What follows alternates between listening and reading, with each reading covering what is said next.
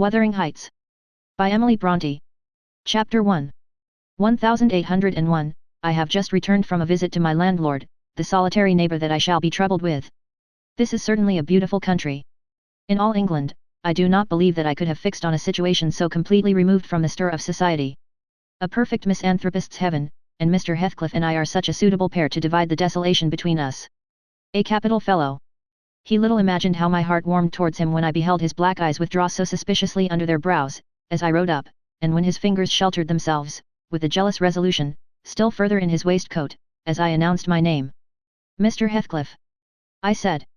A nod was the answer. Mr. Lockwood, your new tenant, sir. I do myself the honour of calling as soon as possible after my arrival, to express the hope that I have not inconvenienced you by my perseverance in soliciting the occupation of Thrushcross Grange. I heard yesterday you had some thoughts. Thrushcross Grange is my own, sir, he interrupted, wincing. I should not allow anyone to inconvenience me, if I could hinder it. Walk in. The walk-in was uttered with closed teeth, and expressed the sentiment, go to the deuce. Even the gate over which he leant manifested no sympathizing movement to the words, and I think that circumstance determined me to accept the invitation. I felt interested in a man who seemed more exaggeratedly reserved than myself. When he saw my horse's breast fairly pushing the barrier, he did put out his hand to unchain it, and then sullenly preceded me up the causeway, calling, as we entered the court, Joseph, take Mr. Lockwood's horse, and bring up some wine. Here we have the whole establishment of domestics, I suppose, was the reflection suggested by this compound order. No wonder the grass grows up between the flags, and cattle are the only hedge cutters. Joseph was an elderly, nay, an old man, very old, perhaps, though hale and sinewy. The Lord help us, he soliloquized in an undertone of peevish displeasure, while relieving me of my horse, looking, meantime, in my face so sourly that I charitably conjectured he must have need of divine aid to digest his dinner, and his pious ejaculation had no reference to my unexpected advent. Wuthering Heights is the name of Mr. Heathcliff's dwelling. Wuthering being a significant provincial adjective, descriptive of the atmospheric tumult to which its station is exposed in stormy weather. Pure, bracing ventilation they must have up there at all times. Indeed, one may guess the power of the north wind, blowing over the edge, by the excessive slant of a few stunted firs at the end of the house, and by a range of gaunt thorns all stretching their limbs one way, as if craving alms of the sun. Happily, the architect had foresight to build it strong. The narrow windows are deeply set in the wall, and the corners defended with large jutting stones. Before passing the threshold, I paused to admire a quantity of grotesque carving lavished over the front, and especially about the principal door, above which, among a wilderness of crumbling griffins and shameless little boys, I detected the date 1500, and the name Hareton Earnshaw. I would have made a few comments, and requested a short history of the place from the surly owner, but his attitude at the door appeared to demand my speedy entrance, or complete departure, and I had no desire to aggravate his impatience previous to inspecting the penetralium. One step brought us into the family sitting room, without any introductory lobby or passage. They call it here the house preeminently. It includes kitchen and parlour, generally, but I believe at Wuthering Heights the kitchen is forced to retreat altogether into another quarter. At least I distinguished a chatter of tongues, and a clatter of culinary utensils, deep within, and I observed no signs of roasting, boiling, or baking, about the huge fireplace, nor any glitter of copper saucepans and tin colanders on the walls. One end, indeed, reflected splendidly both light and heat from ranks of immense pewter dishes, interspersed with silver jugs and tankards, towering row after row, on a vast oak dresser, to the very roof.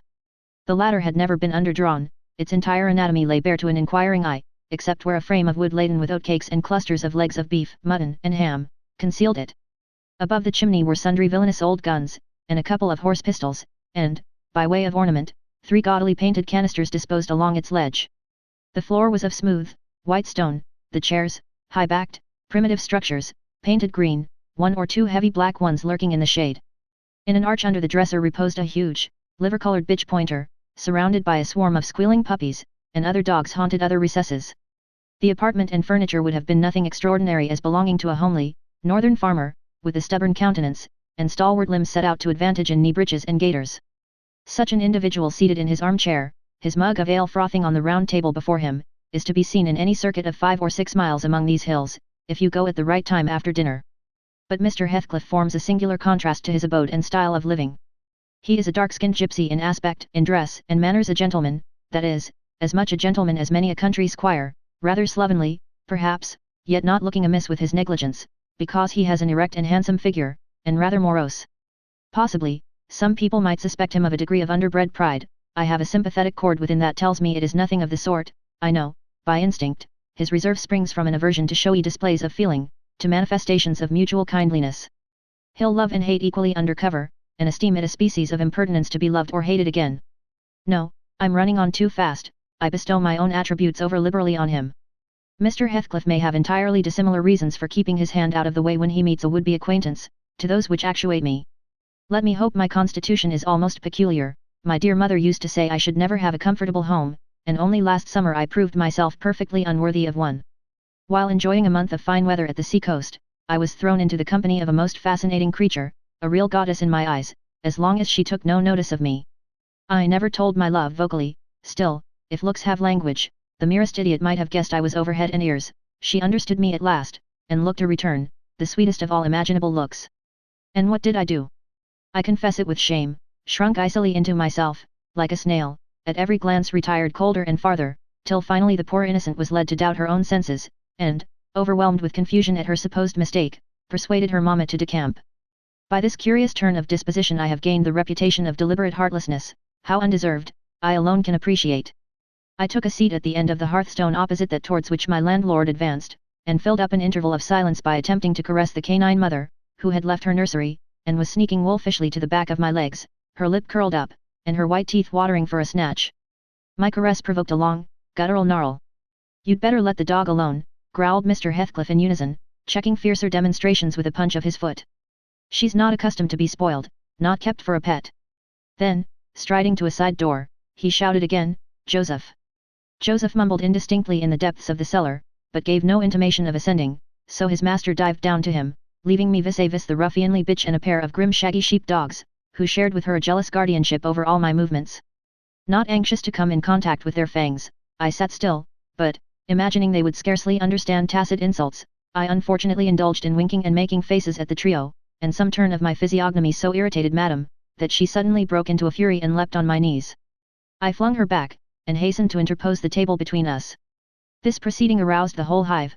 Half a dozen four-footed fiends, of various sizes and ages, issued from hidden dens to the common centre. I felt my heels and coat laps peculiar subjects of assault, and parrying off the larger combatants as effectually as I could with the poker, I was constrained to demand, aloud, assistance from some of the household in re-establishing peace. Mr. Heathcliff and his man climbed the cellar steps with vexatious phlegm. I don't think they moved 1 second faster than usual, though the hearth was an absolute tempest of worrying and yelping. Happily, an inhabitant of the kitchen made more dispatch. A lusty dame, with tucked-up gown, bare arms and fire-flushed cheeks, rushed into the midst of us flourishing a frying pan, and used that weapon, and her tongue, to such purpose, that the storm subsided magically, and she only remained, heaving like a sea after a high wind, when her master entered on the scene. "What the devil is the matter?" he asked, eyeing me in a manner that I could ill endure after this inhospitable treatment. "What the devil, indeed?" I muttered. "The herd of possessed swine could have had no worse spirits in them than those animals of yours, sir. You might as well leave a stranger with a brood of tigers. They won't meddle with persons who touch nothing," he remarked, putting the bottle before me, and restoring the displaced table. "The dogs do right to be vigilant. Take a glass of wine." "No, thank you. Not bitten, are you?" If I had been, I would have set my signet on the biter. Heathcliff's countenance relaxed into a grin. Come, he said, "you are flurried, Mr. Lockwood. Here, take a little wine. Guests are so exceedingly rare in this house that I and my dogs, I am willing to own, hardly know how to receive them. Your health, sir." I bowed and returned the pledge, beginning to perceive that it would be foolish to sit sulking for the misbehavior of a pack of curs. Besides, I felt loath to yield the fellow further amusement at my expense, since his humour took that turn. He, probably swayed by prudential consideration of the folly of offending a good tenant, relaxed a little in the laconic style of chipping off his pronouns and auxiliary verbs, and introduced what he supposed would be a subject of interest to me, a discourse on the advantages and disadvantages of my present place of retirement. I found him very intelligent on the topics we touched, and before I went home, I was encouraged so far as to volunteer another visit tomorrow. He evidently wished no repetition of my intrusion. I shall go, notwithstanding. It is astonishing how sociable I feel myself compared with him. Chapter 2. Yesterday afternoon set in misty and cold. I had half a mind to spend it by my study fire, instead of wading through heath and mud to Wuthering Heights.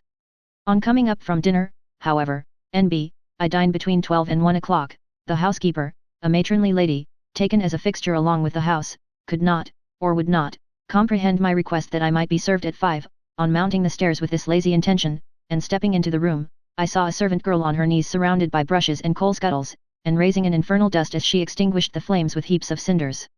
This spectacle drove me back immediately. I took my hat, and, after a 4 miles walk, arrived at Heathcliff's garden gate just in time to escape the first feathery flakes of a snow shower. On that bleak hilltop the earth was hard with a black frost, and the air made me shiver through every limb. Being unable to remove the chain, I jumped over, and, running up the flagged causeway bordered with straggling gooseberry bushes, knocked vainly for admittance, till my knuckles tingled and the dogs howled. Wretched inmates! I ejaculated, mentally, you deserve perpetual isolation from your species for your churlish inhospitality. At least, I would not keep my doors barred in the daytime. I don't care, I will get in. So resolved, I grasped the latch and shook it vehemently. Vinegar-faced Joseph projected his head from a round window of the barn. What are ye for? He shouted. Meesters down it fouled. Go round by th and ot lathe, if ye went to spake to him. Is there nobody inside to open the door? I hallooed, responsively. There's nobbut missus, and shul not open in ye mak yer flaysome dins till neegt. Why? Cannot you tell her whom I am, Joseph? Nor any me. I'll ha no hen wit, muttered the head, vanishing. The snow began to drive thickly. I seized the handle to essay another trial, when a young man without coat, and shouldering a pitchfork, appeared in the yard behind. He hailed me to follow him, and, after marching through a wash-house, and a paved area containing a coal shed, pump, and pigeon cot, we at length arrived in the huge, warm, cheerful apartment where I was formerly received. It glowed delightfully in the radiance of an immense fire, compounded of coal, peat, and wood, and near the table, laid for a plentiful evening meal, I was pleased to observe the Missus, an individual whose existence I had never previously suspected. I bowed and waited, thinking she would bid me take a seat. She looked at me, leaning back in her chair, and remained motionless and mute. Rough weather, I remarked. I'm afraid, Mrs. Heathcliff, the door must bear the consequence of your servants' leisure attendance. I had hard work to make them hear me. She never opened her mouth.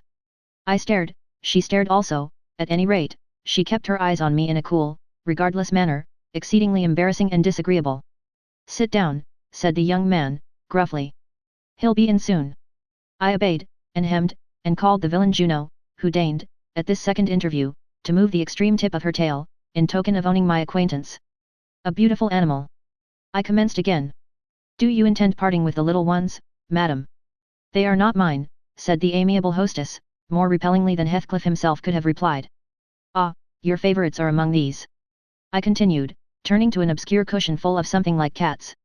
A strange choice of favourites, she observed scornfully. Unluckily, it was a heap of dead rabbits. I hemmed once more, and drew closer to the hearth, repeating my comment on the wildness of the evening. You should not have come out, she said, rising and reaching from the chimney-piece 2 of the painted canisters. Her position before was sheltered from the light, now, I had a distinct view of her whole figure and countenance. She was slender, and apparently scarcely past girlhood, an admirable form, and the most exquisite little face that I have ever had the pleasure of beholding, small features, very fair, flaxen ringlets, or rather golden, hanging loose on her delicate neck, and eyes, had they been agreeable in expression, that would have been irresistible. Fortunately for my susceptible heart, the only sentiment they evinced hovered between scorn and a kind of desperation, singularly unnatural to be detected. There. The canisters were almost out of her reach. I made a motion to aid her. She turned upon me as a miser might turn if anyone attempted to assist him in counting his gold. I don't want your help, she snapped, I can get them for myself. I beg your pardon. I hastened to reply. Were you asked to tea? She demanded, tying an apron over her neat black frock, and standing with a spoonful of the leaf poised over the pot. I shall be glad to have a cup, I answered. Were you asked? She repeated. No, I said, half smiling. You are the proper person to ask me. She flung the tea back, spoon and all, and resumed her chair in a pet, her forehead corrugated, and her red underlip pushed out, like a child's ready to cry. Meanwhile, the young man had slung on to his person a decidedly shabby upper garment, and, erecting himself before the blaze, looked down on me from the corner of his eyes, for all the world as if there were some mortal feud unavenged between us. I began to doubt whether he were a servant or not. His dress and speech were both rude, entirely devoid of the superiority observable in Mr. and Mrs. Heathcliff. His thick brown curls were rough and uncultivated, his whiskers encroached bearishly over his cheeks, and his hands were embrowned like those of a common labourer. Still his bearing was free, almost haughty, and he showed none of a domestic's assiduity in attending on the lady of the house. In the absence of clear proofs of his condition, I deemed it best to abstain from noticing his curious conduct, and, 5 minutes afterwards, the entrance of Heathcliff relieved me, in some measure, from my uncomfortable state. You see, sir, I am come, according to promise. I exclaimed, assuming the cheerful, and I fear I shall be weatherbound for half an hour, if you can afford me shelter during that space. Half an hour, he said, shaking the white flakes from his clothes, I wonder you should select the thick of a snowstorm to ramble about in. Do you know that you run a risk of being lost in the marshes? People familiar with these moors often miss their road on such evenings, and I can tell you there is no chance of a change at present. Perhaps I can get a guide among your lads, and he might stay at the Grange till morning. Could you spare me one? No, I could not. Oh, indeed. Well, then, I must trust to my own sagacity. Are you going to mac the tea? Demanded he of the shabby coat, shifting his ferocious gaze from me to the young lady. Is he to have any? She asked, appealing to Heathcliff. Get it ready, will you? Was the answer, uttered so savagely that I started. The tone in which the words were said revealed a genuine bad nature. I no longer felt inclined to call Heathcliff a capital fellow. When the preparations were finished, he invited me with, Now, sir, bring forward your chair. And we all, including the rustic youth, drew round the table, an austere silence prevailing while we discussed our meal. I thought, if I had caused the cloud, it was my duty to make an effort to dispel it. They could not every day sit so grim and taciturn, and it was impossible, however ill-tempered they might be, that the universal scowl they wore was their everyday countenance. It is strange, I began, in the interval of swallowing one cup of tea and receiving another, it is strange how custom can mold our tastes and ideas. Many could not imagine the existence of happiness in a life of such complete exile from the world as you spend, Mr. Heathcliff, yet, I'll venture to say, that, surrounded by your family, and with your amiable lady as the presiding genius over your home and heart. My amiable lady, he interrupted, with an almost diabolical sneer on his face. Where is she, my amiable lady? Mrs. Heathcliff, your wife, I mean. Well, yes, oh, you would intimate that her spirit has taken the post of ministering angel, and guards the fortunes of Wuthering Heights, even when her body is gone. Is that it? Perceiving myself in a blunder, I attempted to correct it. I might have seen there was too great a disparity between the ages of the parties to make it likely that they were man and wife. One was about 40, a period of mental vigor at which men seldom cherish the delusion of being married for love by girls, that dream is reserved for the solace of our declining years. The other did not look 17. Then it flashed upon me, the clown at my elbow, who is drinking his tea out of a basin and eating his bread with unwashed hands, may be her husband, Heathcliff Jr., of course. Here is the consequence of being buried alive, she has thrown herself away upon that boor from sheer ignorance that better individuals existed. A sad pity, I must beware how I cause her to regret her choice. The last reflection may seem conceited, it was not. My neighbour struck me as bordering on repulsive. I knew, through experience, that I was tolerably attractive. Mrs. Heathcliff is my daughter-in-law, said Heathcliff, corroborating my surmise. He turned, as he spoke, a peculiar look in her direction, a look of hatred, unless he has a most perverse set of facial muscles that will not, like those of other people, interpret the language of his soul. Ah, certainly, I see now, you are the favoured possessor of the beneficent fairy, I remarked, turning to my neighbour. This was worse than before, the youth grew crimson, and clenched his fist, with every appearance of a meditated assault. But he seemed to recollect himself presently, and smothered the storm in a brutal curse, muttered on my behalf, which, however, I took care not to notice. Unhappy in your conjectures, sir, observed my host, we neither of us have the privilege of owning your good fairy, her maid is dead. I said she was my daughter-in-law, therefore, she must have married my son. And this young man is not my son, assuredly. Heathcliff smiled again, as if it were rather too bold a jest to attribute the paternity of that bear to him. My name is Hareton Earnshaw, growled the other, and I'd counsel you to respect it. I've shown no disrespect, was my reply, laughing internally at the dignity with which he announced himself. He fixed his eye on me longer than I cared to return the stare, for fear I might be tempted either to box his ears or render my hilarity audible. I began to feel unmistakably out of place in that pleasant family circle. The dismal spiritual atmosphere overcame, and more than neutralized, the glowing physical comforts round me, and I resolved to be cautious how I ventured under those rafters a third time. The business of eating being concluded, and no one uttering a word of sociable conversation, I approached a window to examine the weather. A sorrowful sight I saw, dark night coming down prematurely, and sky and hills mingled in one bitter whirl of wind and suffocating snow. I don't think it possible for me to get home now without a guide, I could not help exclaiming. The roads will be buried already, and, if they were bare, I could scarcely distinguish a foot in advance. Hareton, drive those dozen sheep into the barn porch. They'll be covered if left in the fold all night, and put a plank before them, said Heathcliff. How must I do? I continued, with rising irritation. There was no reply to my question, and on looking round I saw only Joseph bringing in a pail of porridge for the dogs, and Mrs. Heathcliff leaning over the fire, diverting herself with burning a bundle of matches which had fallen from the chimney piece as she restored the tea canister to its place. The former, when he had deposited his burden, took a critical survey of the room, and in cracked tones grated out, "I wonder how ya can fashion to stand there I idleness unwar, when all on em's gone out. But you're in out, and it's no use talking, y'all never mend o' your ill ways, but go arrate to tea divil, like your mother afore yet." I imagined, for a moment, that this piece of eloquence was addressed to me, and, sufficiently enraged, stepped towards the aged rascal with an intention of kicking him out of the door. Mrs. Heathcliff, however, checked me by her answer. "You scandalous old hypocrite," she replied. "Are you not afraid of being carried away bodily, whenever you mention the devil's name? I warn you to refrain from provoking me, or I'll ask your abduction as a special favor." "Stop. Look here, Joseph," she continued, taking a long, dark book from a shelf, "I'll show you how far I've progressed in the black art. I shall soon be competent to make a clear house of it. The red cow didn't die by chance, and your rheumatism can hardly be reckoned among providential visitations." "Oh, wicked, wicked," gasped the elder, "may the Lord deliver us from evil." "No, reprobate, you are a castaway, be off, or I'll hurt you seriously. I'll have you all modelled in wax and clay. And the first who passes the limits I fix shall, I'll not say what he shall be done to, but, you'll see. Go, I'm looking at you." The little witch put a mock malignity into her beautiful eyes, and Joseph, trembling with sincere horror, hurried out, praying, and ejaculating wicked as he went. I thought her conduct must be prompted by a species of dreary fun, and, now that we were alone, I endeavoured to interest her in my distress. "Mrs. Heathcliff," I said earnestly, "you must excuse me for troubling you. I presume, because, with that face, I'm sure you cannot help being good-hearted. Do point out some landmarks by which I may know my way home. I have no more idea how to get there than you would have how to get to London." "Take the road you came," she answered, ensconcing herself in a chair, with a candle, and the long book open before her. "It is brief advice, but as sound as I can give. Then, if you hear of me being discovered dead in a bog or a pit full of snow, your conscience won't whisper that it is partly your fault." "How so?" "I cannot escort you. They wouldn't let me go to the end of the garden wall." "You? I should be sorry to ask you to cross the threshold, for my convenience, on such a night," I cried. "I want you to tell me my way, not to show it, or else to persuade Mr. Heathcliff to give me a guide." "Who?" "There is himself, Earnshaw, Zillah, Joseph and I. Which would you have?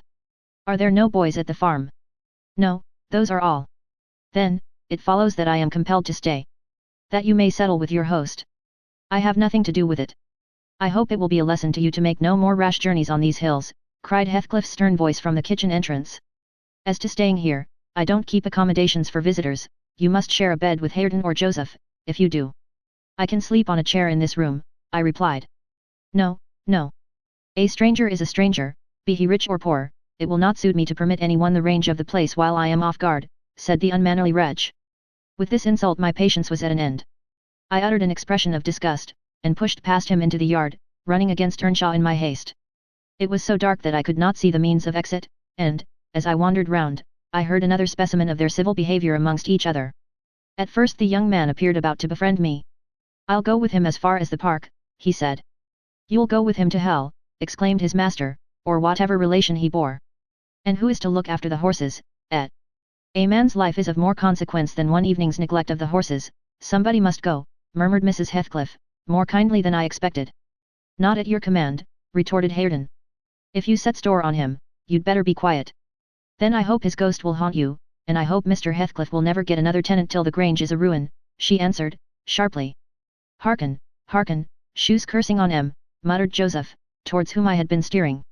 He sat within earshot, milking the cows by the light of a lantern, which I seized unceremoniously, and, calling out that I would send it back on the morrow, rushed to the nearest postern. "Maester, maester, he's staling tea lanthorn," shouted the ancient, pursuing my retreat. "Hey, Nasher! Hey, dog! Hey wolf, hold him, hold him!" On opening the little door, two hairy monsters flew at my throat, bearing me down, and extinguishing the light, while a mingled guffaw from Heathcliff and Hareton put the copestone on my rage and humiliation. Fortunately, the beasts seemed more bent on stretching their paws and yawning and flourishing their tails, than devouring me alive, but they would suffer no resurrection, and I was forced to lie till their malignant masters pleased to deliver me. Then, hatless and trembling with wrath, I ordered the miscreants to let me out, on their peril to keep me 1 minute longer, with several incoherent threats of retaliation that, in their indefinite depth of virulency, smacked of King Lear. The vehemence of my agitation brought on a copious bleeding at the nose, and still Heathcliff laughed, and still I scolded. I don't know what would have concluded the scene, had there not been one person at hand rather more rational than myself, and more benevolent than my entertainer. This was Zillah, the stout housewife, who at length issued forth to inquire into the nature of the uproar. She thought that some of them had been laying violent hands on me, and, not daring to attack her master, she turned her vocal artillery against the younger scoundrel. "Well, Mr. Earnshaw," she cried, "I wonder what you'll have a guide next?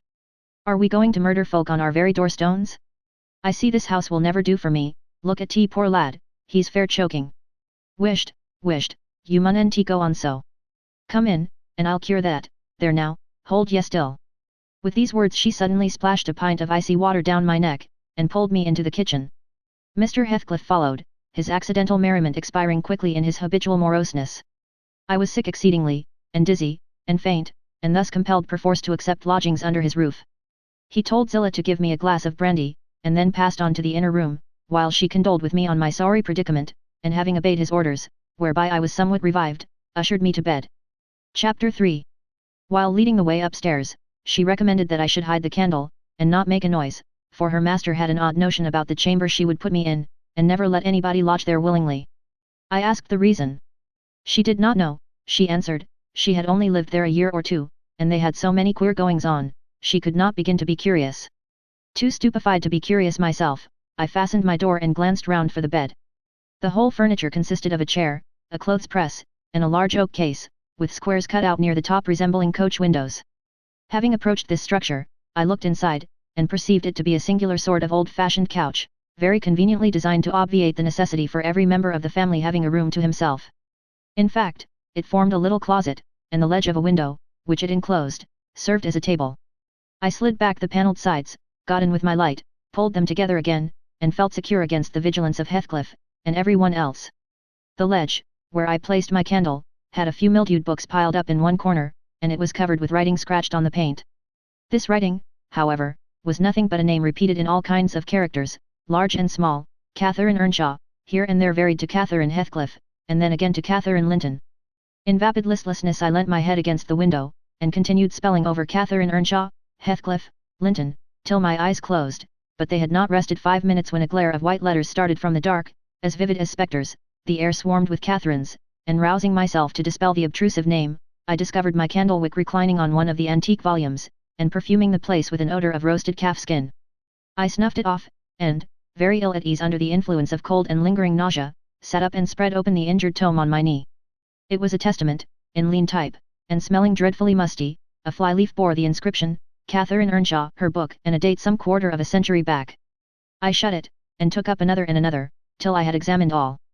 Catherine's library was select, and its state of dilapidation proved it to have been well used, though not altogether for a legitimate purpose. Scarcely one chapter had escaped a pen and ink commentary, at least the appearance of one, covering every morsel of blank that the printer had left. Some were detached sentences, other parts took the form of a regular diary, scrawled in an unformed, childish hand. At the top of an extra page, quite a treasure, probably, when first lighted on, I was greatly amused to behold an excellent caricature of my friend Joseph, rudely, yet powerfully sketched. An immediate interest kindled within me for the unknown Catherine, and I began forthwith to decipher her faded hieroglyphics. "An awful Sunday," commenced the paragraph beneath. "I wish my father were back again. Hindley is a detestable substitute, his conduct to Heathcliff is atrocious, H and I are going to rebel, we took our initiatory step this evening. All day had been flooding with rain, we could not go to church, so Joseph must needs get up a congregation in the garret, and, while Hindley and his wife basked downstairs before a comfortable fire, doing anything but reading their Bibles, I'll answer for it, Heathcliff, myself, and the unhappy ploughboy were commanded to take our prayer books, and mount. We were ranged in a row, on a sack of corn, groaning and shivering, and hoping that Joseph would shiver too, so that he might give us a short homily for his own sake. A vain idea. The service lasted precisely 3 hours, and yet my brother had the face to exclaim, when he saw us descending, "What, done already? On Sunday evenings we used to be permitted to play, if we did not make much noise, now a mere titter is sufficient to send us into corners. You forget you have a master here," says the tyrant. "I'll demolish the first who puts me out of temper. I insist on perfect sobriety and silence." "Oh, boy! Was that you? Francis darling, pull his hair as you go by," I heard him snap his fingers. Francis pulled his hair heartily, and then went and seated herself on her husband's knee, and there they were, like two babies, kissing and talking nonsense by the hour, foolish palaver that we should be ashamed of. We made ourselves as snug as our means allowed in the arch of the dresser. I had just fastened our pinafores together, and hung them up for a curtain, when in comes Joseph, on an errand from the stables. He tears down my handiwork, boxes my ears, and croaks. T Maester nobbet just buried, and Sabbath not o'erd, undt sound ot gospel still I your lugs, and ye dar be laking. Shame on yet. Sit ye down, ill childer. There's good books and if ye'll read 'em, sit ye down, and think o' yourselves. Saying this, he compelled us so to square our positions that we might receive from the far-off fire a dull ray to show us the text of the lumber he thrust upon us. I could not bear the employment. I took my dingy volume by the scroop, and hurled it into the dog kennel, vowing I hated a good book. Heathcliff kicked his to the same place. Then there was a hubbub. "Maester Hindley," shouted our chaplain. "Maester, come hither." Miss Cathy's riven back off helmet o' salvation, Heathcliff's paused his fit into first part o' Broadway to destruction. "It's fair flaysome that ye let 'em go on this gate. Ek. Out man wad ha laced 'em properly, but he's gone." Hindley hurried up from his paradise on the hearth, and seizing one of us by the collar, and the other by the arm, hurled both into the back kitchen, where, Joseph asseverated, Nick would fetch us as sure as we were living, and, so comforted, we each sought a separate nook to await his advent. I reached this book, and a pot of ink from a shelf, and pushed the house door ajar to give me light, and I have got the time on with writing for 20 minutes, but my companion is impatient, and proposes that we should appropriate the dairywoman's cloak, and have a scamper on the moors, under its shelter. A pleasant suggestion, and then, if the surly old man come in, he may believe his prophecy verified, we cannot be damper, or colder, in the rain than we are here. I suppose Catherine fulfilled her project, for the next sentence took up another subject. She waxed lachrymose. "How little did I dream that Hindley would ever make me cry so," she wrote. "My head aches, till I cannot keep it on the pillow, and still I can't give over. Poor Heathcliff! Hindley calls him a vagabond, and won't let him sit with us, nor eat with us any more, and, he says, he and I must not play together, and threatens to turn him out of the house if we break his orders. He has been blaming our father, how dared he, for treating H too liberally, and swears he will reduce him to his right place." I began to nod drowsily over the dim page, my eye wandered from manuscript to print. I saw a red ornamented title, 70 times 7, and the first of the 71st. A pious discourse delivered by the Reverend Jabez Branderham, in the chapel of Gimmerton Suff. And while I was, half-consciously, worrying my brain to guess what Jabez Branderham would make of his subject, I sank back in bed, and fell asleep. Alas, for the effects of bad tea and bad temper. What else could it be that made me pass such a terrible night? I don't remember another that I can at all compare with it since I was capable of suffering. I began to dream, almost before I ceased to be sensible of my locality. I thought it was morning, and I had set out on my way home, with Joseph for a guide. The snow lay yards deep in our road, and, as we floundered on, my companion wearied me with constant reproaches that I had not brought a pilgrim's staff, telling me that I could never get into the house without one, and boastfully flourishing a heavy-headed cudgel, which I understood to be so denominated. For a moment I considered it absurd that I should need such a weapon to gain admittance into my own residence. Then a new idea flashed across me.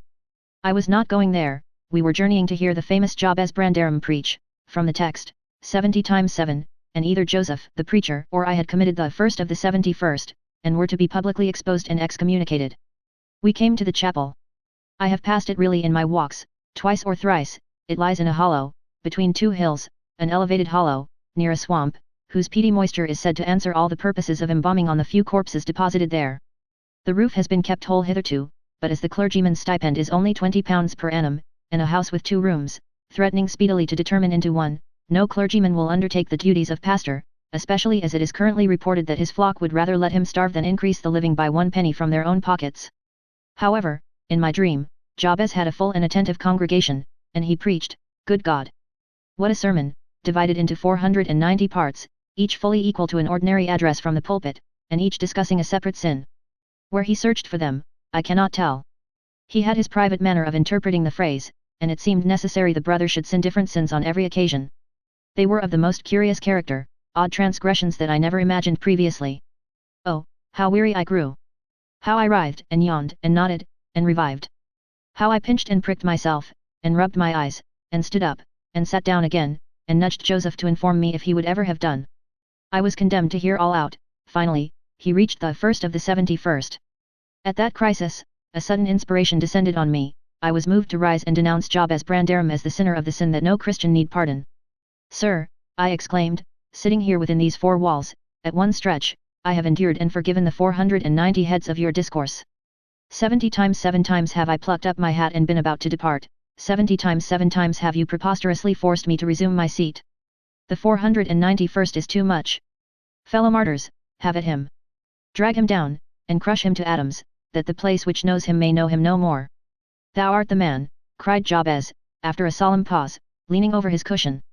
70 times 7 times didst thou gapingly contort thy visage, 70 times 7 did I take counsel with my soul, lo, this is human weakness, this also may be absolved. The first of the 71st is come. Brethren, execute upon him the judgment written. Such honor have all his saints. With that concluding word, the whole assembly, exalting their pilgrim staves, rushed round me in a body, and I, having no weapon to raise in self-defense, commenced grappling with Joseph, my nearest and most ferocious assailant, for his. In the confluence of the multitude, several clubs crossed, blows, aimed at me, fell on other sconces. Presently the whole chapel resounded with rappings and counter-rappings, every man's hand was against his neighbour, and Brandarim, unwilling to remain idle, poured forth his zeal in a shower of loud taps on the boards of the pulpit, which responded so smartly that, at last, to my unspeakable relief, they woke me. And what was it that had suggested the tremendous tumult? What had played Jabez's part in the row? Merely the branch of a fir tree that touched my lattice as the blast wailed by, and rattled its dry cones against the panes. I listened doubtingly an instant, detected the disturber, then turned and dozed, and dreamt again, if possible, still more disagreeably than before. This time, I remembered I was lying in the oak closet, and I heard distinctly the gusty wind, and the driving of the snow. I heard, also, the fir bough repeat its teasing sound, and ascribed it to the right cause, but it annoyed me so much, that I resolved to silence it, if possible, and, I thought, I rose and endeavoured to unhasp the casement. The hook was soldered into the staple, a circumstance observed by me when awake, but forgotten. I must stop it, nevertheless. I muttered, knocking my knuckles through the glass, and stretching an arm out to seize the importunate branch, instead of which, my fingers closed on the fingers of a little, ice-cold hand. The intense horror of nightmare came over me. I tried to draw back my arm, but the hand clung to it, and a most melancholy voice sobbed. Let me in, let me in. Who are you? I asked, struggling, meanwhile, to disengage myself. Catherine Linton, it replied, shiveringly. Why did I think of Linton? I had read Earnshaw 20 times for Linton. I'm come home, I'd lost my way on the moor. As it spoke, I discerned, obscurely, a child's face looking through the window. Terror made me cruel, and, finding it useless to attempt shaking the creature off, I pulled its wrist onto the broken pane, and rubbed it to and fro till the blood ran down and soaked the bedclothes. Still it wailed, let me in, and maintained its tenacious gripe, almost maddening me with fear. How can I said at length. Let me go, if you want me to let you in. The fingers relaxed, I snatched mine through the hole, hurriedly piled the books up in a pyramid against it, and stopped my ears to exclude the lamentable prayer. I seemed to keep them closed above a quarter of an hour, yet, the instant I listened again, there was the doleful cry moaning on. Begone! I shouted. I'll never let you in, not if you beg for 20 years. It is 20 years, mourned the voice, 20 years. I've been away for 20 years. Thereat began a feeble scratching outside, and the pile of books moved as if thrust forward. I tried to jump up, but could not stir a limb, and so yelled aloud, in a frenzy of fright. To my confusion, I discovered the yell was not ideal. Hasty footsteps approached my chamber door, somebody pushed it open, with a vigorous hand, and a light glimmered through the squares at the top of the bed. I sat shuddering, yet, and wiping the perspiration from my forehead. The intruder appeared to hesitate, and muttered to himself. At last, he said, in a half-whisper, plainly not expecting an answer. Is anyone here? I considered it best to confess my presence, for I knew Heathcliff's accents, and feared he might search further, if I kept quiet. With this intention, I turned and opened the panels. I shall not soon forget the effect my action produced. Heathcliff stood near the entrance, in his shirt and trousers, with the candle dripping over his fingers, and his face as white as the wall behind him. The first creak of the oak startled him like an electric shock, the light leaped from his hold to a distance of some feet, and his agitation was so extreme, that he could hardly pick it up. It is only your guest, sir, I called out, desirous to spare him the humiliation of exposing his cowardice further. I had the misfortune to scream in my sleep, owing to a frightful nightmare. I'm sorry I disturbed you. Oh, God confound you, Mr. Lockwood. I wish you were at the, commenced my host, setting the candle on a chair, because he found it impossible to hold it steady. And who showed you up into this room, he continued, crushing his nails into his palms, and grinding his teeth to subdue the maxillary convulsions. Who was it? I've a good mind to turn them out of the house this moment. It was your servant Zillah, I replied, flinging myself onto the floor, and rapidly resuming my garments. I should not care if you did, Mr. Heathcliff, she richly deserves it. I suppose that she wanted to get another proof that the place was haunted, at my expense. Well, it is, swarming with ghosts and goblins. You have reason in shutting it up, I assure you. No one will thank you for a doze in such a den. What do you mean, asked Heathcliff, and what are you doing? Lie down and finish out the night, since you are here, but, for heaven's sake, don't repeat that horrid noise, nothing could excuse it, unless you were having your throat cut. If the little fiend had got in at the window, she probably would have strangled me. I returned. I'm not going to endure the persecutions of your hospitable ancestors again. Was not the Reverend Jabez Brandair makin to you on the mother's side? And that minx, Catherine Linton, or Earnshaw, or however she was called, she must have been a changeling, wicked little soul. She told me she had been walking the earth these 20 years, a just punishment for her mortal transgressions, I've no doubt. Scarcely were these words uttered when I recollected the association of Heathcliff's with Catherine's name in the book, which had completely slipped from my memory, till thus awakened. I blushed at my inconsideration, but, without showing further consciousness of the offence, I hastened to add, the truth is, sir, I passed the first part of the night in, here I stopped afresh, I was about to say perusing those old volumes, then it would have revealed my knowledge of their written, as well as their printed, contents, so, correcting myself, I went on, in spelling over the name scratched on that window ledge. A monotonous occupation, calculated to set me asleep, like counting, or... What can you mean by talking in this way to me, thundered Heathcliff with savage vehemence. How dare you, under my roof, God, he's mad to speak so. And he struck his forehead with rage. I did not know whether to resent this language or pursue my explanation, but he seemed so powerfully affected that I took pity and proceeded with my dreams, affirming I had never heard the appellation of Catherine Linton before, but reading it often over produced an impression which personified itself when I had no longer my imagination under control. Heathcliff gradually fell back into the shelter of the bed, as I spoke, finally sitting down almost concealed behind it. I guessed, however, by his irregular and intercepted breathing, that he struggled to vanquish an excess of violent emotion. Not liking to show him that I had heard the conflict, I continued my toilette rather noisily, looked at my watch, and soliloquized on the length of the night, not 3 o'clock yet. I could have taken oath it had been 6. Time stagnates here, we must surely have retired to rest at 8. Always at 9 in winter, and rise at 4, said my host, suppressing a groan, and, as I fancied, by the motion of his arm's shadow, dashing a tear from his eyes. Mr. Lockwood, he added, you may go into my room, you'll only be in the way, coming downstairs so early, and your childish outcry has sent sleep to the devil for me.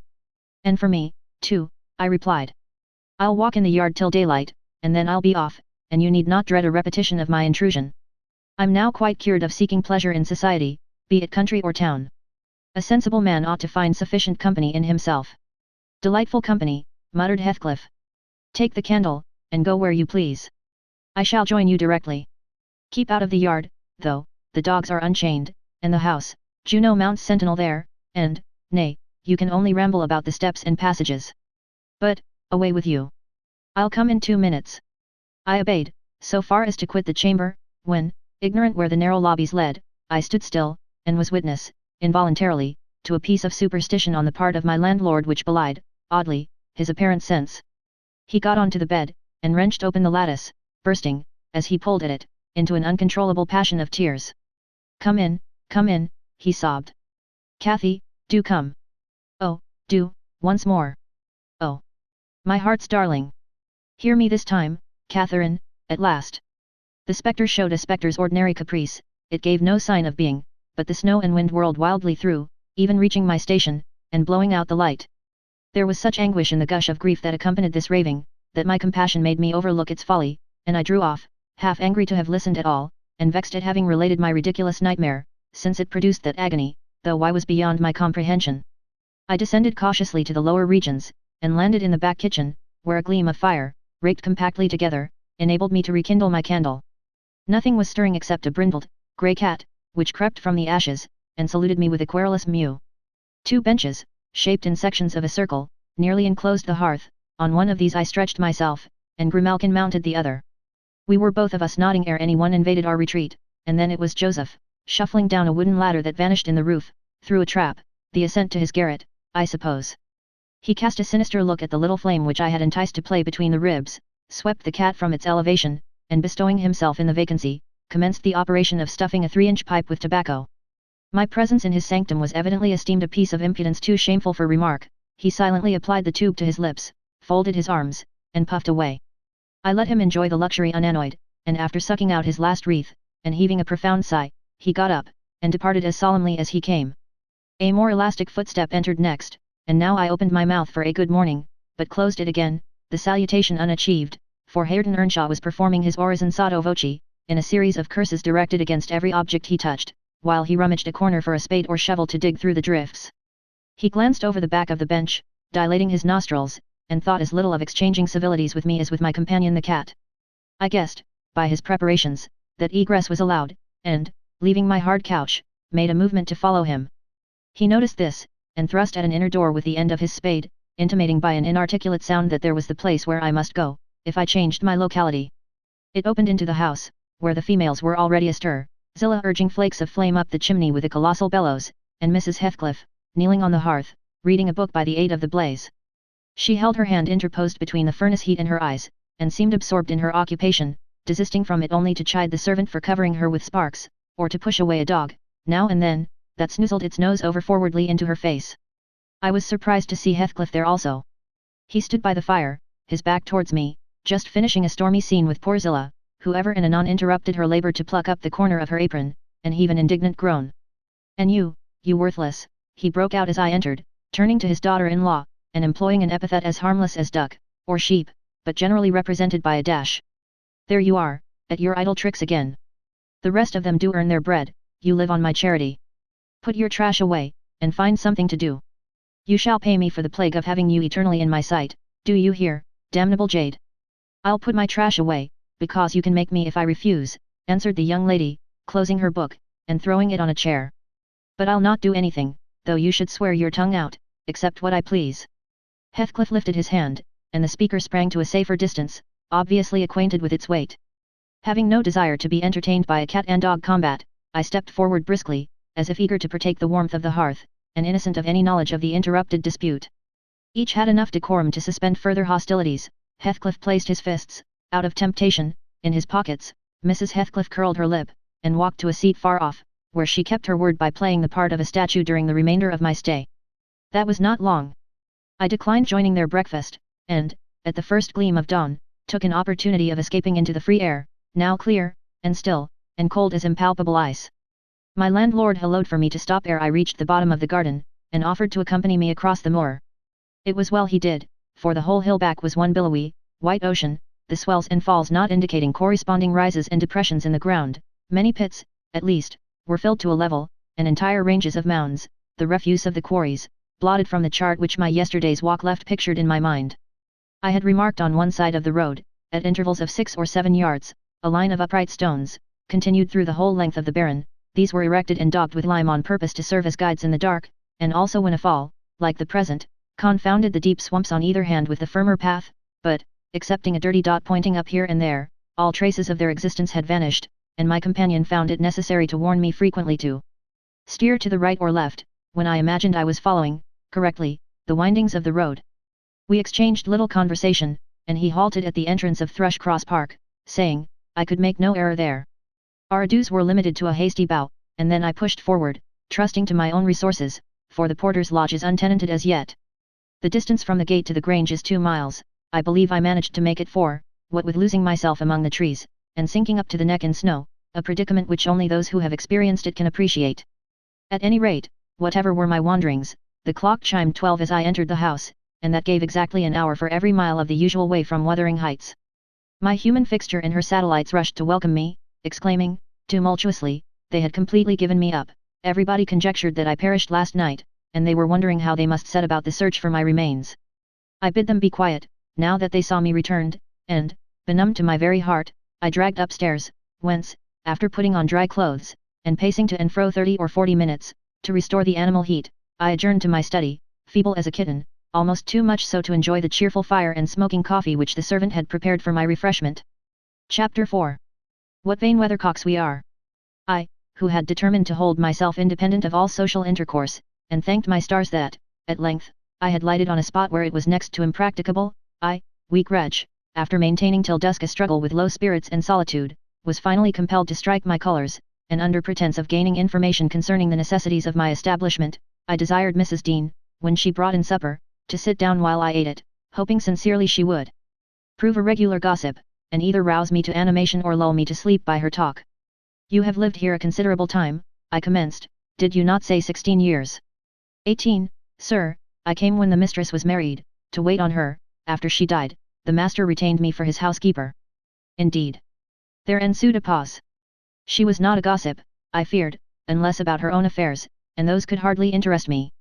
However, having studied for an interval, with a fist on either knee, and a cloud of meditation over her ruddy countenance, she ejaculated, "Ah, times are greatly changed since then."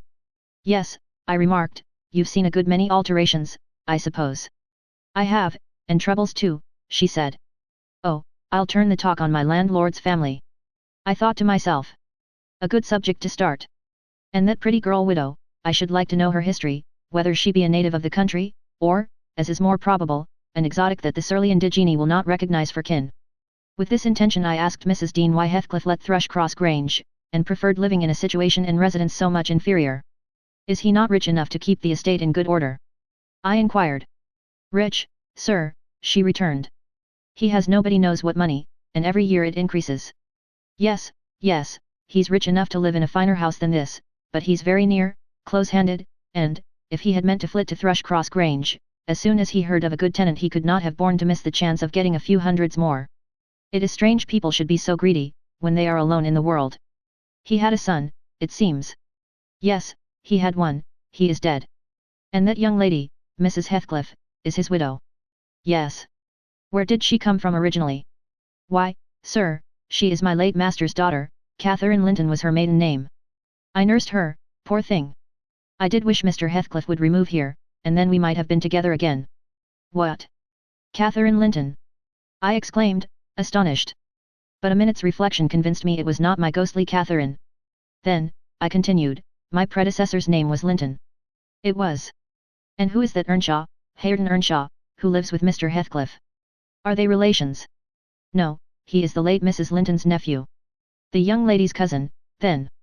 "Yes, and her husband was her cousin also, one on the mother's, the other on the father's side. Heathcliff married Mr. Linton's sister. I see the house at Wuthering Heights has Earnshaw carved over the front door." "Are they an old family?" "Very old, sir, and Hareton is the last of them, as our Miss Cathy is of us, I mean, of the Lintons." "Have you been to Wuthering Heights?" "I beg pardon for asking, but I should like to hear how she is." "Mrs. Heathcliff, she looked very well, and very handsome, yet, I think, not very happy." "Oh dear, I don't wonder. And how did you like the master?" "A rough fellow, rather, Mrs. Dean." "Is not that his character? Rough as a saw-edge, and hard as whinstone. The less you meddle with him the better. He must have had some ups and downs in life to make him such a churl. Do you know anything of his history?" "It's a cuckoo's, sir, I know all about it, except where he was born, and who were his parents, and how he got his money at first. And Hareton has been cast out like an unfledged dunnock. The unfortunate lad is the only one in all this parish that does not guess how he has been cheated. Well, Mrs. Dean, it will be a charitable deed to tell me something of my neighbours. I feel I shall not rest if I go to bed, so be good enough to sit and chat an hour." "Oh, certainly, sir. I'll just fetch a little sewing, and then I'll sit as long as you please.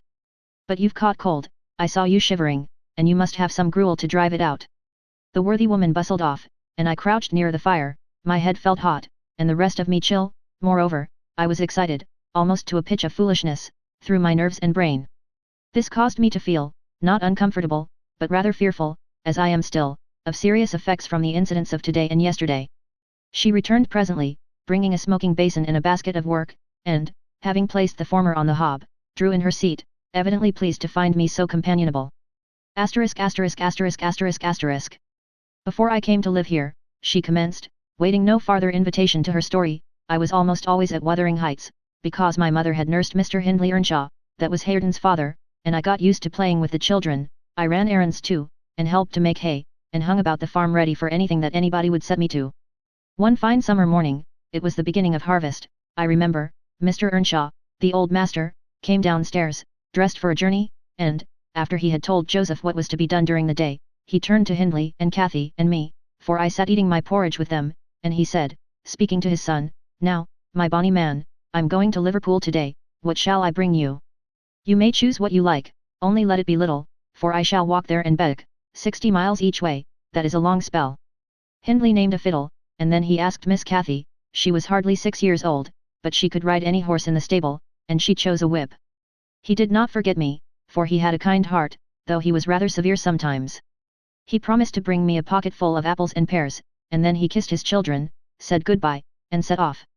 It seemed a long while to us all, the 3 days of his absence, and often did little Cathy ask when he would be home. Mrs. Earnshaw expected him by supper time on the third evening, and she put the meal off hour after hour. There were no signs of his coming, however, and at last the children got tired of running down to the gate to look. Then it grew dark. She would have had them to bed, but they begged sadly to be allowed to stay up, and, just about 11 o'clock, the door latch was raised quietly, and in stepped the master. He threw himself into a chair, laughing and groaning, and bid them all stand off, for he was nearly killed. He would not have such another walk for the 3 kingdoms. And at the end of it to be flighted to death, he said, opening his great coat, which he held bundled up in his arms. "See here, wife. I was never so beaten with anything in my life, but you must e'en take it as a gift of God, though it's as dark almost as if it came from the devil." We crowded round, and over Miss Cathy's head I had a peep at a dirty, ragged, black-haired child, big enough both to walk and talk. Indeed, its face looked older than Catherine's, yet when it was set on its feet, it only stared round, and repeated over and over again some gibberish that nobody could understand. I was frightened, and Mrs. Earnshaw was ready to fling it out of doors. She did fly up, asking how he could fashion to bring that gypsy brat into the house, when they had their own bairns to feed and fend for. What he meant to do with it, and whether he were mad. The master tried to explain the matter, but he was really half dead with fatigue, and all that I could make out, amongst her scolding, was a tale of his seeing it starving, and houseless, and as good as dumb, in the streets of Liverpool, where he picked it up and inquired for its owner. Not a soul knew to whom it belonged, he said, and his money and time being both limited, he thought it better to take it home with him at once, than run into vain expenses there, because he was determined he would not leave it as he found it. Well, the conclusion was, that my mistress grumbled herself calm, and Mr. Earnshaw told me to wash it, and give it clean things, and let it sleep with the children. Hindley and Cathy contented themselves with looking and listening till peace was restored. Then, both began searching their father's pockets for the presents he had promised them. The former was a boy of 14, but when he drew out what had been a fiddle, crushed to morsels in the great coat, he blubbered aloud, and Cathy, when she learned the master had lost her whip in attending on the stranger, showed her humour by grinning and spitting at the stupid little thing, earning for her pains a sound blow from her father, to teach her cleaner manners. They entirely refused to have it in bed with them, or even in their room, and I had no more sense, so I put it on the landing of the stairs, hoping it might be gone on the morrow. By chance, or else attracted by hearing his voice, it crept to Mr. Earnshaw's door, and there he found it on quitting his chamber. Inquiries were made as to how it got there. I was obliged to confess, and in recompense for my cowardice and inhumanity was sent out of the house. This was Heathcliff's first introduction to the family. On coming back a few days afterwards, for I did not consider my banishment perpetual, I found they had christened him Heathcliff. It was the name of a son who died in childhood, and it has served him ever since, both for Christian and surname.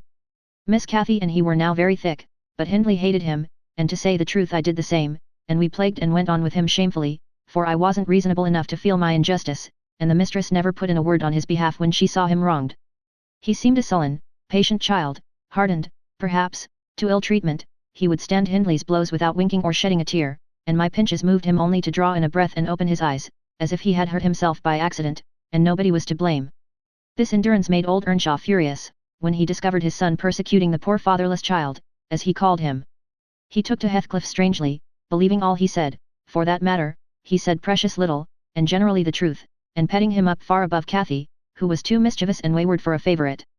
So, from the very beginning, he bred bad feeling in the house, and at Mrs. Earnshaw's death, which happened in less than 2 years after, the young master had learned to regard his father as an oppressor rather than a friend, and Heathcliff as a usurper of his parents' affections and his privileges, and he grew bitter with brooding over these injuries. I sympathized a while, but when the children fell ill of the measles, and I had to tend them, and take on me the cares of a woman at once, I changed my idea. Heathcliff was dangerously sick, and while he lay at the worst he would have me constantly by his pillow. I suppose he felt I did a good deal for him, and he hadn't wit to guess that I was compelled to do it. However, I will say this, he was the quietest child that ever nurse watched over. The difference between him and the others forced me to be less partial. Cathy and her brother harassed me terribly. he was as uncomplaining as a lamb, though hardness, not gentleness, made him give little trouble. He got through, and the doctor affirmed it was in a great measure owing to me, and praised me for my care. I was vain of his commendations, and softened towards the being by whose means I earned them, and thus Hindley lost his last ally. Still I couldn't dote on Heathcliff, and I wondered often what my master saw to admire so much in the sullen boy, who never, to my recollection, repaid his indulgence by any sign of gratitude. He was not insolent to his benefactor, he was simply insensible, though knowing perfectly the hold he had on his heart, and conscious he had only to speak and all the house would be obliged to bend to his wishes. As an instance, I remember Mr. Earnshaw once bought a couple of colts at the parish fair, and gave the lads each one. Heathcliff took the handsomest, but it soon fell lame, and when he discovered it, he said to Hindley, "You must exchange horses with me, I don't like mine, and if you won't I shall tell your father of the 3 thrashings you've given me this week, and show him my arm, which is black to the shoulder." Hindley put out his tongue, and cuffed him over the ears. "You'd better do it at once," he persisted, escaping to the porch. "They were in the stable, you will have to, and if I speak of these blows, you'll get them again with interest." "Off, dog," cried Hindley, threatening him with an iron weight used for weighing potatoes and hay. "Throw it," he replied, standing still, "and then I'll tell how you boasted that you would turn me out of doors as soon as he died, and see whether he will not turn you out directly."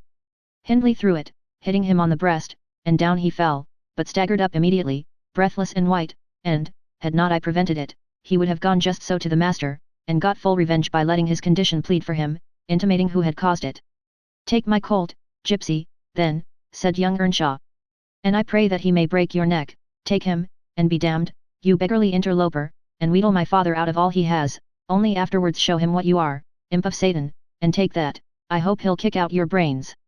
Heathcliff had gone to loose the beast, and shift it to his own stall. He was passing behind it, when Hindley finished his speech by knocking him under its feet, and without stopping to examine whether his hopes were fulfilled, ran away as fast as he could.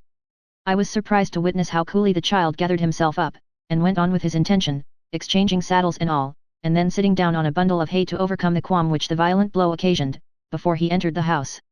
I persuaded him easily to let me lay the blame of his bruises on the horse. He minded little what tale was told since he had what he wanted. He complained so seldom, indeed, of such stirs as these, that I really thought him not vindictive. I was deceived completely, as you will hear. Chapter 5. In the course of time Mr. Earnshaw began to fail. He had been active and healthy, yet his strength left him suddenly, and when he was confined to the chimney corner he grew grievously irritable.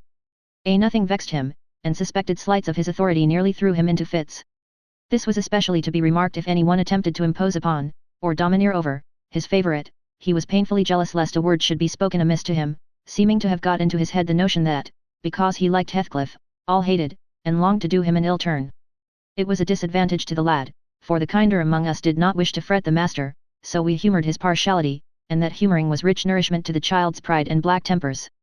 Still it became in a manner necessary, twice, or thrice, Hindley's manifestation of scorn, while his father was near, roused the old man to a fury. He seized his stick to strike him, and shook with rage that he could not do it.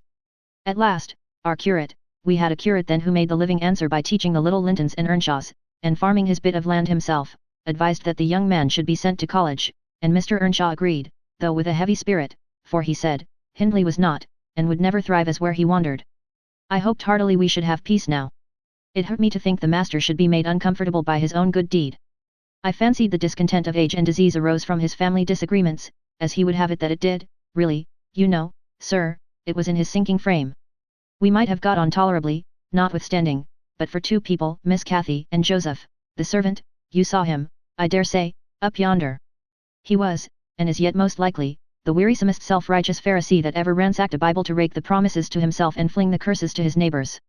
By his knack of sermonizing and pious discoursing, he contrived to make a great impression on Mr. Earnshaw, and the more feeble the master became, the more influence he gained. He was relentless in worrying him about his soul's concerns, and about ruling his children rigidly. He encouraged him to regard Hindley as a reprobate, and, night after night, he regularly grumbled out a long string of tales against Heathcliff and Catherine, always minding to flatter Earnshaw's weakness by heaping the heaviest blame on the latter. Certainly she had ways with her such as I never saw a child take up before, and she put all of us past our patience 50 times and oftener in a day. From the hour she came downstairs till the hour she went to bed, we had not a minute's security that she wouldn't be in mischief. Her spirits were always at high water mark, her tongue always going, singing, laughing, and plaguing everybody who would not do the same. A wild, wicked slip she was, but she had the bonniest eye, the sweetest smile, and lightest foot in the parish, and, after all, I believe she meant no harm, for when once she made you cry in good earnest, it seldom happened that she would not keep you company, and oblige you to be quiet that you might comfort her. She was much too fond of Heathcliff. The greatest punishment we could invent for her was to keep her separate from him, yet she got chided more than any of us on his account. In play, she liked exceedingly to act the little mistress, using her hands freely, and commanding her companions. She did so to me, but I would not bear slapping and ordering, and so I let her know. Now, Mr. Earnshaw did not understand jokes from his children, he had always been strict and grave with them, and Catherine, on her part, had no idea why her father should be crosser and less patient in his ailing condition than he was in his prime. His peevish reproofs wakened in her a naughty delight to provoke him. She was never so happy as when we were all scolding her at once, and she defying us with her bold, saucy look, and her ready words, turning Joseph's religious curses into ridicule, baiting me, and doing just what her father hated most, showing how her pretended insolence, which he thought real, had more power over Heathcliff than his kindness, how the boy would do her bidding in anything, and his only when it suited his own inclination. After behaving as badly as possible all day, she sometimes came fondling to make it up at night. Nay, Cathy, the old man would say, I cannot love thee, thou art worse than thy brother. Go, say thy prayers, child, and ask God's pardon. I doubt thy mother and I must rue that we ever reared thee. That made her cry, at first, and then being repulsed continually hardened her, and she laughed if I told her to say she was sorry for her faults, and begged to be forgiven. But the hour came, at last, that ended Mr. Earnshaw's troubles on earth. He died quietly in his chair one October evening, seated by the fireside.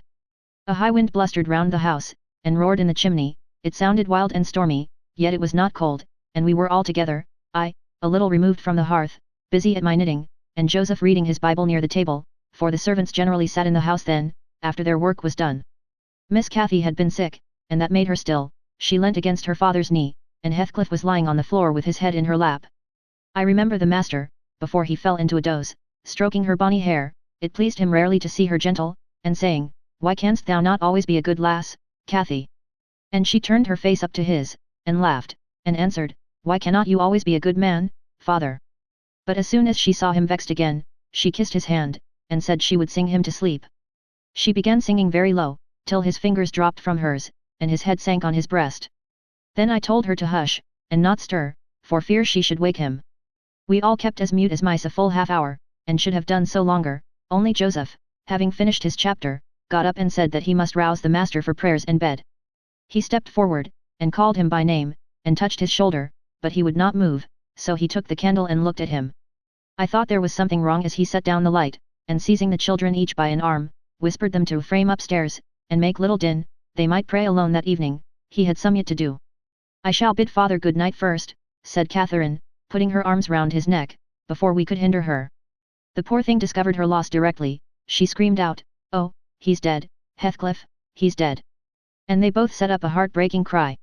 I joined my wail to theirs, loud and bitter, but Joseph asked what we could be thinking of to roar in that way over a saint in heaven. He told me to put on my cloak and run to Gimmerton for the doctor and the parson. I could not guess the use that either would be of, then. However, I went, through wind and rain, and brought one, the doctor, back with me. The other said he would come in the morning. Leaving Joseph to explain matters, I ran to the children's room. Their door was ajar. I saw they had never lain down, though it was past midnight, but they were calmer, and did not need me to console them.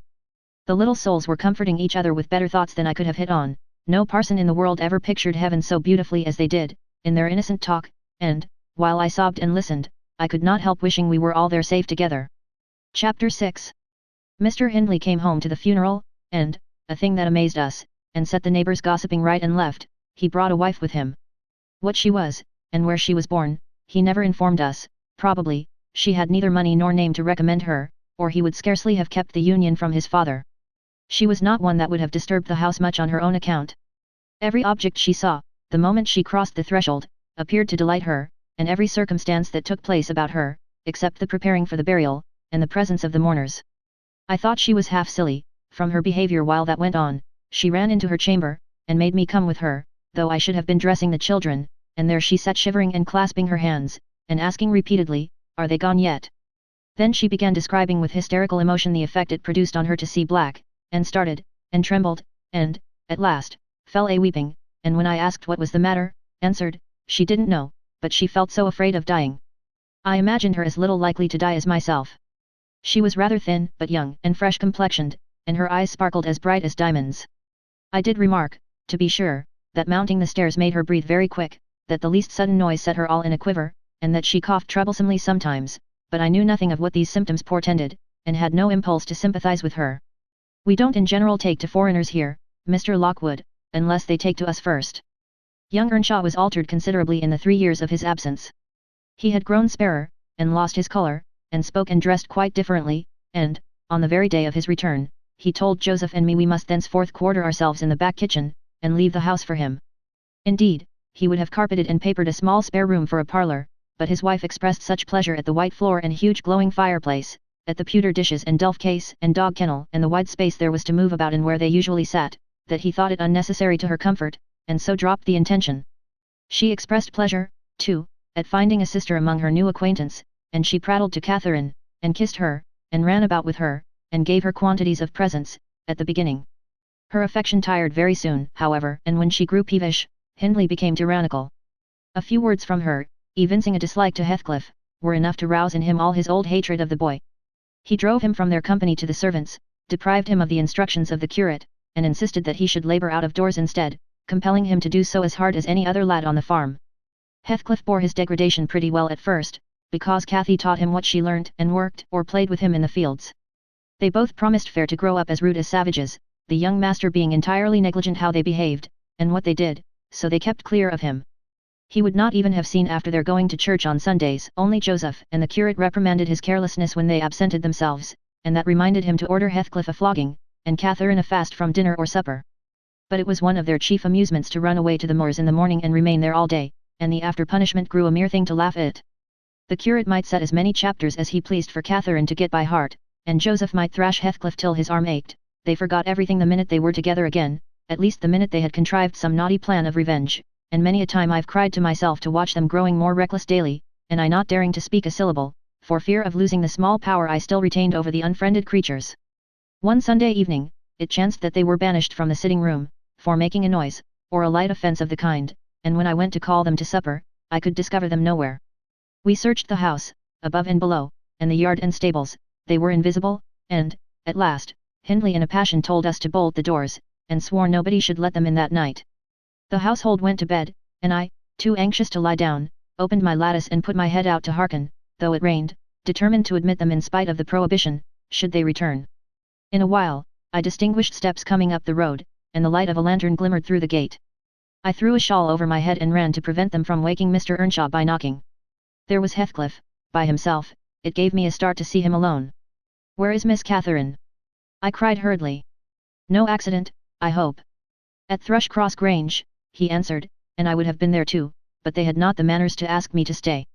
"Well, you will catch it," I said, "you'll never be content till you're sent about your business. What in the world led you wandering to Thrushcross Grange?"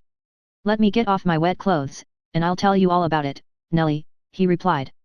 I bid him beware of rousing the master, and while he undressed and I waited to put out the candle, he continued, "Cathy and I escaped from the wash-house to have a ramble at liberty, and getting a glimpse of the Grange lights, we thought we would just go and see whether the Lintons passed their Sunday evenings standing shivering in corners, while their father and mother sat eating and drinking, and singing and laughing, and burning their eyes out before the fire. Do you think they do?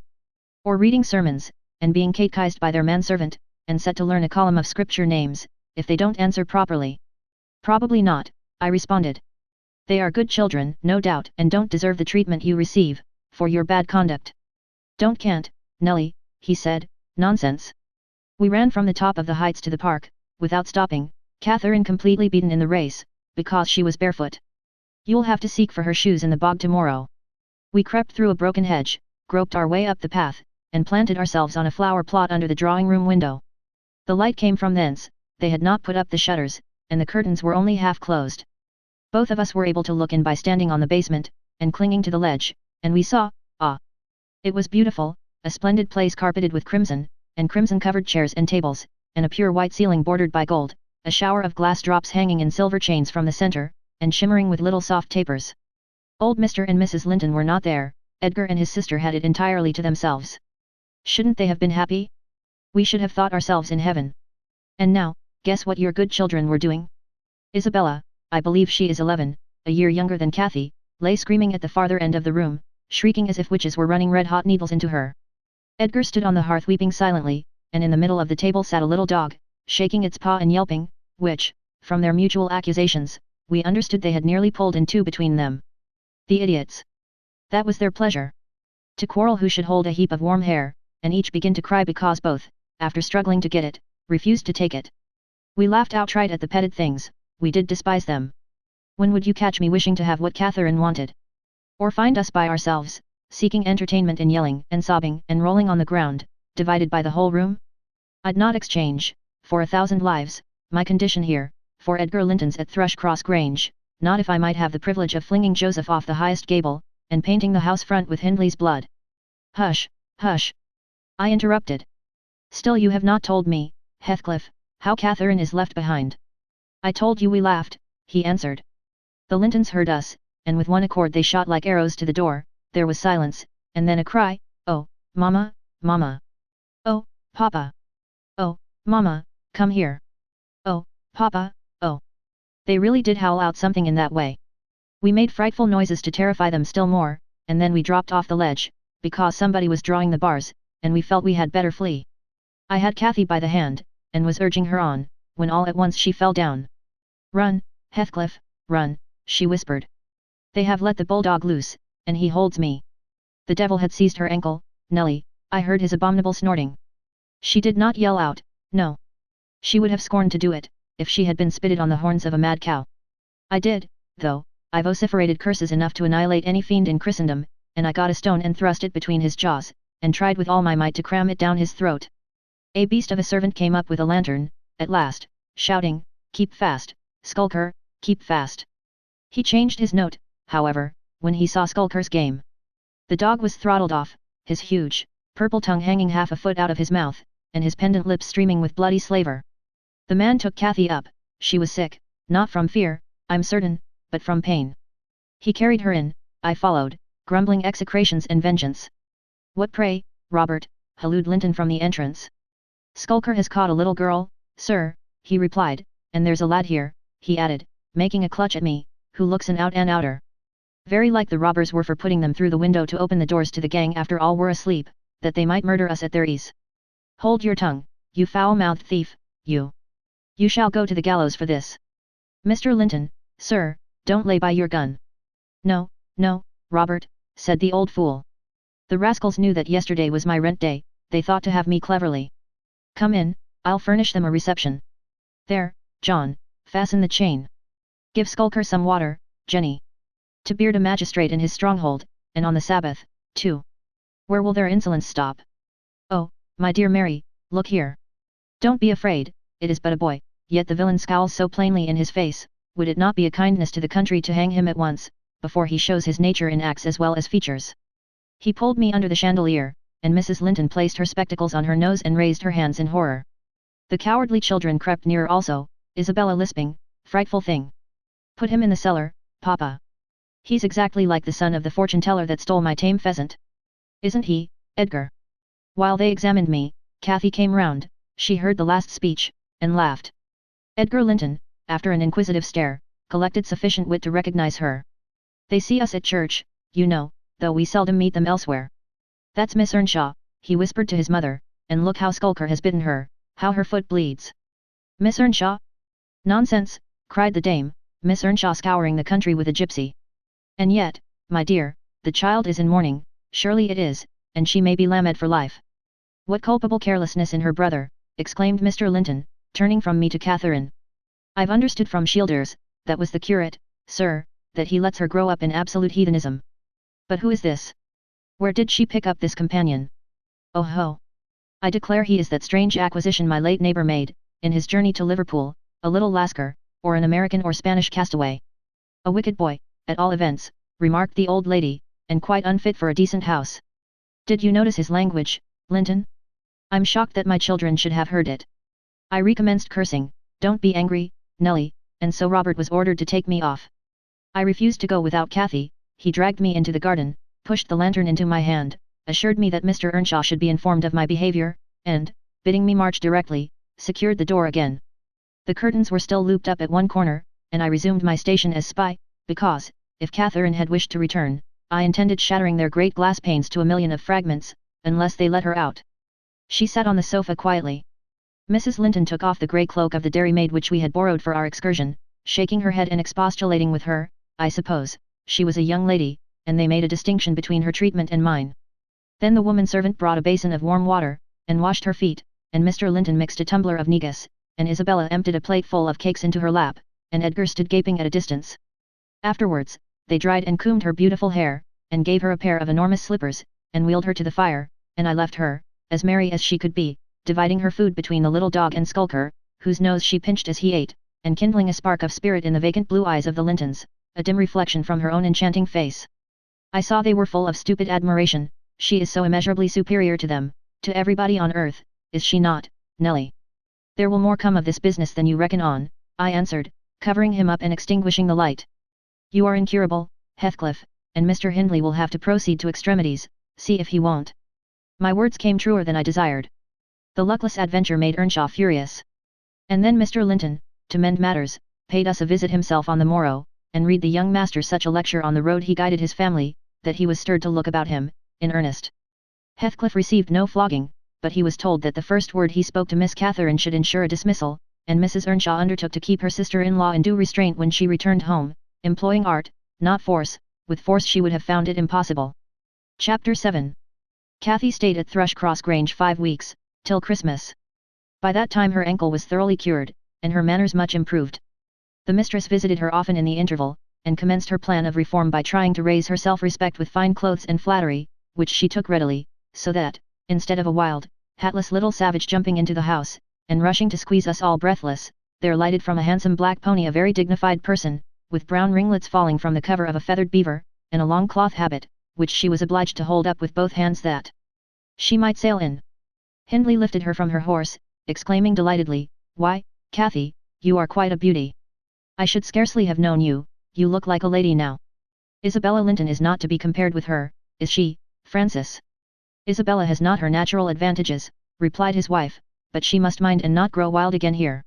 Ellen, help Miss Catherine off with her things. Stay, dear, you will disarrange your curls, let me untie your hat."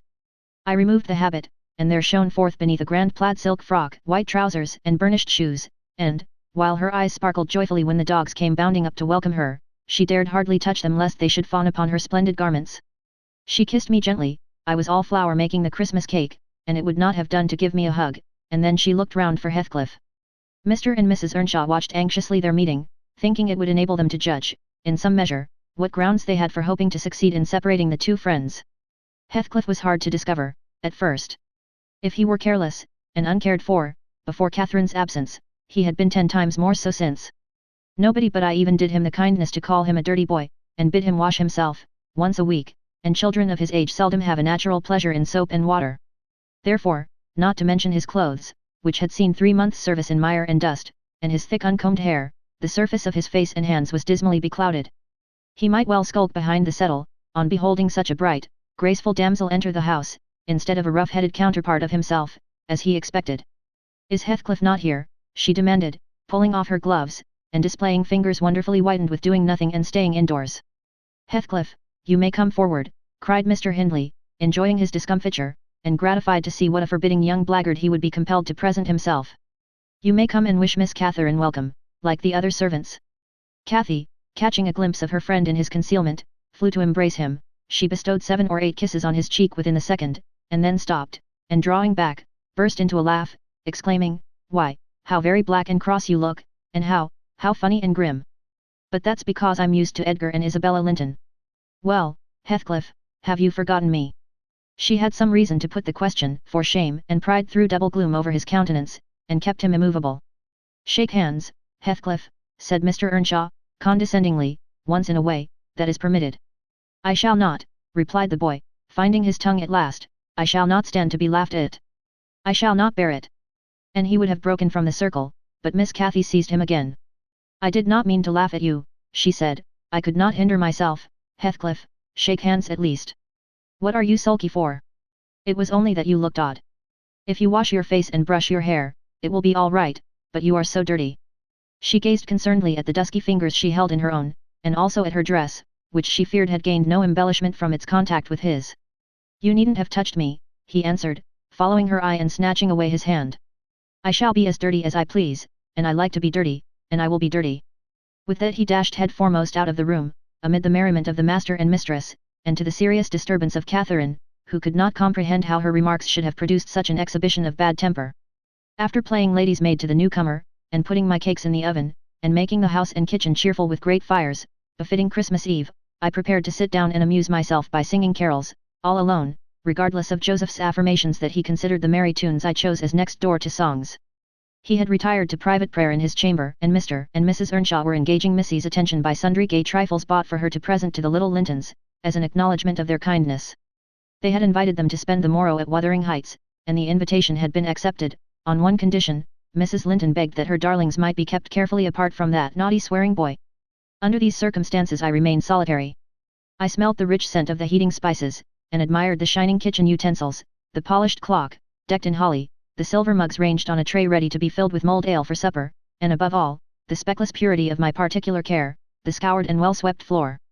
I gave due inward applause to every object, and then I remembered how old Earnshaw used to come in when all was tidied, and call me a cant lass, and slip a shilling into my hand as a Christmas box, and from that I went on to think of his fondness for Heathcliff, and his dread lest he should suffer neglect after death had removed him, and that naturally led me to consider the poor lad's situation now, and from singing I changed my mind to crying.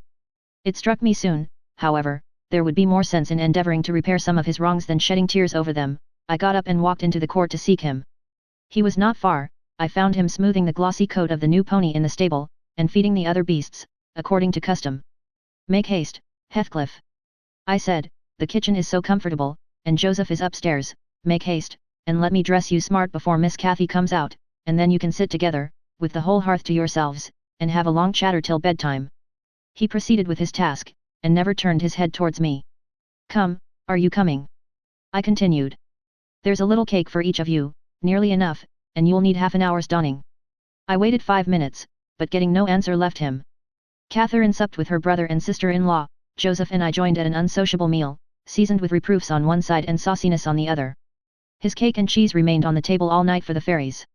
He managed to continue work till 9 o'clock, and then marched dumb and dour to his chamber. Cathy sat up late, having a world of things to order for the reception of her new friends. She came into the kitchen once to speak to her old one, but he was gone, and she only stayed to ask what was the matter with him, and then went back. In the morning he rose early, and, as it was a holiday, carried his ill humour on to the moors, not reappearing till the family were departed for church.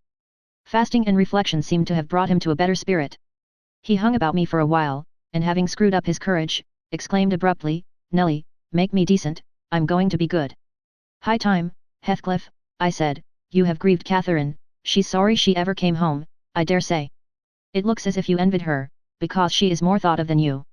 The notion of envying Catherine was incomprehensible to him, but the notion of grieving her he understood clearly enough.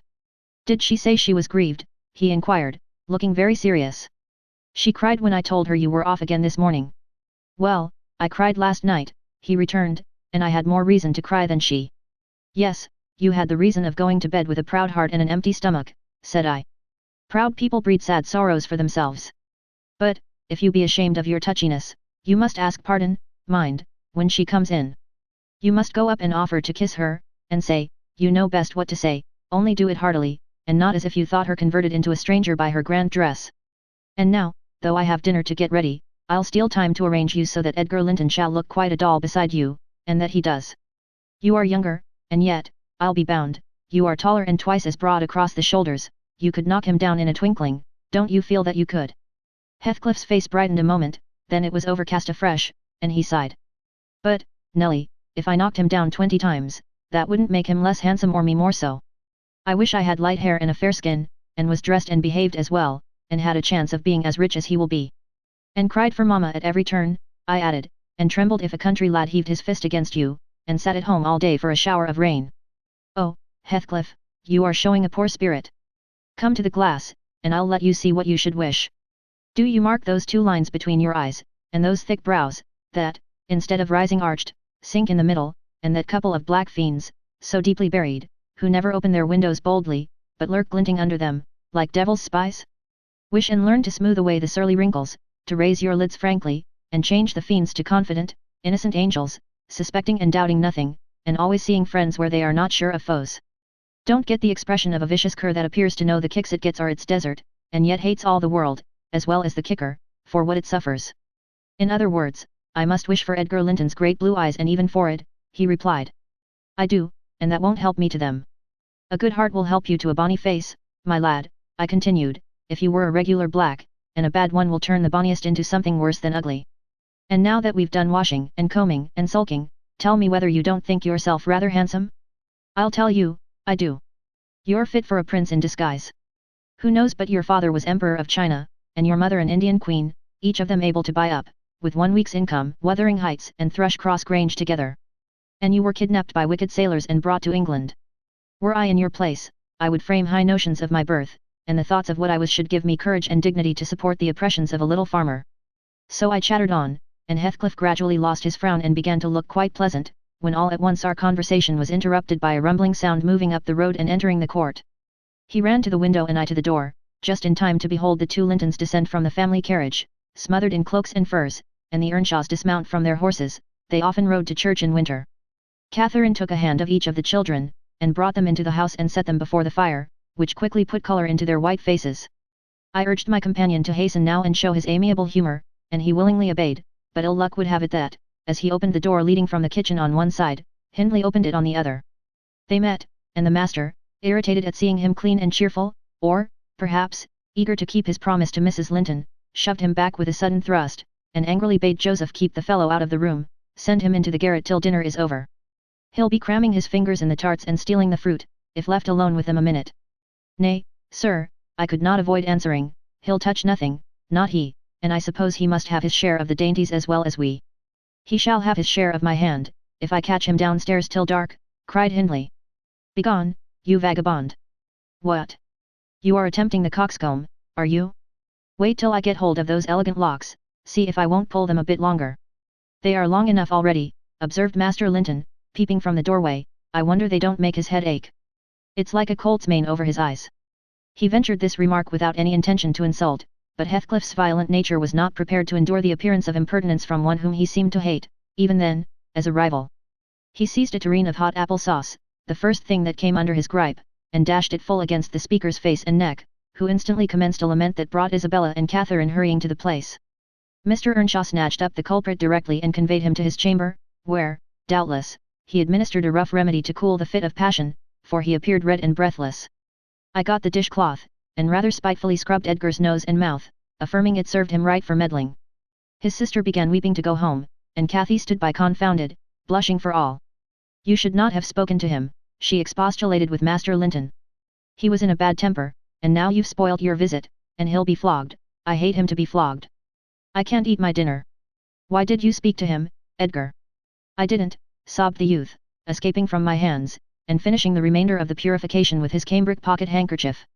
I promised Mamma that I wouldn't say one word to him, and I didn't. Well, don't cry, replied Catherine, contemptuously, you're not killed. Don't make more mischief, my brother is coming, be quiet. Hush, Isabella. Has anybody hurt you? There, children, to your seats, cried Hindley, bustling in. That brute of a lad has warmed me nicely. Next time, Master Edgar, take the law into your own fists, it will give you an appetite. The little party recovered its equanimity at sight of the fragrant feast. They were hungry after their ride, and easily consoled, since no real harm had befallen them. Mr. Earnshaw carved bountiful platefuls, and the mistress made them merry with lively talk. I waited behind her chair, and was pained to behold Catherine, with dry eyes and an indifferent air, commence cutting up the wing of a goose before her. An unfeeling child, I thought to myself, how lightly she dismisses her old playmate's troubles. I could not have imagined her to be so selfish. She lifted a mouthful to her lips, then she set it down again, her cheeks flushed, and the tears gushed over them. She slipped her fork to the floor, and hastily dived under the cloth to conceal her emotion. I did not call her unfeeling long, for I perceived she was in purgatory throughout the day, and wearying to find an opportunity of getting by herself, or paying a visit to Heathcliff, who had been locked up by the master, as I discovered, on endeavouring to introduce to him a private mess of victuals. In the evening we had a dance. Cathy begged that he might be liberated then, as Isabella Linton had no partner, her entreaties were vain, and I was appointed to supply the deficiency. We got rid of all gloom in the excitement of the exercise, and our pleasure was increased by the arrival of the Gimmerton band, mustering 15 strong, a trumpet, a trombone, clarionets, bassoons, French horns, and a bass viol, besides singers. They go the rounds of all the respectable houses, and receive contributions every Christmas, and we esteemed it a first-rate treat to hear them. After the usual carols had been sung, we set them to songs and glees. Mrs. Earnshaw loved the music, and so they gave us plenty. Catherine loved it too, but she said it sounded sweetest at the top of the steps, and she went up in the dark. I followed. They shut the house door below, never noting our absence, it was so full of people. She made no stay at the stairs head, but mounted farther, to the garret where Heathcliff was confined, and called him. He stubbornly declined answering for a while. She persevered, and finally persuaded him to hold communion with her through the boards. I let the poor things converse unmolested, till I supposed the songs were going to cease, and the singers to get some refreshment, then I clambered up the ladder to warn her. Instead of finding her outside, I heard her voice within. The little monkey had crept by the skylight of one garret, along the roof, into the skylight of the other, and it was with the utmost difficulty I could coax her out again. When she did come, Heathcliff came with her, and she insisted that I should take him into the kitchen, as my fellow servant had gone to a neighbour's, to be removed from the sound of our devil's psalmody, as it pleased him to call it. I told them I intended by no means to encourage their tricks, but as the prisoner had never broken his fast since yesterday's dinner, I would wink at his cheating Mr. Hindley that once. He went down, I set him a stool by the fire, and offered him a quantity of good things, but he was sick and could eat little, and my attempts to entertain him were thrown away. He leant his 2 elbows on his knees, and his chin on his hands, and remained wrapped in dumb meditation. On my inquiring the subject of his thoughts, he answered gravely, "I'm trying to settle how I shall pay Hindley back. I don't care how long I wait, if I can only do it at last. I hope he will not die before I do." "For shame, Heathcliff," said I. "It is for God to punish wicked people, we should learn to forgive." "No, God won't have the satisfaction that I shall," he returned. "I only wish I knew the best way. Let me alone, and I'll plan it out. While I'm thinking of that I don't feel pain. But, Mr. Lockwood, I forget these tales cannot divert you. I'm annoyed how I should dream of chattering on at such a rate, and your gruel cold, and you nodding for bed. I could have told Heathcliff's history, all that you need hear, in half a dozen words." Asterisk asterisk asterisk asterisk asterisk. Thus interrupting herself, the housekeeper rose, and proceeded to lay aside her sewing, but I felt incapable of moving from the hearth, and I was very far from nodding. "Sit still, Mrs. Dean," I cried, "do sit still another half-hour. You've done just right to tell the story leisurely. That is the method I like, and you must finish it in the same style. I am interested in every character you have mentioned, more or less. The clock is on the stroke of 11, sir. No matter, I'm not accustomed to go to bed in the long hours. 1 or 2 is early enough for a person who lies till 10. You shouldn't lie till 10. There's the very prime of the morning gone long before that time. A person who has not done one half his day's work by 10 o'clock, runs a chance of leaving the other half undone. Nevertheless, Mrs. Dean, resume your chair, because tomorrow I intend lengthening the night till afternoon. I prognosticate for myself an obstinate cold, at least. I hope not, sir. Well, you must allow me to leap over some 3 years, during that space, Mrs. Earnshaw. No, no, I'll allow nothing of the sort.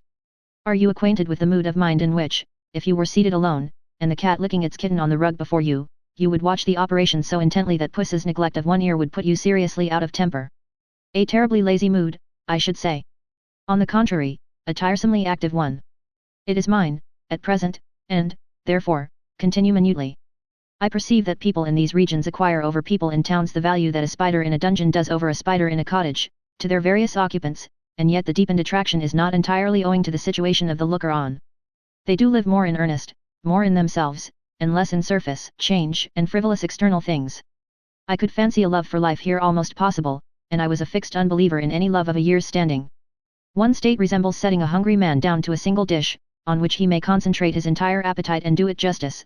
The other, introducing him to a table laid out by French cooks, he can perhaps extract as much enjoyment from the whole, but each part is a mere atom in his regard and remembrance. "Oh, here we are the same as anywhere else, when you get to know us," observed Mrs. Dean, somewhat puzzled at my speech. "Excuse me," I responded, "you, my good friend, are a striking evidence against that assertion. Excepting a few provincialisms of slight consequence, you have no marks of the manners which I am habituated to consider as peculiar to your class. I am sure you have thought a great deal more than the generality of servants think. You have been compelled to cultivate your reflective faculties for want of occasions for frittering your life away in silly trifles." Mrs. Dean laughed. "I certainly esteem myself a steady, reasonable kind of body," she said, "not exactly from living among the hills and seeing one set of faces, and one series of actions, from year's end to year's end, but I have undergone sharp discipline, which has taught me wisdom, and then, I have read more than you would fancy, Mr. Lockwood. You could not open a book in this library that I have not looked into, and got something out of also, unless it be that range of Greek and Latin, and that of French, and those I know one from another, it is as much as you can expect of a poor man's daughter. However, if I am to follow my story in true gossip's fashion, I had better go on, and instead of leaping 3 years, I will be content to pass to the next summer, the summer of 1778, that is nearly 23 years ago. Chapter 8. On the morning of a fine June day my first bonny little nursling, and the last of the ancient Earnshaw stock, was born. We were busy with the hay in a faraway field, when the girl that usually brought our breakfasts came running an hour too soon across the meadow and up the lane, calling me as she ran. "Oh, such a grand bairn," she panted out. "The finest lad that ever breathed. But the doctor says Mrs. must go, he says she's been in a consumption these many months. I heard him tell Mr. Hindley, and now she has nothing to keep her, and she'll be dead before winter. You must come home directly. You're to nurse it, Nelly, to feed it with sugar and milk, and take care of it day and night. I wish I were you, because it will be all yours when there is no Mrs. But is she very ill?" I asked, flinging down my rake and tying my bonnet. "I guess she is, yet she looks bravely," replied the girl, "and she talks as if she thought of living to see it grow a man. She's out of her head for joy, it's such a beauty. If I were her I'm certain I should not die, I should get better at the bare sight of it, in spite of Kenneth." I was fairly mad at him. Dame Archer brought the cherub down to master, in the house, and his face just began to light up, when the old croaker steps forward, and says he, "Earnshaw, it's a blessing your wife has been spared to leave you this son. When she came, I felt convinced we shouldn't keep her long, and now, I must tell you, the winter will probably finish her. Don't take on, and fret about it too much, it can't be helped. And besides, you should have known better than to choose such a rush of a lass." "And what did the master answer?" I inquired. I think he swore, but I didn't mind him. I was straining to see the bairn, and she began again to describe it rapturously. I, as zealous as herself, hurried eagerly home to admire, on my part, though I was very sad for Hindley's sake. He had room in his heart only for 2 idols, his wife and himself. He doted on both, and adored one, and I couldn't conceive how he would bear the loss. When we got to Wuthering Heights, there he stood at the front door, and, as I passed in, I asked, "How was the baby?" "Nearly ready to run about, Nell," he replied, putting on a cheerful smile. "And the mistress?" I ventured to inquire. "The doctor says she's—" "Damn the doctor," he interrupted, reddening. "Francis is quite right, she'll be perfectly well by this time next week. Are you going upstairs? Will you tell her that I'll come, if she'll promise not to talk?" I left her because she would not hold her tongue, and she must, tell her Mr. Kenneth says she must be quiet. I delivered this message to Mrs. Earnshaw. She seemed in flighty spirits, and replied merrily, "I hardly spoke a word, Ellen, and there he has gone out twice, crying. Well, say I promise I won't speak, but that does not bind me not to laugh at him. Poor soul! Till within a week of her death that gay heart never failed her, and her husband persisted doggedly, nay, furiously, in affirming her health improved every day. When Kenneth warned him that his medicines were useless at that stage of the malady, and he needn't put him to further expense by attending her, he retorted, "I know you need not, she's well, she does not want any more attendance from you. She never was in a consumption. It was a fever, and it is gone, her pulse is as slow as mine now, and her cheek is cool." He told his wife the same story, and she seemed to believe him, but one night, while leaning on his shoulder, in the act of saying she thought she should be able to get up tomorrow, a fit of coughing took her, a very slight one. He raised her in his arms, she put her 2 hands about his neck, her face changed, and she was dead. As the girl had anticipated, the child Hareton fell wholly into my hands. Mr. Earnshaw, provided he saw him healthy and never heard him cry, was contented, as far as regarded him. For himself, he grew desperate. His sorrow was of that kind that will not lament. He neither wept nor prayed, he cursed and defied, execrated God and man, and gave himself up to reckless dissipation. The servants could not bear his tyrannical and evil conduct long. Joseph and I were the only 2 that would stay. I had not the heart to leave my charge, and besides, you know, I had been his foster sister, and excused his behavior more readily than a stranger would. Joseph remained to hector over tenants and labourers, and because it was his vocation to be where he had plenty of wickedness to reprove. The master's bad ways and bad companions formed a pretty example for Catherine and Heathcliff. His treatment of the latter was enough to make a fiend of a saint. And, truly, it appeared as if the lad were possessed of something diabolical at that period. He delighted to witness Hindley degrading himself past redemption, and became daily more notable for savage sullenness and ferocity. I could not half tell what an infernal house we had. The curate dropped calling, and nobody decent came near us, at last, unless Edgar Linton's visits to Miss Cathy might be an exception. At 15 she was the queen of the countryside, she had no peer, and she did turn out a haughty, headstrong creature.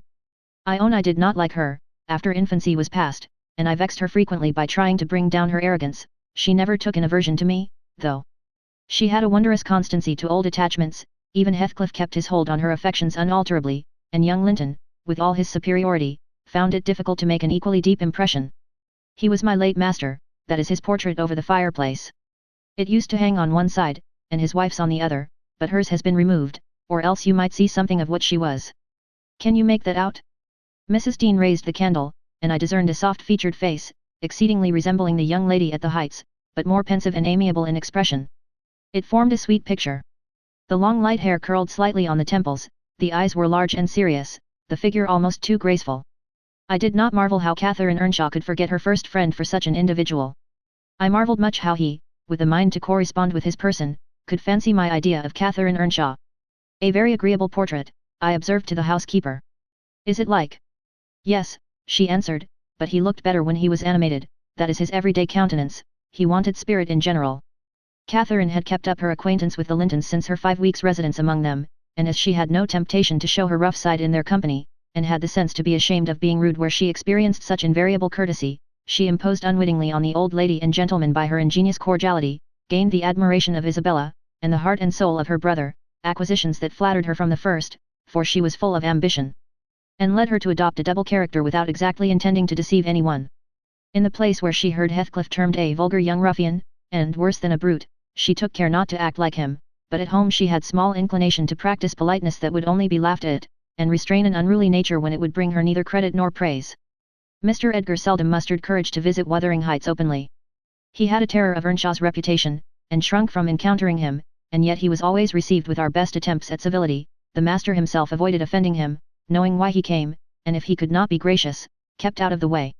I rather think his appearance there was distasteful to Catherine. She was not artful, never played the coquette, and had evidently an objection to her two friends meeting at all, for when Heathcliff expressed contempt of Linton in his presence, she could not half coincide, as she did in his absence, and when Linton evinced disgust and antipathy to Heathcliff, she dared not treat his sentiments with indifference, as if depreciation of her playmate were of scarcely any consequence to her.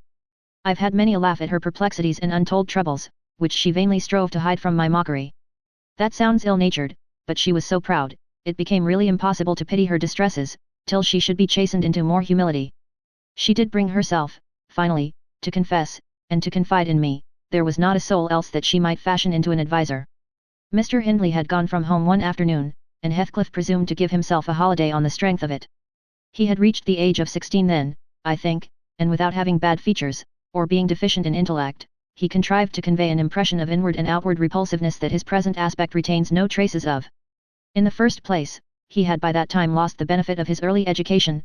Continual hard work, begun soon and concluded late, had extinguished any curiosity he once possessed in pursuit of knowledge, and any love for books or learning.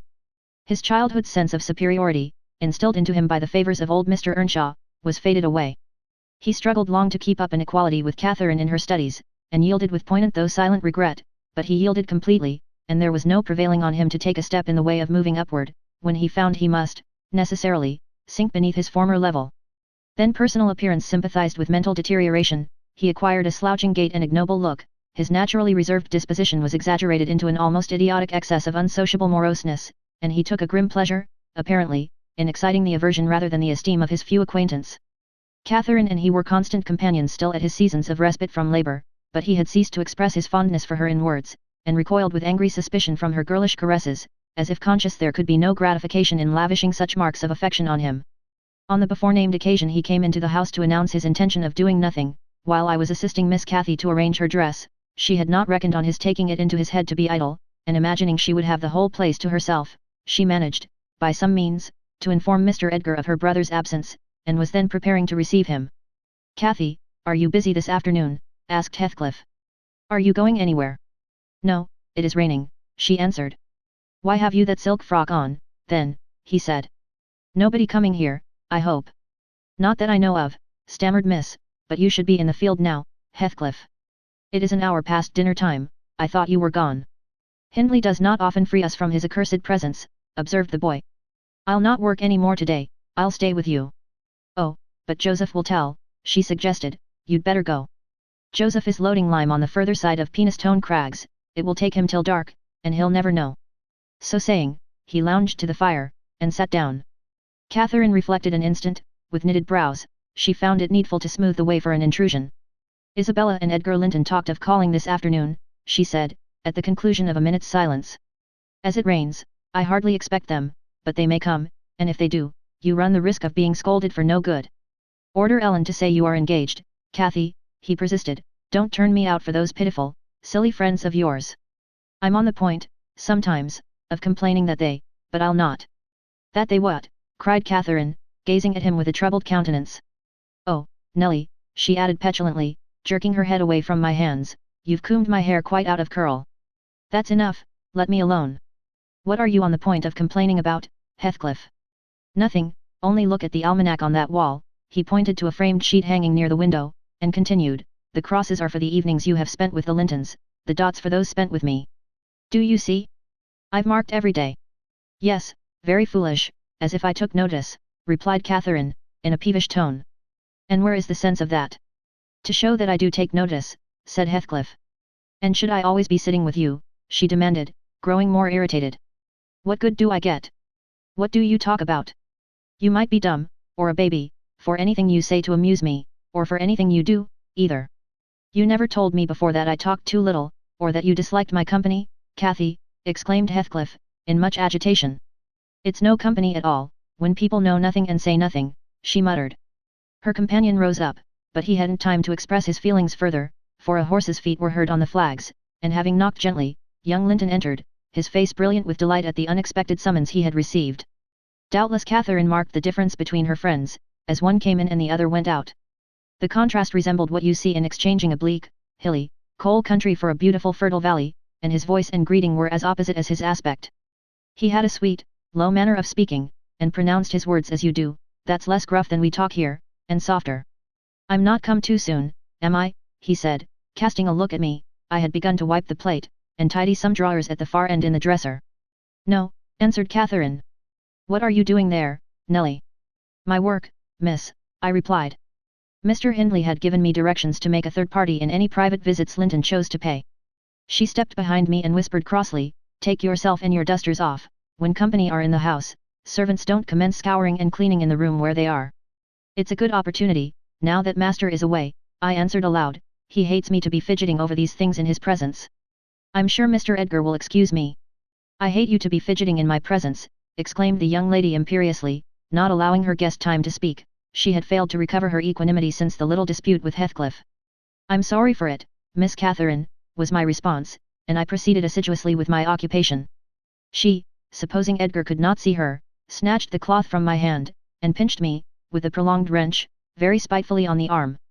I've said I did not love her, and rather relished mortifying her vanity now and then, besides, she hurt me extremely, so I started up from my knees, and screamed out, oh, miss, that's a nasty trick. You have no right to nip me, and I'm not going to bear it.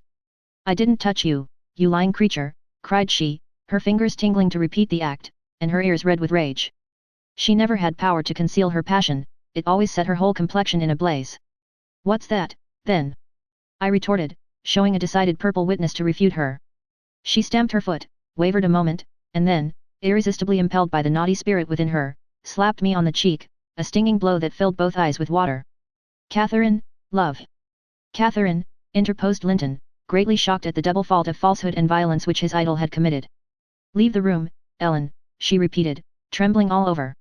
Little Hareton, who followed me everywhere, and was sitting near me on the floor, at seeing my tears commenced crying himself, and sobbed out complaints against wicked Aunt Cathy, which drew her fury on to his unlucky head. She seized his shoulders, and shook him till the poor child waxed livid, and Edgar thoughtlessly laid hold of her hands to deliver him.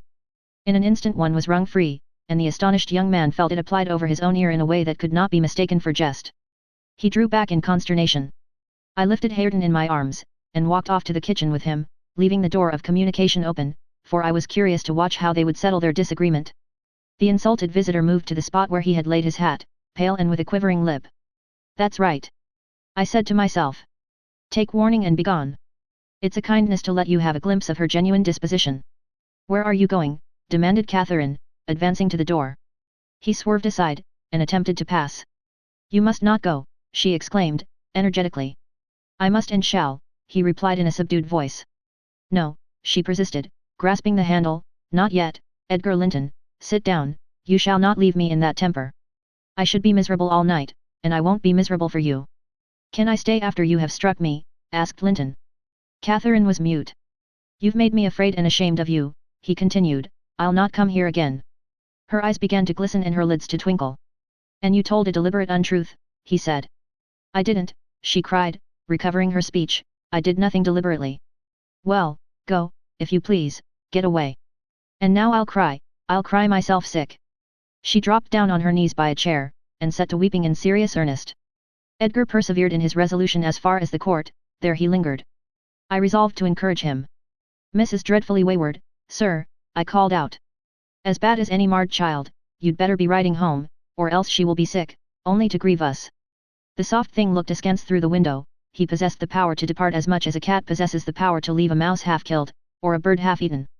Ah, I thought, there will be no saving him, he's doomed, and flies to his fate.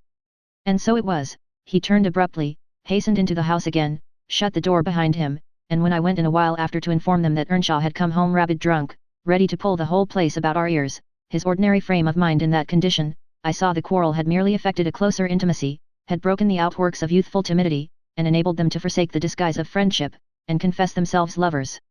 Intelligence of Mr. Hindley's arrival drove Linton speedily to his horse, and Catherine to her chamber.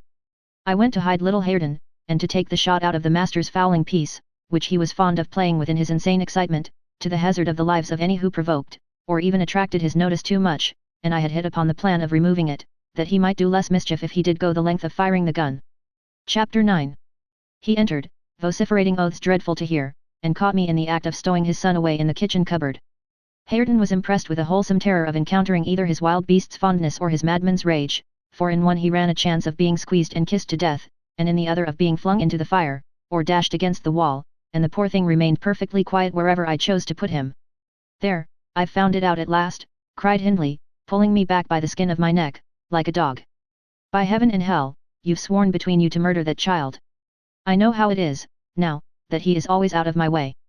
But, with the help of Satan, I shall make you swallow the carving knife, Nelly. You needn't laugh, for I've just crammed Kenneth, head downmost, in the Black Horse Marsh, and 2 is the same as 1, and I want to kill some of you. I shall have no rest till I do. But I don't like the carving knife, Mr. Hindley, I answered, it has been cutting red herrings. I'd rather be shot, if you please. You'd rather be damned, he said, and so you shall. No law in England can hinder a man from keeping his house decent, and mine's abominable. Open your mouth. He held the knife in his hand, and pushed its point between my teeth, but, for my part, I was never much afraid of his vagaries.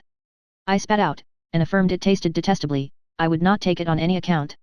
Oh, said he, releasing me, I see that hideous little villain is not Hareton. I beg your pardon, Nell. If it be, he deserves flaying alive for not running to welcome me, and for screaming as if I were a goblin. Unnatural cub, come hither. I'll teach thee to impose on a good-hearted, deluded father. Now, don't you think the lad would be handsomer cropped? It makes a dog fiercer, and I love something fierce. Get me a scissors, something fierce and trim. Besides, it's infernal affectation, devilish conceit it is, to cherish our ears, we're asses enough without them.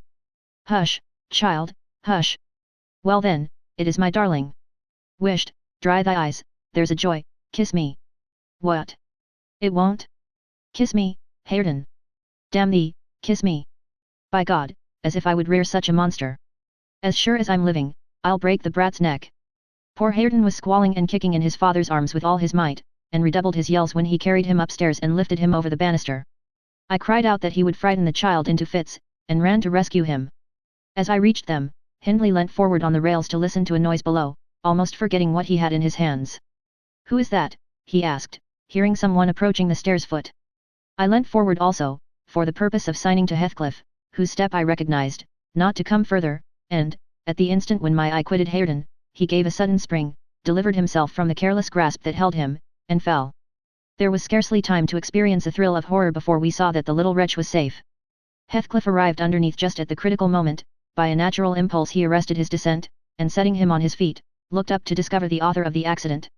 A miser who has parted with a lucky lottery ticket for 5 shillings, and finds next day he has lost in the bargain £5,000, could not show a blanker countenance than he did on beholding the figure of Mr. Earnshaw above. It expressed, plainer than words could do, the intensest anguish at having made himself the instrument of thwarting his own revenge. Had it been dark, I dare say he would have tried to remedy the mistake by smashing Hareton's skull on the steps, but, we witnessed his salvation, and I was presently below with my precious charge pressed to my heart. Hindley descended more leisurely, sobered and abashed. "It is your fault, Ellen," he said, "you should have kept him out of sight, you should have taken him from me." "Is he injured anywhere?" "Injured?" I cried angrily, "if he is not killed, he'll be an idiot. Oh! I wonder his mother does not rise from her grave to see how you use him. You're worse than a heathen, treating your own flesh and blood in that manner." He attempted to touch the child, who, on finding himself with me, sobbed off his terror directly. At the first finger his father laid on him, however, he shrieked again louder than before, and struggled as if he would go into convulsions. "You shall not meddle with him," I continued. "He hates you, they all hate you, that's the truth. A happy family you have, and a pretty state you're come to." "I shall come to a prettier, yet, Nelly," laughed the misguided man, recovering his hardness. "At present, convey yourself and him away. And hark you, Heathcliff. Clear you two quite from my reach and hearing. I wouldn't murder you tonight, unless, perhaps, I set the house on fire, but that's as my fancy goes." While saying this he took a pint bottle of brandy from the dresser, and poured some into a tumbler. "Nay, don't," I entreated. "Mr. Hindley, do take warning. Have mercy on this unfortunate boy, if you care nothing for yourself." "Anyone will do better for him than I shall," he answered. "Have mercy on your own soul," I said, endeavouring to snatch the glass from his hand. "Not I. On the contrary, I shall have great pleasure in sending it to perdition to punish its maker," exclaimed the blasphemer. "Here's to its hearty damnation." He drank the spirits and impatiently bade us go, terminating his command with a sequel of horrid imprecations too bad to repeat or remember. "It's a pity he cannot kill himself with drink," observed Heathcliff, muttering an echo of curses back when the door was shut. "He's doing his very utmost, but his constitution defies him. Mr. Kenneth says he would wager his mare that he'll outlive any man on this side Gimmerton, and go to the grave a hoary sinner, unless some happy chance out of the common course befall him." I went into the kitchen, and sat down to lull my little lamb to sleep. Heathcliff, as I thought, walked through to the barn. It turned out afterwards that he only got as far as the other side the settle, when he flung himself on a bench by the wall, removed from the fire, and remained silent. I was rocking Hareton on my knee, and humming a song that began. It was far in the night, and the bare knees grat. The mither beneath the mules heard that. When Miss Cathy, who had listened to the hubbub from her room, put her head in, and whispered, "Are you alone, Nelly?" "Yes, miss," I replied. She entered and approached the hearth.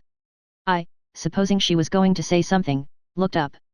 The expression of her face seemed disturbed and anxious. Her lips were half asunder, as if she meant to speak, and she drew a breath, but it escaped in a sigh instead of a sentence. I resumed my song, not having forgotten her recent behaviour. "Where's Heathcliff?" she said, interrupting me. "About his work in the stable," was my answer. He did not contradict me, perhaps he had fallen into a doze. There followed another long pause, during which I perceived a drop or two trickle from Catherine's cheek to the flags. "Is she sorry for her shameful conduct?" I asked myself. "That will be a novelty, but she may come to the point as she will, I shan't help her." No, she felt small trouble regarding any subject, save her own concerns. "Oh, dear," she cried at last. "I'm very unhappy." "A pity," observed I. "You're hard to please, so many friends and so few cares, and can't make yourself content." "Nelly, will you keep a secret for me?" she pursued, kneeling down by me, and lifting her winsome eyes to my face with that sort of look which turns off bad temper, even when one has all the right in the world to indulge it. "Is it worth keeping?" I inquired, less sulkily. "Yes, and it worries me, and I must let it out. I want to know what I should do. Today, Edgar Linton has asked me to marry him, and I've given him an answer. Now, before I tell you whether it was a consent or denial, you tell me which it ought to have been." "Really, Miss Catherine, how can I know?" I replied. "To be sure, considering the exhibition you performed in his presence this afternoon, I might say it would be wise to refuse him, since he asked you after that, he must either be hopelessly stupid or a venturesome fool." "If you talk so, I won't tell you any more," she returned, peevishly rising to her feet. "I accepted him, Nelly. Be quick, and say whether I was wrong." "You accepted him. Then what good is it discussing the matter? You have pledged your word, and cannot retract." "But say whether I should have done so, do," she exclaimed in an irritated tone, chafing her hands together, and frowning. "There are many things to be considered before that question can be answered properly," I said, sententiously. "First and foremost, do you love Mr. Edgar?" "Who can help it? Of course I do," she answered. Then I put her through the following catechism. for a girl of 22 it was not injudicious. Why do you love him, Miss Cathy? Nonsense, I do, that's sufficient. By no means, you must say why. Well, because he is handsome, and pleasant to be with. Bad, was my commentary. And because he is young and cheerful. Bad, still. And because he loves me. Indifferent, coming there. And he will be rich, and I shall like to be the greatest woman of the neighborhood, and I shall be proud of having such a husband. Worst of all. And now, say how you love him. As everybody loves, you're silly, Nelly. Not at all, answer. I love the ground under his feet, and the air over his head, and everything he touches, and every word he says. I love all his looks, and all his actions, and him entirely and altogether. There now. And why? Nay, you are making a jest of it, it is exceedingly ill-natured. It's no jest to me, said the young lady, scowling, and turning her face to the fire. I'm very far from jesting, Miss Catherine, I replied. You love Mr. Edgar because he is handsome and young and cheerful, and rich, and loves you. The last, however, goes for nothing, you would love him without that, probably, and with it you wouldn't, unless he possessed the 4 former attractions. No, to be sure not, I should only pity him, hate him, perhaps, if he were ugly, and a clown. But there are several other handsome, rich young men in the world, handsomer, possibly, and richer than he is. What should hinder you from loving them? If there be any, they are out of my way, I've seen none like Edgar. You may see some, and he won't always be handsome and young and may not always be rich. He is now, and I have only to do with the present. I wish you would speak rationally. Well, that settles it, if you have only to do with the present, marry Mr. Linton. I don't want your permission for that, I shall marry him, and yet you have not told me whether I'm right. Perfectly right, if people be right to marry only for the present. And now, let us hear what you are unhappy about. Your brother will be pleased, the old lady and gentleman will not object, I think, you will escape from a disorderly, comfortless home into a wealthy, respectable one, and you love Edgar, and Edgar loves you.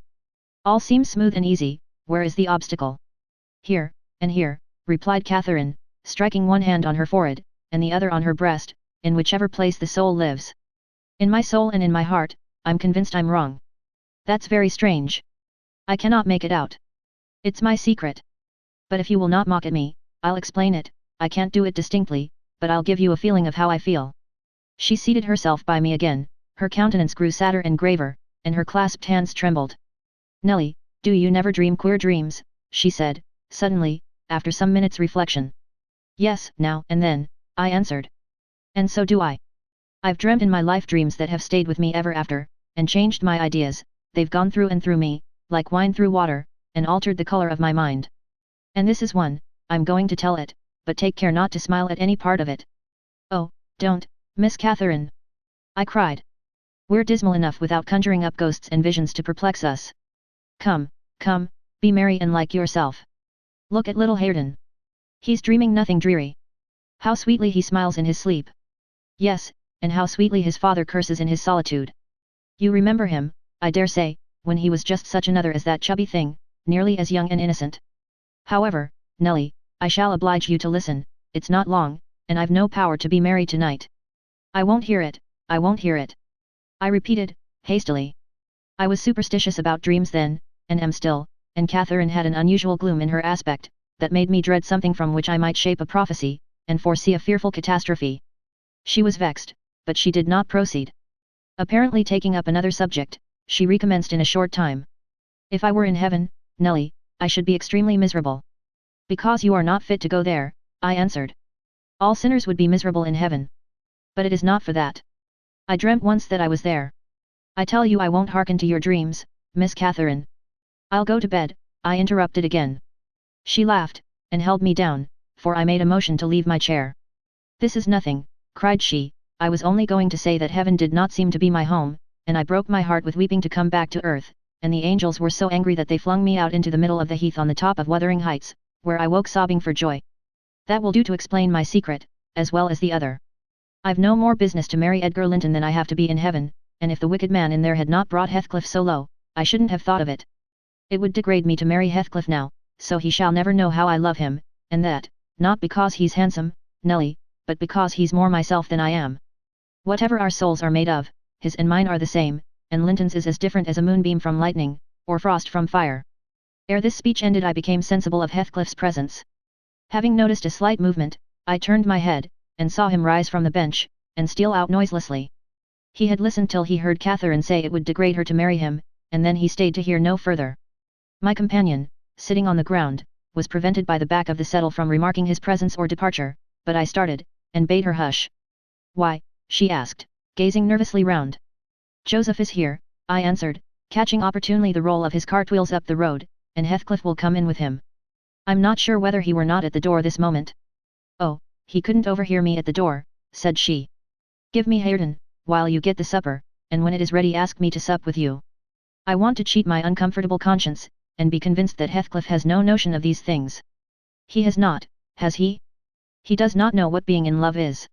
"I see no reason that he should not know, as well as you," I returned, "and if you are his choice, he'll be the most unfortunate creature that ever was born. As soon as you become Mrs. Linton, he loses friend and love and all. Have you considered how you'll bear the separation, and how he'll bear to be quite deserted in the world?" "Because, Miss Catherine, he quite deserted, we separated," she exclaimed, with an accent of indignation. "Who is to separate us, pray? They'll meet the fate of Milo. Not as long as I live, Ellen, for no mortal creature. Every Linton on the face of the earth might melt into nothing before I could consent to forsake Heathcliff. Oh, that's not what I intend, that's not what I mean. I shouldn't be Mrs. Linton were such a price demanded. He'll be as much to me as he has been all his lifetime. Edgar must shake off his antipathy, and tolerate him, at least. He will, when he learns my true feelings towards him. Nelly, I see now you think me a selfish wretch, but did it never strike you that if Heathcliff and I married, we should be beggars? Whereas, if I marry Linton I can aid Heathcliff to rise, and place him out of my brother's power." "With your husband's money, Miss Catherine?" I asked. "You'll find him not so pliable as you calculate upon, and, though I'm hardly a judge, I think that's the worst motive you've given yet for being the wife of young Linton." "It is not," retorted she, "it is the best. The others were the satisfaction of my whims, and for Edgar's sake, too, to satisfy him. This is for the sake of one who comprehends in his person my feelings to Edgar and myself. I cannot express it, but surely you and everybody have a notion that there is or should be an existence of yours beyond you. What were the use of my creation, if I were entirely contained here? My great miseries in this world have been Heathcliff's miseries, and I watched and felt each from the beginning. My great thought in living is himself.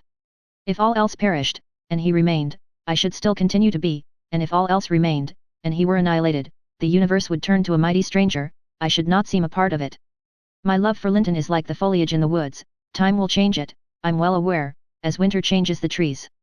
My love for Heathcliff resembles the eternal rocks beneath, a source of little visible delight, but necessary. Nelly, I am Heathcliff. He's always, always in my mind, not as a pleasure, any more than I am always a pleasure to myself, but as my own being. So don't talk of our separation again, it is impracticable, and—" She paused, and hid her face in the folds of my gown, but I jerked it forcibly away. I was out of patience with her folly. "If I can make any sense of your nonsense, miss," I said, "it only goes to convince me that you are ignorant of the duties you undertake in marrying, or else that you are a wicked, unprincipled girl. But trouble me with no more secrets, I'll not promise to keep them." "You'll keep that?" she asked, eagerly. "No, I'll not promise," I repeated. She was about to insist, when the entrance of Joseph finished our conversation, and Catherine removed her seat to a corner, and nursed Hareton, while I made the supper. After it was cooked, my fellow servant and I began to quarrel who should carry some to Mr. Hindley, and we didn't settle it till all was nearly cold. Then we came to the agreement that we would let him ask, if he wanted any, for we feared particularly to go into his presence when he had been some time alone. "And how isn't that Nout Comed in Fro Th Field, be this time? What is he about? Gert idle sieged," demanded the old man, looking round for Heathcliff. "I'll call him," I replied. "He's in the barn, I've no doubt." I went and called, but got no answer. On returning, I whispered to Catherine that he had heard a good part of what she said, I was sure, and told how I saw him quit the kitchen just as she complained of her brother's conduct regarding him.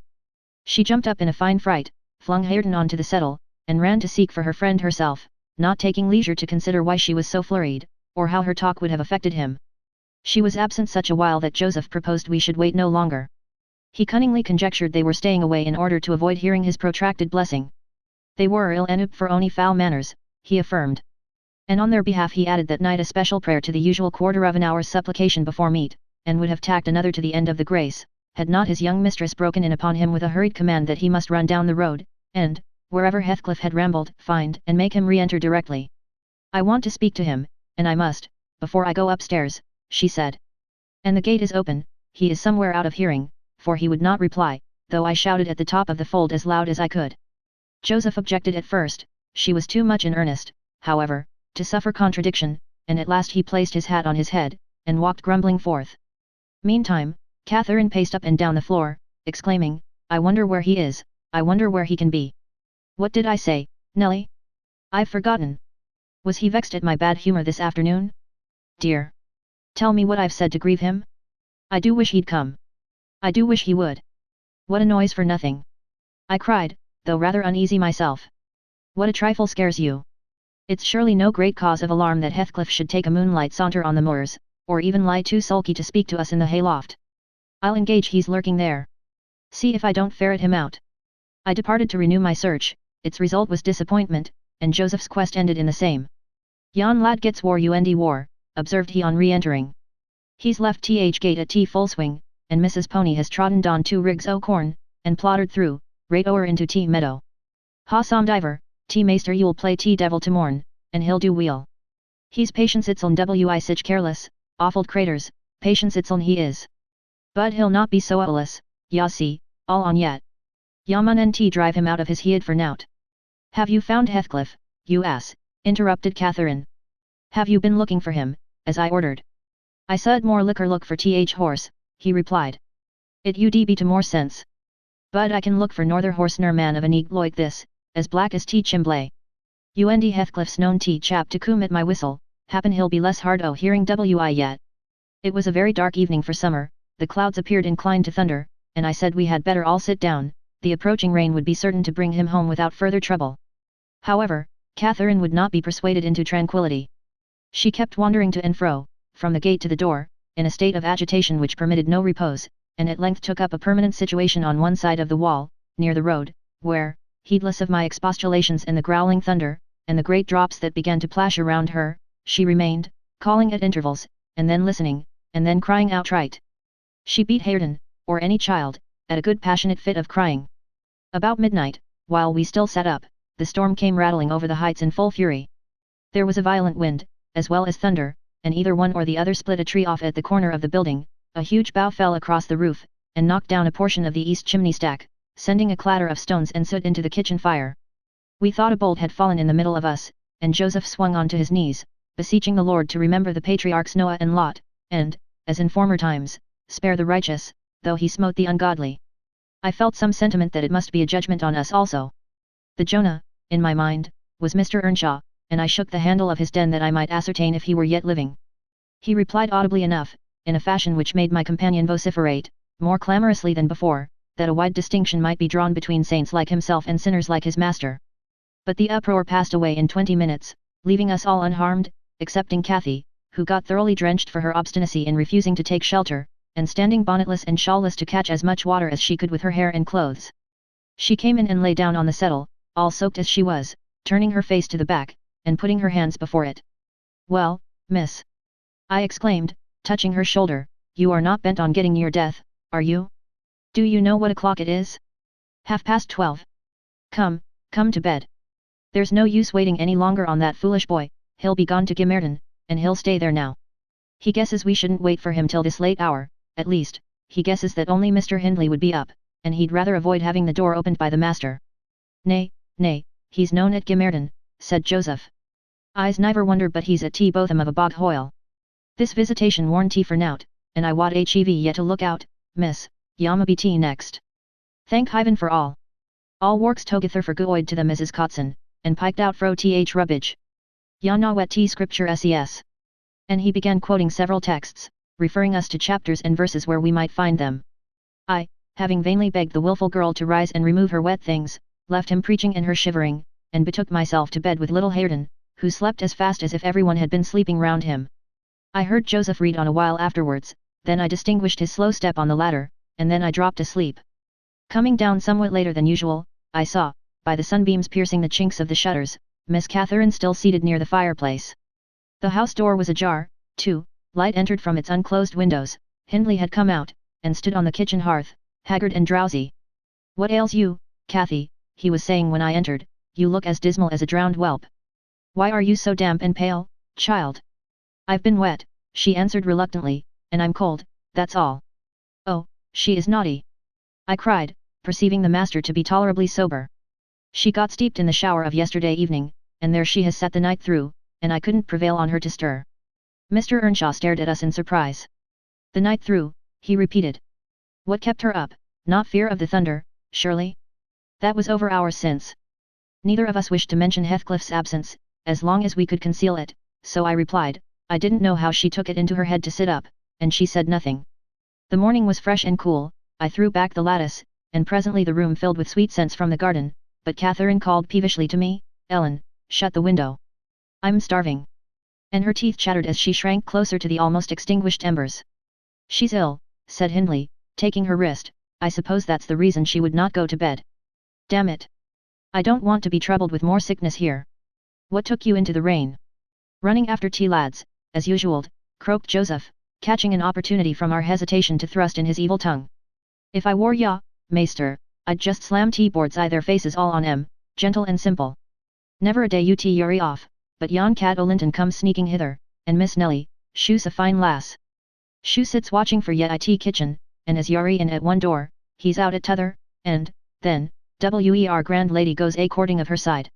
It's bonny behaviour, lurking among tea fields, after 12 night, wi that foul, flaysome divil of a gypsy, Heathcliff. They think I'm blind, but I'm known, nout utt sort, I seed young Linton both coming and going, and I seed ya, directing his discourse to me, ya gooid fur nout, slatternly witch, nip up and bolt into th house, minute ya heard maester's horse fit clatter up road. Silence, eavesdropper, cried Catherine, none of your insolence before me. Edgar Linton came yesterday by chance, Hindley, and it was I who told him to be off, because I knew you would not like to have met him as you were. You lie, Cathy, no doubt, answered her brother, and you are a confounded simpleton. But never mind Linton at present, tell me, were you not with Heathcliff last night? Speak the truth, now. You need not be afraid of harming him, though I hate him as much as ever, he did me a good turn a short time since that will make my conscience tender of breaking his neck. To prevent it, I shall send him about his business this very morning, and after he's gone, I'd advise you all to look sharp, I shall only have the more humour for you. I never saw Heathcliff last night, answered Catherine, beginning to sob bitterly, and if you do turn him out of doors, I'll go with him. But, perhaps, you'll never have an opportunity, perhaps, he's gone.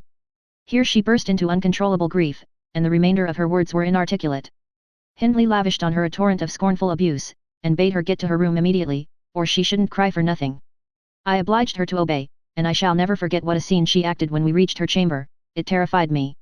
I thought she was going mad, and I begged Joseph to run for the doctor. It proved the commencement of delirium. Mr. Kenneth, as soon as he saw her, pronounced her dangerously ill, she had a fever. He bled her, and he told me to let her live on whey and water gruel, and take care she did not throw herself downstairs or out of the window, and then he left, for he had enough to do in the parish, where 2 or 3 miles was the ordinary distance between cottage and cottage. Though I cannot say I made a gentle nurse, and Joseph and the master were no better, and though our patient was as wearisome and headstrong as a patient could be, she weathered it through. Old Mrs. Linton paid us several visits, to be sure, and set things to rights and scolded and ordered us all, and when Catherine was convalescent, she insisted on conveying her to Thrushcross Grange, for which deliverance we were very grateful. But the poor dame had reason to repent of her kindness, she and her husband both took the fever, and died within a few days of each other. Our young lady returned to us saucier and more passionate, and haughtier than ever. Heathcliff had never been heard of since the evening of the thunderstorm, and, one day, I had the misfortune, when she had provoked me exceedingly, to lay the blame of his disappearance on her, where indeed it belonged, as she well knew. From that period, for several months, she ceased to hold any communication with me, save in the relation of a mere servant. Joseph fell under a ban also, he would speak his mind, and lecture her all the same as if she were a little girl, and she esteemed herself a woman, and our mistress, and thought that her recent illness gave her a claim to be treated with consideration. Then the doctor had said that she would not bear crossing much, she ought to have her own way, and it was nothing less than murder in her eyes for anyone to presume to stand up and contradict her. From Mr. Earnshaw and his companions she kept aloof, and tutored by Kenneth, and serious threats of a fit that often attended her rages, her brother allowed her whatever she pleased to demand, and generally avoided aggravating her fiery temper. He was rather too indulgent in humouring her caprices, not from affection, but from pride. He wished earnestly to see her bring honour to the family by an alliance with the Lintons, and as long as she let him alone she might trample on us like slaves, for aught he cared. Edgar Linton, as multitudes have been before and will be after him, was infatuated, and believed himself the happiest man alive on the day he led her to Gimmerton Chapel, 3 years subsequent to his father's death. Much against my inclination, I was persuaded to leave Wuthering Heights and accompany her here. Little Hareton was nearly 5 years old, and I had just begun to teach him his letters. We made a sad parting, but Catherine's tears were more powerful than ours. When I refused to go, and when she found her entreaties did not move me, she went lamenting to her husband and brother. The former offered me munificent wages, the latter ordered me to pack up. He wanted no women in the house, he said, now that there was no mistress, and as to Hareton, the curate should take him in hand, by and by. And so I had but one choice left, to do as I was ordered. I told the master he got rid of all decent people only to run to ruin a little faster. I kissed Hareton, said goodbye, and since then he has been a stranger, and it's very queer to think it, but I've no doubt he has completely forgotten all about Ellen Dean, and that he was ever more than all the world to her and she to him. At this point of the housekeeper's story she chanced to glance towards the timepiece over the chimney, and was in amazement on seeing the minute hand measure 1:30. She would not hear of staying a second longer. In truth, I felt rather disposed to defer the sequel of her narrative myself. And now that she is vanished to her rest, and I have meditated for another hour or two, I shall summon courage to go also, in spite of aching laziness of head and limbs. Chapter 10. A charming introduction to a hermit's life. 4 weeks torture, tossing, and sickness. Oh, these bleak winds and bitter northern skies, and impassable roads, and dilatory country surgeons. And oh, this dearth of the human physiognomy. And, worse than all, the terrible intimation of Kenneth that I need not expect to be out of doors till spring. Mr. Heathcliff has just honoured me with a call. About 7 days ago he sent me a brace of grouse, the last of the season. Scoundrel! He is not altogether guiltless in this illness of mine, and that I had a great mind to tell him. But, alas! How could I offend a man who was charitable enough to sit at my bedside a good hour, and talk on some other subject than pills and draughts, blisters and leeches? This is quite an easy interval. I am too weak to read, yet I feel as if I could enjoy something interesting. Why not have up Mrs. Dean to finish her tale? I can recollect its chief incidents, as far as she had gone. Yes, I remember her hero had run off, and never been heard of for 3 years, and the heroine was married. I'll ring, she'll be delighted to find me capable of talking cheerfully. Mrs. Dean came. It wants 20 minutes, sir, to taking the medicine, she commenced. Away, away with it. I replied, I desire to have. The doctor says you must drop the powders. With all my heart. Don't interrupt me. Come and take your seat here. Keep your fingers from that bitter phalanx of vials. Draw your knitting out of your pocket, that will do. Now continue the history of Mr. Heathcliff, from where you left off, to the present day. Did he finish his education on the continent, and come back a gentleman? Or did he get a sizar's place at college, or escape to America, and earn honours by drawing blood from his foster country? Or make a fortune more promptly on the English highways? He may have done a little in all these vocations, Mr. Lockwood, but I couldn't give my word for any. I stated before that I didn't know how he gained his money, neither am I aware of the means he took to raise his mind from the savage ignorance into which it was sunk, but, with your leave, I'll proceed in my own fashion, if you think it will amuse and not weary you. Are you feeling better this morning? Much. That's good news. I got Miss Catherine and myself to Thrushcross Grange, and, to my agreeable disappointment, she behaved infinitely better than I dared to expect. She seemed almost overfond of Mr. Linton, and even to his sister she showed plenty of affection. They were both very attentive to her comfort, certainly. It was not the thorn bending to the honeysuckles, but the honeysuckles embracing the thorn. There were no mutual concessions, one stood erect, and the others yielded, and who can be ill-natured and bad-tempered when they encounter neither opposition nor indifference? I observed that Mr. Edgar had a deep-rooted fear of ruffling her humour. He concealed it from her, but if ever he heard me answer sharply, or saw any other servant grow cloudy at some imperious order of hers, he would show his trouble by a frown of displeasure that never darkened on his own account. He many a time spoke sternly to me about my pertness, and averred that the stab of a knife could not inflict a worse pang than he suffered at seeing his lady vexed. Not to grieve a kind master, I learned to be less touchy, and, for the space of half a year, the gunpowder lay as harmless as sand, because no fire came near to explode it. Catherine had seasons of gloom and silence now and then. They were respected with sympathizing silence by her husband, who ascribed them to an alteration in her constitution, produced by her perilous illness, as she was never subject to depression of spirits before.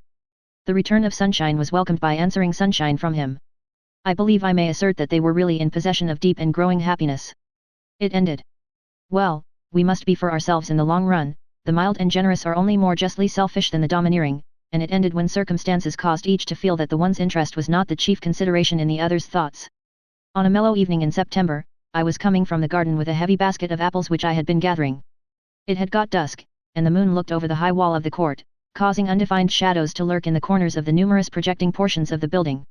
I set my burden on the house steps by the kitchen door, and lingered to rest, and drew in a few more breaths of the soft, sweet air. My eyes were on the moon, and my back to the entrance, when I heard a voice behind me say, "Nelly, is that you?" It was a deep voice, and foreign in tone, yet there was something in the manner of pronouncing my name which made it sound familiar. I turned about to discover who spoke, fearfully, for the doors were shut, and I had seen nobody on approaching the steps. Something stirred in the porch, and, moving nearer, I distinguished a tall man dressed in dark clothes, with dark face and hair. He leant against the side, and held his fingers on the latch as if intending to open for himself.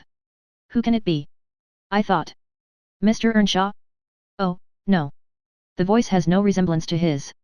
I have waited here an hour, he resumed, while I continued staring, and the whole of that time all round has been as still as death. I dared not enter. You do not know me? Look, I'm not a stranger. A ray fell on his features, the cheeks were sallow, and half covered with black whiskers, the brows lowering, the eyes deep-set and singular. I remembered the eyes. What? I cried, uncertain whether to regard him as a worldly visitor, and I raised my hands in amazement. What, you come back? Is it really you? Is it? Yes, Heathcliff, he replied, glancing from me up to the windows, which reflected a score of glittering moons, but showed no lights from within. Are they at home? Where is she? Nelly, you are not glad. You needn't be so disturbed. Is she here? Speak. I want to have one word with her, your mistress. Go, and say some person from Gimmerton desires to see her. How will she take it? I exclaimed. What will she do? The surprise bewilders me, it will put her out of her head. And you are Heathcliff. But altered. Nay, there's no comprehending it. Have you been for a soldier? Go and carry my message, he interrupted, impatiently. I'm in hell till you do. He lifted the latch, and I entered, but when I got to the parlour where Mr. and Mrs. Linton were, I could not persuade myself to proceed. At length I resolved on making an excuse to ask if they would have the candles lighted, and I opened the door. They sat together in a window whose lattice lay back against the wall, and displayed, beyond the garden trees, and the wild green park, the valley of Gimmerton, with a long line of mist winding nearly to its top, for very soon after you pass the chapel, as you may have noticed, the sough that runs from the marshes joins a beck which follows the bend of the glen. Wuthering Heights rose above this silvery vapour, but our old house was invisible, it rather dips down on the other side. Both the room and its occupants, and the scene they gazed on, looked wondrously peaceful. I shrank reluctantly from performing my errand, and was actually going away leaving it unsaid, after having put my question about the candles, when a sense of my folly compelled me to return, and mutter, "A person from Gimmerton wishes to see you, ma'am." "What does he want?" asked Mrs. Linton. I did not question him, I answered. "Well, close the curtains, Nelly," she said, "and bring up tea. I'll be back again directly." She quitted the apartment. Mr. Edgar inquired, carelessly, who it was. "Someone mistress does not expect," I replied. "That Heathcliff, you recollect him, sir, who used to live at Mr. Earnshaw's." "What, the gipsy, the ploughboy," he cried. "Why did you not say so to Catherine?" "Hush, you must not call him by those names, master," I said. "She'd be sadly grieved to hear you. She was nearly heartbroken when he ran off. I guess his return will make a jubilee to her." Mr. Linton walked to a window on the other side of the room that overlooked the court. He unfastened it, and leant out. I suppose they were below, for he exclaimed quickly, "Don't stand there, love. Bring the person in, if it be anyone particular." Ere long, I heard the click of the latch, and Catherine flew upstairs, breathless and wild, too excited to show gladness. Indeed, by her face, you would rather have surmised an awful calamity. "Oh, Edgar, Edgar," she panted, flinging her arms round his neck. "Oh, Edgar darling. Heathcliff's come back, he is." And she tightened her embrace to a squeeze. "Well, well," cried her husband, crossly, "don't strangle me for that. He never struck me as such a marvellous treasure. There is no need to be frantic." "I know you didn't like him," she answered, repressing a little the intensity of her delight. "Yet, for my sake, you must be friends now. Shall I tell him to come up?" "Here," he said, "into the parlour." "Where else?" she asked. He looked vexed, and suggested the kitchen as a more suitable place for him. Mrs. Linton eyed him with a droll expression, half angry, half laughing at his fastidiousness. "No," she added, after a while, "I cannot sit in the kitchen. Set 2 tables here, Ellen, one for your master and Miss Isabella, being gentry, the other for Heathcliff and myself, being of the lower orders. Will that please you, dear? Or must I have a fire lighted elsewhere? If so, give directions.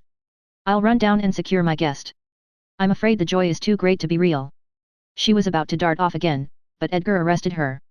You bid him step up, he said, addressing me, and, Catherine, try to be glad, without being absurd. The whole household need not witness the sight of your welcoming a runaway servant as a brother. I descended, and found Heathcliff waiting under the porch, evidently anticipating an invitation to enter. He followed my guidance without waste of words, and I ushered him into the presence of the master and mistress, whose flushed cheeks betrayed signs of warm talking. But the ladies glowed with another feeling when her friend appeared at the door. She sprang forward, took both his hands, and led him to Linton, and then she seized Linton's reluctant fingers and crushed them into his. Now, fully revealed by the fire and candlelight, I was amazed, more than ever, to behold the transformation of Heathcliff. He had grown a tall, athletic, well-formed man, beside whom my master seemed quite slender and youth-like. His upright carriage suggested the idea of his having been in the army. His countenance was much older in expression and decision of feature than Mr. Linton's. It looked intelligent, and retained no marks of former degradation. A half-civilized ferocity lurked yet in the depressed brows and eyes full of black fire, but it was subdued, and his manner was even dignified, quite divested of roughness, though too stern for grace. My master's surprise equalled or exceeded mine. He remained for a minute at a loss how to address the ploughboy, as he had called him. Heathcliff dropped his slight hand, and stood looking at him coolly till he chose to speak. Sit down, sir, he said, at length. Mrs. Linton, recalling old times, would have me give you a cordial reception, and, of course, I am gratified when anything occurs to please her. And I also, answered Heathcliff, especially if it be anything in which I have a part. I shall stay an hour or two willingly. He took a seat opposite Catherine, who kept her gaze fixed on him as if she feared he would vanish were she to remove it. He did not raise his to her often, a quick glance now and then sufficed, but it flashed back, each time more confidently, the undisguised delight he drank from hers. They were too much absorbed in their mutual joy to suffer embarrassment. Not so Mr. Edgar. He grew pale with pure annoyance, a feeling that reached its climax when his lady rose, and stepping across the rug, seized Heathcliff's hands again, and laughed like one beside herself. I shall think it a dream tomorrow, she cried. I shall not be able to believe that I have seen and touched and spoken to you once more.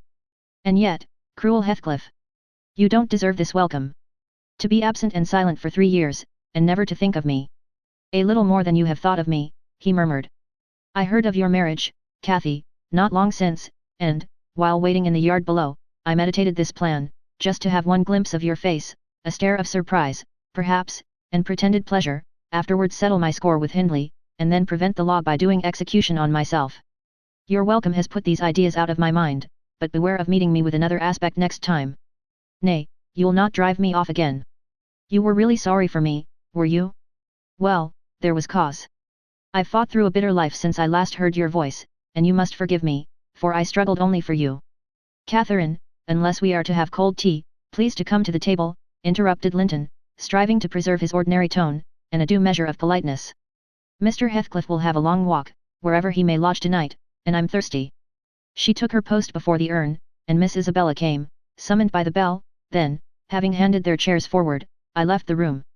The meal hardly endured 10 minutes. Catherine's cup was never filled, she could neither eat nor drink. Edgar had made a slop in his saucer, and scarcely swallowed a mouthful. Their guest did not protract his stay that evening above an hour longer. I asked, as he departed, if he went to Gimmerton. No, to Wuthering Heights, he answered. Mr. Earnshaw invited me, when I called this morning. Mr. Earnshaw invited him. And he called on Mr. Earnshaw. I pondered this sentence painfully, after he was gone.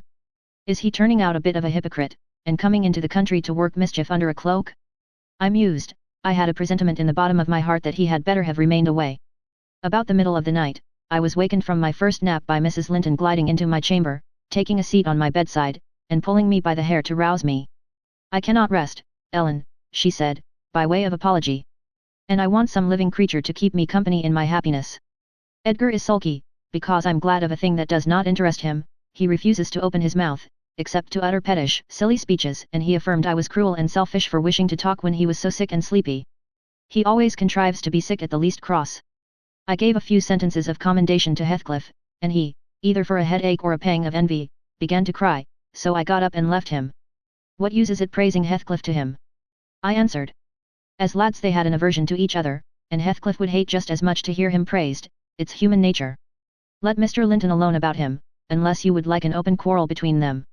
But does it not show great weakness, pursued she. I'm not envious, I never feel hurt at the brightness of Isabella's yellow hair and the whiteness of her skin, at her dainty elegance, and the fondness all the family exhibit for her. Even you, Nelly, if we have a dispute sometimes, you back Isabella at once, and I yield like a foolish mother, I call her a darling, and flatter her into a good temper. It pleases her brother to see us cordial, and that pleases me. But they are very much alike, they are spoiled children, and fancy the world was made for their accommodation, and though I humour both, I think a smart chastisement might improve them all the same. You're mistaken, Mrs. Linton, said I. They humour you, I know what there would be to do if they did not. You can well afford to indulge their passing whims as long as their business is to anticipate all your desires. You may, however, fall out, at last, over something of equal consequence to both sides, and then those you term weak are very capable of being as obstinate as you. And then we shall fight to the death, shan't we, Nelly, she returned, laughing. No. I tell you, I have such faith in Linton's love, that I believe I might kill him, and he wouldn't wish to retaliate. I advised her to value him the more for his affection. I do, she answered, but he needn't resort to whining for trifles. It is childish, and, instead of melting into tears because I said that Heathcliff was now worthy of anyone's regard, and it would honour the first gentleman in the country to be his friend, he ought to have said it for me, and been delighted from sympathy. He must get accustomed to him, and he may as well like him, considering how Heathcliff has reason to object to him. I'm sure he behaved excellently. What do you think of his going to Wuthering Heights? I inquired. He is reformed in every respect, apparently, quite a Christian, offering the right hand of fellowship to his enemies all around. He explained it, she replied. I wonder as much as you. He said he called to gather information concerning me from you, supposing you resided there still, and Joseph told Hindley, who came out and fell to questioning him of what he had been doing, and how he had been living, and finally, desired him to walk in. There were some persons sitting at cards, Heathcliff joined them, my brother lost some money to him, and, finding him plentifully supplied, he requested that he would come again in the evening, to which he consented. Hindley is too reckless to select his acquaintance prudently, he doesn't trouble himself to reflect on the causes he might have for mistrusting one whom he has basely injured. But Heathcliff affirms his principal reason for resuming a connection with his ancient persecutor is a wish to install himself in quarters at walking distance from the Grange, and an attachment to the house where we live together, and likewise a hope that I shall have more opportunities of seeing him there than I could have if he settled in Gimmerton. He means to offer liberal payment for permission to lodge at the Heights, and doubtless my brother's covetousness will prompt him to accept the terms. He was always greedy, though what he grasps with one hand he flings away with the other. It's a nice place for a young man to fix his dwelling in, said I. Have you no fear of the consequences, Mrs. Linton? None for my friend, she replied, his strong head will keep him from danger, a little for Hindley, but he can't be made morally worse than he is, and I stand between him and bodily harm. The event of this evening has reconciled me to God and humanity. I had risen in angry rebellion against Providence. Oh, I've endured very, very bitter misery, Nelly. If that creature knew how bitter, he'd be ashamed to cloud its removal with idle petulance. It was kindness for him which induced me to bear it alone. Had I expressed the agony I frequently felt, he would have been taught to long for its alleviation as ardently as I. However, it's over, and I'll take no revenge on his folly. I can afford to suffer anything hereafter. Should the meanest thing alive slap me on the cheek, I'd not only turn the other, but I'd ask pardon for provoking it, and, as a proof, I'll go make my peace with Edgar instantly. Good night. I'm an angel. In this self-complacent conviction she departed, and the success of her fulfilled resolution was obvious on the morrow. Mr. Linton had not only abjured his peevishness, though his spirits seemed still subdued by Catherine's exuberance of vivacity, but he ventured no objection to her taking Isabella with her to Wuthering Heights in the afternoon, and she rewarded him with such a summer of sweetness and affection in return as made the house a paradise for several days, both master and servants profiting from the perpetual sunshine. Heathcliff, Mr. Heathcliff I should say in future, used the liberty of visiting at Thrushcross Grange cautiously. At first, he seemed estimating how far its owner would bear his intrusion. Catherine, also, deemed it judicious to moderate her expressions of pleasure in receiving him, and he gradually established his right to be expected. He retained a great deal of the reserve for which his boyhood was remarkable, and that served to repress all startling demonstrations of feeling. My master's uneasiness experienced a lull, and further circumstances diverted it into another channel for a space. His new source of trouble sprang from the not anticipated misfortune of Isabella Linton evincing a sudden and irresistible attraction towards the tolerated guest. She was at that time a charming young lady of 18, infantile in manners, though possessed of keen wit, keen feelings, and a keen temper, too, if irritated. Her brother, who loved her tenderly, was appalled at this fantastic preference. Leaving aside the degradation of an alliance with a nameless man, and the possible fact that his property, in default of heirs male, might pass into such a one's power, he had sense to comprehend Heathcliff's disposition, to know that, though his exterior was altered, his mind was unchangeable and unchanged. And he dreaded that mind, it revolted him, he shrank forebodingly from the idea of committing Isabella to its keeping. He would have recoiled still more had he been aware that her attachment rose unsolicited, and was bestowed where it awakened no reciprocation of sentiment, for the minute he discovered its existence he laid the blame on Heathcliff's deliberate designing. We had all remarked, during some time, that Miss Linton fretted and pined over something. She grew cross and wearisome, snapping at and teasing Catherine continually, at the imminent risk of exhausting her limited patience. We excused her, to a certain extent, on the plea of ill health. She was dwindling and fading before our eyes. But one day, when she had been peculiarly wayward, rejecting her breakfast, complaining that the servants did not do what she told them, that the mistress would allow her to be nothing in the house, and Edgar neglected her, that she had caught a cold with the doors being left open, and we let the parlour fire go out on purpose to vex her, with 100 yet more frivolous accusations, Mrs. Linton peremptorily insisted that she should get to bed, and, having scolded her heartily, threatened to send for the doctor. Mention of Kenneth caused her to exclaim, instantly, that her health was perfect, and it was only Catherine's harshness which made her unhappy.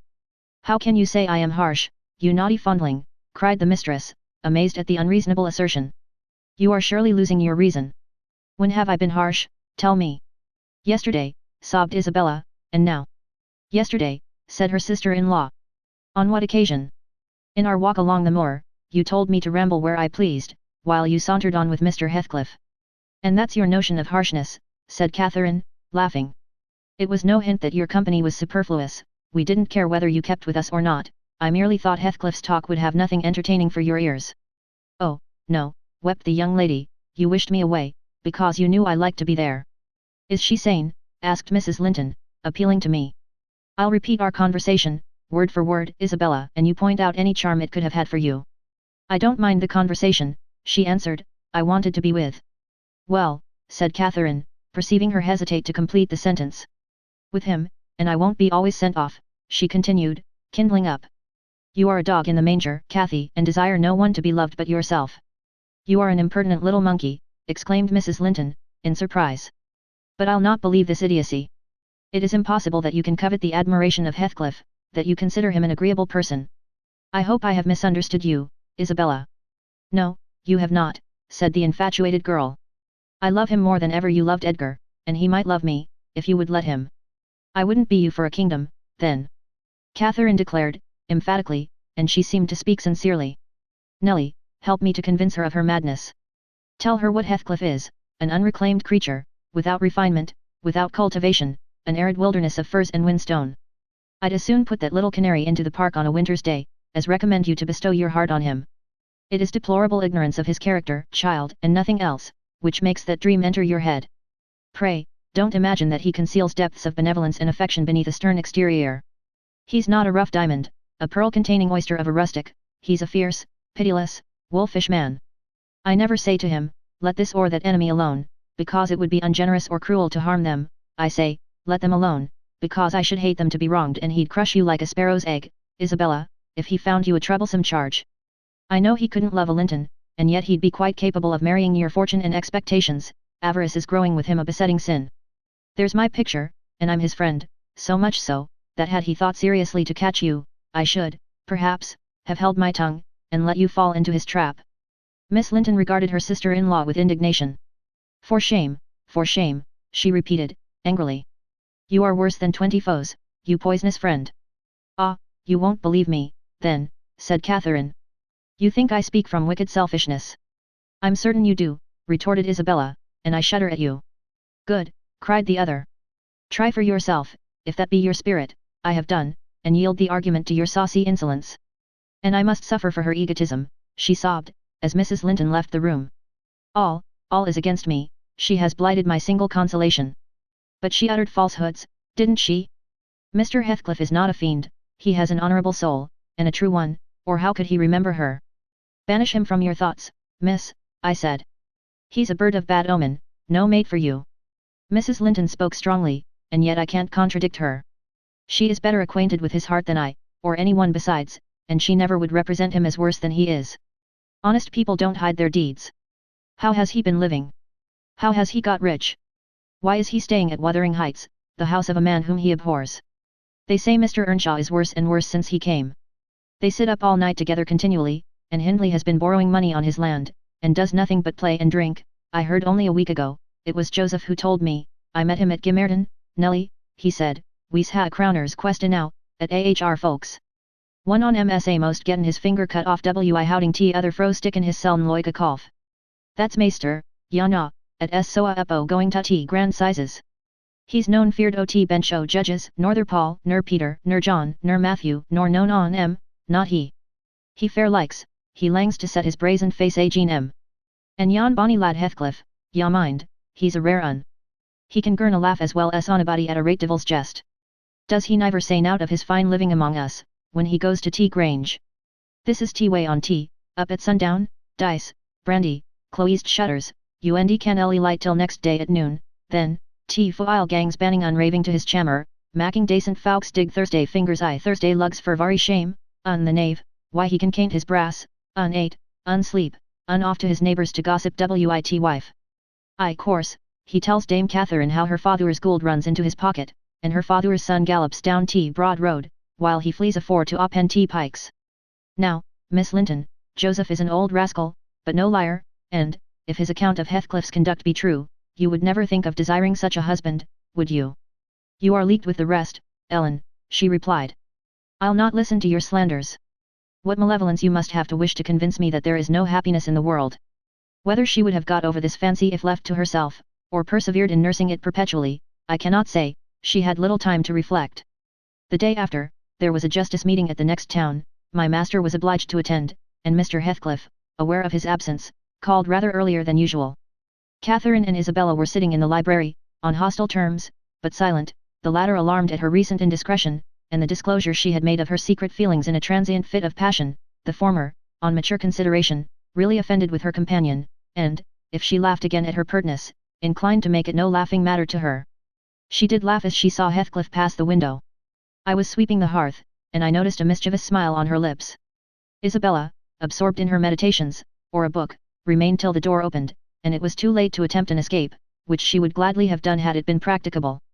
Come in, that's right, exclaimed the mistress, gaily, pulling a chair to the fire. Here are two people sadly in need of a third to thaw the ice between them, and you are the very one we should both of us choose. Heathcliff, I'm proud to show you, at last, somebody that dotes on you more than myself. I expect you to feel flattered. Nay, it's not Nelly, don't look at her. My poor little sister-in-law is breaking her heart by mere contemplation of your physical and moral beauty. It lies in your own power to be Edgar's brother.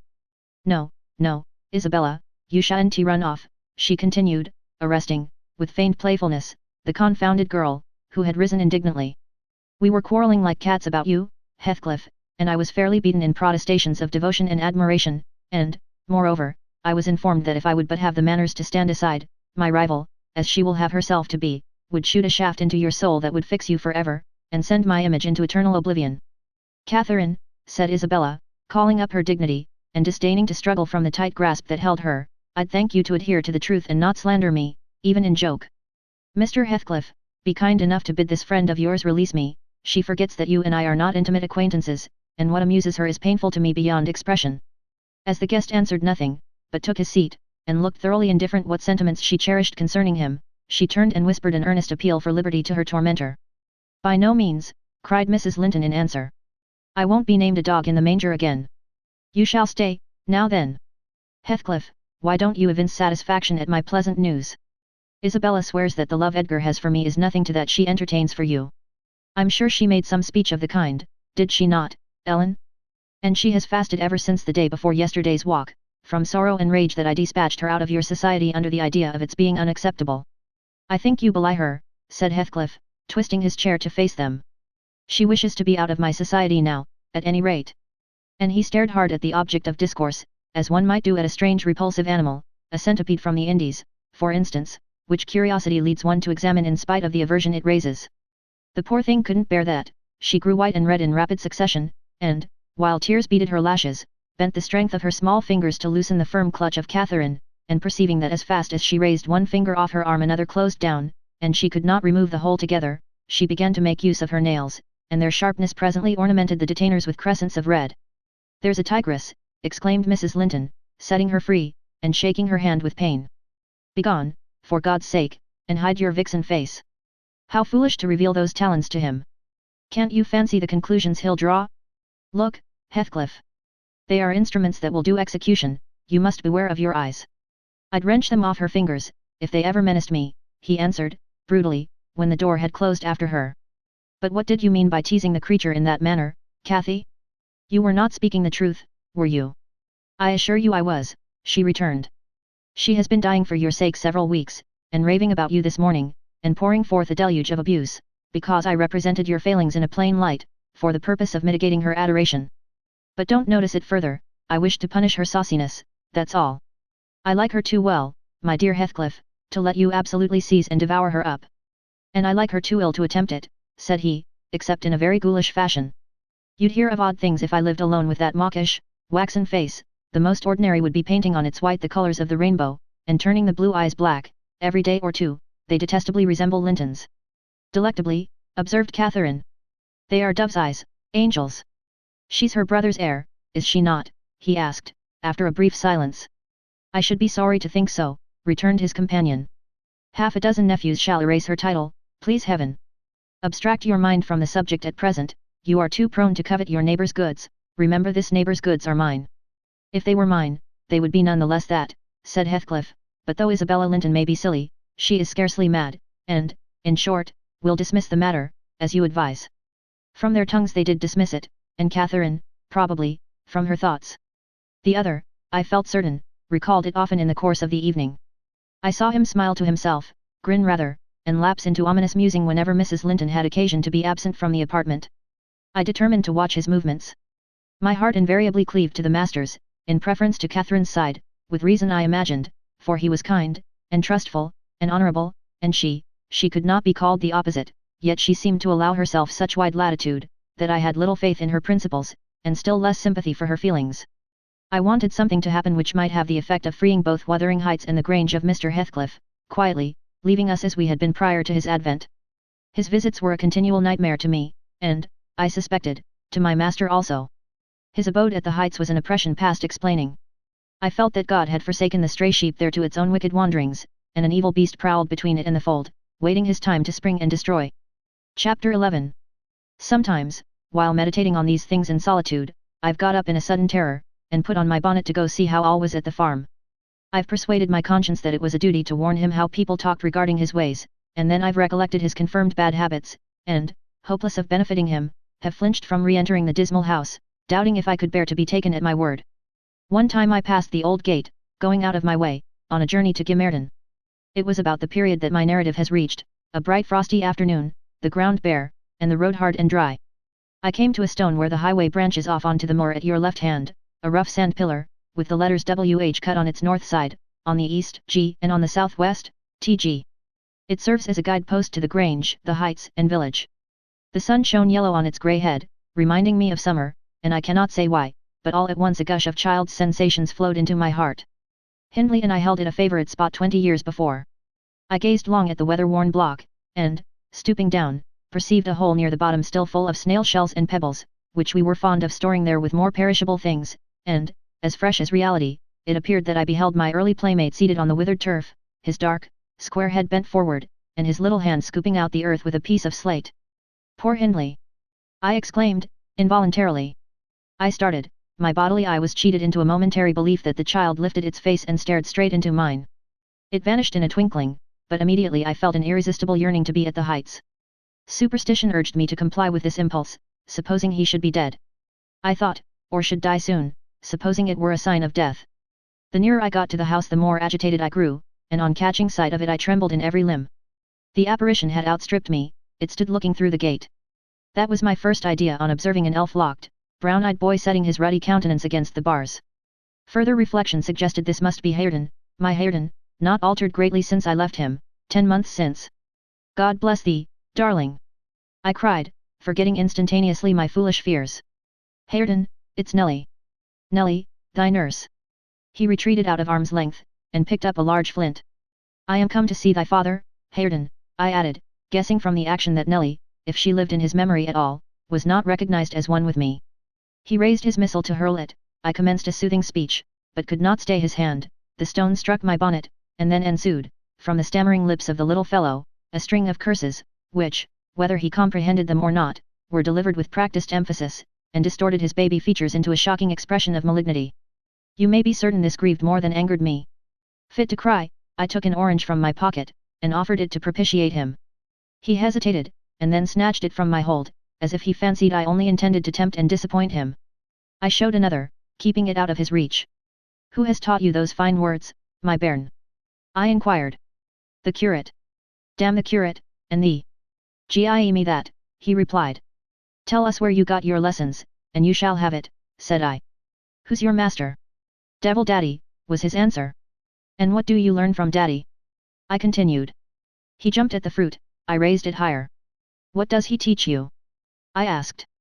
Naught, said he, but to keep out of his gate. Daddy cannot bide me, because I swear at him. Ah, and the devil teaches you to swear at Daddy? I observed. Nay, he drawled. Who, then? Heathcliff. I asked if he liked Mr. Heathcliff. He answered again. Desiring to have his reasons for liking him, I could only gather the sentences. I known he pays Dad back what he gies to me, he curses Daddy for cursing me. He says I mun do as I will. And the curate does not teach you to read and write, then? I pursued. No, I was told the curate should have his teeth dashed down his throat, if he stepped over the threshold. Heathcliff had promised that. I put the orange in his hand, and bade him tell his father that a woman called Nellie Dean was waiting to speak with him, by the garden gate. He went up the walk, and entered the house, but, instead of Hindley, Heathcliff appeared on the doorstones, and I turned directly and ran down the road as hard as ever I could race, making no halt till I gained the guide-post, and feeling as scared as if I had raised a goblin. This is not much connected with Miss Isabella's affair, except that it urged me to resolve further on mounting vigilant guard, and doing my utmost to check the spread of such bad influence at the Grange, even though I should wake a domestic storm, by thwarting Mrs. Linton's pleasure. The next time Heathcliff came my young lady chanced to be feeding some pigeons in the court. She had never spoken a word to her sister-in-law for 3 days, but she had likewise dropped her fretful complaining, and we found it a great comfort. Heathcliff had not the habit of bestowing a single unnecessary civility on Miss Linton, I knew. Now, as soon as he beheld her, his first precaution was to take a sweeping survey of the house front. I was standing by the kitchen window, but I drew out of sight. He then stepped across the pavement to her, and said something. She seemed embarrassed, and desirous of getting away. To prevent it, he laid his hand on her arm. She averted her face. He apparently put some question which she had no mind to answer.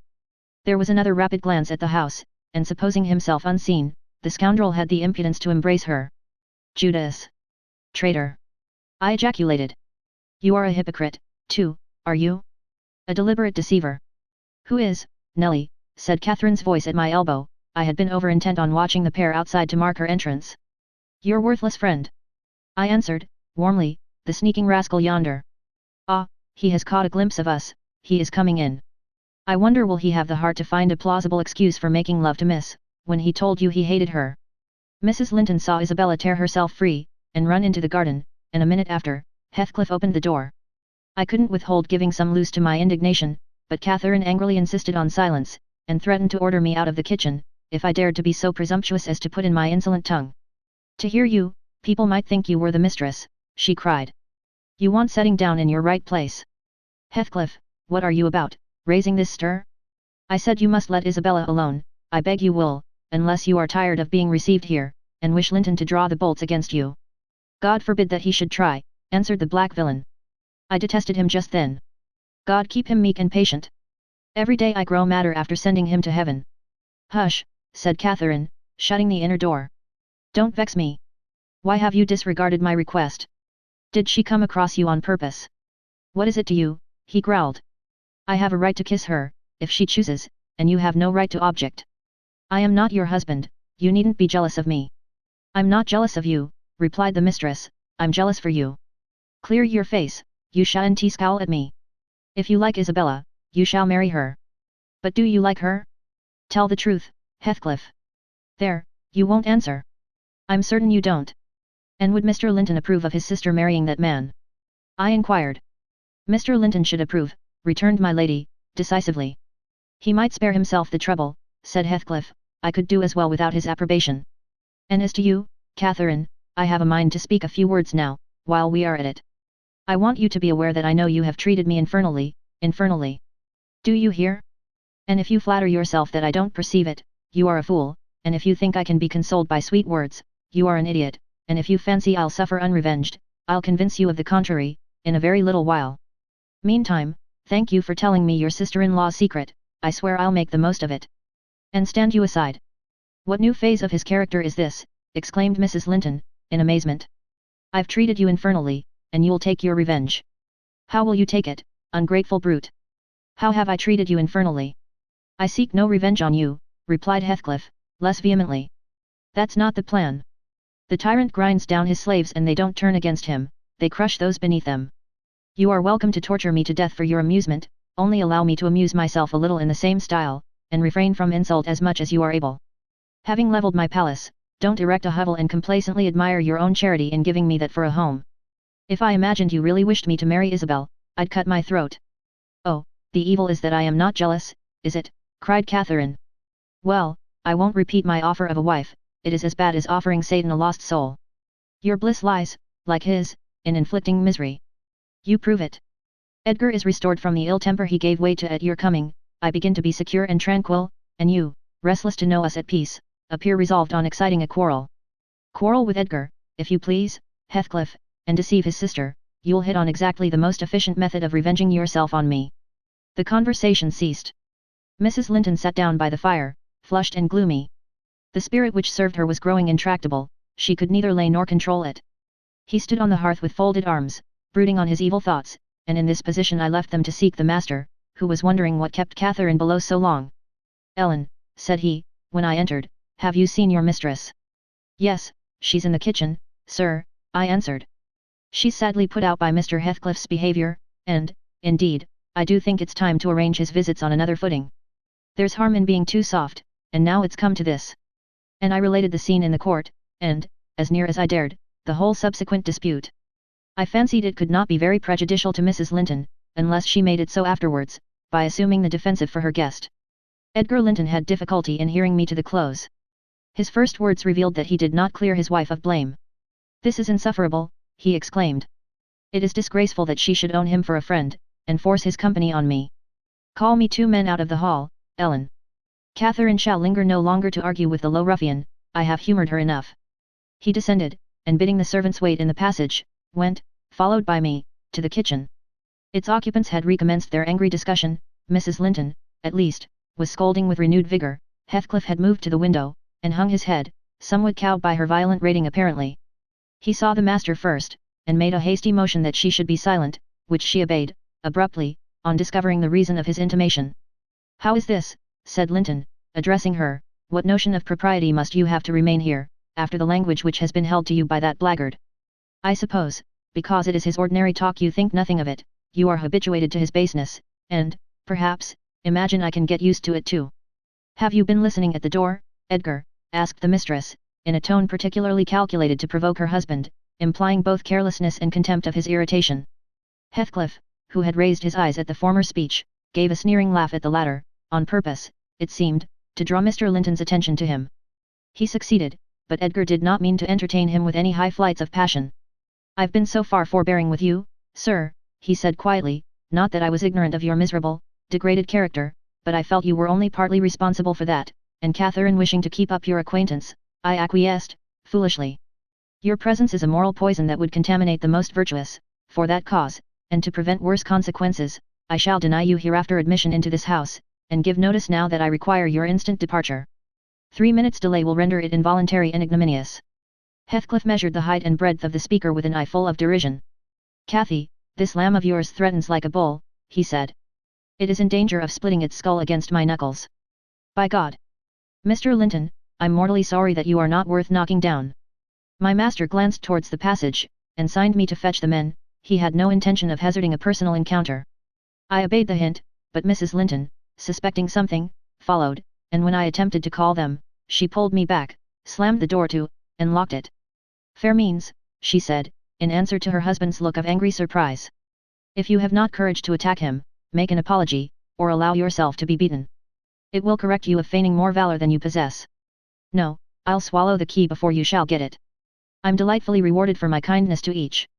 After constant indulgence of one's weak nature, and the other's bad one, I earn for thanks 2 samples of blind ingratitude, stupid to absurdity. Edgar, I was defending you and yours, and I wish Heathcliff may flog you sick, for daring to think an evil thought of me. It did not need the medium of a flogging to produce that effect on the master. He tried to wrest the key from Catherine's grasp, and for safety she flung it into the hottest part of the fire, whereupon Mr. Edgar was taken with a nervous trembling, and his countenance grew deadly pale. For his life he could not avert that excess of emotion, mingled anguish and humiliation overcame him completely. He leant on the back of a chair, and covered his face. "Oh, heavens! In old days this would win you knighthood," exclaimed Mrs. Linton. "We are vanquished, we are vanquished. Heathcliff would as soon lift a finger at you as the king would march his army against a colony of mice.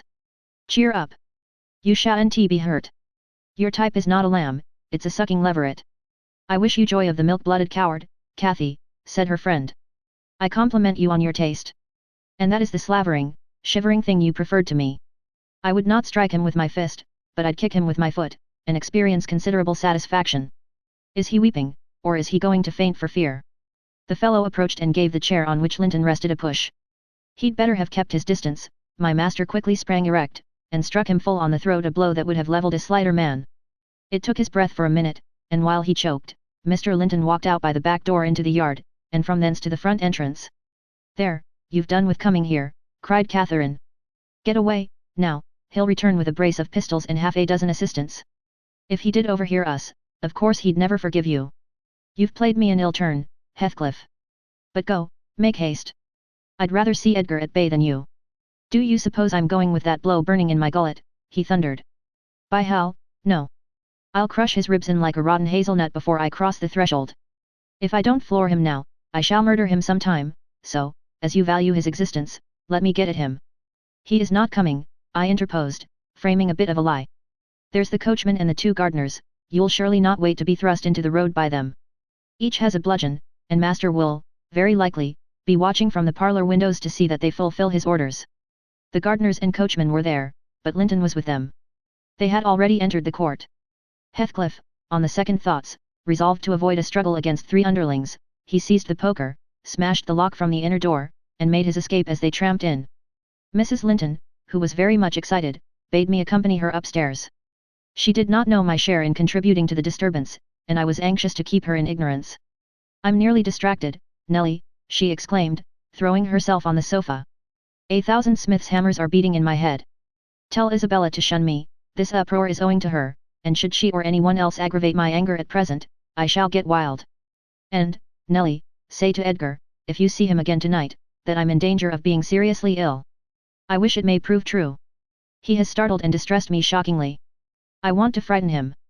Besides, he might come and begin a string of abuse or complainings. I'm certain I should recriminate, and God knows where we should end. Will you do so, my good Nelly? You are aware that I am no way blamable in this matter. What possessed him to turn listener? Heathcliff's talk was outrageous, after you left us, but I could soon have diverted him from Isabella, and the rest meant nothing. Now all is dashed wrong, by the fool's craving to hear evil of self, that haunts some people like a demon. Had Edgar never gathered our conversation, he would never have been the worse for it. Really, when he opened on me in that unreasonable tone of displeasure after I had scolded Heathcliff till I was hoarse for him, I did not care hardly what they did to each other, especially as I felt that, however the scene closed, we should all be driven asunder for nobody knows how long. Well, if I cannot keep Heathcliff for my friend, if Edgar will be mean and jealous, I'll try to break their hearts by breaking my own.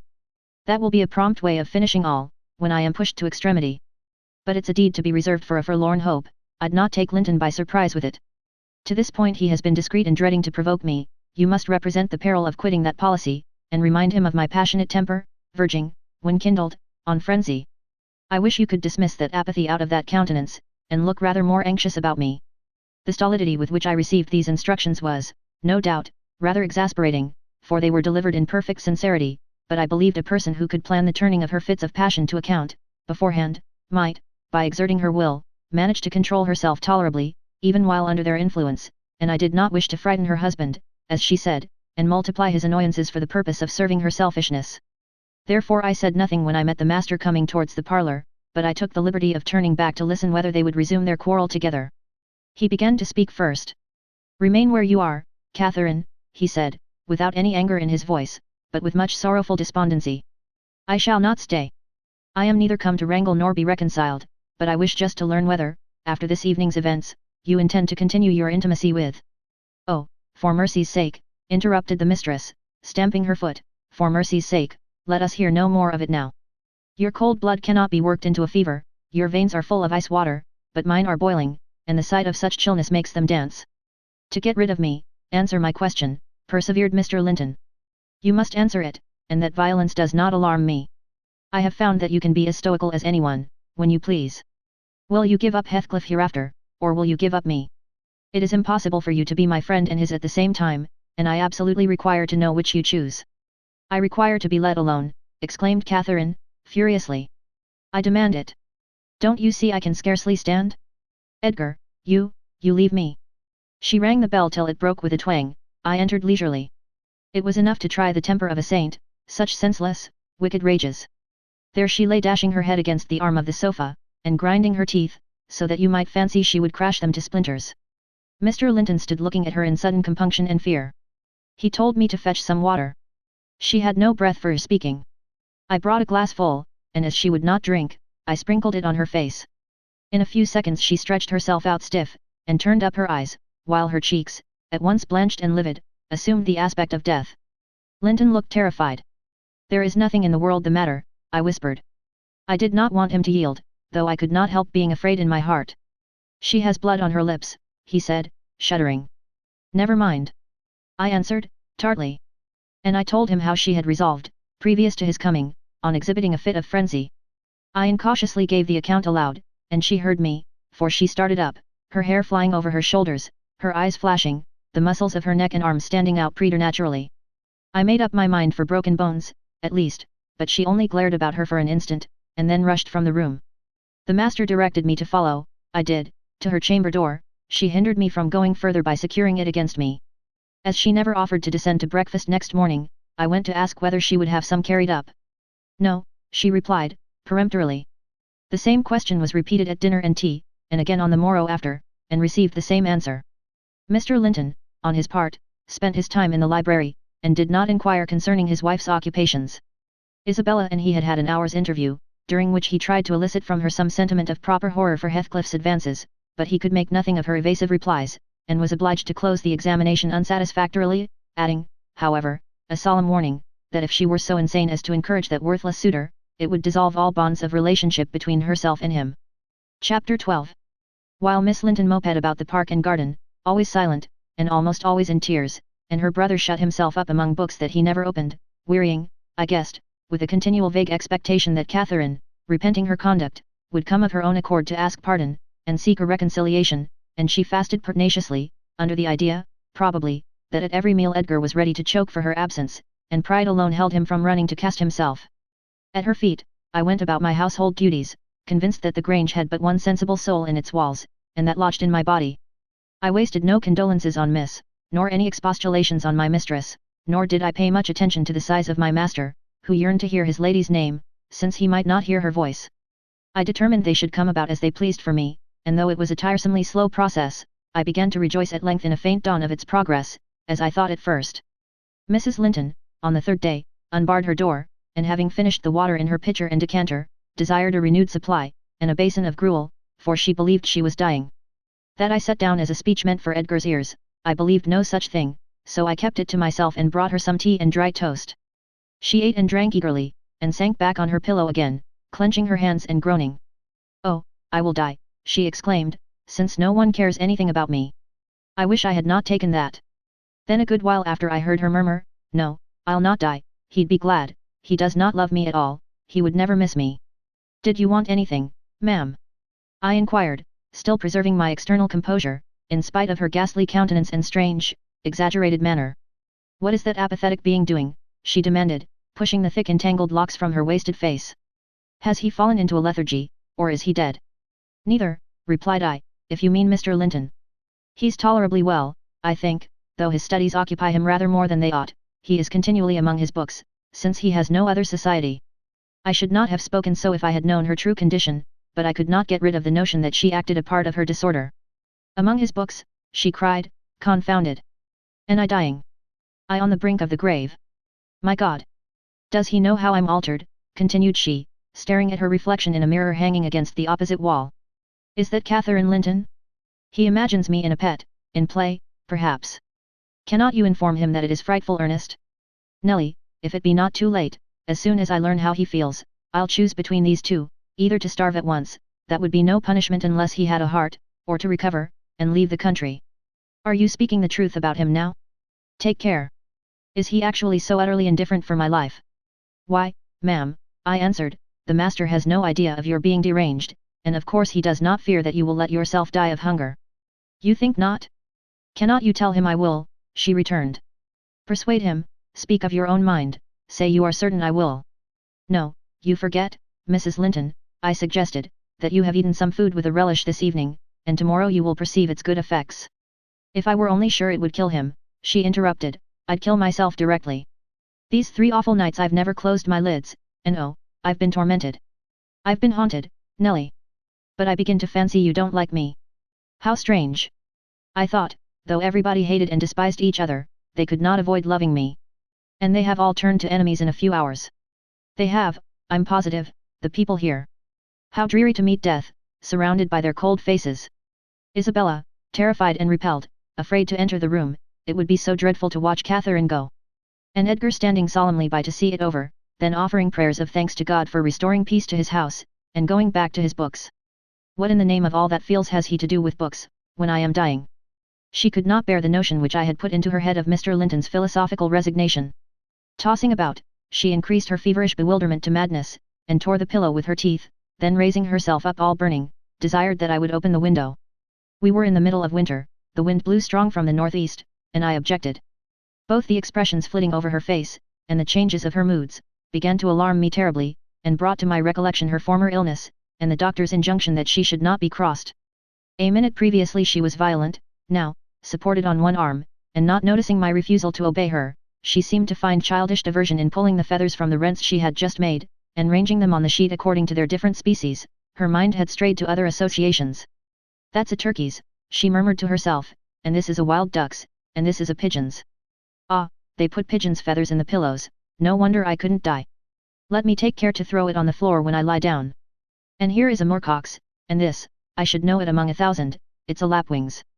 Bonny bird, wheeling over our heads in the middle of the moor. It wanted to get to its nest, for the clouds had touched the swells, and it felt rain coming. This feather was picked up from the heath, the bird was not shot, we saw its nest in the winter, full of little skeletons. Heathcliff set a trap over it, and the old ones dared not come. I made him promise he'd never shoot a lapwing after that, and he didn't. Yes, here are more.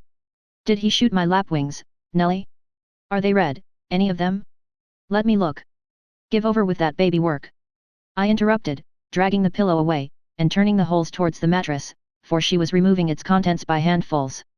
Lie down and shut your eyes, you're wandering. There's a mess. The down is flying about like snow. I went here and they're collecting it. I see in you, Nelly, she continued dreamily, an aged woman, you have grey hair and bent shoulders. This bed is the fairy cave under Penistone Crags, and you are gathering elf bolts to hurt our heifers, pretending, while I am near, that they are only locks of wool. That's what you'll come to 50 years hence, I know you are not so now. I'm not wandering, you're mistaken, or else I should believe you really were that withered hag, and I should think I was under Penistone Crags, and I'm conscious it's night, and there are 2 candles on the table making the black press shine like jet. The black press, where is that? I asked. You are talking in your sleep. It's against the wall, as it always is, she replied. It does appear odd, I see a face in it. There's no press in the room, and never was, said I, resuming my seat, and looping up the curtain that I might watch her. Don't you see that face? She inquired, gazing earnestly at the mirror. And say what I could, I was incapable of making her comprehend it to be her own, so I rose and covered it with a shawl. It's behind there still, she pursued, anxiously. And it stirred. Who is it? I hope it will not come out when you are gone. Oh. Nelly, the room is haunted. I'm afraid of being alone. I took her hand in mine, and bid her be composed, for a succession of shudders convulsed her frame, and she would keep straining her gaze towards the glass. There's nobody here. I insisted. It was yourself, Mrs. Linton, you knew it a while since. Myself, she gasped, and the clock is striking 12. It's true, then. That's dreadful. Her fingers clutched the clothes, and gathered them over her eyes. I attempted to steal to the door with an intention of calling her husband, but I was summoned back by a piercing shriek, the shawl had dropped from the frame. "Why, what is the matter?" cried I. "Who is coward now? Wake up! That is the glass, the mirror, Mrs. Linton, and you see yourself in it, and there am I too by your side." Trembling and bewildered, she held me fast, but the horror gradually passed from her countenance, its paleness gave place to a glow of shame. "Oh, dear! I thought I was at home," she sighed. "I thought I was lying in my chamber at Wuthering Heights. Because I'm weak, my brain got confused, and I screamed unconsciously. Don't say anything, but stay with me. I dread sleeping, my dreams appall me." "A sound sleep would do you good, ma'am," I answered, "and I hope this suffering will prevent your trying starving again." "Oh, if I were but in my own bed in the old house," she went on bitterly, wringing her hands. "And that wind sounding in the firs by the lattice. Do let me feel it, it comes straight down the moor, do let me have one breath." To pacify her I held the casement ajar a few seconds. A cold blast rushed through, I closed it, and returned to my post.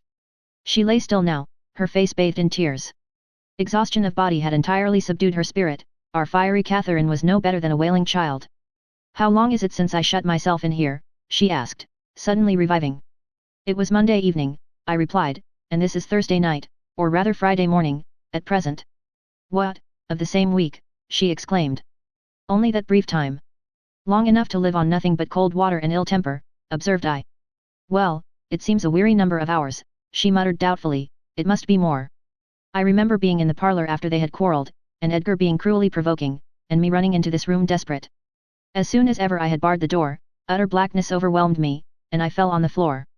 I couldn't explain to Edgar how certain I felt of having a fit, or going raging mad, if he persisted in teasing me.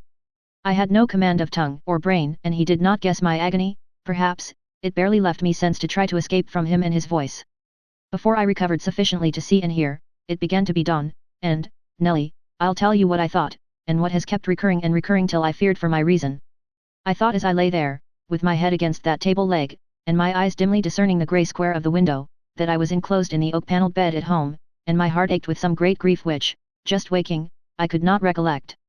I pondered, and worried myself to discover what it could be, and, most strangely, the whole last 7 years of my life grew a blank.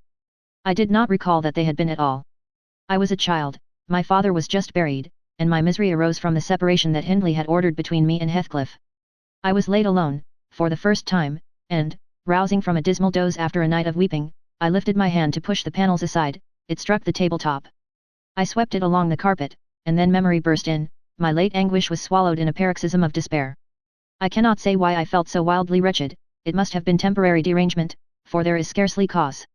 But, supposing at 12 years old I had been wrenched from the heights, and every early association, and my all in all, as Heathcliff was at that time, and been converted at a stroke into Mrs. Linton, the lady of Thrushcross Grange, and the wife of a stranger, an exile, an outcast, thenceforth, from what had been my world. You may fancy a glimpse of the abyss where I grovelled. Shake your head as you will, Nelly, you have helped to unsettle me. You should have spoken to Edgar, indeed you should, and compelled him to leave me quiet. Oh, I'm burning. I wish I were out of doors. I wish I were a girl again, half savage and hardy and free and laughing at injuries, not maddening under them. Why am I so changed? Why does my blood rush into a hell of tumult at a few words? I'm sure I should be myself were I once among the heather on those hills. Open the window again wide, fasten it open. Quick, why don't you move? Because I won't give you your death of cold, I answered. You won't give me a chance of life, you mean, she said sullenly. However, I'm not helpless yet, I'll open it myself. And sliding from the bed before I could hinder her, she crossed the room, walking very uncertainly, threw it back, and bent out, careless of the frosty air that cut about her shoulders as keen as a knife. I entreated, and finally attempted to force her to retire. But I soon found her delirious strength much surpassed mine. She was delirious, I became convinced by her subsequent actions and ravings.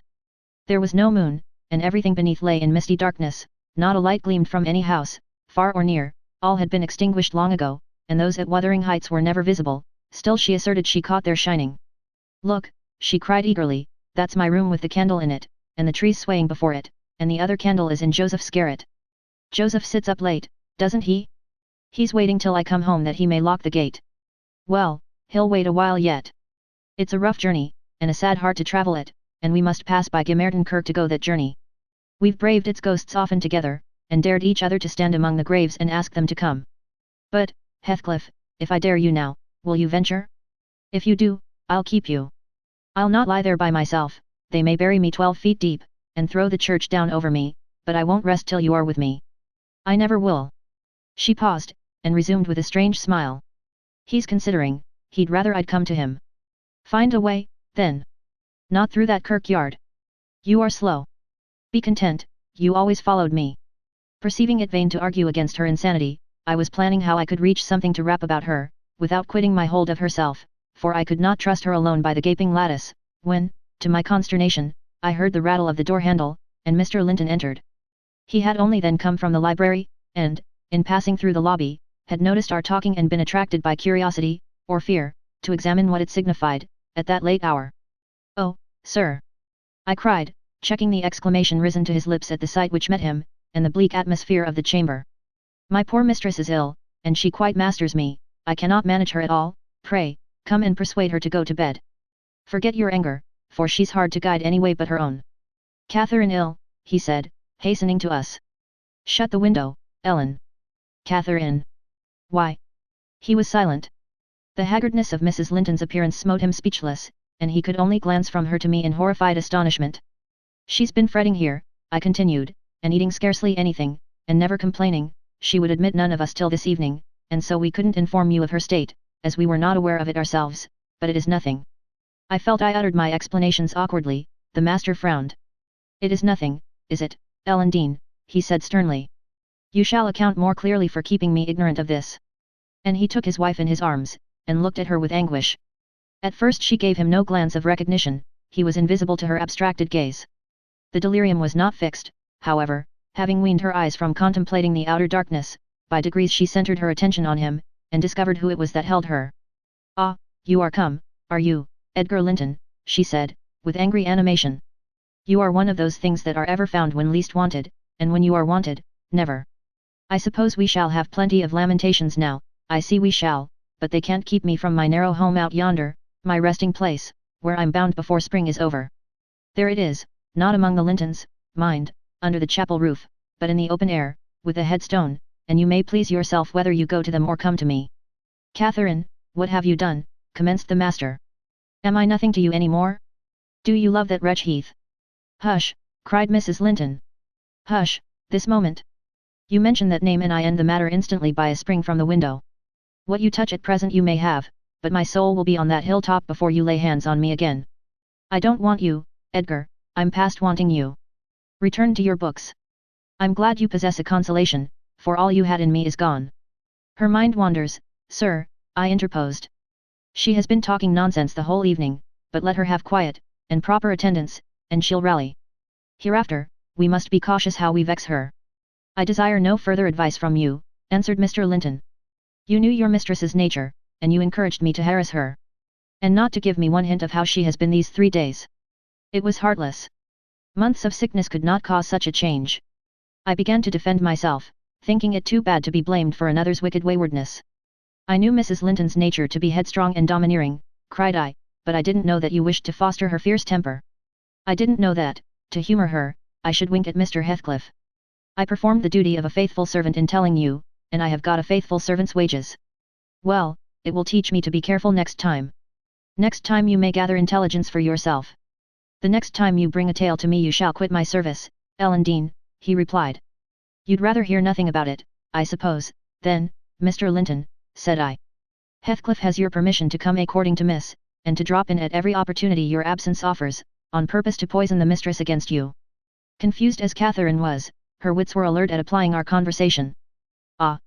Nellie has played traitor," she exclaimed, passionately. "Nellie is my hidden enemy. You witch! So you do seek elf bolts to hurt us. Let me go, and I'll make her rue. I'll make her howl a recantation." A maniac's fury kindled under her brows, she struggled desperately to disengage herself from Linton's arms. I felt no inclination to tarry the event, and, resolving to seek medical aid on my own responsibility, I quitted the chamber. In passing the garden to reach the road, at a place where a bridle hook is driven into the wall, I saw something white moved irregularly, evidently by another agent than the wind. Notwithstanding my hurry, I stayed to examine it, lest ever after I should have the conviction impressed on my imagination that it was a creature of the other world. My surprise and perplexity were great on discovering, by touch more than vision, Miss Isabella's Springer, Fanny, suspended by a handkerchief, and nearly at its last gasp. I quickly released the animal, and lifted it into the garden. I had seen it follow its mistress upstairs when she went to bed, and wondered much how it could have got out there, and what mischievous person had treated it so. While untying the knot round the hook, it seemed to me that I repeatedly caught the beat of horses' feet galloping at some distance, but there were such a number of things to occupy my reflections that I hardly gave the circumstance a thought, though it was a strange sound, in that place, at 2 o'clock in the morning. Mr. Kenneth was fortunately just issuing from his house to see a patient in the village as I came up the street, and my account of Catherine Linton's malady induced him to accompany me back immediately. He was a plain rough man, and he made no scruple to speak his doubts of her surviving this second attack, unless she were more submissive to his directions than she had shown herself before. "Nellie Dean," said he, "I can't help fancying there's an extra cause for this. What has there been to do at the Grange? We've odd reports up here. A stout, hearty lass like Catherine does not fall ill for a trifle, and that sort of people should not either. It's hard work bringing them through fevers, and such things. How did it begin?" "The master will inform you," I answered, "but you are acquainted with the Earnshaw's violent dispositions, and Mrs. Linton caps them all. I may say this, it commenced in a quarrel. She was struck during a tempest of passion with a kind of fit. That's her account, at least, for she flew off in the height of it, and locked herself up. Afterwards, she refused to eat, and now she alternately raves and remains in a half-dream, knowing those about her, but having her mind filled with all sorts of strange ideas and illusions." "Mr. Linton will be sorry," observed Kenneth, interrogatively. "Sorry, he'll break his heart should anything happen," I replied. "Don't alarm him more than necessary." "Well, I told him to beware," said my companion, "and he must bide the consequences of neglecting my warning. Hasn't he been intimate with Mr. Heathcliff lately?" "Heathcliff frequently visits at the Grange," answered I, though more on the strength of the mistress having known him when a boy, than because the master likes his company. At present he's discharged from the trouble of calling, owing to some presumptuous aspirations after Miss Linton which he manifested. I hardly think he'll be taken in again." "And does Miss Linton turn a cold shoulder on him?" was the doctor's next question. "I'm not in her confidence," returned I, reluctant to continue the subject. "No, she's a sly one," he remarked, shaking his head. "She keeps her own counsel. But she's a real little fool. I have it from good authority that last night, and a pretty night it was, she and Heathcliff were walking in the plantation at the back of your house above 2 hours, and he pressed her not to go in again, but just mount his horse and away with him. My informant said she could only put him off by pledging her word of honor to be prepared on their first meeting after that. When it was to be he didn't hear, but you urge Mr. Linton to look sharp." This news filled me with fresh fears. I outstripped Kenneth, and ran most of the way back. The little dog was yelping in the garden yet. I spared a minute to open the gate for it, but instead of going to the house door, it coursed up and down snuffing the grass, and would have escaped to the road, had I not seized it and conveyed it in with me. On ascending to Isabella's room, my suspicions were confirmed, it was empty. Had I been a few hours sooner Mrs. Linton's illness might have arrested her rash step. But what could be done now? There was a bare possibility of overtaking them if pursued instantly. I could not pursue them, however, and I dared not rouse the family, and fill the place with confusion, still less unfold the business to my master, absorbed as he was in his present calamity, and having no heart to spare for a second grief. I saw nothing for it but to hold my tongue, and suffer matters to take their course, and Kenneth being arrived, I went with a badly composed countenance to announce him. Catherine lay in a troubled sleep, her husband had succeeded in soothing the excess of frenzy, he now hung over her pillow, watching every shade and every change of her painfully expressive features. The doctor, on examining the case for himself, spoke hopefully to him of its having a favourable termination, if we could only preserve around her perfect and constant tranquillity. To me, he signified the threatening danger was not so much death, as permanent alienation of intellect. I did not close my eyes that night, nor did Mr. Linton, indeed, we never went to bed, and the servants were all up long before the usual hour, moving through the house with stealthy tread, and exchanging whispers as they encountered each other in their vocations. Every one was active but Miss Isabella, and they began to remark how sound she slept. Her brother, too, asked if she had risen, and seemed impatient for her presence, and hurt that she showed so little anxiety for her sister-in-law. I trembled lest he should send me to call her, but I was spared the pain of being the first proclaimant of her flight. One of the maids, a thoughtless girl, who had been on an early errand to Gimerton, came panting upstairs, open-mouthed, and dashed into the chamber, crying, "Oh, dear, dear! What mun we have next? Master, master, our young lady!" "Hold your noise," cried I hastily, enraged at her clamorous manner. "Speak lower, Mary, what is the matter?" said Mr. Linton. "What ails your young lady?" She's gone, she's gone. Yon Heathcliff's run off wi her," gasped the girl. "That is not true," exclaimed Linton, rising in agitation. "It cannot be, how has the idea entered your head?" Ellen Dean, go and seek her. It is incredible, it cannot be. As he spoke he took the servant to the door, and then repeated his demand to know her reasons for such an assertion. Why, I met on the road a lad that fetches milk here, she stammered, and he asked whether we weren't in trouble at the Grange. I thought he meant for Mrs.'s sickness, so I answered, yes. Then says he, there's somebody gone after 'em, I guess. I stared. He saw I knew naught about it, and he told how a gentleman and lady had stopped to have a horse's shoe fastened at a blacksmith's shop, 2 miles out of Gimmerton, not very long after midnight. And how the blacksmith's lass had got up to spy who they were, she knew them both directly. And she noticed the man, Heathcliff it was, she felt certain, nobody could mistake him, besides, put a sovereign in her father's hand for payment. The lady had a cloak about her face, but having desired a sup of water, while she drank it fell back, and she saw her very plain. Heathcliff held both bridles as they rode on, and they set their faces from the village, and went as fast as the rough roads would let them. The lass said nothing to her father, but she told it all over Gimmerton this morning. I ran and peeped, for form's sake, into Isabella's room, confirming, when I returned, the servant's statement. Mr. Linton had resumed his seat by the bed. On my re-entrance, he raised his eyes, read the meaning of my blank aspect, and dropped them without giving an order, or uttering a word. Are we to try any measures for overtaking and bringing her back? I inquired. How should we do? She went of her own accord, answered the master, she had a right to go if she pleased. Trouble me no more about her. Hereafter she is only my sister in name, not because I disown her, but because she has disowned me. And that was all he said on the subject. He did not make a single inquiry further, or mention her in any way, except directing me to send what property she had in the house to her fresh home, wherever it was, when I knew it. Chapter 13. For 2 months the fugitives remained absent. In those 2 months, Mrs. Linton encountered and conquered the worst shock of what was denominated a brain fever. No mother could have nursed an only child more devotedly than Edgar tended her.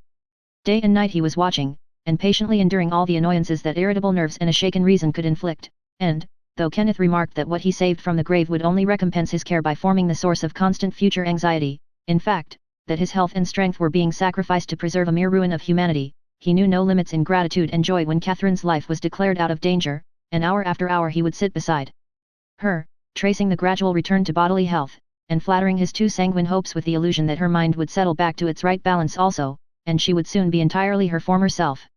The first time she left her chamber was at the commencement of the following March. Mr. Linton had put on her pillow, in the morning, a handful of golden crocuses. Her eye, long stranger to any gleam of pleasure, caught them in waking, and shone delighted as she gathered them eagerly together. These are the earliest flowers at the heights, she exclaimed. They remind me of soft thaw wines, and warm sunshine, and nearly melted snow. Edgar, is there not a south wind, and is not the snow almost gone? The snow is quite gone down here, darling, replied her husband, and I only see 2 white spots on the whole range of moors. The sky is blue, and the larks are singing, and the becks and brooks are all brimful. Catherine, last spring at this time, I was longing to have you under this roof. Now, I wish you were a mile or 2 up those hills. The air blows so sweetly, I feel that it would cure you. I shall never be there but once more, said the invalid, and then you'll leave me, and I shall remain forever. Next spring you'll long again to have me under this roof, and you'll look back and think you were happy today. Linton lavished on her the kindest caresses, and tried to cheer her by the fondest words, but, vaguely regarding the flowers, she let the tears collect on her lashes and stream down her cheeks unheeding. We knew she was really better, and, therefore, decided that long confinement to a single place produced much of this despondency, and it might be partially removed by a change of scene. The master told me to light a fire in the many weeks deserted parlour, and to set an easy chair in the sunshine by the window, and then he brought her down, and she sat a long while enjoying the genial heat, and, as we expected, revived by the objects round her, which, though familiar, were free from the dreary associations investing her hated sick chamber. By evening she seemed greatly exhausted, yet no arguments could persuade her to return to that apartment, and I had to arrange the parlour sofa for her bed, till another room could be prepared. To obviate the fatigue of mounting and descending the stairs, we fitted up this, where you lie at present, on the same floor with the parlour, and she was soon strong enough to move from one to the other, leaning on Edgar's arm. Ah, I thought myself, she might recover, so waited on as she was. And there was double cause to desire it, for on her existence depended that of another. We cherished the hope that in a little while Mr. Linton's heart would be gladdened, and his lands secured from a stranger's gripe, by the birth of an heir. I should mention that Isabella sent to her brother, some 6 weeks from her departure, a short note, announcing her marriage with Heathcliff. It appeared dry and cold, but at the bottom was dotted in with pencil an obscure apology, and an entreaty for kind remembrance and reconciliation, if her proceeding had offended him, asserting that she could not help it then, and being done, She had now no power to repeal it. Linton did not reply to this, I believe, and, in a fortnight more, I got a long letter, which I considered odd, coming from the pen of a bride just out of the honeymoon. I'll read it, for I keep it yet. Any relic of the dead is precious, if they were valued living. Asterisk asterisk asterisk asterisk asterisk. Dear Ellen, it begins, I came last night to Wuthering Heights, and heard, for the first time, that Catherine has been, and is yet, very ill. I must not write to her, I suppose, and my brother is either too angry or too distressed to answer what I sent him. Still, I must write to somebody, and the only choice left me is you. Inform Edgar that I'd give the world to see his face again, that my heart returned to Thrushcross Grange in 24 hours after I left it, and is there at this moment, full of warm feelings for him, and Catherine. I can't follow it though, these words are underlined, they need not expect me, and they may draw what conclusions they please, taking care, however, to lay nothing at the door of my weak will or deficient affection. The remainder of the letter is for yourself alone. I want to ask you 2 questions, the first is, how did you contrive to preserve the common sympathies of human nature when you resided here? I cannot recognize any sentiment which those around share with me. The second question I have great interest in, it is this, is Mr. Heathcliff a man? If so, is he mad? And if not, is he a devil?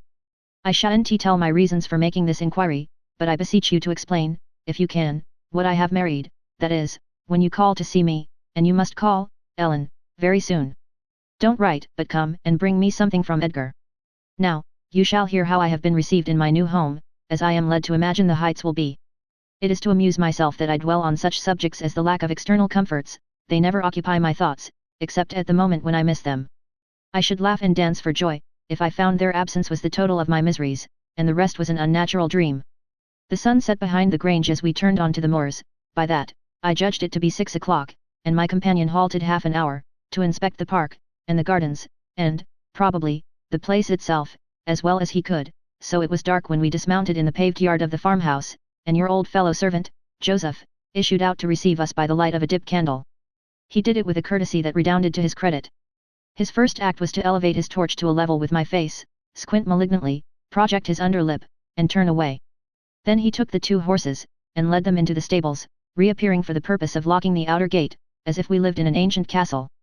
Heathcliff stayed to speak to him, and I entered the kitchen, a dingy, untidy hole. I dare say you would not know it, it is so changed since it was in your charge. By the fire stood a ruffianly child, strong in limb and dirty in garb, with a look of Catherine in his eyes and about his mouth. This is Edgar's legal nephew, I reflected, mine in a manner. I must shake hands, and, yes, I must kiss him. It is right to establish a good understanding at the beginning. I approached, and, attempting to take his chubby fist, said, "How do you do, my dear?" He replied in a jargon I did not comprehend. "Shall you and I be friends, Hareton?" was my next essay at conversation. An oath, and a threat to set Throttler on me if I did not frame off rewarded my perseverance. "Hey, Throttler, lad," whispered the little wretch, rousing a half-bred bulldog from its lair in a corner. "Now, wilt thou be ganging?" he asked authoritatively. Love for my life urged a compliance. I stepped over the threshold to wait till the others should enter. Mr. Heathcliff was nowhere visible, and Joseph, whom I followed to the stables, and requested to accompany me in, after staring and muttering to himself, screwed up his nose and replied, "Mem, mem, mem. Did iver Christian body hear aught like it? Mincing unmunching. How can I tell what ye say? I say, I wish you to come with me into the house," I cried, thinking him deaf, yet highly disgusted at his rudeness. "None o' me. I getten somewhat else to do," he answered, and continued his work, moving his lantern jaws meanwhile, and surveying my dress and countenance, the former a great deal too fine, but the latter, I'm sure, as sad as he could desire, with sovereign contempt. I walked round the yard, and through a wicket, to another door, at which I took the liberty of knocking, in hopes some more civil servant might show himself. After a short suspense, it was opened by a tall, gaunt man, without neckerchief, and otherwise extremely slovenly. His features were lost in masses of shaggy hair that hung on his shoulders, and his eyes, too, were like a ghostly Catherine's with all their beauty annihilated. "What's your business here?" he demanded, grimly. "Who are you?" "My name was Isabella Linton," I replied. "You've seen me before, sir. I'm lately married to Mr. Heathcliff, and he has brought me here, I suppose by your permission." "Is he come back, then?" asked the hermit, glaring like a hungry wolf. "Yes, we came just now," I said, "but he left me by the kitchen door, and when I would have gone in, your little boy played sentinel over the place, and frightened me off by the help of a bulldog. It's well the hellish villain has kept his word, growled my future host, searching the darkness beyond me in expectation of discovering Heathcliff, and then he indulged in a soliloquy of execrations, and threats of what he would have done had the fiend deceived him. I repented having tried this second entrance, and was almost inclined to slip away before he finished cursing, but ere I could execute that intention, he ordered me in, and shut and refastened the door.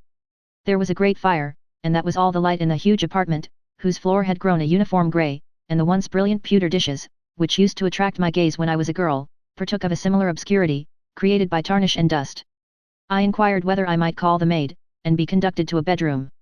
Mr. Earnshaw vouchsafed no answer.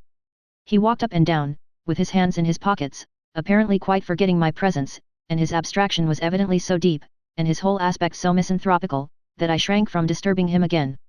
You will not be surprised, Ellen, at my feeling particularly cheerless, seated in worse than solitude on that inhospitable hearth, and remembering that 4 miles distant lay my delightful home, containing the only people I loved on earth, and there might as well be the Atlantic to part us. Instead of those 4 miles, I could not overpass them. I questioned with myself, where must I turn for comfort? And, mind you don't tell Edgar, or Catherine, above every sorrow beside, this rose preeminent, despair at finding nobody who could or would be my ally against Heathcliff. I had sought shelter at Wuthering Heights, almost gladly, because I was secured by that arrangement from living alone with him, but he knew the people we were coming amongst, and he did not fear their intermeddling. I sat and thought a doleful time. The clock struck 8 and 9, and still my companion paced to and fro, his head bent on his breast, and perfectly silent, unless a groan or a bitter ejaculation forced itself out at intervals. I listened to detect a woman's voice in the house, and filled the interim with wild regrets and dismal anticipations, which, at last, spoke audibly in irrepressible sighing and weeping. I was not aware how openly I grieved, till Earnshaw halted opposite, in his measured walk, and gave me a stare of newly awakened surprise. Taking advantage of his recovered attention, I exclaimed, I'm tired with my journey, and I want to go to bed. Where is the maid-servant? Direct me to her, as she won't come to me. We have none, he answered, you must wait on yourself. Where must I sleep, then? I sobbed. I was beyond regarding self-respect, weighed down by fatigue and wretchedness. Joseph will show you Heathcliff's chamber, said he, open that door, he's in there. I was going to obey, but he suddenly arrested me, and added in the strangest tone, be so good as to turn your lock, and draw your bolt, don't omit it. Well, I said. But why, Mr. Earnshaw? I did not relish the notion of deliberately fastening myself in with Heathcliff. Look here, he replied, pulling from his waistcoat a curiously constructed pistol, having a double-edged spring knife attached to the barrel. That's a great tempter to a desperate man, is it not? I cannot resist going up with this every night, and trying his door. If once I find it open he's done for, I do it invariably, even though the minute before I have been recalling 100 reasons that should make me refrain. It is some devil that urges me to thwart my own schemes by killing him. You fight against that devil for love as long as you may, when the time comes, not all the angels in heaven shall save him. I surveyed the weapon inquisitively. A hideous notion struck me, how powerful I should be possessing such an instrument. I took it from his hand, and touched the blade. He looked astonished at the expression my face assumed during a brief second. It was not horror, it was covetousness. He snatched the pistol back, jealously, shut the knife, and returned it to its concealment. I don't care if you tell him, said he. Put him on his guard, and watch for him. You know the terms we are on, I see, his danger does not shock you. What has Heathcliff done to you? I asked. In what has he wronged you, to warrant this appalling hatred? Wouldn't it be wiser to bid him quit the house? No, thundered Earnshaw, should he offer to leave me, he's a dead man, persuade him to attempt it, and you are a murderess. Am I to lose all, without a chance of retrieval? Is Hareton to be a beggar? Oh, damnation! I will have it back, and I'll have his gold too, and then his blood, and hell shall have his soul. It will be 10 times blacker with that guest than ever it was before. You've acquainted me, Ellen, with your old master's habits. He is clearly on the verge of madness, he was so last night at least. I shuddered to be near him, and thought on the servant's ill-bred moroseness as comparatively agreeable. He now recommenced his moody walk, and I raised the latch, and escaped into the kitchen. Joseph was bending over the fire, peering into a large pan that swung above it, and a wooden bowl of oatmeal stood on the settle close by. The contents of the pan began to boil, and he turned to plunge his hand into the bowl. I conjectured that this preparation was probably for our supper, and, being hungry, I resolved it should be eatable, so, crying out sharply, I'll make the porridge. I removed the vessel out of his reach, and proceeded to take off my hat and riding habit. Mr. Earnshaw, I continued, directs me to wait on myself, I will. I'm not going to act the lady among you, for fear I should starve. Good Lord, he muttered, sitting down, and stroking his ribbed stockings from the knee to the ankle. If there's to be fresh ortherings, just when I gettin used to two meesters, if I'm unhev a mistress set o'er my head, it's like time to be flitting. I never did think to see day that I mud lave old place, but I doubt it's nigh at hand.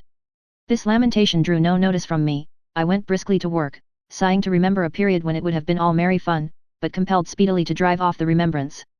It racked me to recall past happiness, and the greater peril there was of conjuring up its apparition, the quicker the obol ran round, and the faster the handfuls of meal fell into the water. Joseph beheld my style of cookery with growing indignation.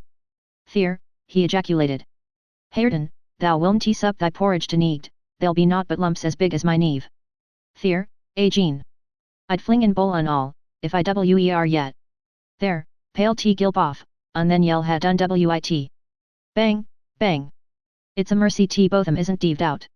It was rather a rough mess, I own, when poured into the basins, 4 had been provided, and a gallon pitcher of new milk was brought from the dairy, which Hareton seized and commenced drinking and spilling from the expansive lip. I expostulated, and desired that he should have his in a mug, affirming that I could not taste the liquid treated so dirtily. The old cynic chose to be vastly offended at this nicety, assuring me, repeatedly, that the barn was every bit as good as I, and every bit as walsome, and wondering how I could fashion to be so conceited. Meanwhile, the infant ruffian continued sucking, and glowered up at me defyingly, as he slavered into the jug. "I shall have my supper in another room," I said. "Have you no place you call a parlour?" "Parlour," he echoed, sneeringly, "parlour. Nay, we've no a parlours. If ya dunnut loik wer company, there's meesters, and if ya dunnut loik meester, there's us." "Then I shall go upstairs," I answered, "show me a chamber." I put my basin on a tray, and went myself to fetch some more milk. With great grumblings, the fellow rose, and preceded me in my ascent. We mounted to the garrets. He opened a door, now and then, to look into the apartments we passed. "Here's a rom," he said, at last, flinging back a cranky board on hinges. "It's we'll end up to ate a few porridge in. There's a pack o' corn it corner, theer, meterly clane, if ye're feared o' muckying yer grand silk clothes, spread yer handkercher o' tea top on tea." The rom was a kind of lumber hole smelling strong of malt and grain, various sacks of which articles were piled around, leaving a wide, bare space in the middle. "Why, man," I exclaimed, facing him angrily, "this is not a place to sleep in. I wish to see my bedroom." "Bedroom," he repeated, in a tone of mockery. "Ya see all tea bedrooms there is, yon's mine." He pointed into the second garret, only differing from the first in being more naked about the walls, and having a large, low, curtainless bed, with an indigo-coloured quilt, at one end. "What do I want with yours?" I retorted. "I suppose Mr. Heathcliff does not lodge at the top of the house, does he?" "Oh, it's Maester Heathcliff's yerry wanting," cried he, as if making a new discovery. "Couldn't ye ha said so at onst, and then, I mud ha tellied yet, bought all this work, that's just one ye canyot see, he allus keeps it locked, and nob dy iver mells on tea but his seln. You've a nice house, Joseph," I could not refrain from observing, "and pleasant inmates, and I think the concentrated essence of all the madness in the world took up its abode in my brain the day I linked my fate with theirs. However, that is not to the present purpose, there are other rooms. For heaven's sake be quick, and let me settle somewhere." He made no reply to this adjuration, only plodding doggedly down the wooden steps, and halting before an apartment which, from that halt and the superior quality of its furniture, I conjectured to be the best one.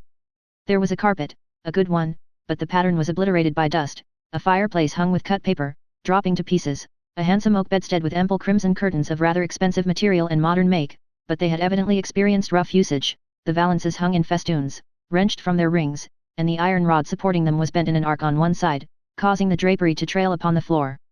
The chairs were also damaged, many of them severely, and deep indentations deformed the panels of the walls. I was endeavouring to gather resolution for entering and taking possession, when my fool of a guide announced, "This here is tea, meesters." My supper by this time was cold, my appetite gone, and my patience exhausted. I insisted on being provided instantly with a place of refuge, and means of repose. "Where the divil," began the religious elder. "The Lord bless us. The Lord forgie us. Where the hell wold ye gang? Ye marred, wearisome nout. Ye've seen all but Hareton's bit of a chammer. There's not another hoyle to look down in ith hoss." I was so vexed, I flung my tray and its contents on the ground, and then seated myself at the stairs head, hid my face in my hands, and cried. "Eck, eck," exclaimed Joseph. "Weel done, Miss Cathy, weel done, Miss Cathy. How's iver, tea maester Saul just tum elly o'er them brocken pots, and then we's hear some yet, we's hear how it's to be. Goed for not maddling. Yet disarve pining fro this to chist maze, flinging tea precious gifts a god underfoot I your flaysome rages. But I'm mista and if yeshu your spirit lang. Will Hathecliff bide sich bonny ways, think yet? I nobbut wish he may catch yet I that plisky. I nobbut wish he may. And so he went on scolding to his den beneath, taking the candle with him, and I remained in the dark. The period of reflection succeeding this silly action compelled me to admit the necessity of smothering my pride and choking my wrath, and bestirring myself to remove its effects. An unexpected aid presently appeared in the shape of Throttler, whom I now recognized as a son of our old skulker. It had spent its whelphood at the Grange, and was given by my father to Mr. Hindley. I fancy it knew me, it pushed its nose against mine by way of salute, and then hastened to devour the porridge, while I groped from step to step, collecting the shattered earthenware, and drying the spatters of milk from the banister with my pocket handkerchief. Our labours were scarcely over when I heard Earnshaw's tread in the passage. My assistant tucked in his tail, and pressed to the wall. I stole into the nearest doorway. The dog's endeavour to avoid him was unsuccessful, as I guessed by a scutter downstairs, and a prolonged, piteous yelping. I had better luck.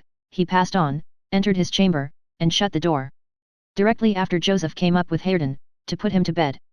I had found shelter in Hareton's room, and the old man, on seeing me, said, "They's rom for both yet on your pride, now, I sud think I the hoss. It's empty, ye may hev it all to yourseln, on him as Alice Max a third, I sich ill company." Gladly did I take advantage of this intimation, and the minute I flung myself into a chair, by the fire, I nodded, and slept. My slumber was deep and sweet, though over far too soon. Mr. Heathcliff awoke me. He had just come in, and demanded, in his loving manner, what I was doing there. I told him the cause of my staying up so late, that he had the key of our room in his pocket. The adjective our gave mortal offence.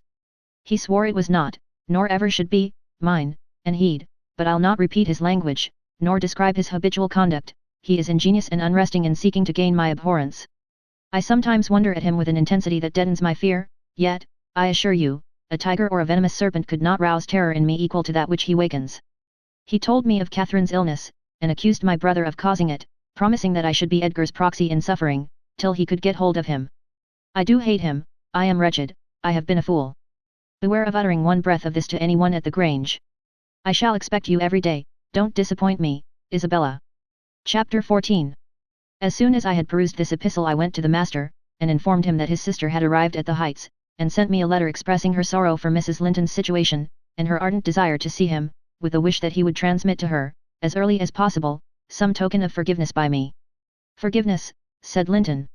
"I have nothing to forgive her, Ellen. You may call at Wuthering Heights this afternoon, if you like, and say that I am not angry, but I'm sorry to have lost her, especially as I can never think she'll be happy. It is out of the question my going to see her, however, we are eternally divided, and should she really wish to oblige me, let her persuade the villain she has married to leave the country." "And you won't write her a little note, sir?" I asked, imploringly. "No," he answered. "It is needless. My communication with Heathcliff's family shall be as sparing as his with mine. It shall not exist." Mr. Edgar's coldness depressed me exceedingly, and all the way from the Grange I puzzled my brains how to put more heart into what he said, when I repeated it, and how to soften his refusal of even a few lines to console Isabella. I dare say she had been on the watch for me since morning. I saw her looking through the lattice as I came up the garden causeway, and I nodded to her, but she drew back, as if afraid of being observed. I entered without knocking. There never was such a dreary, dismal scene as the formerly cheerful house presented. I must confess, that if I had been in the young lady's place, I would, at least, have swept the hearth, and wiped the tables with a duster. But she already partook of the pervading spirit of neglect which encompassed her. Her pretty face was wan and listless, her hair uncurled, some locks hanging lankly down, and some carelessly twisted round her head. Probably she had not touched her dress since yester evening. Hindley was not there. Mr. Heathcliff sat at a table, turning over some papers in his pocket-book, but he rose when I appeared, asked me how I did, quite friendly, and offered me a chair. He was the only thing there that seemed decent, and I thought he never looked better. So much had circumstances altered their positions, that he would certainly have struck a stranger as a born and bred gentleman, and his wife as a thorough little slattern. She came forward eagerly to greet me, and held out one hand to take the expected letter. I shook my head. She wouldn't understand the hint, but followed me to a sideboard, where I went to lay my bonnet, and importuned me in a whisper to give her directly what I had brought. Heathcliff guessed the meaning of her manoeuvres, and said, "If you have got anything for Isabella, as no doubt you have, Nelly, give it to her. You needn't make a secret of it, we have no secrets between us." "Oh, I have nothing," I replied, thinking it best to speak the truth at once. My master bid me tell his sister that she must not expect either a letter or a visit from him at present. He sends his love, ma'am, and his wishes for your happiness, and his pardon for the grief you have occasioned, but he thinks that after this time his household and the household here should drop intercommunication, as nothing could come of keeping it up. Mrs. Heathcliff's lip quivered slightly, and she returned to her seat in the window. Her husband took his stand on the hearthstone, near me, and began to put questions concerning Catherine. I told him as much as I thought proper of her illness, and he extorted from me, by cross-examination, most of the facts connected with its origin. I blamed her, as she deserved, for bringing it all on herself, and ended by hoping that he would follow Mr. Linton's example and avoid future interference with his family, for good or evil. Mrs. Linton is now just recovering, I said, she'll never be like she was, but her life is spared, and if you really have a regard for her, you'll shun crossing her way again, nay, you'll move out of this country entirely, and that you may not regret it, I'll inform you Catherine Linton is as different now from your old friend Catherine Earnshaw, as that young lady is different from me. Her appearance is changed greatly, her character much more so, and the person who is compelled, of necessity, to be her companion, will only sustain his affection hereafter by the remembrance of what she once was, by common humanity, and a sense of duty. That is quite possible, remarked Heathcliff, forcing himself to seem calm, quite possible that your master should have nothing but common humanity and a sense of duty to fall back upon. But do you imagine that I shall leave Catherine to his duty and humanity? And can you compare my feelings respecting Catherine to his? Before you leave this house, I must exact a promise from you that you'll get me an interview with her, consent, or refuse, I will see her. What do you say? I say, Mr. Heathcliff, I replied, you must not, you never shall, through my means. Another encounter between you and the master would kill her altogether. With your aid that may be avoided, he continued, and should there be danger of such an event, should he be the cause of adding a single trouble more to her existence, why, I think I shall be justified in going to extremes. I wish you had sincerity enough to tell me whether Catherine would suffer greatly from his loss, the fear that she would restrains me. And there you see the distinction between our feelings, had he been in my place, and I in his, though I hated him with a hatred that turned my life to gall, I never would have raised a hand against him. You may look incredulous, if you please. I never would have banished him from her society as long as she desired his. The moment her regard ceased, I would have torn his heart out, and drunk his blood. But, till then, if you don't believe me, you don't know me, till then, I would have died by inches before I touched a single hair of his head. And yet, I interrupted, you have no scruples in completely ruining all hopes of her perfect restoration, by thrusting yourself into her remembrance now, when she has nearly forgotten you, and involving her in a new tumult of discord and distress. You suppose she has nearly forgotten me, he said. Oh, Nelly, you know she has not. You know as well as I do, that for every thought she spends on Linton she spends 1,000 on me. At a most miserable period of my life, I had a notion of the kind, it haunted me on my return to the neighbourhood last summer, but only her own assurance could make me admit the horrible idea again. And then, Linton would be nothing, nor Hindley, nor all the dreams that ever I dreamt. 2 words would comprehend my future, death, and hell, existence, after losing her, would be hell. Yet I was a fool to fancy for a moment that she valued Edgar Linton's attachment more than mine. If he loved with all the powers of his puny being, he couldn't love as much in 80 years as I could in a day. And Catherine has a heart as deep as I have, the sea could be as readily contained in that horse trough as her whole affection be monopolized by him. Tush! He is scarcely a degree dearer to her than her dog, or her horse. It is not in him to be loved like me, how can she love in him what he has not? Catherine and Edgar are as fond of each other as any 2 people can be, cried Isabella, with sudden vivacity. No one has a right to talk in that manner, and I won't hear my brother depreciated in silence. Your brother is wondrous fond of you too, isn't he? Observed Heathcliff, scornfully. He turns you adrift on the world with surprising alacrity. He is not aware of what I suffer, she replied. I didn't tell him that. You have been telling him something, then, you have written, have you? To say that I was married, I did write, you saw the note. And nothing since? No. My young lady is looking sadly the worse for her change of condition, I remarked. Somebody's love comes short in her case, obviously, whose, I may guess, but, perhaps, I shouldn't say. I should guess it was her own, said Heathcliff. She degenerates into a mere slut. She is tired of trying to please me uncommonly early. You'd hardly credit it, but the very morrow of our wedding she was weeping to go home. However, she'll suit this house so much the better for not being over nice, and I'll take care she does not disgrace me by rambling abroad. Well, sir, returned I hope you'll consider that Mrs. Heathcliff is accustomed to be looked after and waited on, and that she has been brought up like an only daughter, whom everyone was ready to serve. You must let her have a maid to keep things tidy about her, and you must treat her kindly. Whatever be your notion of Mr. Edgar, you cannot doubt that she has a capacity for strong attachments, or she wouldn't have abandoned the elegancies, and comforts, and friends of her former home, to fix contentedly, in such a wilderness as this, with you. She abandoned them under a delusion, he answered, picturing in me a hero of romance, and expecting unlimited indulgences from my chivalrous devotion. I can hardly regard her in the light of a rational creature, so obstinately has she persisted in forming a fabulous notion of my character and acting on the false impressions she cherished.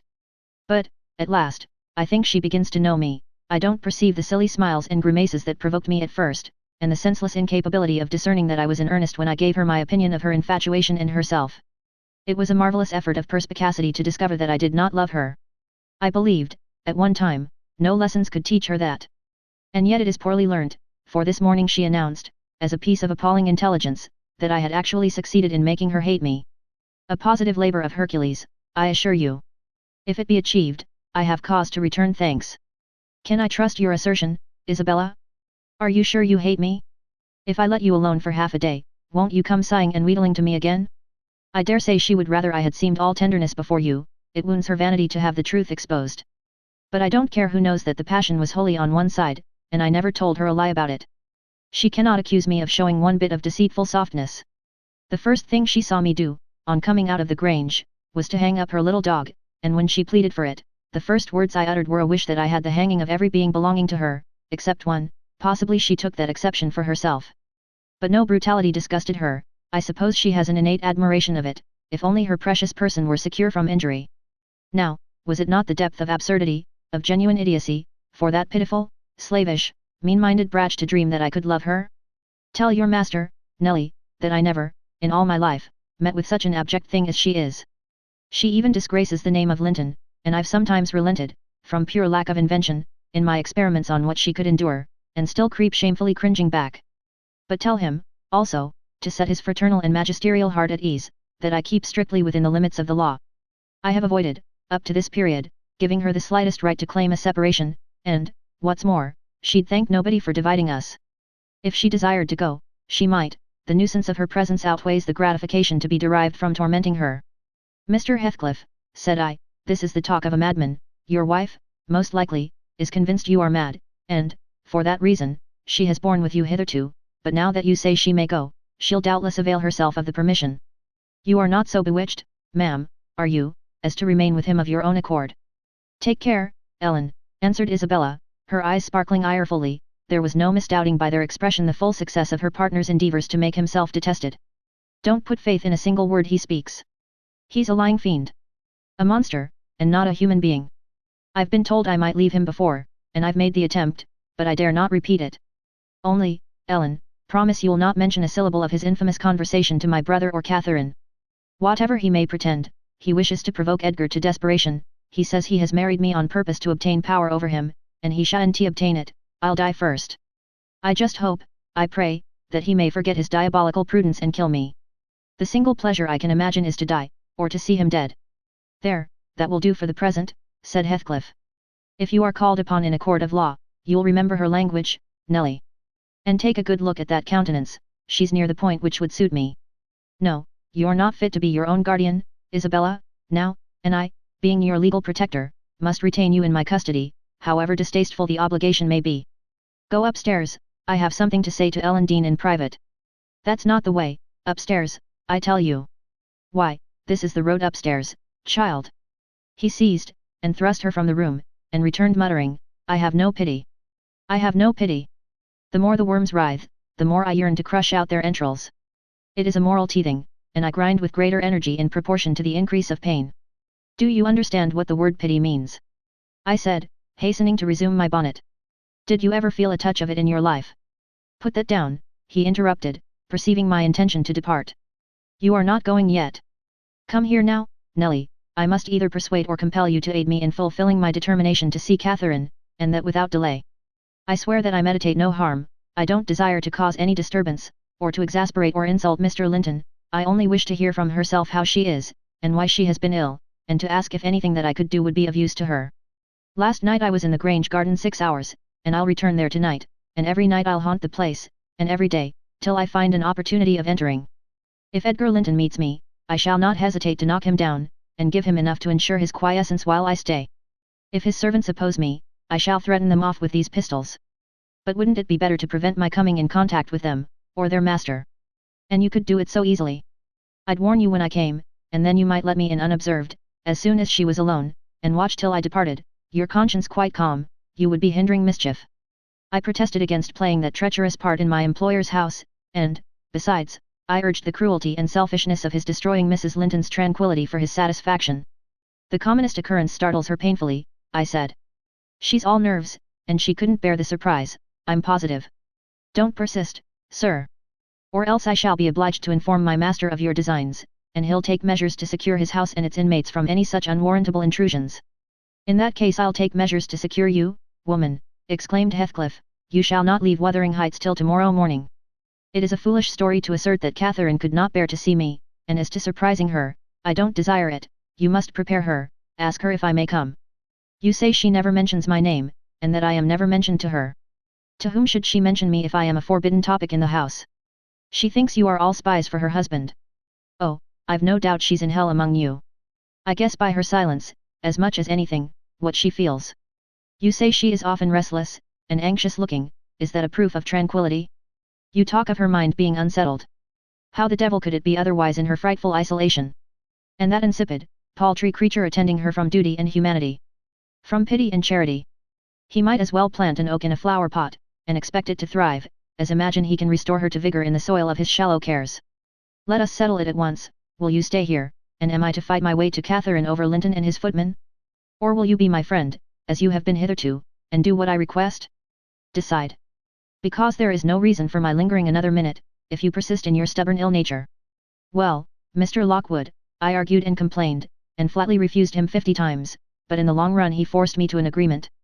I engaged to carry a letter from him to my mistress, and should she consent, I promised to let him have intelligence of Linton's next absence from home, when he might come, and get in as he was able. I wouldn't be there, and my fellow servants should be equally out of the way. Was it right or wrong? I fear it was wrong, though expedient. I thought I prevented another explosion by my compliance, and I thought, too, it might create a favourable crisis in Catherine's mental illness, and then I remembered Mr. Edgar's stern rebuke of my carrying tales, and I tried to smooth away all disquietude on the subject, by affirming, with frequent iteration, that betrayal of trust, if it merited so harsh an appellation, should be the last. Notwithstanding, my journey homeward was sadder than my journey thither, and many misgivings I had, ere I could prevail on myself to put the missive into Mrs. Linton's hand. But here is Kenneth, I'll go down, and tell him how much better you are. My history is dree, as we say, and will serve to while away another morning. Asterisk asterisk asterisk asterisk asterisk. Dree, and dreary. I reflected as the good woman descended to receive the doctor, and not exactly of the kind which I should have chosen to amuse me. But never mind. I'll extract wholesome medicines from Mrs. Dean's bitter herbs, and firstly, let me beware of the fascination that lurks in Catherine Heathcliff's brilliant eyes. I should be in a curious taking if I surrendered my heart to that young person, and the daughter turned out a second edition of the mother.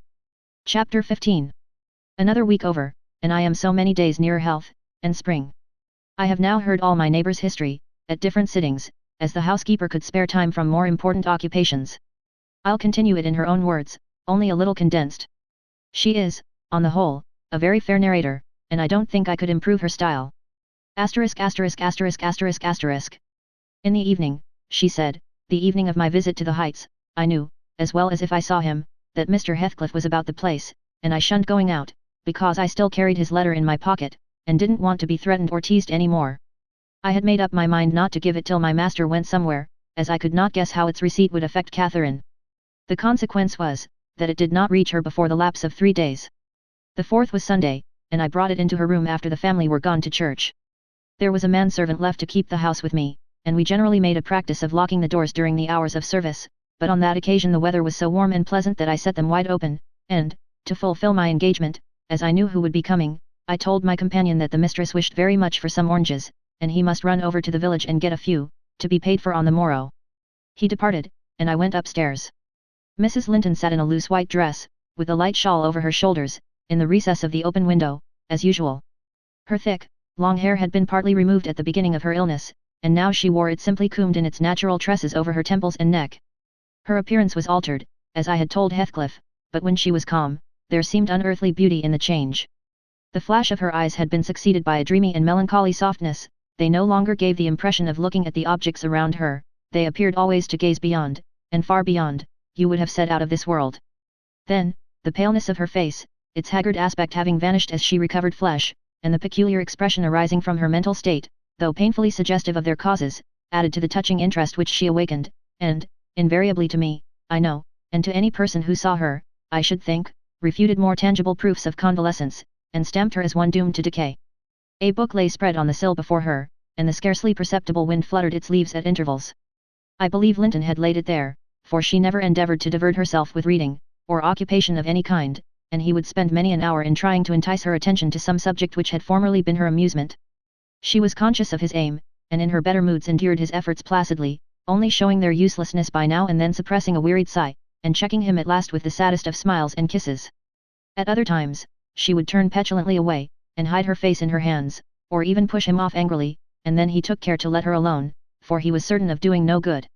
Gimmerton chapel bells were still ringing, and the full, mellow flow of the beck in the valley came soothingly on the ear. It was a sweet substitute for the yet absent murmur of the summer foliage, which drowned that music about the grange when the trees were in leaf. At Wuthering Heights it always sounded on quiet days following a great thaw or a season of steady rain. And of Wuthering Heights Catherine was thinking as she listened, that is, if she thought or listened at all, but she had the vague, distant look I mentioned before, which expressed no recognition of material things either by ear or eye. "There's a letter for you, Mrs. Linton," I said, gently inserting it in one hand that rested on her knee.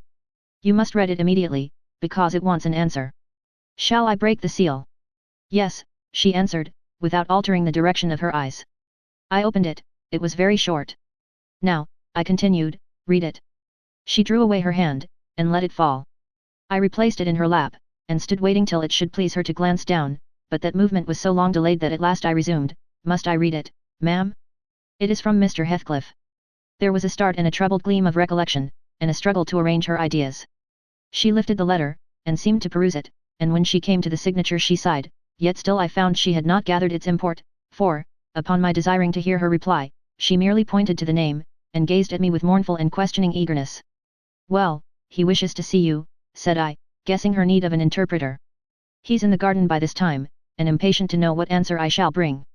As I spoke, I observed a large dog lying on the sunny grass beneath raise its ears as if about to bark, and then smoothing them back, announce, by a wag of the tail, that someone approached whom it did not consider a stranger. Mrs. Linton bent forward, and listened breathlessly. The minute after a step traversed the hall, the open house was too tempting for Heathcliff to resist walking in, most likely he supposed that I was inclined to shirk my promise, and so resolved to trust to his own audacity. With straining eagerness Catherine gazed towards the entrance of her chamber. He did not hit the right room directly, she motioned me to admit him, but he found it out ere I could reach the door, and in a stride or two was at her side, and had her grasped in his arms. He neither spoke nor loosed his hold for some 5 minutes, during which period he bestowed more kisses than ever he gave in his life before, I dare say, but then my mistress had kissed him first, and I plainly saw that he could hardly bear, for downright agony, to look into her face. The same conviction had stricken him as me, from the instant he beheld her, that there was no prospect of ultimate recovery there, she was fated, sure to die. "Oh, Cathy! Oh, my life! How can I bear it?" was the first sentence he uttered, in a tone that did not seek to disguise his despair. And now he stared at her so earnestly that I thought the very intensity of his gaze would bring tears into his eyes, but they burned with anguish, they did not melt.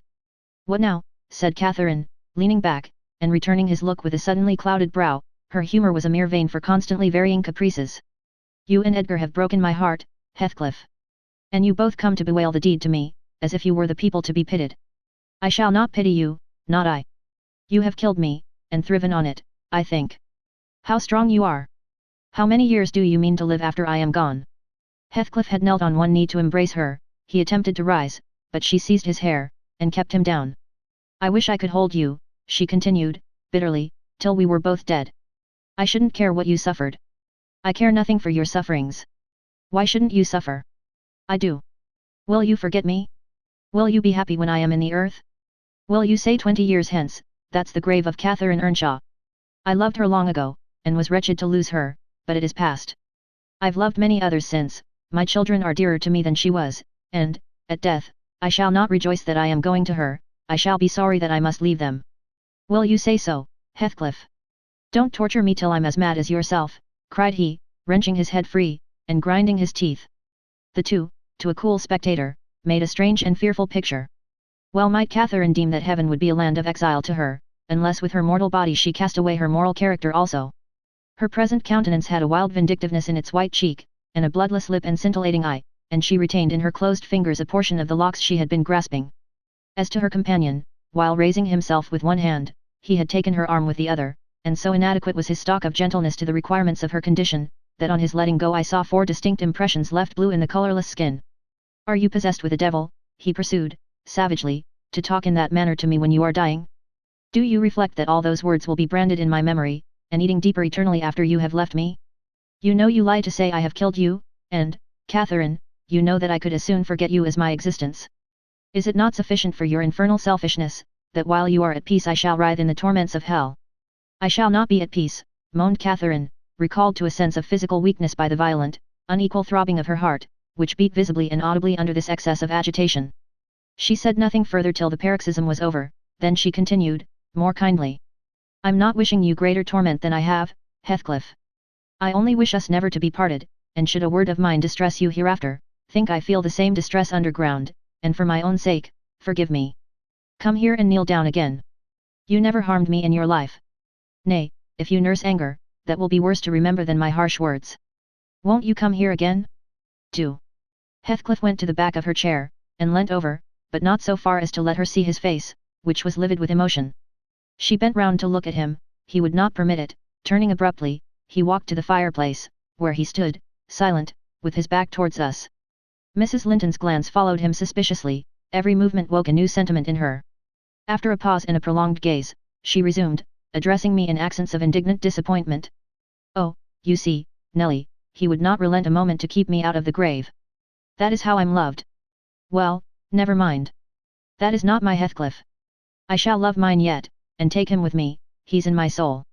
And," added she musingly, "the thing that irks me most is this shattered prison, after all.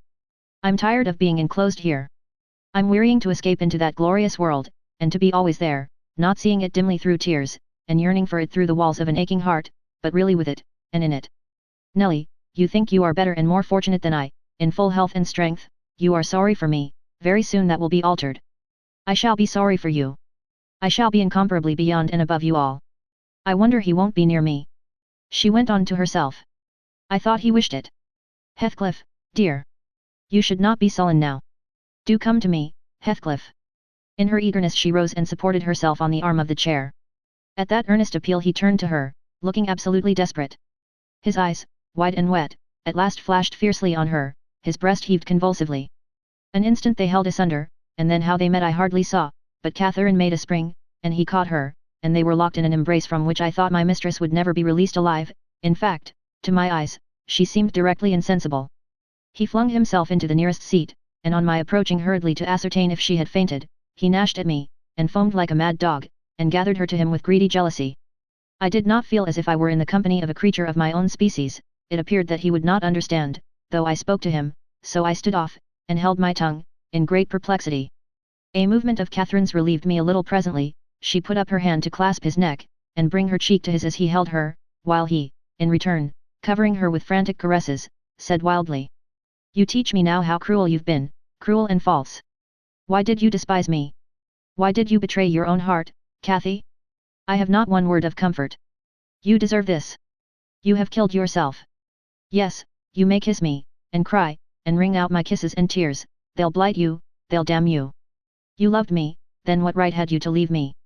What right, answer me, for the poor fancy you felt for Linton? Because misery and degradation and death and nothing that God or Satan could inflict would have parted us, you, of your own will, did it. I have not broken your heart, you have broken it, and in breaking it, you have broken mine. So much the worse for me that I am strong. Do I want to live? What kind of living will it be when you, oh, God? Would you like to live with your soul in the grave? Let me alone. Let me alone," sobbed Catherine. "If I've done wrong, I'm dying for it. It is enough. You left me too, but I won't upbraid you. I forgive you. Forgive me." "It is hard to forgive, and to look at those eyes, and feel those wasted hands," he answered. "Kiss me again, and don't let me see your eyes. I forgive what you have done to me. I love my murderer, but yours. How can I?" They were silent, their faces hid against each other, and washed by each other's tears. At least, I suppose the weeping was on both sides, as it seemed Heathcliff could weep on a great occasion like this. I grew very uncomfortable. Meanwhile, for the afternoon wore fast away, the man whom I had sent off returned from his errand, and I could distinguish, by the shine of the western sun up the valley, a concourse thickening outside Gimerton Chapel porch. "Service is over," I announced. "My master will be here in half an hour." Heathcliff groaned a curse, and strained Catherine closer. She never moved. Ere long I perceived a group of the servants passing up the road towards the kitchen wing. Mr. Linton was not far behind. He opened the gate himself and sauntered slowly up, probably enjoying the lovely afternoon that breathed as soft as summer. "Now he is here," I exclaimed. "For heaven's sake, hurry down. You'll not meet anyone on the front stairs. Do be quick, and stay among the trees till he is fairly in." "I must go, Cathy," said Heathcliff, seeking to extricate himself from his companion's arms. "But if I live, I'll see you again before you are asleep. I won't stray 5 yards from your window." "You must not go," she answered, holding him as firmly as her strength allowed. "You shall not, I tell you." "For 1 hour," he pleaded earnestly. "Not for 1 minute," she replied. "I must, Linton will be up immediately," persisted the alarmed intruder. He would have risen, and unfixed her fingers by the act. She clung fast, gasping. There was mad resolution in her face. "No," she shrieked. "Oh, don't go. It is the last time. Edgar will not hurt us. Heathcliff, I shall die. I shall die. Damn the fool." "There he is," cried Heathcliff, sinking back into his seat. "Hush, my darling. Hush, hush, Catherine. I'll stay. If he shot me so, I'd expire with a blessing on my lips." And there they were fast again. I heard my master mounting the stairs. The cold sweat ran from my forehead. I was horrified. "Are you going to listen to her ravings?" I said, passionately. "She does not know what she says. Will you ruin her, because she has not wit to help herself? Get up. You could be free instantly. That is the most diabolical deed that ever you did. We are all done for, master, mistress, and servant." I wrung my hands, and cried out, and Mr. Linton hastened his step at the noise. In the midst of my agitation, I was sincerely glad to observe that Catherine's arms had fallen relaxed, and her head hung down. "She's fainted, or dead," I thought, "so much the better. Far better that she should be dead, than lingering a burden and a misery maker to all about her." Edgar sprang to his unbidden guest, blanched with astonishment and rage. What he meant to do I cannot tell. However, the other stopped all demonstrations, at once, by placing the lifeless-looking form in his arms. "Look there," he said. "Unless you be a fiend, help her first, then you shall speak to me." He walked into the parlour, and sat down.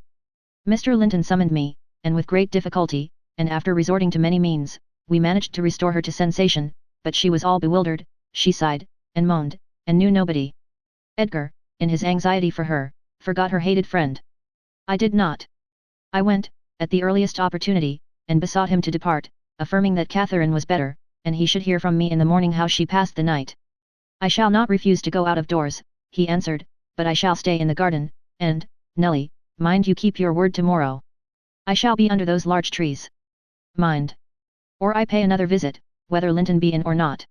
He sent a rapid glance through the half-open door of the chamber, and, ascertaining that what I stated was apparently true, delivered the house of his luckless presence. Chapter 16.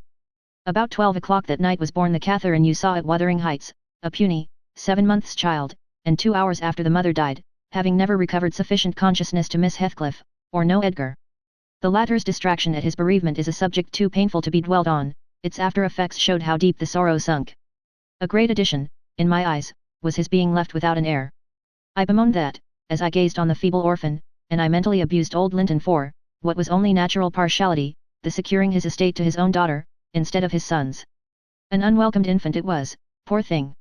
It might have wailed out of life, and nobody cared a morsel, during those first hours of existence. We redeemed the neglect afterwards, but its beginning was as friendless as its end is likely to be. Next morning, bright and cheerful out of doors, stole softened in through the blinds of the silent room, and suffused the couch and its occupant with a mellow, tender glow. Edgar Linton had his head laid on the pillow, and his eyes shut. His young and fair features were almost as death-like as those of the form beside him, and almost as fixed, but his was the hush of exhausted anguish, and hers of perfect peace.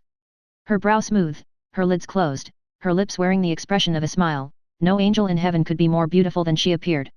And I partook of the infinite calm in which she lay. My mind was never in a holier frame than while I gazed on that untroubled image of divine rest. I instinctively echoed the words she had uttered a few hours before, incomparably beyond and above us all. Whether still on earth or now in heaven, her spirit is at home with God. I don't know if it be a peculiarity in me, but I am seldom otherwise than happy while watching in the chamber of death, should no frenzied or despairing mourner share the duty with me. I see a repose that neither earth nor hell can break, and I feel an assurance of the endless and shadowless hereafter, the eternity they have entered, where life is boundless in its duration, and love in its sympathy, and joy in its fullness. I noticed on that occasion how much selfishness there is even in a love like Mr. Linton's, when he so regretted Catherine's blessed release.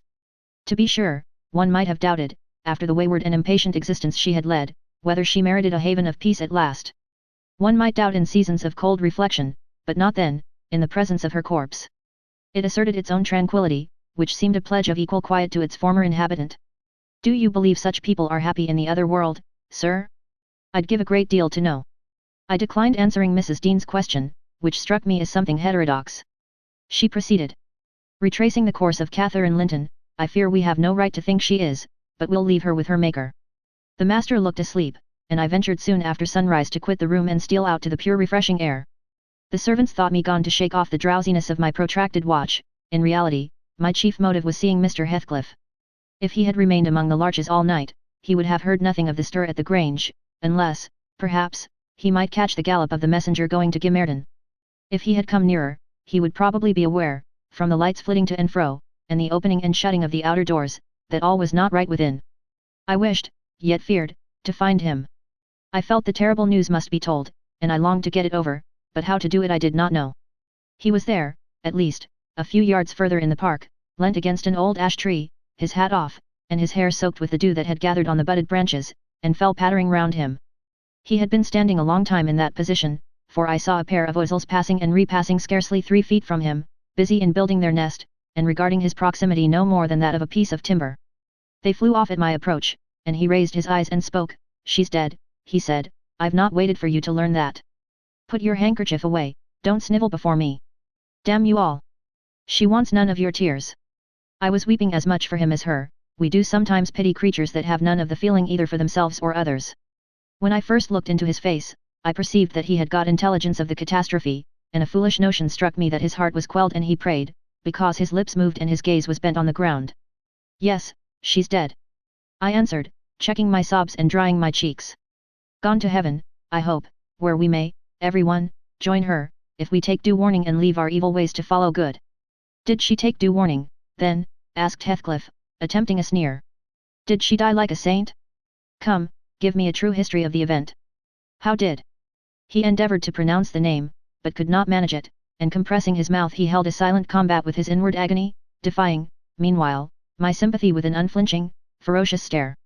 How did she die? He resumed, at last, fain, notwithstanding his hardihood, to have a support behind him, for, after the struggle, he trembled, in spite of himself, to his very finger ends. Poor wretch! I thought, you have a heart and nerves the same as your brother men. Why should you be anxious to conceal them? Your pride cannot blind God. You tempt him to wring them, till he forces a cry of humiliation. Quietly as a lamb. I answered, aloud. She drew a sigh, and stretched herself, like a child reviving, and sinking again to sleep, and 5 minutes after I felt one little pulse at her heart, and nothing more. And, did she ever mention me? He asked, hesitating, as if he dreaded the answer to his question would introduce details that he could not bear to hear. Her senses never returned, she recognized nobody from the time you left her, I said. She lies with a sweet smile on her face, and her latest ideas wandered back to pleasant early days. Her life closed in a gentle dream, may she wake as kindly in the other world. May she wake in torment, he cried, with frightful vehemence, stamping his foot, and groaning in a sudden paroxysm of ungovernable passion. Why, she's a liar to the end. Where is she? Not there, not in heaven, not perished, where? Oh! You said you cared nothing for my sufferings. And I pray one prayer, I repeat it till my tongue stiffens, Catherine Earnshaw, may you not rest as long as I am living. You said I killed you, haunt me, then. The murdered do haunt their murderers, I believe. I know that ghosts have wandered on earth. Be with me always, take any form, drive me mad. Only do not leave me in this abyss, where I cannot find you. Oh, God! It is unutterable. I cannot live without my life. I cannot live without my soul. He dashed his head against the knotted trunk, and, lifting up his eyes, howled, not like a man, but like a savage beast being goaded to death with knives and spears. I observed several splashes of blood about the bark of the tree, and his hand and forehead were both stained. Probably the scene I witnessed was a repetition of others acted during the night. It hardly moved my compassion, it appalled me, still, I felt reluctant to quit him so. But the moment he recollected himself enough to notice me watching, he thundered a command for me to go, and I obeyed. He was beyond my skill to quiet or console. Mrs. Linton's funeral was appointed to take place on the Friday following her decease, until then her coffin remained uncovered, and strewn with flowers and scented leaves, in the great drawing room. Linton spent his days and nights there, a sleepless guardian, and, a circumstance concealed from all but me, Heathcliff spent his nights, at least, outside, equally a stranger to repose. I held no communication with him, still, I was conscious of his design to enter, if he could, and on the Tuesday, a little after dark, when my master, from sheer fatigue, had been compelled to retire a couple of hours, I went and opened one of the windows, moved by his perseverance to give him a chance of bestowing on the faded image of his idol one final adieu. He did not omit to avail himself of the opportunity, cautiously and briefly, too cautiously to betray his presence by the slightest noise. Indeed, I shouldn't have discovered that he had been there, except for the disarrangement of the drapery about the corpse's face, and for observing on the floor a curl of light hair, fastened with a silver thread, which, on examination, I ascertained to have been taken from a locket hung round Catherine's neck. Heathcliff had opened the trinket and cast out its contents, replacing them by a black lock of his own. I twisted the two, and enclosed them together. Mr. Earnshaw was, of course, invited to attend the remains of his sister to the grave. He sent no excuse, but he never came, so that, besides her husband, the mourners were wholly composed of tenants and servants. Isabella was not asked. The place of Catherine's interment, to the surprise of the villagers, was neither in the chapel under the carved monument of the Lintons, nor yet by the tombs of her own relations, outside. It was dug on a green slope in a corner of the kirkyard, where the wall is so low that heath and bilberry plants have climbed over it from the moor, and peat mold almost buries it.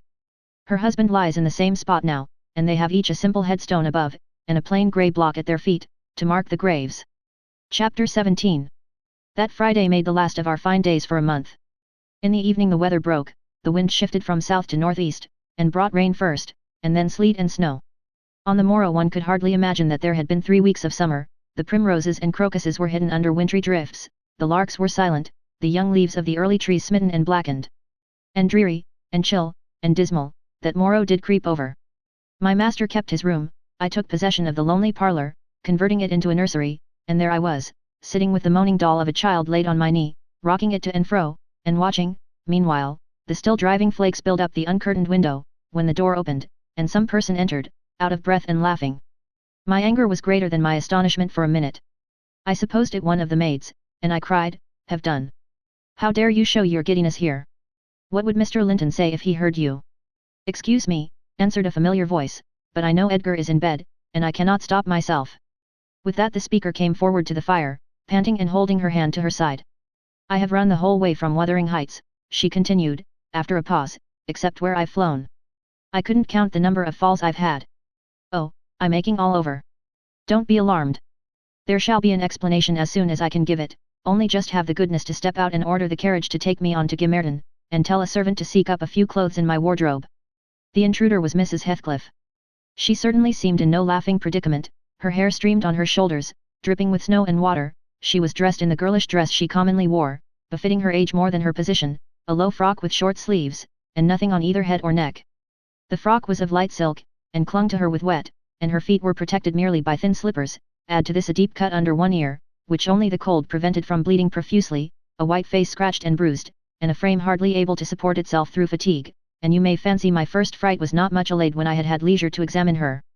"My dear young lady," I exclaimed, "I'll stir nowhere, and hear nothing, till you have removed every article of your clothes, and put on dry things, and certainly you shall not go to Gimmerton tonight, so it is needless to order the carriage." "Certainly I shall," she said, "walking or riding, yet I've no objection to dress myself decently. And, see how it flows down my neck now. The fire does make it smart." She insisted on my fulfilling her directions, before she would let me touch her, and not till after the coachman had been instructed to get ready, and a maid set to pack up some necessary attire, did I obtain her consent for binding the wound and helping to change her garments. "Now, Ellen," she said, when my task was finished and she was seated in an easy chair on the hearth, with a cup of tea before her, "you sit down opposite me, and put poor Catherine's baby away. I don't like to see it. You mustn't think I care little for Catherine, because I behaved so foolishly on entering. I've cried, too, bitterly, yes, more than anyone else has reason to cry. We parted unreconciled, you remember, and I shan't forgive myself. But, for all that, I was not going to sympathize with him, the brute beast. Oh, give me the poker. This is the last thing of his I have about me. She slipped the gold ring from her third finger, and threw it on the floor. I'll smash it, she continued, striking it with childish spite, and then I'll burn it, and she took and dropped the misused article among the coals. There, he shall buy another, if he gets me back again. He'd be capable of coming to seek me, to tease Edgar. I dare not stay, lest that notion should possess his wicked head. And besides, Edgar has not been kind, has he? And I won't come suing for his assistance, nor will I bring him into more trouble. Necessity compelled me to seek shelter here, though, if I had not learned he was out of the way, I'd have halted at the kitchen, washed my face, warmed myself, got you to bring what I wanted, and departed again to anywhere out of the reach of my accursed, of that incarnate goblin. Ah, he was in such a fury. If he had caught me. It's a pity Earnshaw is not his match in strength. I wouldn't have run till I'd seen him all but demolished, had Hindley been able to do it. Well, don't talk so fast, miss. I interrupted, you'll disorder the handkerchief I have tied round your face, and make the cut bleed again. Drink your tea, and take breath, and give over laughing. Laughter is sadly out of place under this roof, and in your condition. An undeniable truth, she replied. Listen to that child. It maintains a constant wail. Send it out of my hearing for an hour, I shan't stay any longer. I rang the bell, and committed it to a servant's care, and then I inquired what had urged her to escape from Wuthering Heights in such an unlikely plight, and where she meant to go, as she refused remaining with us. I ought, and I wished to remain, answered she, to cheer Edgar and take care of the baby, for two things, and because the Grange is my right home. But I tell you he wouldn't let me. Do you think he could bear to see me grow fat and merry, could bear to think that we were tranquil, and not resolve on poisoning our comfort? Now, I have the satisfaction of being sure that he detests me, to the point of its annoying him seriously to have me within earshot or eyesight. I notice, when I enter his presence, the muscles of his countenance are involuntarily distorted into an expression of hatred, partly arising from his knowledge of the good causes I have to feel that sentiment for him, and partly from original aversion. It is strong enough to make me feel pretty certain that he would not chase me over England, supposing I contrived a clear escape, and therefore I must get quite away. I've recovered from my first desire to be killed by him. I'd rather he'd kill himself. He has extinguished my love effectually, and so I'm at my ease. I can recollect yet how I loved him, and can dimly imagine that I could still be loving him, if, no. Even if he had doted on me, the devilish nature would have revealed its existence somehow. Catherine had an awfully perverted taste to esteem him so dearly, knowing him so well. Monster! Would that he could be blotted out of creation, and out of my memory. Hush, hush! He's a human being, I said. Be more charitable, there are worse men than he is yet. He's not a human being, she retorted, and he has no claim on my charity. I gave him my heart, and he took and pinched it to death, and flung it back to me. People feel with their hearts, Ellen, and since he has destroyed mine, I have not power to feel for him, and I would not, though he groaned from this to his dying day, and wept tears of blood for Catherine. No, indeed, I wouldn't. And here Isabella began to cry, but, immediately dashing the water from her lashes, she recommenced. You asked, what has driven me to flight at last? I was compelled to attempt it, because I had succeeded in rousing his rage a pitch above his malignity. Pulling out the nerves with red-hot pincers requires more coolness than knocking on the head. He was worked up to forget the fiendish prudence he boasted of, and proceeded to murderous violence. I experienced pleasure in being able to exasperate him, the sense of pleasure woke my instinct of self-preservation, so I fairly broke free, and if ever I come into his hands again he is welcome to a signal revenge. Yesterday, you know, Mr. Earnshaw should have been at the funeral. He kept himself sober for the purpose, tolerably sober, not going to bed mad at 6 o'clock and getting up drunk at 12. Consequently, he rose, in suicidal low spirits, as fit for the church as for a dance, and instead, he sat down by the fire and swallowed gin or brandy by tumblerfuls. Heathcliff, I shudder to name him, has been a stranger in the house from last Sunday till today. Whether the angels have fed him, or his kin beneath, I cannot tell, but he has not eaten a meal with us for nearly a week. He has just come home at dawn, and gone upstairs to his chamber, locking himself in, as if anybody dreamt of coveting his company. There he has continued, praying like a Methodist, only the deity he implored is senseless dust and ashes, and God, when addressed, was curiously confounded with his own black father. After concluding these precious orisons, and they lasted generally till he grew hoarse and his voice was strangled in his throat, he would be off again, always straight down to the Grange. I wonder Edgar did not send for a constable, and give him into custody. For me, grieved as I was about Catherine, it was impossible to avoid regarding this season of deliverance from degrading oppression as a holiday. I recovered spirits sufficient to hear Joseph's eternal lectures without weeping, and to move up and down the house less with the foot of a frightened thief than formerly. You wouldn't think that I should cry at anything Joseph could say, but he and Hareton are detestable companions. I'd rather sit with Hindley, and hear his awful talk, than with Little Maester and his staunch supporter, that odious old man. When Heathcliff is in, I'm often obliged to seek the kitchen and their society, or starve among the damp uninhabited chambers. When he is not, as was the case this week, I establish a table and chair at one corner of the house fire, and never mind how Mr. Earnshaw may occupy himself, and he does not interfere with my arrangements. He is quieter now than he used to be, if no one provokes him, more sullen and depressed, and less furious. Joseph affirms he's sure he's an altered man, that the Lord has touched his heart, and he is saved so as by fire.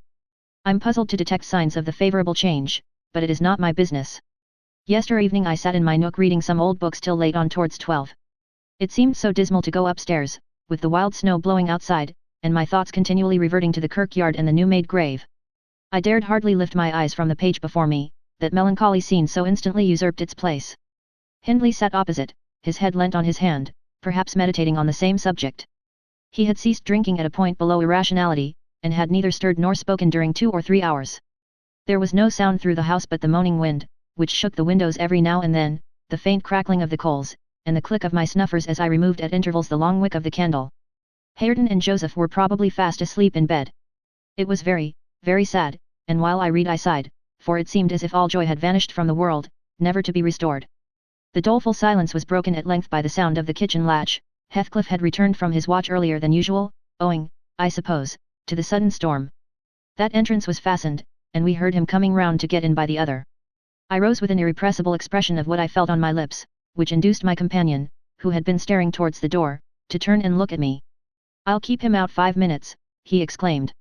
"You won't object?" "No, you may keep him out the whole night for me," I answered. "Do, put the key in the lock, and draw the bolts." Earnshaw accomplished this ere his guest reached the front. He then came and brought his chair to the other side of my table, leaning over it, and searching in my eyes for a sympathy with the burning hate that gleamed from his. As he both looked and felt like an assassin, he couldn't exactly find that, but he discovered enough to encourage him to speak. "You, and I," he said, "have each a great debt to settle with the man out yonder. If we were neither of us cowards, we might combine to discharge it. Are you as soft as your brother? Are you willing to endure to the last, and not once attempt a repayment?" "I'm weary of enduring now," I replied, "and I'd be glad of a retaliation that wouldn't recoil on myself, but treachery and violence are spears pointed at both ends, they wound those who resort to them worse than their enemies." "Treachery and violence are a just return for treachery and violence," cried Hindley. "Mrs. Heathcliff, I'll ask you to do nothing, but sit still and be dumb. Tell me now, can you? I'm sure you would have as much pleasure as I in witnessing the conclusion of the fiend's existence. He'll be your death unless you overreach him, and he'll be my ruin. Damn the hellish villain! He knocks at the door as if he were master here already. Promise to hold your tongue, and before that clock strikes, it wants 3 minutes of 1, you're a free woman." He took the implements which I described to you in my letter from his breast, and would have turned down the candle. I snatched it away, however, and seized his arm. "I'll not hold my tongue," I said. "You mustn't touch him. Let the door remain shut, and be quiet." "No. I've formed my resolution, and by God I'll execute it," cried the desperate being. "I'll do you a kindness in spite of yourself, and Hareton justice. And you needn't trouble your head to screen me. Catherine is gone. Nobody alive would regret me, or be ashamed, though I cut my throat this minute, and it's time to make an end. I might as well have struggled with a bear, or reasoned with a lunatic. The only resource left me was to run to a lattice and warn his intended victim of the fate which awaited him."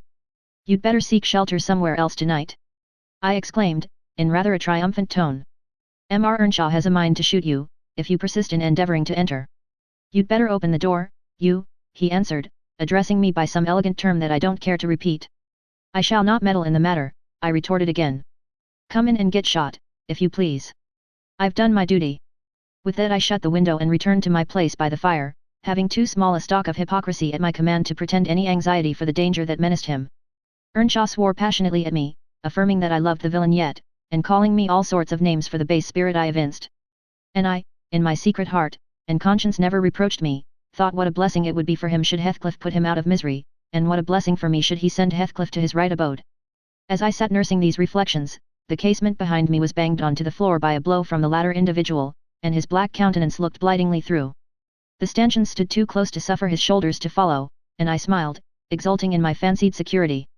His hair and clothes were whitened with snow, and his sharp cannibal teeth, revealed by cold and wrath, gleamed through the dark. "Isabella, let me in, or I'll make you repent," he gurned, as Joseph calls it. I cannot commit murder, I replied. Mr. Hindley stands sentinel with a knife and loaded pistol.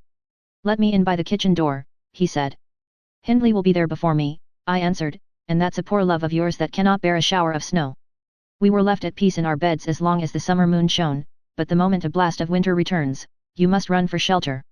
Heathcliff, if I were you, I'd go stretch myself over her grave and die like a faithful dog. The world is surely not worth living in now, is it? You had distinctly impressed on me the idea that Catherine was the whole joy of your life. I can't imagine how you think of surviving her loss. He's there, is he? Exclaimed my companion, rushing to the gap. If I can get my arm out I can hit him. I'm afraid, Ellen, you'll set me down as really wicked, but you don't know all, so don't judge. I wouldn't have aided or abetted an attempt on even his life for anything. Wish that he were dead, I must, and therefore I was fearfully disappointed, and unnerved by terror for the consequences of my taunting speech, when he flung himself on Earnshaw's weapon and wrenched it from his grasp. The charge exploded, and the knife, in springing back, closed into its owner's wrist. Heathcliff pulled it away by main force, slitting up the flesh as it passed on, and thrust it dripping into his pocket. He then took a stone, struck down the division between two windows, and sprang in. His adversary had fallen senseless with excessive pain and the flow of blood, that gushed from an artery or a large vein. The ruffian kicked and trampled on him, and dashed his head repeatedly against the flags, holding me with one hand, meantime, to prevent me summoning Joseph. He exerted preterhuman self-denial in abstaining from finishing him completely, but getting out of breath, he finally desisted, and dragged the apparently inanimate body onto the settle.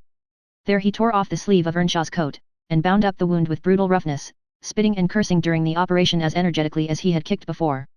Being at liberty, I lost no time in seeking the old servant, who, having gathered by degrees the purport of my hasty tale, hurried below, gasping, as he descended the steps two at once. What is there to do, now? What is there to do, now? There's this to do, thundered Heathcliff, that your master's mad, and should he last another month, I'll have him to an asylum. And how the devil did you come to fasten me out, you toothless hound? Don't stand muttering and mumbling there. Come, I'm not going to nurse him. Wash that stuff away, and mind the sparks of your candle, it is more than half brandy. And so you've been murthering on him, exclaimed Joseph, lifting his hands and eyes in horror. If ever I seed a seek like this. May the Lord. Heathcliff gave him a push onto his knees in the middle of the blood, and flung a towel to him, but instead of proceeding to dry it up, he joined his hands and began a prayer, which excited my laughter from its odd phraseology. I was in the condition of mind to be shocked at nothing, in fact, I was as reckless as some malefactors show themselves at the foot of the gallows. Oh, I forgot you, said the tyrant. You shall do that. Down with you. And you conspire with him against me, do you, viper? There, that is work fit for you. He shook me till my teeth rattled, and pitched me beside Joseph, who steadily concluded his supplications, and then rose, vowing he would set off for the Grange directly. Mr. Linton was a magistrate, and though he had 50 wives dead, he should inquire into this. He was so obstinate in his resolution, that Heathcliff deemed it expedient to compel from my lips a recapitulation of what had taken place, standing over me, heaving with malevolence, as I reluctantly delivered the account in answer to his questions. It required a great deal of labor to satisfy the old man that Heathcliff was not the aggressor, especially with my hardly wrung replies. However, Mr. Earnshaw soon convinced him that he was alive still. Joseph hastened to administer a dose of spirits, and by their succor his master presently regained motion and consciousness. Heathcliff, aware that his opponent was ignorant of the treatment received while insensible, called him deliriously intoxicated, and said he should not notice his atrocious conduct further, but advised him to get to bed. To my joy, he left us, after giving this judicious counsel, and Hindley stretched himself on the hearthstone. I departed to my own room, marvelling that I had escaped so easily. This morning, when I came down, about half an hour before noon, Mr. Earnshaw was sitting by the fire, deadly sick, his evil genius, almost as gaunt and ghastly, leant against the chimney. Neither appeared inclined to dine, and, having waited till all was cold on the table, I commenced alone. Nothing hindered me from eating heartily, and I experienced a certain sense of satisfaction and superiority, as, at intervals, I cast a look towards my silent companions, and felt the comfort of a quiet conscience within me. After I had done, I ventured on the unusual liberty of drawing near the fire, going round Earnshaw's seat, and kneeling in the corner beside him. Heathcliff did not glance my way, and I gazed up, and contemplated his features almost as confidently as if they had been turned to stone. His forehead, that I once thought so manly, and that I now think so diabolical, was shaded with a heavy cloud, his basilisk eyes were nearly quenched by sleeplessness, and weeping, perhaps, for the lashes were wet then, his lips devoid of their ferocious sneer, and sealed in an expression of unspeakable sadness. Had it been another, I would have covered my face in the presence of such grief. In his case, I was gratified, and, ignoble as it seems to insult a fallen enemy, I couldn't miss this chance of sticking in a dart. His weakness was the only time when I could taste the delight of paying wrong for wrong. Fie, miss. I interrupted. One might suppose you had never opened a Bible in your life. If God afflict your enemies, surely that ought to suffice you. It is both mean and presumptuous to add your torture to his. In general I'll allow that it would be, Ellen, she continued, but what misery laid on Heathcliff could content me, unless I have a hand in it. I'd rather he suffered less, if I might cause his sufferings and he might know that I was the cause. Oh, I owe him so much. On only one condition can I hope to forgive him. It is, if I may take an eye for an eye, a tooth for a tooth, for every wrench of agony return a wrench, reduce him to my level. As he was the first to injure, make him the first to implore pardon, and then, why then, Ellen, I might show you some generosity.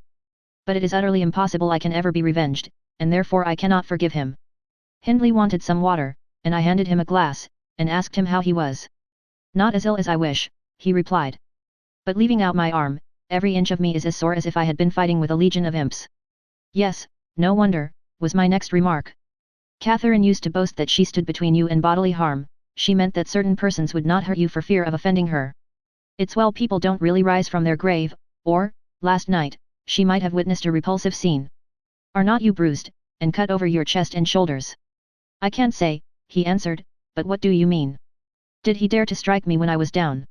He trampled on and kicked you, and dashed you on the ground, I whispered. And his mouth watered to tear you with his teeth, because he's only half man, not so much, and the rest fiend. Mr. Earnshaw looked up, like me, to the countenance of our mutual foe, who, absorbed in his anguish, seemed insensible to anything around him. The longer he stood, the plainer his reflections revealed their blackness through his features. Oh, if God would but give me strength to strangle him in my last agony, I'd go to hell with joy, groaned the impatient man, writhing to rise, and sinking back in despair, convinced of his inadequacy for the struggle. Nay, it's enough that he has murdered one of you, I observed aloud. At the Grange, everyone knows your sister would have been living now had it not been for Mr. Heathcliff. After all, it is preferable to be hated than loved by him. When I recollect how happy we were, how happy Catherine was before he came, I'm fit to curse the day. Most likely, Heathcliff noticed more the truth of what was said, than the spirit of the person who said it. His attention was roused, I saw, for his eyes rained down tears among the ashes, and he drew his breath in suffocating sighs. I stared full at him, and laughed scornfully. The clouded windows of hell flashed a moment towards me. The fiend which usually looked out, however, was so dimmed and drowned that I did not fear to hazard another sound of derision. Get up, and be gone out of my sight, said the mourner. I guessed he uttered those words, at least, though his voice was hardly intelligible. I beg your pardon, I replied. But I loved Catherine too, and her brother requires attendance, which, for her sake, I shall supply. Now that she's dead, I see her in Hindley. Hindley has exactly her eyes, if you had not tried to gouge them out, and made them black and red, and her. Get up, wretched idiot, before I stamp you to death, he cried, making a movement that caused me to make one also. But then, I continued, holding myself ready to flee, if poor Catherine had trusted you, and assumed the ridiculous, contemptible, degrading title of Mrs. Heathcliff, she would soon have presented a similar picture. She wouldn't have borne your abominable behaviour quietly, her detestation and disgust must have found voice. The back of the settle and Earnshaw's person interposed between me and him, so instead of endeavouring to reach me, he snatched a dinner knife from the table and flung it at my head. It struck beneath my ear, and stopped the sentence I was uttering, but, pulling it out, I sprang to the door and delivered another, which I hope went a little deeper than his missile. The last glimpse I caught of him was a furious rush on his part, checked by the embrace of his host, and both fell locked together on the hearth. In my flight through the kitchen I bid Joseph speed to his master. I knocked over Hareton, who was hanging a litter of puppies from a chair back in the doorway, and, blessed as a soul escaped from purgatory, I bounded, leaped, and flew down the steep road, then, quitting its windings, shot direct across the moor, rolling over banks, and wading through marshes, precipitating myself, in fact, towards the beacon light of the Grange. And far rather would I be condemned to a perpetual dwelling in the infernal regions than, even for one night, abide beneath the roof of Wuthering Heights again. Isabella ceased speaking, and took a drink of tea, then she rose, and bidding me put on her bonnet, and a great shawl I had brought, and turning a deaf ear to my entreaties for her to remain another hour, she stepped onto a chair, kissed Edgar's and Catherine's portraits, bestowed a similar salute on me, and descended to the carriage, accompanied by Fanny, who yelped wild with joy at recovering her mistress. She was driven away, never to revisit this neighbourhood, but a regular correspondence was established between her and my master when things were more settled. I believe her new abode was in the south, near London, there she had a son born a few months subsequent to her escape. He was christened Linton, and, from the first, she reported him to be an ailing, peevish creature. Mr. Heathcliff, meeting me one day in the village, inquired where she lived. I refused to tell. He remarked that it was not of any moment, only she must beware of coming to her brother, she should not be with him, if he had to keep her himself. Though I would give no information, he discovered, through some of the other servants, both her place of residence and the existence of the child. Still, he didn't molest her, for which forbearance she might thank his aversion, I suppose. He often asked about the infant, when he saw me, and on hearing its name, smiled grimly, and observed, "They wish me to hate it too, do they?" "I don't think they wish you to know anything about it," I answered. "But I'll have it," he said, "when I want it. They may reckon on that." Fortunately its mother died before the time arrived, some 13 years after the decease of Catherine, when Linton was 12, or a little more. On the day succeeding Isabella's unexpected visit I had no opportunity of speaking to my master, he shunned conversation, and was fit for discussing nothing. When I could get him to listen, I saw it pleased him that his sister had left her husband, whom he abhorred with an intensity which the mildness of his nature would scarcely seem to allow. So deep and sensitive was his aversion, that he refrained from going anywhere where he was likely to see or hear of Heathcliff. Grief, and that together, transformed him into a complete hermit. He threw up his office of magistrate, ceased even to attend church, avoided the village on all occasions, and spent a life of entire seclusion within the limits of his park and grounds, only varied by solitary rambles on the moors, and visits to the grave of his wife, mostly at evening, or early morning before other wanderers were abroad. But he was too good to be thoroughly unhappy long. He didn't pray for Catherine's soul to haunt him. Time brought resignation, and a melancholy sweeter than common joy. He recalled her memory with ardent, tender love, and hopeful aspiring to the better world, where he doubted not she was gone. And he had earthly consolation and affections also. For a few days, I said, he seemed regardless of the puny successor to the departed, that coldness melted as fast as snow in April, and ere the tiny thing could stammer a word or totter a step it wielded a despot's sceptre in his heart. It was named Catherine, but he never called it the name in full, as he had never called the first Catherine short, probably because Heathcliff had a habit of doing so. The little one was always Cathy, it formed to him a distinction from the mother, and yet a connection with her, and his attachment sprang from its relation to her, far more than from its being his own. I used to draw a comparison between him and Hindley Earnshaw, and perplex myself to explain satisfactorily why their conduct was so opposite in similar circumstances. They had both been fond husbands, and were both attached to their children, and I could not see how they shouldn't both have taken the same road, for good or evil. But, I thought in my mind, Hindley, with apparently the stronger head, has shown himself sadly the worse and the weaker man. When his ship struck, the captain abandoned his post, and the crew, instead of trying to save her, rushed into riot and confusion, leaving no hope for their luckless vessel. Linton, on the contrary, displayed the true courage of a loyal and faithful soul. He trusted God, and God comforted him. One hoped, and the other despaired, they chose their own lots, and were righteously doomed to endure them. But you'll not want to hear my moralising, Mr. Lockwood, you'll judge, as well as I can, all these things, at least, you'll think you will, and that's the same. The end of Earnshaw was what might have been expected, it followed fast on his sister's, there were scarcely 6 months between them. We, at the Grange, never got a very succinct account of his state preceding it, all that I did learn was on occasion of going to aid in the preparations for the funeral. Mr. Kenneth came to announce the event to my master. "Well, Nelly," said he, riding into the yard one morning, too early not to alarm me with an instant presentiment of bad news, "it's yours and my turn to go into mourning at present. Who's given us the slip now, do you think?" "Who?"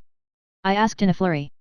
"Why, guess," he returned, dismounting and slinging his bridle on a hook by the door.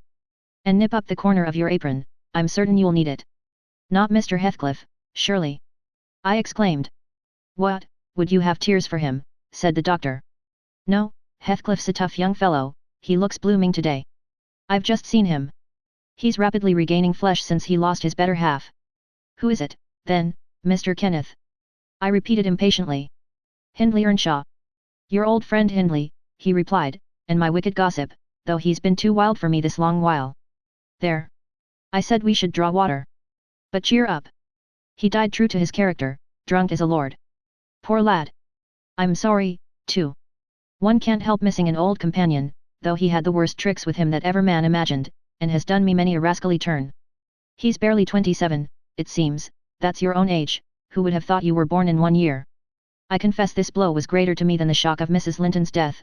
Ancient associations lingered round my heart. I sat down in the porch and wept as for a blood relation, desiring Mr. Kenneth to get another servant to introduce him to the master.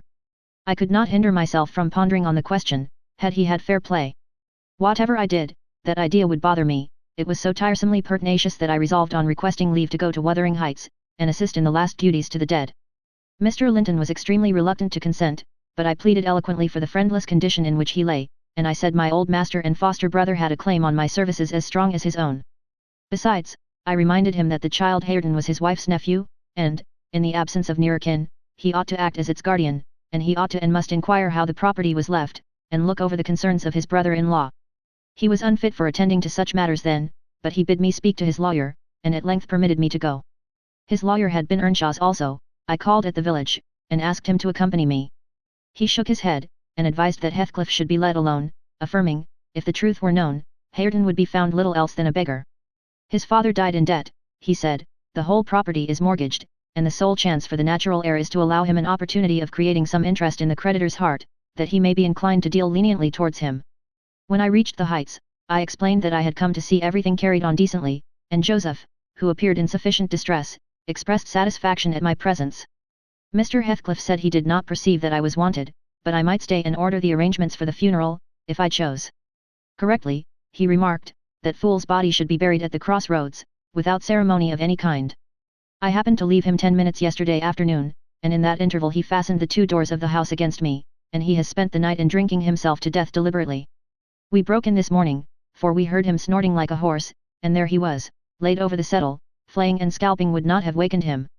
I sent for Kenneth, and he came, but not till the beast had changed into carrion. He was both dead and cold and stark, and so you'll allow it was useless making more stir about him. The old servant confirmed this statement, but muttered, I'd rather he'd gone his seln for tea, doctor.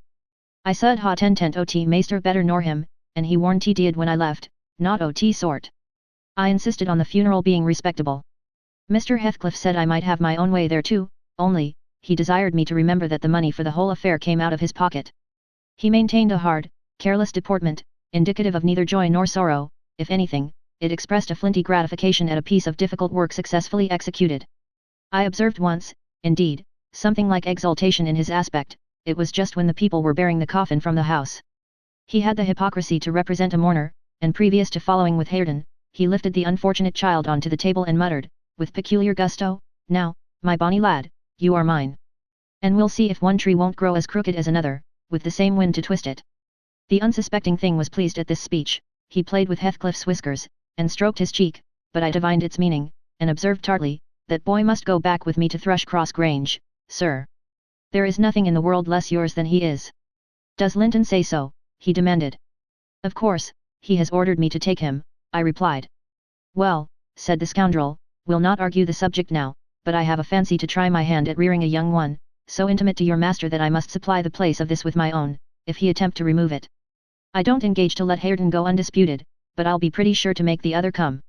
Remember to tell him. This hint was enough to bind our hands.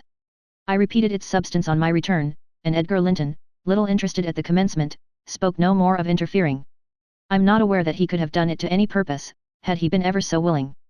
The guest was now the master of Wuthering Heights. He held firm possession, and proved to the attorney, who, in his turn, proved it to Mr. Linton, that Earnshaw had mortgaged every yard of land he owned for cash to supply his mania for gaming, and he, Heathcliff, was the mortgagee. In that manner Hareton, who should now be the first gentleman in the neighbourhood, was reduced to a state of complete dependence on his father's inveterate enemy, and lives in his own house as a servant, deprived of the advantage of wages, quite unable to right himself, because of his friendlessness, and his ignorance that he has been wronged. Chapter 18. The 12 years, continued Mrs. Dean, following that dismal period were the happiest of my life. My greatest troubles in their passage rose from our little lady's trifling illnesses, which she had to experience in common with all children, rich and poor. For the rest, after the first 6 months, she grew like a larch, and could walk and talk too, in her own way, before the heath blossomed a second time over Mrs. Linton's dust. She was the most winning thing that ever brought sunshine into a desolate house, a real beauty in face, with the Earnshaw's handsome dark eyes, but the Lintons' fair skin and small features, and yellow curling hair. Her spirit was high, though not rough, and qualified by a heart sensitive and lively to excess in its affections. That capacity for intense attachments reminded me of her mother. Still she did not resemble her, for she could be soft and mild as a dove, and she had a gentle voice and pensive expression. Her anger was never furious, her love never fierce, it was deep and tender. However, it must be acknowledged, she had faults to foil her gifts. A propensity to be saucy was one, and a perverse will, that indulged children invariably acquire, whether they be good-tempered or cross. If a servant chanced to vex her, it was always, "I shall tell papa." And if he reproved her, even by a look, you would have thought it a heart-breaking business. I don't believe he ever did speak a harsh word to her. He took her education entirely on himself, and made it an amusement. Fortunately, curiosity and a quick intellect made her an apt scholar. She learned rapidly and eagerly, and did honor to his teaching. Till she reached the age of 13 she had not once been beyond the range of the park by herself. Mr. Linton would take her with him a mile or so outside, on rare occasions, but he trusted her to no one else. Gimmerton was an unsubstantial name in her ears, the chapel, the only building she had approached or entered, except her own home. Wuthering Heights and Mr. Heathcliff did not exist for her. She was a perfect recluse, and, apparently, perfectly contented. Sometimes, indeed, while surveying the country from her nursery window, she would observe, "Ellen, how long will it be before I can walk to the top of those hills? I wonder what lies on the other side. Is it the sea?" "No, Miss Cathy," I would answer, "it is hills again, just like these." "And what are those golden rocks like when you stand under them?" she once asked. The abrupt descent of Penistone Crags particularly attracted her notice, especially when the setting sun shone on it and the topmost heights, and the whole extent of landscape besides lay in shadow. I explained that they were bare masses of stone, with hardly enough earth in their clefts to nourish a stunted tree. "And why are they bright so long after it is evening here?" she pursued. "Because they are a great deal higher up than we are," replied I. "You could not climb them, they are too high and steep. In winter the frost is always there before it comes to us, and deep into summer I have found snow under that black hollow on the northeast side." "Oh, you have been on them," she cried gleefully. "Then I can go, too, when I am a woman." "Has Papa been, Ellen?" "Papa would tell you, miss," I answered, hastily, "that they are not worth the trouble of visiting. The moors, where you ramble with him, are much nicer, and Thrushcross Park is the finest place in the world." "But I know the park, and I don't know those," she murmured to herself. "And I should delight to look round me from the brow of that tallest point. My little pony Minnie shall take me some time." One of the maids mentioning the fairy cave, quite turned her head with a desire to fulfill this project. She teased Mr. Linton about it, and he promised she should have the journey when she got older. But Miss Catherine measured her age by months, and, now, "Am I old enough to go to Penistone Crags?" was the constant question in her mouth. The road thither wound close by Wuthering Heights.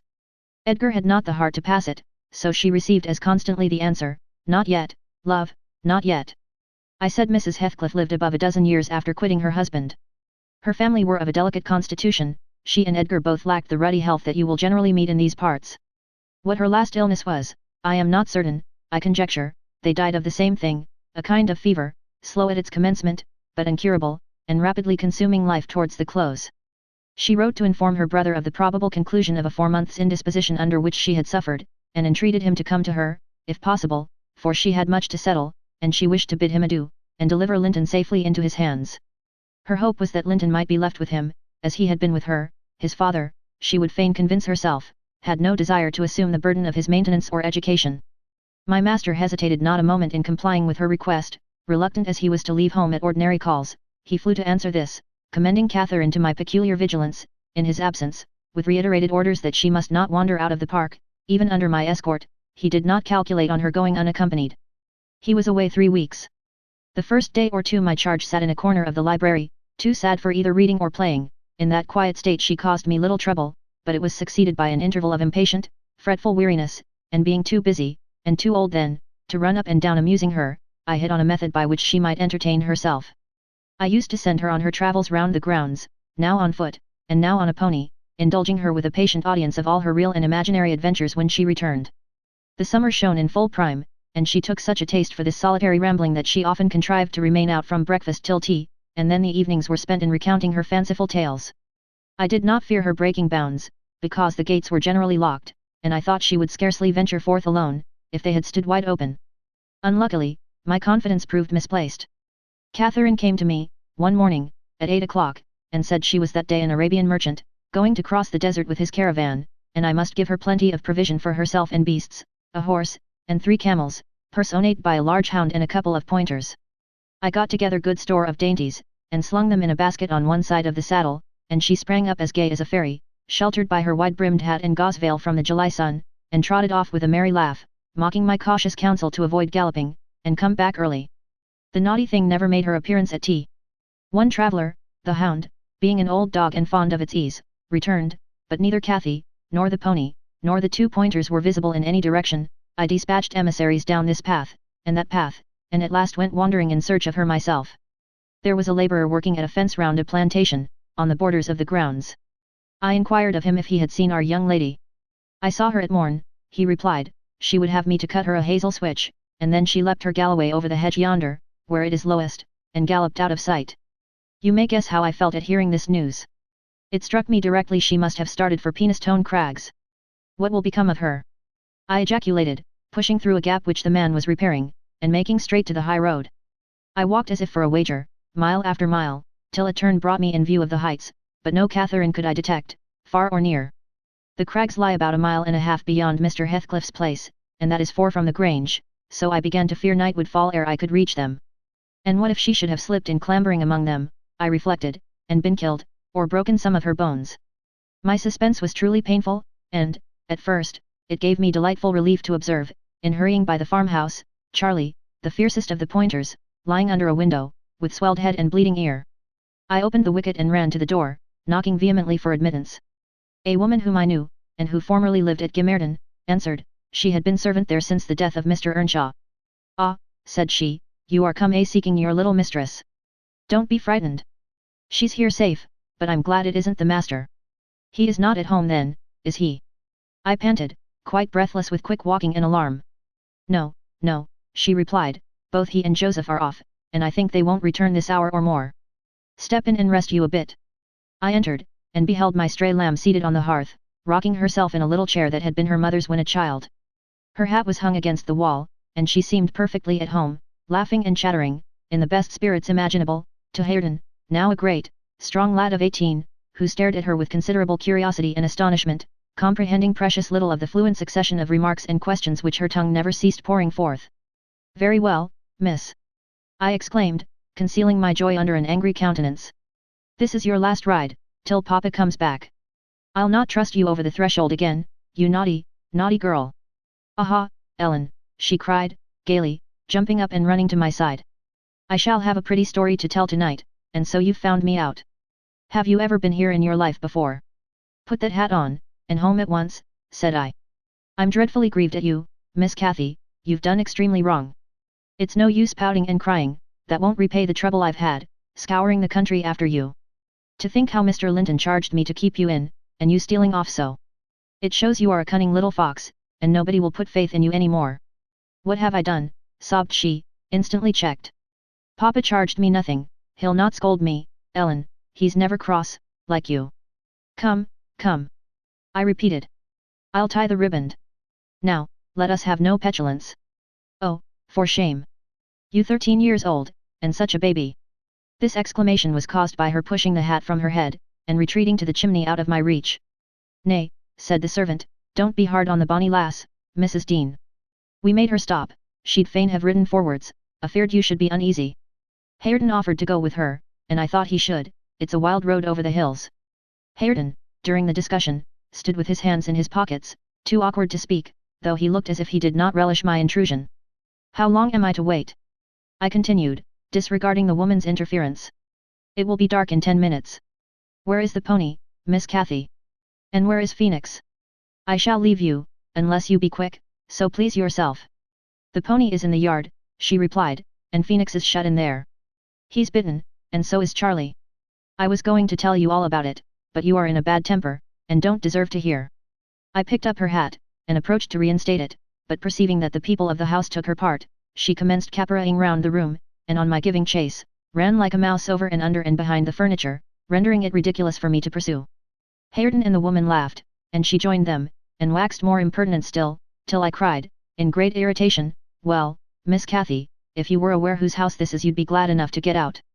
It's your father's, isn't it? Said she, turning to Hareton. Nay, he replied, looking down, and blushing bashfully. He could not stand a steady gaze from her eyes, though they were just his own. Whose then, your master's? She asked. He coloured deeper, with a different feeling, muttered an oath, and turned away. Who is his master? Continued the tiresome girl, appealing to me.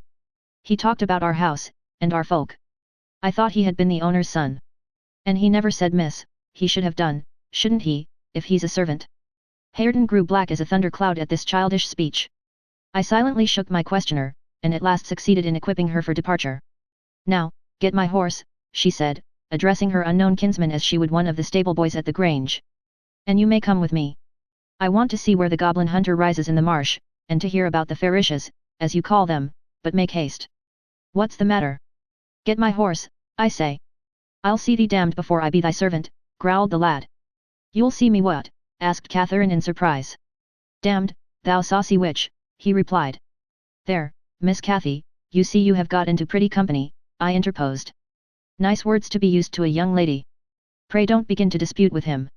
Come, let us seek for Minnie ourselves, and begone. But, Ellen, cried she, staring fixed in astonishment, how dare he speak so to me? Mustn't he be made to do as I ask him? You wicked creature, I shall tell Papa what you said, now, then. Hareton did not appear to feel this threat, so the tears sprang into her eyes with indignation. You bring the pony, she exclaimed, turning to the woman, and let my dog free this moment. Softly, miss, answered the addressed. You'll lose nothing by being civil. Though Mr. Hareton, there, be not the master's son, he's your cousin, and I was never hired to serve you. He my cousin, cried Cathy, with a scornful laugh. Yes, indeed, responded her reprover. Oh, Ellen, don't let them say such things, she pursued in great trouble. Papa is gone to fetch my cousin from London, my cousin is a gentleman's son. That my, she stopped, and wept outright, upset at the bare notion of relationship with such a clown. Hush, hush. I whispered, people can have many cousins and of all sorts, Miss Cathy, without being any the worse for it, only they needn't keep their company, if they be disagreeable and bad. He's not my cousin, Ellen, she went on, gathering fresh grief from reflection, and flinging herself into my arms for refuge from the idea.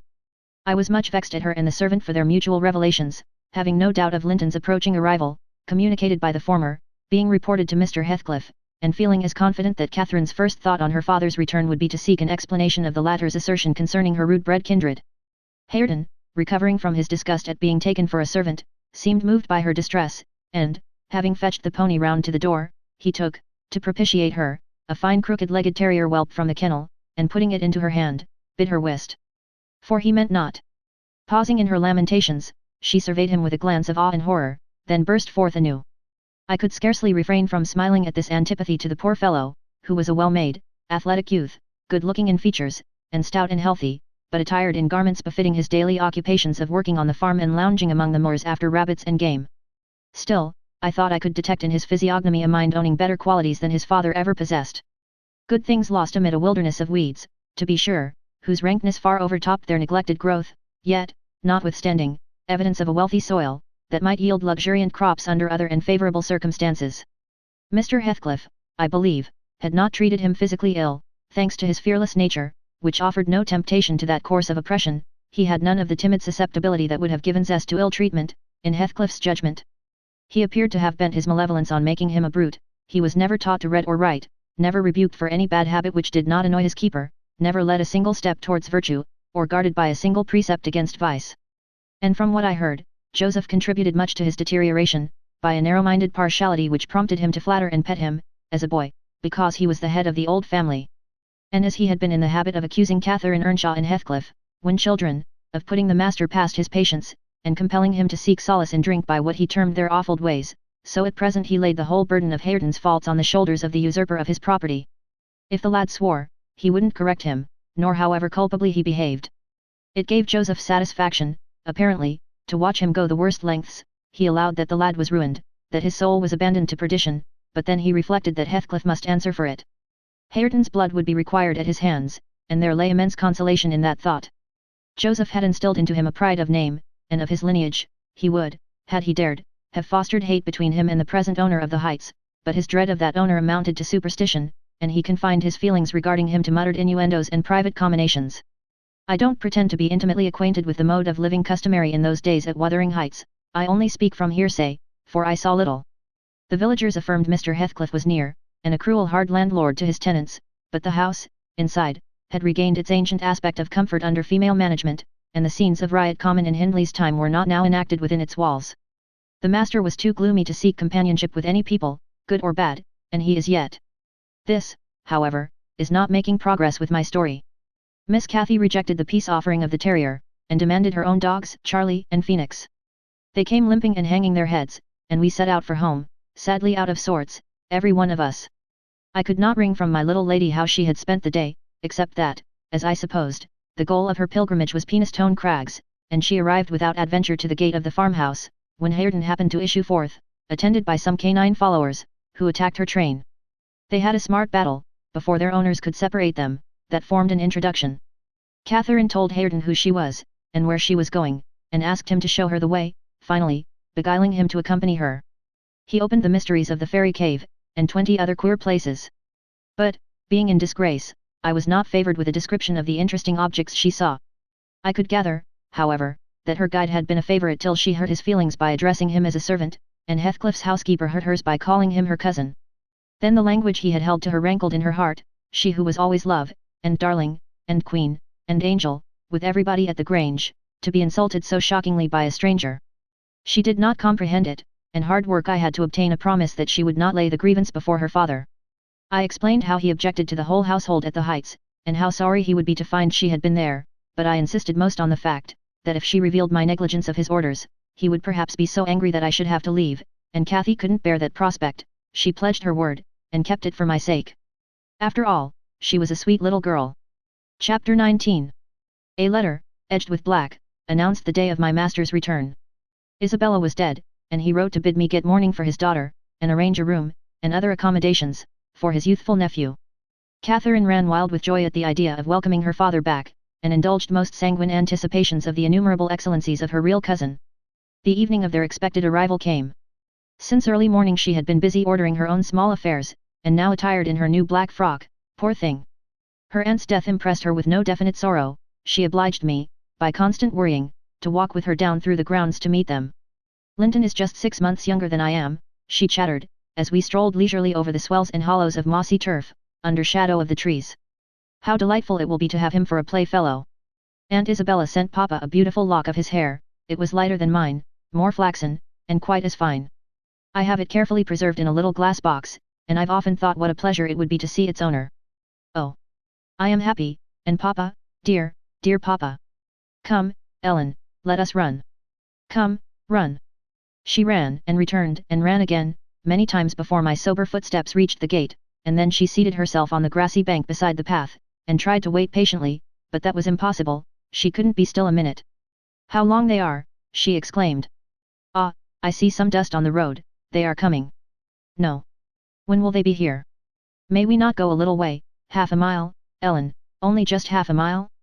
Do say yes, to that clump of birches at the turn. I refused staunchly. At length her suspense was ended, the travelling carriage rolled in sight. Miss Cathy shrieked and stretched out her arms as soon as she caught her father's face looking from the window. He descended, nearly as eager as herself, and a considerable interval elapsed ere they had a thought to spare for any but themselves. While they exchanged caresses I took a peep in to see after Linton. He was asleep in a corner, wrapped in a warm, fur-lined cloak, as if it had been winter. A pale, delicate, effeminate boy, who might have been taken for my master's younger brother, so strong was the resemblance, but there was a sickly peevishness in his aspect that Edgar Linton never had. The latter saw me looking, and having shaken hands, advised me to close the door, and leave him undisturbed, for the journey had fatigued him. Cathy would fain have taken one glance, but her father told her to come, and they walked together up the park, while I hastened before to prepare the servants. Now, darling, said Mr. Linton, addressing his daughter, as they halted at the bottom of the front steps, your cousin is not so strong or so merry as you are, and he has lost his mother, remember, a very short time since, therefore, don't expect him to play and run about with you directly. And don't harass him much by talking, let him be quiet this evening, at least, will you? Yes, yes, Papa, answered Catherine, but I do want to see him, and he hasn't once looked out. The carriage stopped, and the sleeper being roused, was lifted to the ground by his uncle. This is your cousin Cathy, Linton, he said, putting their little hands together. She's fond of you already, and mind you don't grieve her by crying tonight. Try to be cheerful now, the travelling is at an end, and you have nothing to do but rest and amuse yourself as you please. Let me go to bed, then, answered the boy, shrinking from Catherine's salute, and he put his fingers to his eyes to remove incipient tears. Come, come, there's a good child, I whispered, leading him in. You'll make her weep too, see how sorry she is for you. I do not know whether it was sorrow for him, but his cousin put on as sad a countenance as himself, and returned to her father. All three entered, and mounted to the library, where tea was laid ready. I proceeded to remove Linton's cap and mantle, and placed him on a chair by the table, but he was no sooner seated than he began to cry afresh. My master inquired what was the matter. I can't sit on a chair, sobbed the boy. Go to the sofa, then, and Ellen shall bring you some tea, answered his uncle patiently. He had been greatly tried, during the journey, I felt convinced, by his fretful ailing charge. Linton slowly trailed himself off, and lay down. Kathy carried a footstool and her cup to his side. At first she sat silent, but that could not last. She had resolved to make a pet of her little cousin, as she would have him to be, and she commenced stroking his curls, and kissing his cheek, and offering him tea in her saucer, like a baby. This pleased him, for he was not much better. He dried his eyes, and lightened into a faint smile. Oh, he'll do very well, said the master to me, after watching them a minute. Very well, if we can keep him, Ellen. The company of a child of his own age will instill new spirit into him soon, and by wishing for strength he'll gain it. If we can keep him. I mused to myself, and sore misgivings came over me that there was slight hope of that. And then, I thought, however will that weakling live at Wuthering Heights? Between his father and Hareton, what playmates and instructors they'll be. Our doubts were presently decided, even earlier than I expected. I had just taken the children upstairs, after tea was finished, and seen Linton asleep. He would not suffer me to leave him till that was the case.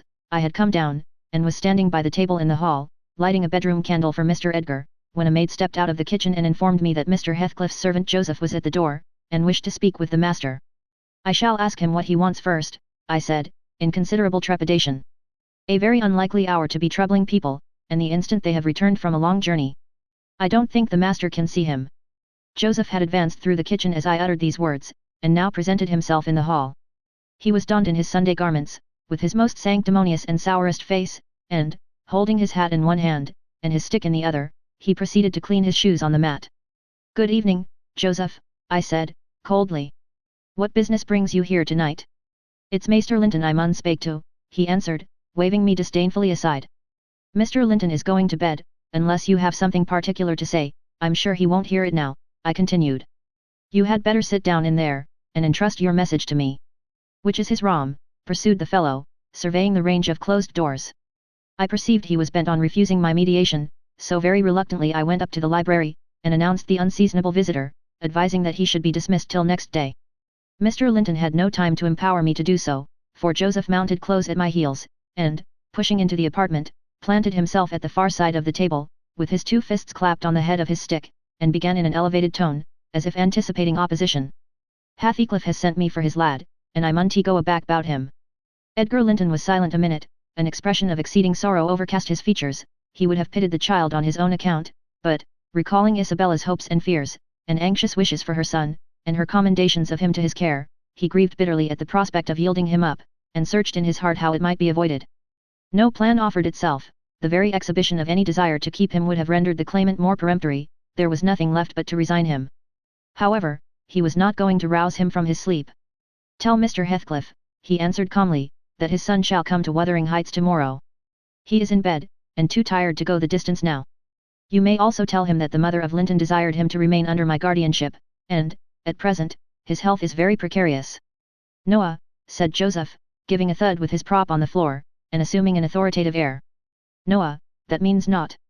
Heathcliff Max no account ot mother, nor ye norther, but he'll hev his lad, und I mun tak him, so a now ye na. You shall not tonight, answered Linton decisively. Walk downstairs at once, and repeat to your master what I have said. Ellen, show him down. Go. And, aiding the indignant elder with a lift by the arm, he rid the room of him and closed the door. Vera weel, shouted Joseph, as he slowly drew off. To morn, he's come his seln, and thrust him out, if ye dar. Chapter 20. To obviate the danger of this threat being fulfilled, Mr. Linton commissioned me to take the boy home early, on Catherine's pony, and, said he, as we shall now have no influence over his destiny, good or bad, you must say nothing of where he is gone to my daughter. She cannot associate with him hereafter, and it is better for her to remain in ignorance of his proximity, lest she should be restless, and anxious to visit the heights. Merely tell her his father sent for him suddenly, and he has been obliged to leave us. Linton was very reluctant to be roused from his bed at 5 o'clock, and astonished to be informed that he must prepare for further travelling, but I softened off the matter by stating that he was going to spend some time with his father, Mr. Heathcliff, who wished to see him so much. He did not like to defer the pleasure till he should recover from his late journey. My father, he cried, in strange perplexity. Mamma never told me I had a father. Where does he live? I'd rather stay with uncle. He lives a little distance from the Grange, I replied, just beyond those hills, not so far, but you may walk over here when you get hearty. And you should be glad to go home, and to see him. You must try to love him, as you did your mother, and then he will love you. But why have I not heard of him before? Asked Linton. Why didn't Mama and he live together, as other people do? He had business to keep him in the north, I answered, and your mother's health required her to reside in the south. And why didn't Mama speak to me about him? Persevered the child. She often talked of uncle, and I learned to love him long ago. How am I to love Papa? I don't know him. Oh, all children love their parents, I said. Your mother, perhaps, thought you would want to be with him if she mentioned him often to you. Let us make haste. An early ride on such a beautiful morning is much preferable to an hour's more sleep. Is she to go with us? He demanded, the little girl I saw yesterday. Not now, replied I. Is uncle? He continued. No, I shall be your companion there, I said.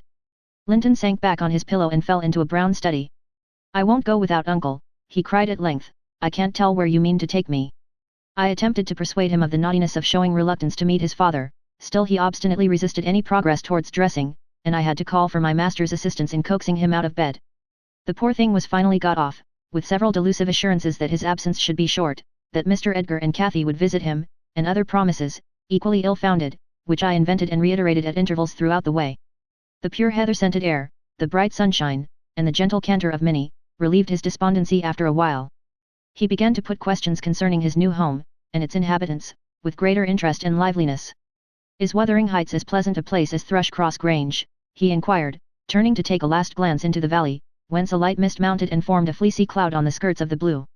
It is not so buried in trees, I replied, and it is not quite so large, but you can see the country beautifully all round, and the air is healthier for you, fresher and drier. You will, perhaps, think the building old and dark at first, though it is a respectable house, the next best in the neighbourhood. And you will have such nice rambles on the moors. Hareton Earnshaw, that is, Miss Cathy's other cousin, and so yours in a manner, will show you all the sweetest spots, and you can bring a book in fine weather, and make a green hollow your study, and, now and then, your uncle may join you in a walk, he does, frequently, walk out on the hills. And what is my father like? He asked. Is he as young and handsome as uncle? He's as young, said I, but he has black hair and eyes, and looks sterner, and he is taller and bigger altogether. He'll not seem to you so gentle and kind at first, perhaps, because it is not his way, still, mind you, be frank and cordial with him, and naturally he'll be fonder of you than any uncle, for you are his own. Black hair and eyes, mused Linton. I can't fancy him. Then I am not like him, am I? Not much, I answered, not a morsel, I thought, surveying with regret the white complexion and slim frame of my companion, and his large languid eyes, his mother's eyes, save that, unless a morbid touchiness kindled them a moment, they had not a vestige of her sparkling spirit. How strange that he should never come to see Mama and me, he murmured. Has he ever seen me? If he has, I must have been a baby. I remember not a single thing about him. Why, Master Linton, said I, 300 miles is a great distance, and 10 years seem very different in length to a grown-up person compared with what they do to you. It is probable Mr. Heathcliff proposed going from summer to summer, but never found a convenient opportunity, and now it is too late. Don't trouble him with questions on the subject, it will disturb him, for no good. The boy was fully occupied with his own cogitations for the remainder of the ride, till we halted before the farmhouse garden gate. I watched to catch his impressions in his countenance. He surveyed the carved front and low-browed lattices, the straggling gooseberry bushes and crooked firs, with solemn intentness, and then shook his head. His private feelings entirely disapproved of the exterior of his new abode. But he had sense to postpone complaining, there might be compensation within. Before he dismounted, I went and opened the door. It was 6:30, the family had just finished breakfast, the servant was clearing and wiping down the table. Joseph stood by his master's chair telling some tale concerning a lame horse, and Hareton was preparing for the hayfield. Hello, Nelly, said Mr. Heathcliff, when he saw me. I feared I should have to come down and fetch my property myself. You've brought it, have you? Let us see what we can make of it. He got up and strode to the door, Hareton and Joseph followed in gaping curiosity. Poor Linton ran a frightened eye over the faces of the three. Surely, said Joseph after a grave inspection, he's swapped wi yet, meester, and yon's his lass. Heathcliff, having stared his son into an ague of confusion, uttered a scornful laugh. God, what a beauty, what a lovely, charming thing, he exclaimed. Havn't they reared it on snails and sour milk, Nelly? Oh, damn my soul! But that's worse than I expected, and the devil knows I was not sanguine. I bid the trembling and bewildered child get down, and enter. He did not thoroughly comprehend the meaning of his father's speech, or whether it were intended for him.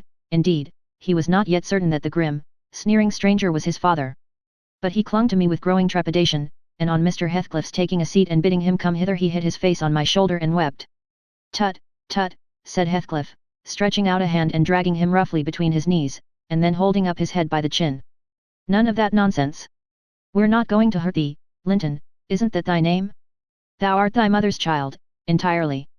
Where is my share in thee, puling chicken?" He took off the boy's cap and pushed back his thick flaxen curls, felt his slender arms and his small fingers, during which examination Linton ceased crying, and lifted his great blue eyes to inspect the inspector. "Do you know me?" asked Heathcliff, having satisfied himself that the limbs were all equally frail and feeble. "No," said Linton, with a gaze of vacant fear. "You've heard of me, I dare say." "No," he replied again. "No. What a shame of your mother, never to waken your filial regard for me. You are my son, then, I'll tell you, and your mother was a wicked slut to leave you in ignorance of the sort of father you possessed. Now, don't wince, and colour up. Though it is something to see you have not white blood. Be a good lad, and I'll do for you. Nelly, if you be tired you may sit down, if not, get home again.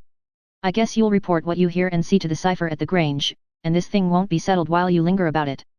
"Well," replied I hope you'll be kind to the boy, Mr. Heathcliff, or you'll not keep him long, and he's all you have aching in the wide world, that you will ever know, remember." "I'll be very kind to him, you needn't fear," he said, laughing. "Only nobody else must be kind to him, I'm jealous of monopolizing his affection.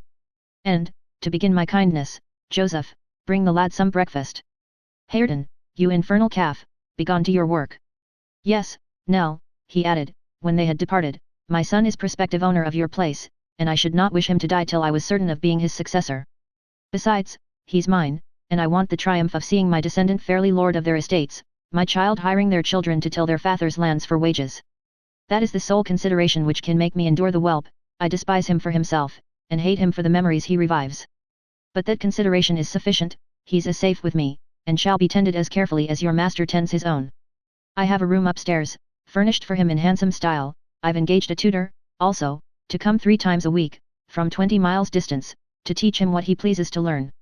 I've ordered Hareton to obey him, and in fact I've arranged everything with a view to preserve the superior and the gentleman in him, above his associates. I do regret, however, that he so little deserves the trouble. If I wished any blessing in the world, it was to find him a worthy object of pride, and I'm bitterly disappointed with the way-faced, whining wretch."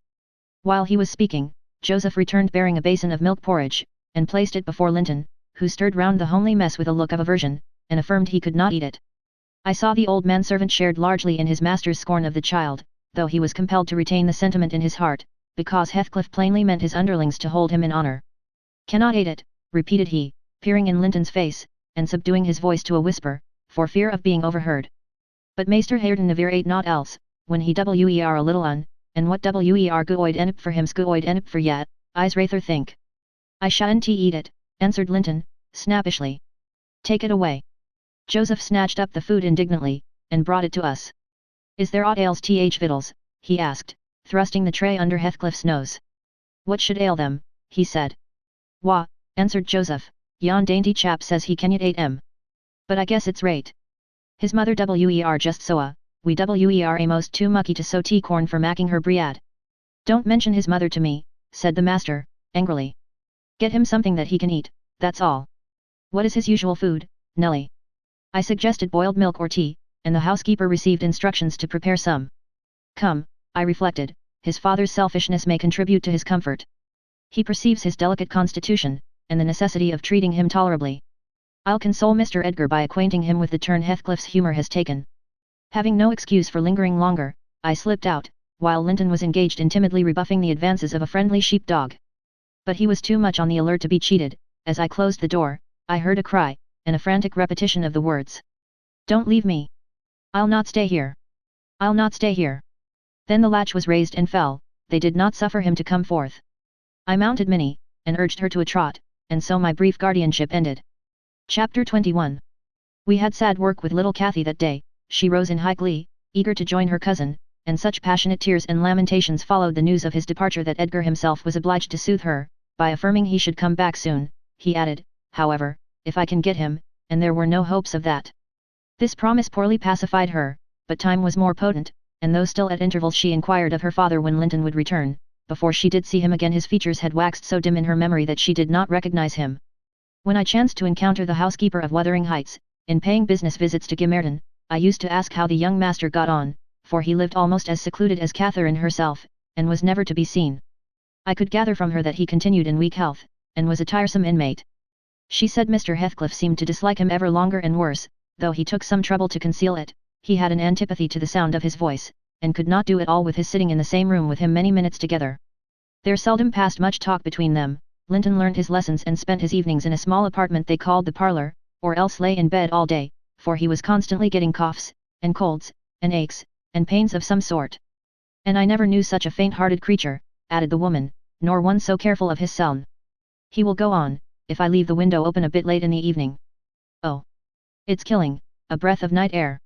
And he must have a fire in the middle of summer, and Joseph Spock a pipe is poison, and he must always have sweets and dainties, and always milk, milk forever, heeding not how the rest of us are pinched in winter, and there he'll sit, wrapped in his furred cloak in his chair by the fire, with some toast and water or other slop on the hob to sip it, and if Hareton, for pity, comes to amuse him, Hareton is not bad-natured, though he's rough, they're sure to part, one swearing and the other crying. I believe the master would relish Earnshaw's thrashing him to a mummy, if he were not his son, and I'm certain he would be fit to turn him out of doors, if he knew half the nursing he gives his son. But then he won't go into danger of temptation, he never enters the parlour, and should Linton show those ways in the house where he is, he sends him upstairs directly. I divined, from this account, that utter lack of sympathy had rendered young Heathcliff selfish and disagreeable, if he were not so originally, and my interest in him, consequently, decayed, though still I was moved with a sense of grief at his lot, and a wish that he had been left with us. Mr. Edgar encouraged me to gain information, he thought a great deal about him, I fancy, and would have run some risk to see him, and he told me once to ask the housekeeper whether he ever came into the village. She said he had only been twice, on horseback, accompanying his father, and both times he pretended to be quite knocked up for 3 or 4 days afterwards. That housekeeper left, if I recollect rightly, 2 years after he came, and another, whom I did not know, was her successor. She lives there still. Time wore on at the Grange in its former pleasant way till Miss Cathy reached 16. On the anniversary of her birth we never manifested any signs of rejoicing, because it was also the anniversary of my late mistress's death. Her father invariably spent that day alone in the library, and walked, at dusk, as far as Gimmerton Kirkyard, where he would frequently prolong his stay beyond midnight. Therefore Catherine was thrown on her own resources for amusement. This 20th of March was a beautiful spring day, and when her father had retired, my young lady came down dressed for going out, and said she asked to have a ramble on the edge of the moor with me. Mr. Linton had given her leave, if we went only a short distance and were back within the hour. So make haste, Ellen, she cried. I know where I wish to go, where a colony of moor game are settled. I want to see whether they have made their nests yet. That must be a good distance up, I answered, they don't breed on the edge of the moor. No, it's not, she said. I've gone very near with Papa. I put on my bonnet and sallied out, thinking nothing more of the matter.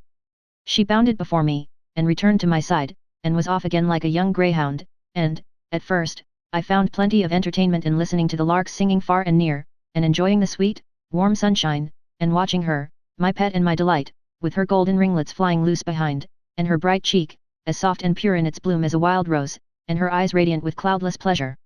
She was a happy creature, and an angel, in those days.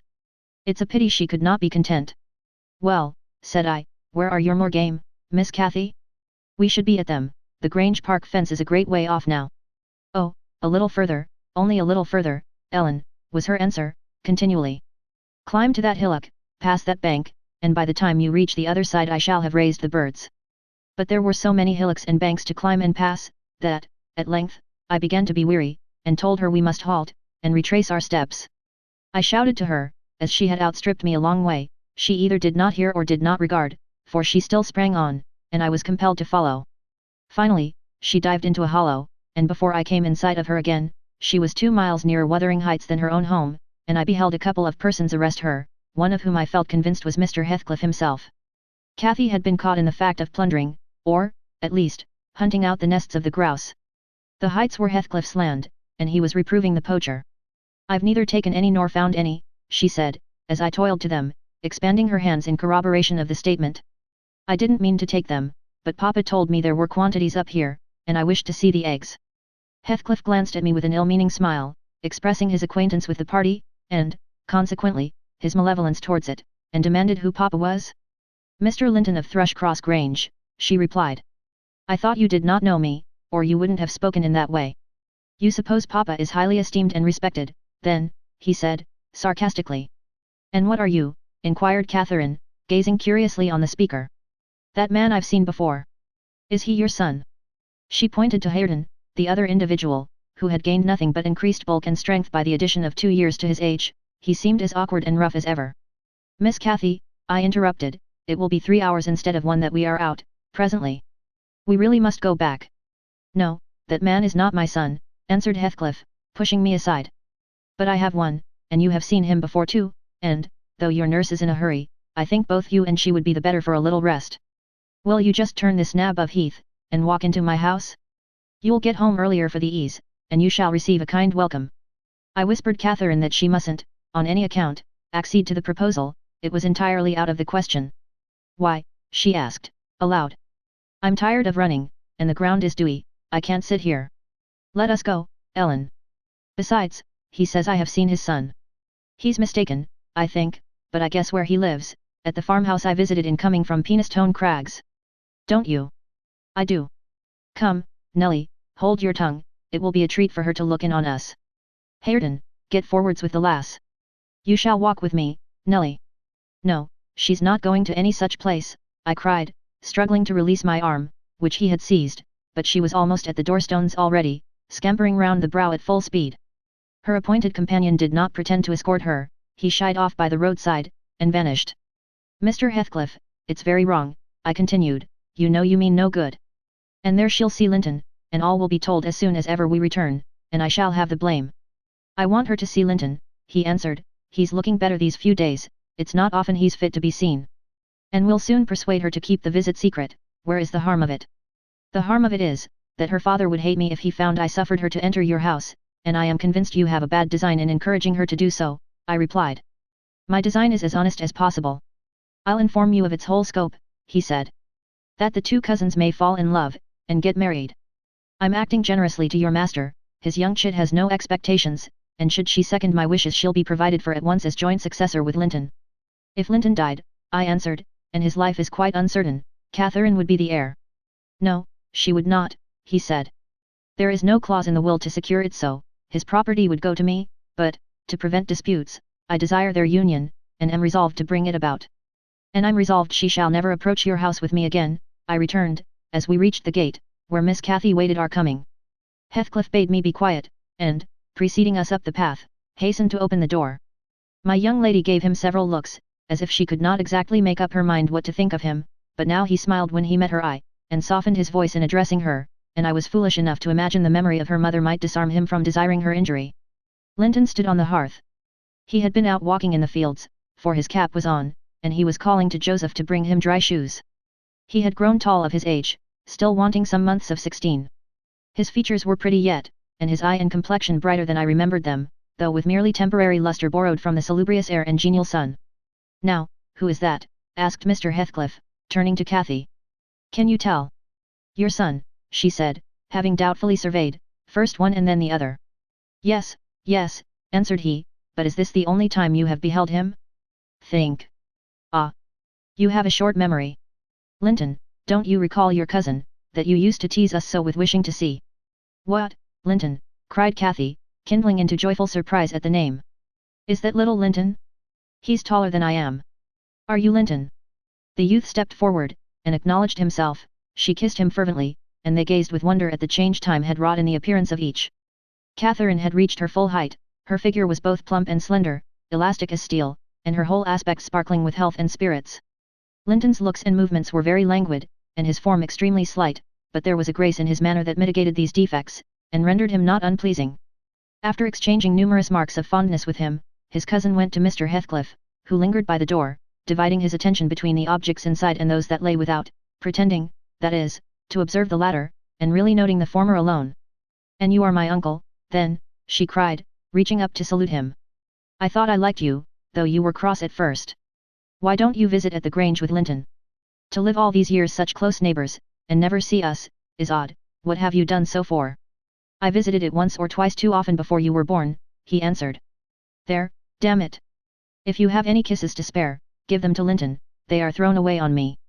Naughty Ellen, exclaimed Catherine, flying to attack me next with her lavish caresses. Wicked Ellen, to try to hinder me from entering. But I'll take this walk every morning in future, may I, uncle? And sometimes bring papa. Won't you be glad to see us? Of course, replied the uncle, with a hardly suppressed grimace, resulting from his deep aversion to both the proposed visitors. But stay, he continued, turning towards the young lady. Now I think of it, I'd better tell you.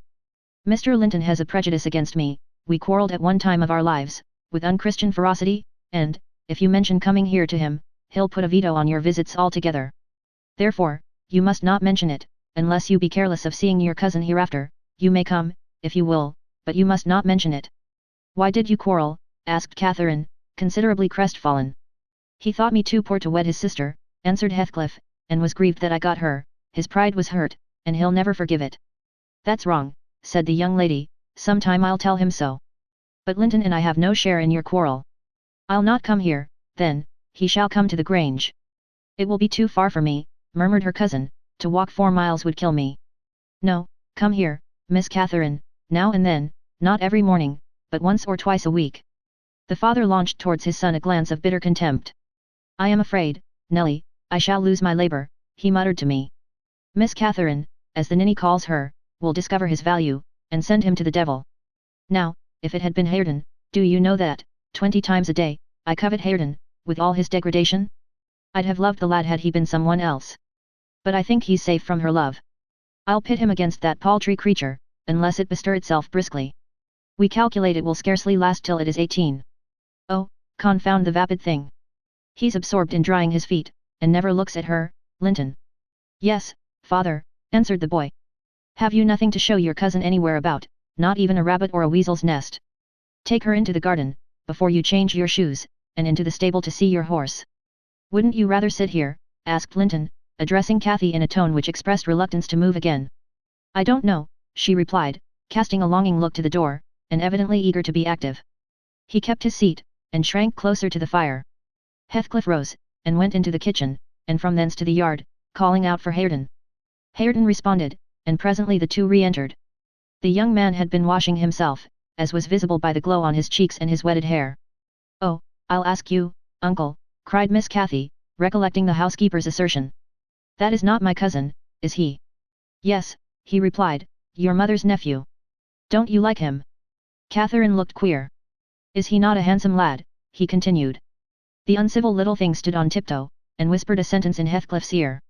He laughed. Hareton darkened. I perceived he was very sensitive to suspected slights, and had obviously a dim notion of his inferiority. But his master or guardian chased the frown by exclaiming. You'll be the favourite among us, Hareton. She says you are a, what was it? Well, something very flattering. Here. You go with her round the farm. And behave like a gentleman, mind. Don't use any bad words, and don't stare when the young lady is not looking at you, and be ready to hide your face when she is, and, when you speak, say your words slowly, and keep your hands out of your pockets. Be off, and entertain her as nicely as you can. He watched the couple walking past the window. Earnshaw had his countenance completely averted from his companion. He seemed studying the familiar landscape with a stranger's and an artist's interest. Catherine took a sly look at him, expressing small admiration. She then turned her attention to seeking out objects of amusement for herself, and tripped merrily on, lilting a tune to supply the lack of conversation. I've tied his tongue, observed Heathcliff. He'll not venture a single syllable all the time. Nelly, you recollect me at his age, nay, some years younger. Did I ever look so stupid, so gumless, as Joseph calls it? Worse, I replied, because more sullen with it. I've a pleasure in him, he continued, reflecting aloud. He has satisfied my expectations. If he were a born fool I should not enjoy it half so much. But he's no fool, and I can sympathize with all his feelings, having felt them myself. I know what he suffers now, for instance, exactly, it is merely a beginning of what he shall suffer, though. And he'll never be able to emerge from his bathos of coarseness and ignorance. I've got him faster than his scoundrel of a father secured me, and lower, for he takes a pride in his brutishness. I've taught him to scorn everything extra animal as silly and weak. Don't you think Hindley would be proud of his son, if he could see him? Almost as proud as I am of mine. But there's this difference, one is gold put to the use of paving stones, and the other is tin polished to ape a service of silver. Mine has nothing valuable about it, yet I shall have the merit of making it go as far as such poor stuff can go. His had first-rate qualities, and they are lost, rendered worse than unavailing. I have nothing to regret, he would have more than any, but I, are aware of. And the best of it is, Hareton is damnably fond of me. You'll own that I've outmatched Hindley there. If the dead villain could rise from his grave to abuse me for his offspring's wrongs, I should have the fun of seeing the said offspring fight him back again, indignant that he should dare to rail at the one friend he has in the world. Heathcliff chuckled a fiendish laugh at the idea. I made no reply, because I saw that he expected none. Meantime, our young companion, who sat too removed from us to hear what was said, began to evince symptoms of uneasiness, probably repenting that he had denied himself the treat of Catherine's society for fear of a little fatigue. His father remarked the restless glances wandering to the window, and the hand irresolutely extended towards his cap. "Get up, you idle boy," he exclaimed, with assumed heartiness. "Away after them, they are just at the corner, by the stand of hives." Linton gathered his energies, and left the hearth. The lattice was open, and, as he stepped out, I heard Cathy inquiring of her unsociable attendant what was that inscription over the door. Hareton stared up, and scratched his head like a true clown. "It's some damnable writing," he answered. "I cannot read it." "Can't read it," cried Catherine, "I can read it, it's English. But I want to know why it is there." Linton giggled, the first appearance of mirth he had exhibited.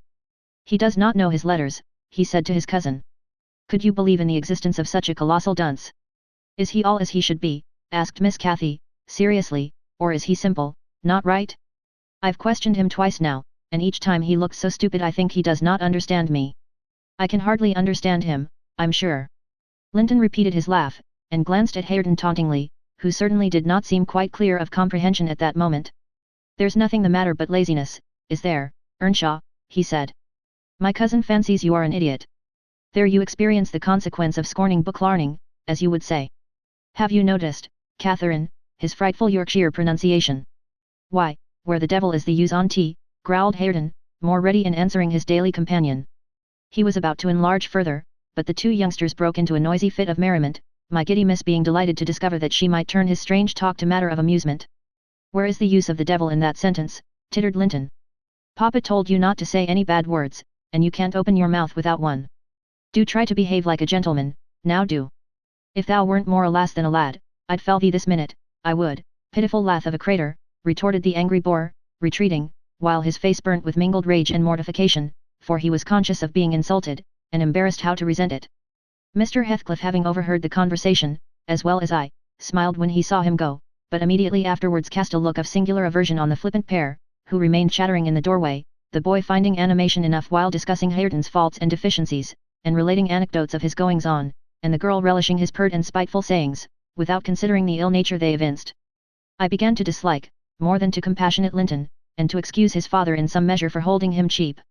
We stayed till afternoon. I could not tear Miss Cathy away sooner, but happily my master had not quitted his apartment, and remained ignorant of our prolonged absence.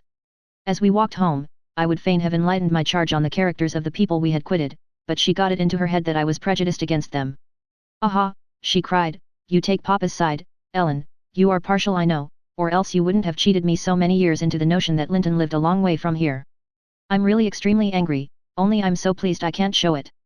But you must hold your tongue about my uncle, he's my uncle, remember, and I'll scold Papa for quarrelling with him." And so she ran on, till I relinquished the endeavour to convince her of her mistake. She did not mention the visit that night, because she did not see Mr. Linton. Next day it all came out, sadly to my chagrin, and still I was not altogether sorry. I thought the burden of directing and warning would be more efficiently borne by him than me.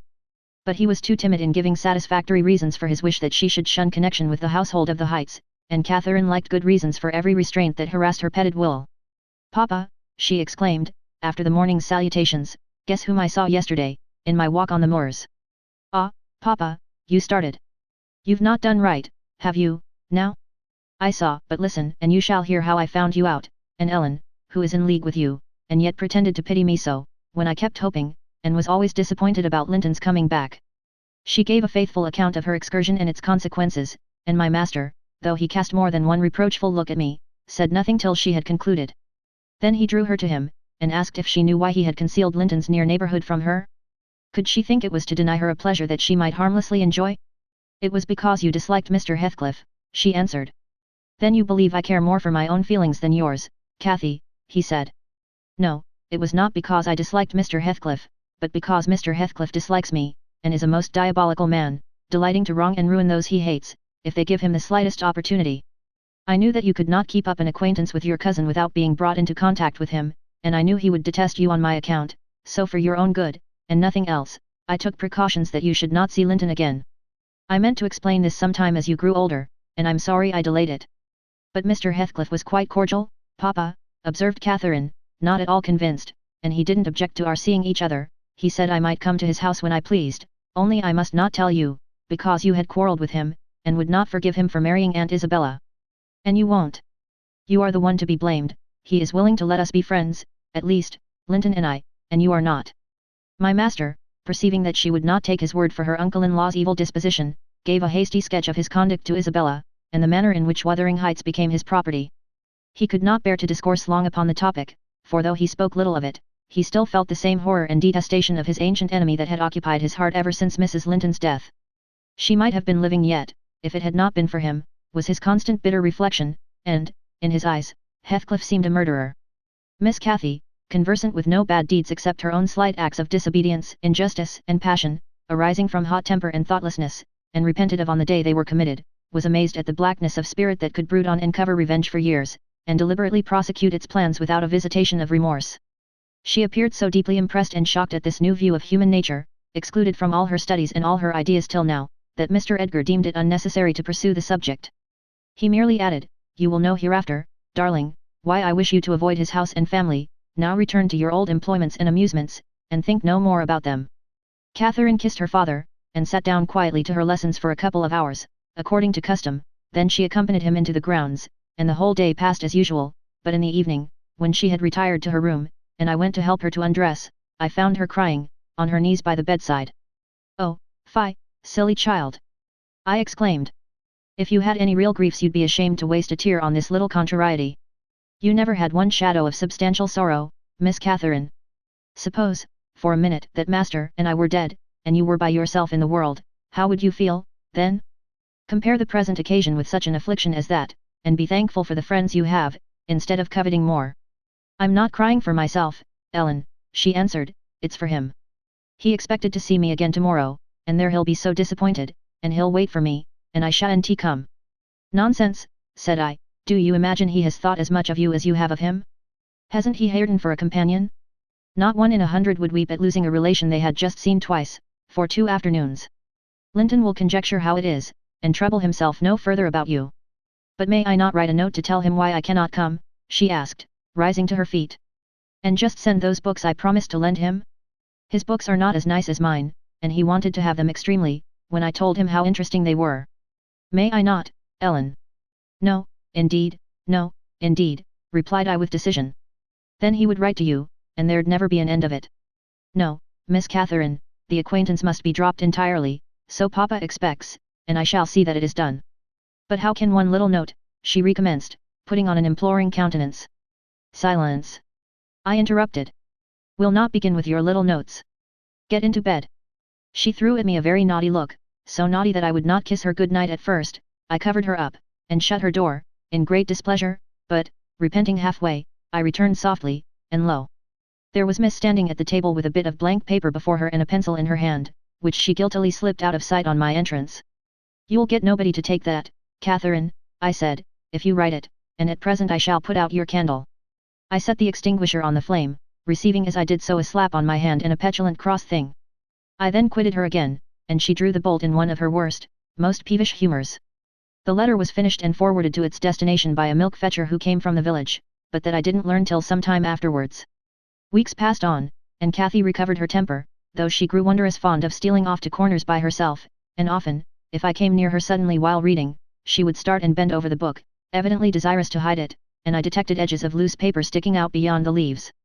She also got a trick of coming down early in the morning and lingering about the kitchen, as if she were expecting the arrival of something, and she had a small drawer in a cabinet in the library, which she would trifle over for hours, and whose key she took special care to remove when she left it.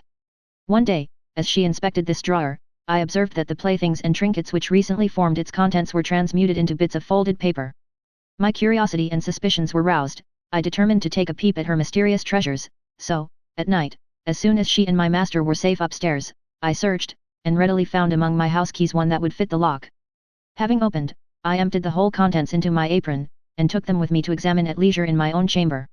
Though I could not but suspect, I was still surprised to discover that they were a mass of correspondence, daily almost, it must have been, from Linton Heathcliff, answers to documents forwarded by her. The earlier dated were embarrassed and short, gradually, however, they expanded into copious love letters, foolish, as the age of the writer rendered natural, yet with touches here and there which I thought were borrowed from a more experienced source. Some of them struck me as singularly odd compounds of ardour and flatness, commencing in strong feeling, and concluding in the affected, wordy style that a schoolboy might use to a fancied, incorporeal sweetheart. Whether they satisfied Cathy I don't know, but they appeared very worthless trash to me. After turning over as many as I thought proper, I tied them in a handkerchief and set them aside, relocking the vacant drawer. Following her habit, my young lady descended early, and visited the kitchen. I watched her go to the door, on the arrival of a certain little boy, and, while the dairymaid filled his can, she tucked something into his jacket pocket, and plucked something out. I went round by the garden, and laid wait for the messenger, who fought valorously to defend his trust, and we spilt the milk between us, but I succeeded in abstracting the epistle, and, threatening serious consequences if he did not look sharp home, I remained under the wall and perused Miss Cathy's affectionate composition. It was more simple and more eloquent than her cousin's, very pretty and very silly. I shook my head, and went meditating into the house. The day being wet, she could not divert herself with rambling about the park, so, at the conclusion of her morning studies, she resorted to the solace of the drawer. Her father sat reading at the table, and I, on purpose, had sought a bit of work in some unripped fringes of the window curtain, keeping my eye steadily fixed on her proceedings. Never did any bird flying back to a plundered nest, which it had left brimful of chirping young ones, express more complete despair, in its anguished cries and flutterings, than she by her single "oh," and the change that transfigured her late happy countenance. Mr. Linton looked up. "What is the matter, love?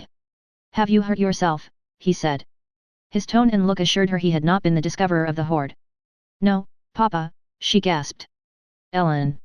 Ellen! Come upstairs, I'm sick." I obeyed her summons, and accompanied her out. "Oh, Ellen, you have got them," she commenced immediately, dropping on her knees, when we were enclosed alone. "Oh, give them to me, and I'll never, never do so again." "Don't tell Papa." "You have not told Papa, Ellen? Say you have not?" "I've been exceedingly naughty, but I won't do it any more." With a grave severity in my manner I bade her stand up. "So," I exclaimed, "Miss Catherine, you are tolerably far on, it seems, you may well be ashamed of them. A fine bundle of trash you study in your leisure hours, to be sure, why, it's good enough to be printed. And what do you suppose the master will think when I display it before him? I haven't shown it yet, but you needn't imagine I shall keep your ridiculous secrets. For shame! And you must have led the way in writing such absurdities, he would not have thought of beginning, I'm certain." I didn't, sobbed Cathy, fit to break her heart. "I didn't once think of loving him till—" "Loving," cried I, as scornfully as I could utter the word. "Loving! Did anybody ever hear the like? I might just as well talk of loving the miller who comes once a year to buy our corn. Pretty loving, indeed! And both times together you have seen Linton hardly 4 hours in your life. Now here is the babyish trash. I'm going with it to the library, and we'll see what your father says to such loving." She sprang at her precious epistles, but I held them above my head, and then she poured out further frantic entreaties that I would burn them, do anything rather than show them. And being really fully as much inclined to laugh as scold, for I esteemed it all girlish vanity, I at length relented in a measure, and asked, "If I consent to burn them, will you promise faithfully neither to send nor receive a letter again, nor a book, for I perceive you have sent him books, nor locks of hair, nor rings, nor playthings?" "We don't send playthings," cried Catherine, her pride overcoming her shame. "Nor anything at all, then, my lady," I said. "Unless you will, here I go." "I promise, Ellen," she cried, catching my dress. "Oh, put them in the fire, do. But when I proceeded to open a place with the poker the sacrifice was too painful to be borne. She earnestly supplicated that I would spare her 1 or 2. 1 or 2, Ellen, to keep for Linton's sake." I uncaught the handkerchief, and commenced dropping them in from an angle, and the flame curled up the chimney. "I will have 1, you cruel wretch," she screamed, darting her hand into the fire, and drawing forth some half-consumed fragments, at the expense of her fingers. "Very well, and I will have some to exhibit to Papa," I answered, shaking back the rest into the bundle, and turning anew to the door. She emptied her blackened pieces into the flames, and motioned me to finish the immolation. It was done. I stirred up the ashes, and interred them under a shovelful of coals, and she mutely, and with a sense of intense injury, retired to her private apartment. I descended to tell my master that the young lady's qualm of sickness was almost gone, but I judged it best for her to lie down a while. She wouldn't dine, but she reappeared at tea, pale, and red about the eyes, and marvellously subdued in outward aspect. Next morning I answered the letter by a slip of paper, inscribed, Master Heathcliff is requested to send no more notes to Miss Linton, as she will not receive them. And, thenceforth, the little boy came with vacant pockets. Chapter 22. Summer drew to an end, and early autumn, it was past Michaelmas, but the harvest was late that year, and a few of our fields were still uncleared. Mr. Linton and his daughter would frequently walk out among the reapers. At the carrying of the last sheaves they stayed till dusk, and the evening happening to be chill and damp, my master caught a bad cold, that settled obstinately on his lungs, and confined him indoors throughout the whole of the winter, nearly without intermission. Poor Cathy, frightened from her little romance, had been considerably sadder and duller since its abandonment, and her father insisted on her reading less, and taking more exercise. She had his companionship no longer. I esteemed it a duty to supply its lack, as much as possible, with mine, an inefficient substitute, for I could only spare 2 or 3 hours, from my numerous diurnal occupations, to follow her footsteps, and then my society was obviously less desirable than his. On an afternoon in October, or the beginning of November, a fresh watery afternoon, when the turf and paths were rustling with moist, withered leaves, and the cold blue sky was half hidden by clouds, dark grey streamers, rapidly mounting from the west, and boding abundant rain, I requested my young lady to forego her ramble, because I was certain of showers.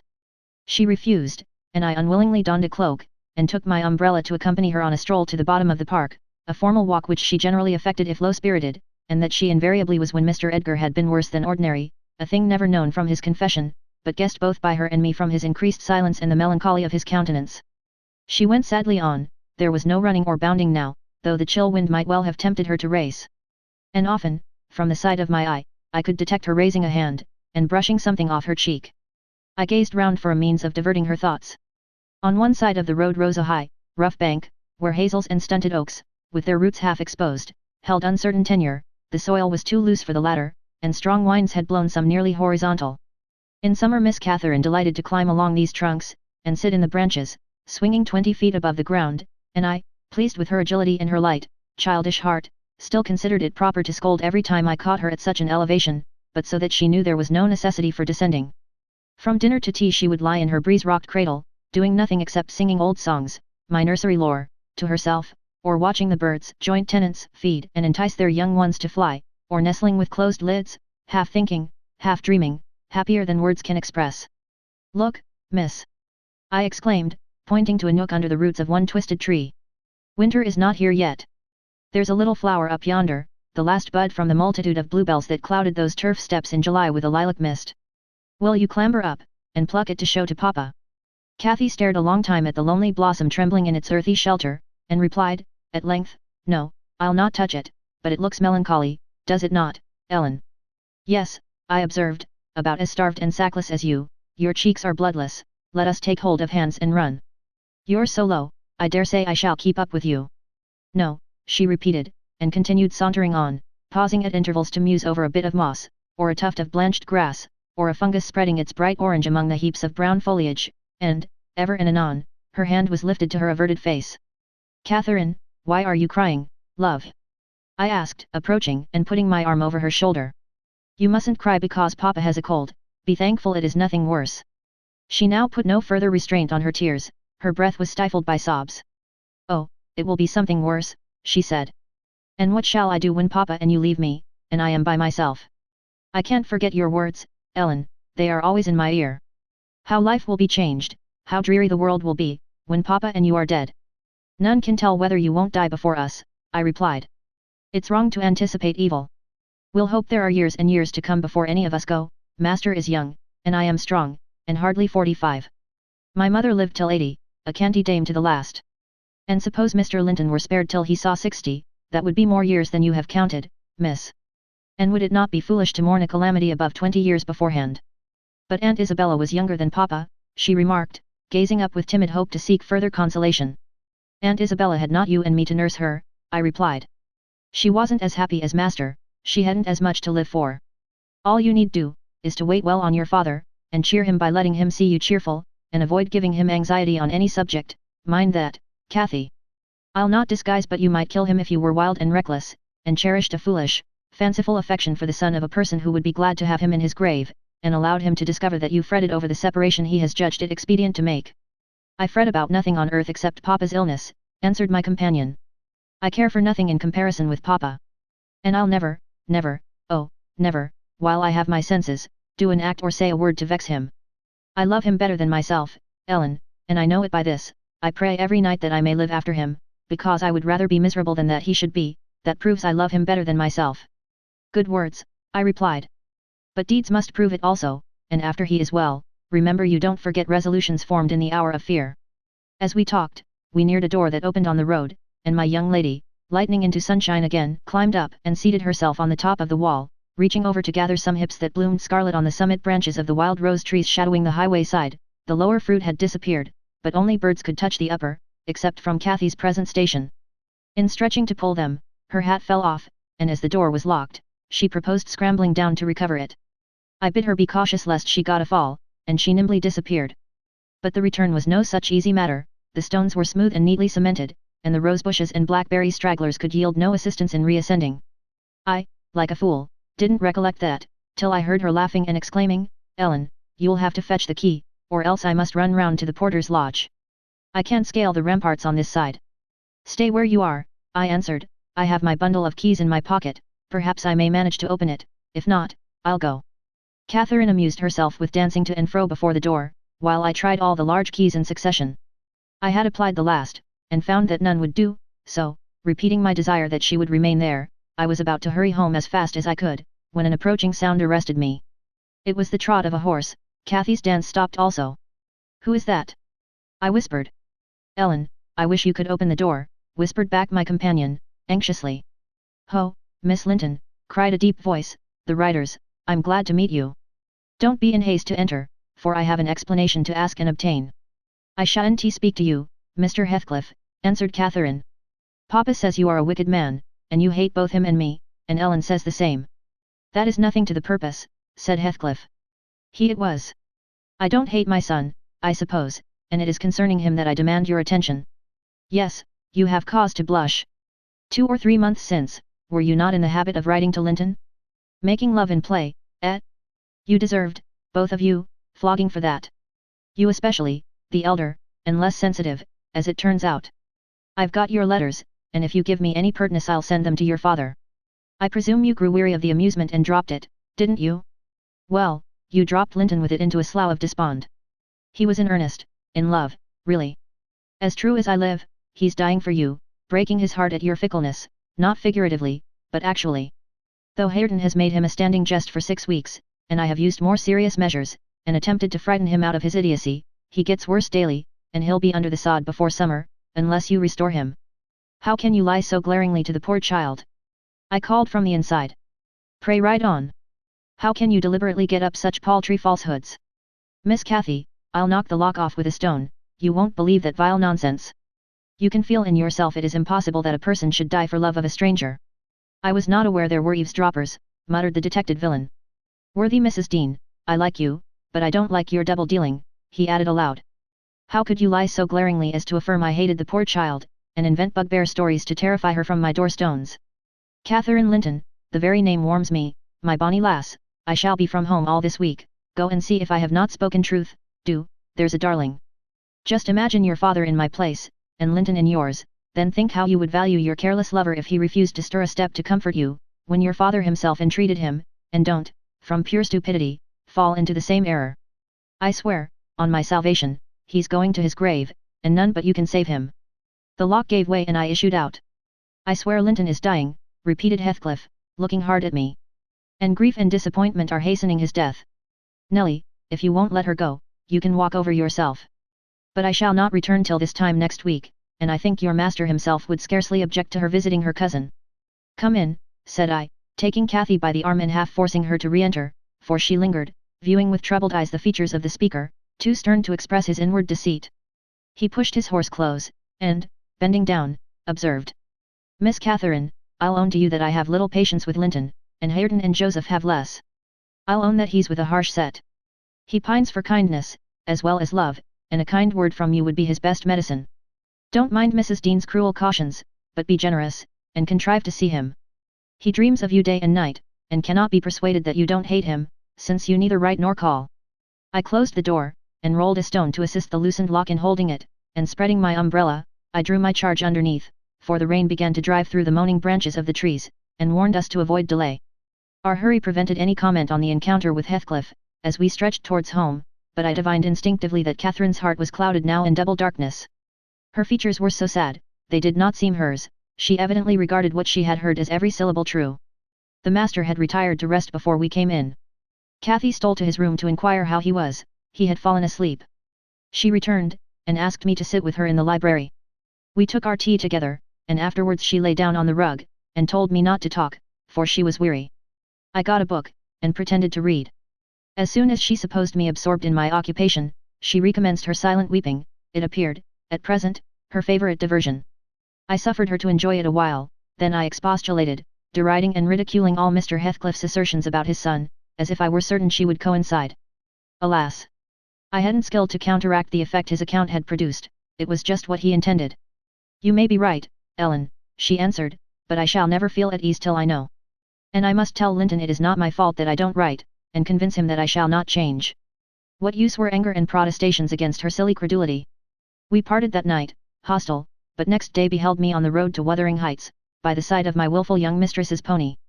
I couldn't bear to witness her sorrow, to see her pale, dejected countenance, and heavy eyes, and I yielded, in the faint hope that Linton himself might prove, by his reception of us, how little of the tale was founded on fact. Chapter 23. The rainy night had ushered in a misty morning, half frost, half drizzle, and temporary brooks crossed our path, gurgling from the uplands. My feet were thoroughly wetted, I was cross and low, exactly the humour suited for making the most of these disagreeable things.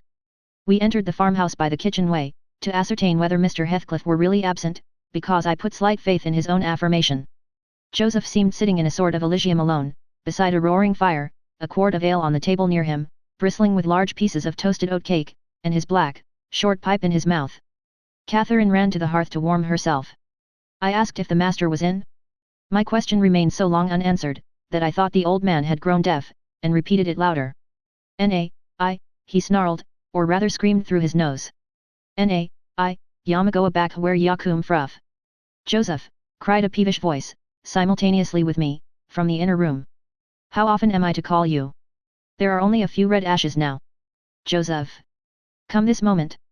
Vigorous puffs, and a resolute stare into the grate, declared he had no ear for this appeal. The housekeeper and Hareton were invisible, one gone on an errand, and the other at his work, probably. We knew Linton's tones, and entered. Oh, I hope you'll die in a garret, starved to death, said the boy, mistaking our approach for that of his negligent attendant. He stopped on observing his error. His cousin flew to him. Is that you, Miss Linton? He said, raising his head from the arm of the great chair, in which he reclined. No, don't kiss me, it takes my breath. Dear me. Papa said you would call, continued he, after recovering a little from Catherine's embrace, while she stood by looking very contrite.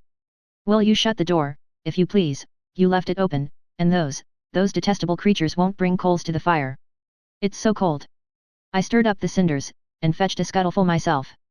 The invalid complained of being covered with ashes, but he had a tiresome cough, and looked feverish and ill, so I did not rebuke his temper. Well, Linton, murmured Catherine, when his corrugated brow relaxed, are you glad to see me? Can I do you any good? Why didn't you come before? He asked. You should have come, instead of writing. It tired me dreadfully writing those long letters. I'd far rather have talked to you. Now, I can neither bear to talk, nor anything else. I wonder where Zillah is. Will you, looking at me, step into the kitchen and see? I had received no thanks for my other service, and being unwilling to run to and fro at his behest, I replied. Nobody is out there but Joseph. I want to drink, he exclaimed fretfully, turning away. Zillah is constantly giddying off to Gimmerton since Papa went, it's miserable. And I'm obliged to come down here, they resolved never to hear me upstairs. Is your father attentive to you, Master Heathcliff? I asked, perceiving Catherine to be checked in her friendly advances. Attentive? He makes them a little more attentive at least, he cried. The wretches! Do you know, Miss Linton, that brute Hareton laughs at me. I hate him. Indeed, I hate them all, they are odious beings. Cathy began searching for some water, she lighted on a pitcher in the dresser, filled a tumbler, and brought it. He bid her add a spoonful of wine from a bottle on the table, and having swallowed a small portion, appeared more tranquil, and said she was very kind. "And are you glad to see me?" asked she, reiterating her former question, and pleased to detect the faint dawn of a smile. "Yes, I am. It's something new to hear a voice like yours," he replied. "But I have been vexed, because you wouldn't come. And Papa swore it was owing to me. He called me a pitiful, shuffling, worthless thing, and said you despised me, and if he had been in my place, he would be more the master of the Grange than your father by this time. But you don't despise me, do you, miss?" "I wish you would say Catherine, or Cathy," interrupted my young lady. "Despise you? No. Next to Papa and Ellen, I love you better than anybody living. I don't love Mr. Heathcliff, though, and I dare not come when he returns. Will he stay away many days?" "Not many," answered Linton, "but he goes on to the moors frequently, since the shooting season commenced, and you might spend an hour or two with me in his absence. Do say you will. I think I should not be peevish with you, you'd not provoke me, and you'd always be ready to help me, wouldn't you?" "Yes," said Catherine, stroking his long soft hair, "if I could only get Papa's consent, I'd spend half my time with you." "Pretty Linton. I wish you were my brother. And then you would like me as well as your father," observed he, more cheerfully. "But Papa says you would love me better than him in all the world, if you were my wife, so I'd rather you were that." "No, I should never love anybody better than Papa," she returned gravely. "And people hate their wives, sometimes, but not their sisters and brothers, and if you were the latter, you would live with us, and Papa would be as fond of you as he is of me." Linton denied that people ever hated their wives, but Cathy affirmed they did, and, in her wisdom, instanced his own father's aversion to her aunt. I endeavoured to stop her thoughtless tongue. I couldn't succeed till everything she knew was out. Master Heathcliff, much irritated, asserted her relation was false. "Papa told me, and Papa does not tell falsehoods," she answered pertly. "My Papa scorns yours," cried Linton. "He calls him a sneaking fool."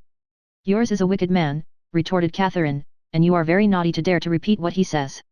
He must be wicked to have made Aunt Isabella leave him as she did." "She didn't leave him," said the boy, "you shan't contradict me." "She did," cried my young lady. "Well, I'll tell you something," said Linton. "Your mother hated your father, now then." "Oh," exclaimed Catherine, too enraged to continue. "And she loved mine," added he. "You little liar! I hate you now," she panted, and her face grew red with passion. She did," sang Linton, sinking into the recess of his chair, and leaning back his head to enjoy the agitation of the other disputant, who stood behind. "Hush, Master Heathcliff! I said, that's your father's tale, too, I suppose." "It isn't, you hold your tongue," he answered. She did, Catherine, she did. Cathy, beside herself, gave the chair a violent push, and caused him to fall against one arm. He was immediately seized by a suffocating cough that soon ended his triumph. It lasted so long that it frightened even me. As to his cousin, she wept with all her might, aghast at the mischief she had done, though she said nothing. I held him till the fit exhausted itself. Then he thrust me away, and leant his head down silently. Catherine quelled her lamentations also, took a seat opposite, and looked solemnly into the fire. "How do you feel now, Master Heathcliff?" I inquired, after waiting 10 minutes. "I wish she felt as I do," he replied, "spiteful, cruel thing. Hareton never touches me, he never struck me in his life. And I was better today, and there," his voice died in a whimper. "I didn't strike you," muttered Cathy, chewing her lip to prevent another burst of emotion. He sighed and moaned like one under great suffering, and kept it up for a quarter of an hour, on purpose to distress his cousin apparently, for whenever he caught a stifled sob from her he put renewed pain and pathos into the inflections of his voice. "I'm sorry I hurt you, Linton," she said at length, racked beyond endurance. "But I couldn't have been hurt by that little push, and I had no idea that you could, either. You're not much, are you, Linton? Don't let me go home thinking I've done you harm. Answer. Speak to me." "I can't speak to you," he murmured, "you've hurt me so that I shall lie awake all night choking with this cough. If you had it you'd know what it was, but you'll be comfortably asleep while I'm in agony, and nobody near me. I wonder how you would like to pass those fearful nights." And he began to wail aloud, for very pity of himself. "Since you are in the habit of passing dreadful nights," I said, "it won't be Miss who spoils your ease, you'd be the same had she never come. However, she shall not disturb you again, and perhaps you'll get quieter when we leave you." "Must I go?" asked Catherine dolefully, bending over him. "Do you want me to go, Linton?" "You can't alter what you've done," he replied pettishly, shrinking from her, "unless you alter it for the worse by teasing me into a fever." "Well, then, I must go," she repeated. "Let me alone, at least," said he, I can't bear your talking. She lingered, and resisted my persuasions to departure a tiresome while, but as he neither looked up nor spoke, she finally made a movement to the door, and I followed. We were recalled by a scream. Linton had slid from his seat onto the hearthstone, and lay writhing in the mere perverseness of an indulged plague of a child, determined to be as grievous and harassing as it can. I thoroughly gauged his disposition from his behavior, and saw at once it would be folly to attempt humoring him. Not so my companion. She ran back in terror, knelt down, and cried, and soothed, and entreated, till he grew quiet from lack of breath, by no means from compunction at distressing her. I shall lift him on to the settle, I said, and he may roll about as he pleases, we can't stop to watch him. I hope you are satisfied, Miss Cathy, that you are not the person to benefit him, and that his condition of health is not occasioned by attachment to you. Now, then, there he is.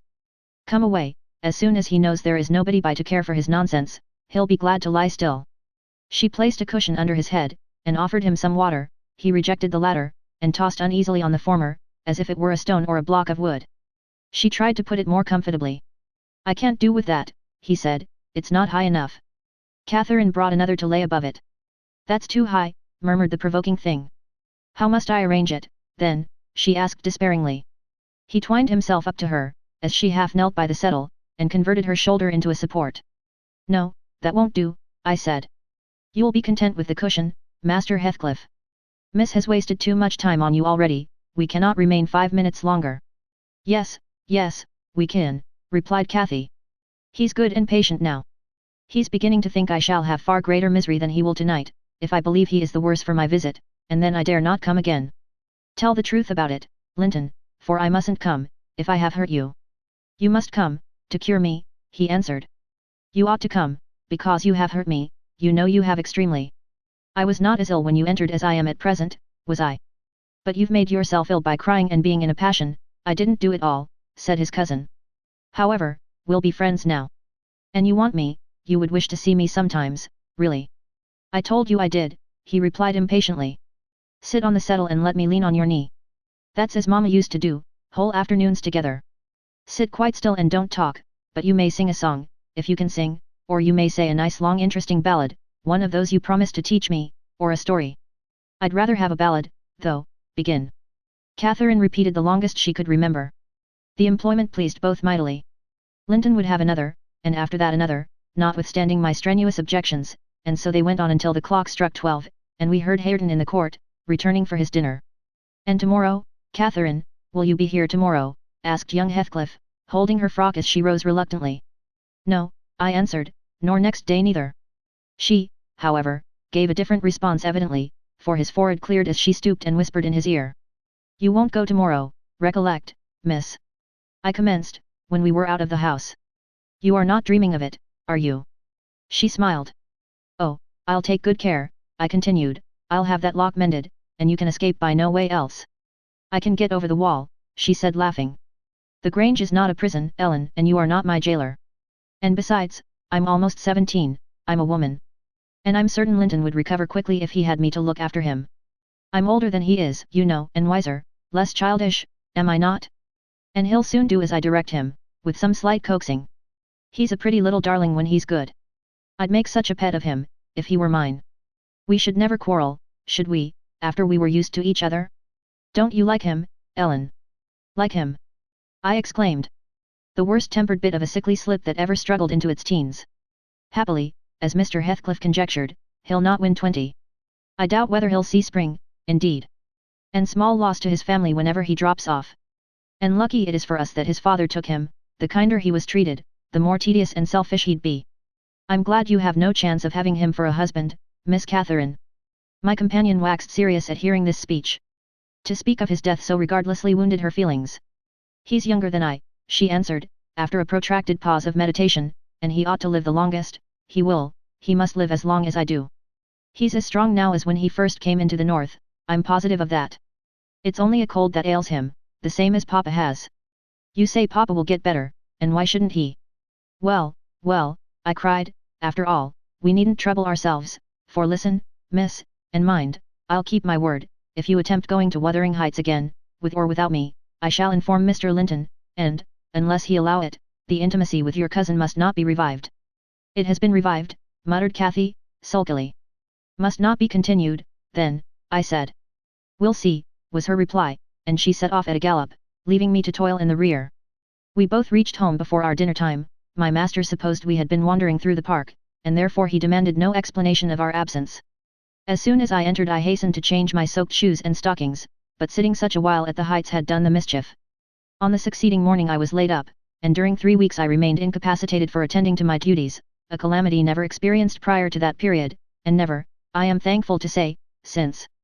My little mistress behaved like an angel in coming to wait on me, and cheer my solitude. The confinement brought me exceedingly low. It is wearisome, to a stirring active body, but few have slighter reasons for complaint than I had. The moment Catherine left Mr. Linton's room she appeared at my bedside. Her day was divided between us, no amusement usurped a minute, she neglected her meals, her studies, and her play, and she was the fondest nurse that ever watched. She must have had a warm heart, when she loved her father so, to give so much to me. I said her days were divided between us, but the master retired early, and I generally needed nothing after 6 o'clock, thus the evening was her own. Poor thing! I never considered what she did with herself after tea. And though frequently, when she looked in to bid me good night, I remarked a fresh colour in her cheeks and a pinkness over her slender fingers, instead of fancying the hue borrowed from a cold ride across the moors, I laid it to the charge of a hot fire in the library. Chapter 24. At the close of 3 weeks I was able to quit my chamber and move about the house. And on the first occasion of my sitting up in the evening I asked Catherine to read to me, because my eyes were weak. We were in the library, the master having gone to bed. She consented, rather unwillingly, I fancied, and imagining my sort of books did not suit her, I bid her please herself in the choice of what she perused. She selected one of her own favourites, and got forward steadily about an hour, then came frequent questions. Ellen, are not you tired? Hadn't you better lie down now? You'll be sick, keeping up so long, Ellen. No, dear, I'm not tired, I returned, continually. Perceiving me immovable, she essayed another method of showing her disrelish for her occupation. It changed to yawning, and stretching, and... Ellen, I'm tired. Give over then and talk, I answered. That was worse, she fretted and sighed, and looked at her watch till 8, and finally went to her room, completely overdone with sleep, judging by her peevish, heavy look, and the constant rubbing she inflicted on her eyes. The following night she seemed more impatient still, and on the third from recovering my company she complained of a headache, and left me. I thought her conduct odd, and having remained alone a long while, I resolved on going and inquiring whether she were better, and asking her to come and lie on the sofa, instead of upstairs in the dark. No Catherine could I discover upstairs, and none below. The servants affirmed they had not seen her. I listened at Mr. Edgar's door, all was silence. I returned to her apartment, extinguished my candle, and seated myself in the window. The moon shone bright, a sprinkling of snow covered the ground, and I reflected that she might, possibly, have taken it into her head to walk about the garden, for refreshment. I did detect a figure creeping along the inner fence of the park, but it was not my young mistress. On its emerging into the light, I recognized one of the grooms. He stood a considerable period, viewing the carriage road through the grounds, then started off at a brisk pace, as if he had detected something, and reappeared presently, leading Mrs. Pony, and there she was, just dismounted and walking by its side. The man took his charge stealthily across the grass towards the stable. Cathy entered by the casement window of the drawing room, and glided noiselessly up to where I awaited her. She put the door gently to, slipped off her snowy shoes, untied her hat, and was proceeding, unconscious of my espionage, to lay aside her mantle, when I suddenly rose and revealed myself. The surprise petrified her an instant, she uttered an inarticulate exclamation, and stood fixed. My dear Miss Catherine, I began, too vividly impressed by her recent kindness to break into a scold, where have you been riding out at this hour? And why should you try to deceive me by telling a tale? Where have you been? Speak. To the bottom of the park, she stammered. I didn't tell a tale. And nowhere else? I demanded. No, was the muttered reply. Oh, Catherine! I cried, sorrowfully. You know you have been doing wrong, or you wouldn't be driven to uttering an untruth to me. That does grieve me. I'd rather be 3 months ill, than hear you frame a deliberate lie. She sprang forward, and bursting into tears, threw her arms round my neck. Well, Ellen, I'm so afraid of you being angry, she said. Promise not to be angry, and you shall know the very truth, I hate to hide it. We sat down in the window seat, I assured her I would not scold, whatever her secret might be, and I guessed it, of course, so she commenced. I've been to Wuthering Heights, Ellen, and I've never missed going a day since you fell ill, except thrice before, and twice after you left your room. I gave Michael books and pictures to prepare Minnie every evening, and to put her back in the stable. You mustn't scold him either, mind. I was at the Heights by 6:30, and generally stayed till 8:30, and then galloped home. It was not to amuse myself that I went, I was often wretched all the time. Now and then I was happy, once in a week perhaps. At first, I expected there would be sad work persuading you to let me keep my word to Linton, for I had engaged to call again next day, when we quitted him, but, as you stayed upstairs on the morrow, I escaped that trouble. While Michael was refastening the lock of the park door in the afternoon, I got possession of the key, and told him how my cousin wished me to visit him, because he was sick, and couldn't come to the Grange, and how Papa would object to my going, and then I negotiated with him about the pony. He is fond of reading, and he thinks of leaving soon to get married, so he offered, if I would lend him books out of the library, to do what I wished, but I preferred giving him my own, and that satisfied him better. On my second visit Linton seemed in lively spirits, and Zillah, that is their housekeeper, made us a clean room and a good fire, and told us that, as Joseph was out at a prayer meeting and Hareton Earnshaw was off with his dogs, robbing our woods of pheasants, as I heard afterwards, we might do what we liked.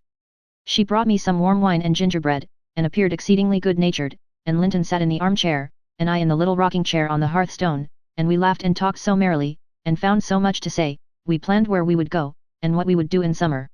I needn't repeat that, because you would call it silly. One time, however, we were near quarrelling. He said the pleasantest manner of spending a hot July day was lying from morning till evening on a bank of heath in the middle of the moors, with the bees humming dreamily about among the bloom, and the larks singing high up overhead, and the blue sky and bright sun shining steadily and cloudlessly. That was his most perfect idea of heaven's happiness. Mine was rocking in a rustling green tree, with the west wind blowing, and bright white clouds flitting rapidly above, and not only larks, but throstles, and blackbirds, and linnets, and cuckoos pouring out music on every side, and the moors seen at a distance, broken into cool dusky dells, but closed by great swells of long grass undulating in waves to the breeze, and woods and sounding water, and the whole world awake and wild with joy. He wanted all to lie in an ecstasy of peace, I wanted all to sparkle and dance in a glorious jubilee. I said his heaven would be only half alive, and he said mine would be drunk. I said I should fall asleep in his, and he said he could not breathe in mine, and began to grow very snappish. At last, we agreed to try both, as soon as the right weather came, and then we kissed each other and were friends. After sitting still an hour, I looked at the great room with its smooth uncarpeted floor, and thought how nice it would be to play in, if we removed the table, and I asked Linton to call Zillah in to help us, and we'd have a game at blind man's buff. She should try to catch us, you used to, you know, Ellen. He wouldn't, there was no pleasure in it, he said, but he consented to play at ball with me. We found two in a cupboard, among a heap of old toys, tops and hoops, and battledores and shuttlecocks. One was marked C, and the other H. I wished to have the C, because that stood for Catherine, and the H might be for Heathcliff, his name, but the brand came out of H, and Linton didn't like it. I beat him constantly, and he got cross again, and coughed, and returned to his chair. That night, though, he easily recovered his good humour, he was charmed with 2 or 3 pretty songs, your songs, Ellen, and when I was obliged to go, he begged and entreated me to come the following evening, and I promised. Minnie and I went flying home as light as air, and I dreamt of Wuthering Heights and my sweet, darling cousin, till morning. On the morrow I was sad, partly because you were poorly, and partly that I wished my father knew, and approved of my excursions, but it was beautiful moonlight after tea, and, as I rode on, the gloom cleared. I shall have another happy evening, I thought to myself, and what delights me more, my pretty Linton will. I trotted up their garden, and was turning round to the back, when that fellow Earnshaw met me, took my bridle, and bid me go in by the front entrance. He patted Minnie's neck, and said she was a bonny beast, and appeared as if he wanted me to speak to him. I only told him to leave my horse alone, or else it would kick him. He answered in his vulgar accent, it wouldn't do much hurt if it did, and surveyed its legs with a smile. I was half inclined to make it try, however. He moved off to open the door, and, as he raised the latch, he looked up to the inscription above, and said, with a stupid mixture of awkwardness and elation, Miss Catherine. I can read yon, now. Wonderful, I exclaimed. Pray let us hear you, you are grown clever. He spelt, and drawled over by syllables, the name, Hareton Earnshaw. And the figures. I cried, encouragingly, perceiving that he came to a dead halt. I cannot tell them yet, he answered. Oh, you dunce! I said, laughing heartily at his failure. The fool stared, with a grin hovering about his lips, and a scowl gathering over his eyes, as if uncertain whether he might not join in my mirth, whether it were not pleasant familiarity, or what it really was, contempt. I settled his doubts, by suddenly retrieving my gravity and desiring him to walk away, for I came to see Linton, not him. He reddened, I saw that by the moonlight, dropped his hand from the latch, and skulked off, a picture of mortified vanity. He imagined himself to be as accomplished as Linton, I suppose, because he could spell his own name, and was marvelously discomfited that I didn't think the same. "Stop, Miss Catherine, dear," I interrupted. "I shall not scold, but I don't like your conduct there. If you had remembered that Hareton was your cousin as much as Master Heathcliff, you would have felt how improper it was to behave in that way. At least, it was praiseworthy ambition for him to desire to be as accomplished as Linton, and probably he did not learn merely to show off. You had made him ashamed of his ignorance before, I have no doubt, and he wished to remedy it and please you. To sneer at his imperfect attempt was very bad breeding. Had you been brought up in his circumstances, would you be less rude? He was as quick and as intelligent a child as ever you were, and I'm hurt that he should be despised now, because that base Heathcliff has treated him so unjustly." "Well, Ellen, you won't cry about it, will you?" she exclaimed, surprised at my earnestness. "But wait, and you shall hear if he conned his ABC to please me, and if it were worthwhile being civil to the brute." I entered. Linton was lying on the settle, and half got up to welcome me. "I'm ill tonight, Catherine, love," he said, "and you must have all the talk, and let me listen. Come, and sit by me. I was sure you wouldn't break your word, and I'll make you promise again, before you go." I knew now that I mustn't tease him, as he was ill, and I spoke softly and put no questions, and avoided irritating him in any way. I had brought some of my nicest books for him. He asked me to read a little of one, and I was about to comply, when Earnshaw burst the door open, having gathered venom with reflection. He advanced direct to us, seized Linton by the arm, and swung him off the seat. "Get to thy own room," he said, in a voice almost inarticulate with passion, and his face looked swelled and furious. "Take her there if she comes to see thee, thou shaln't keep me out of this. Begone ye both." He swore at us, and left Linton no time to answer, nearly throwing him into the kitchen, and he clenched his fist as I followed, seemingly longing to knock me down. I was afraid for a moment, and I let one volume fall. He kicked it after me, and shut us out. I heard a malignant, crackly laugh by the fire, and turning, beheld that odious Joseph standing rubbing his bony hands, and quivering. "Iwer sure he'd sarve ye out. He's a grand lad. He's gettin' t-rate spirit in him.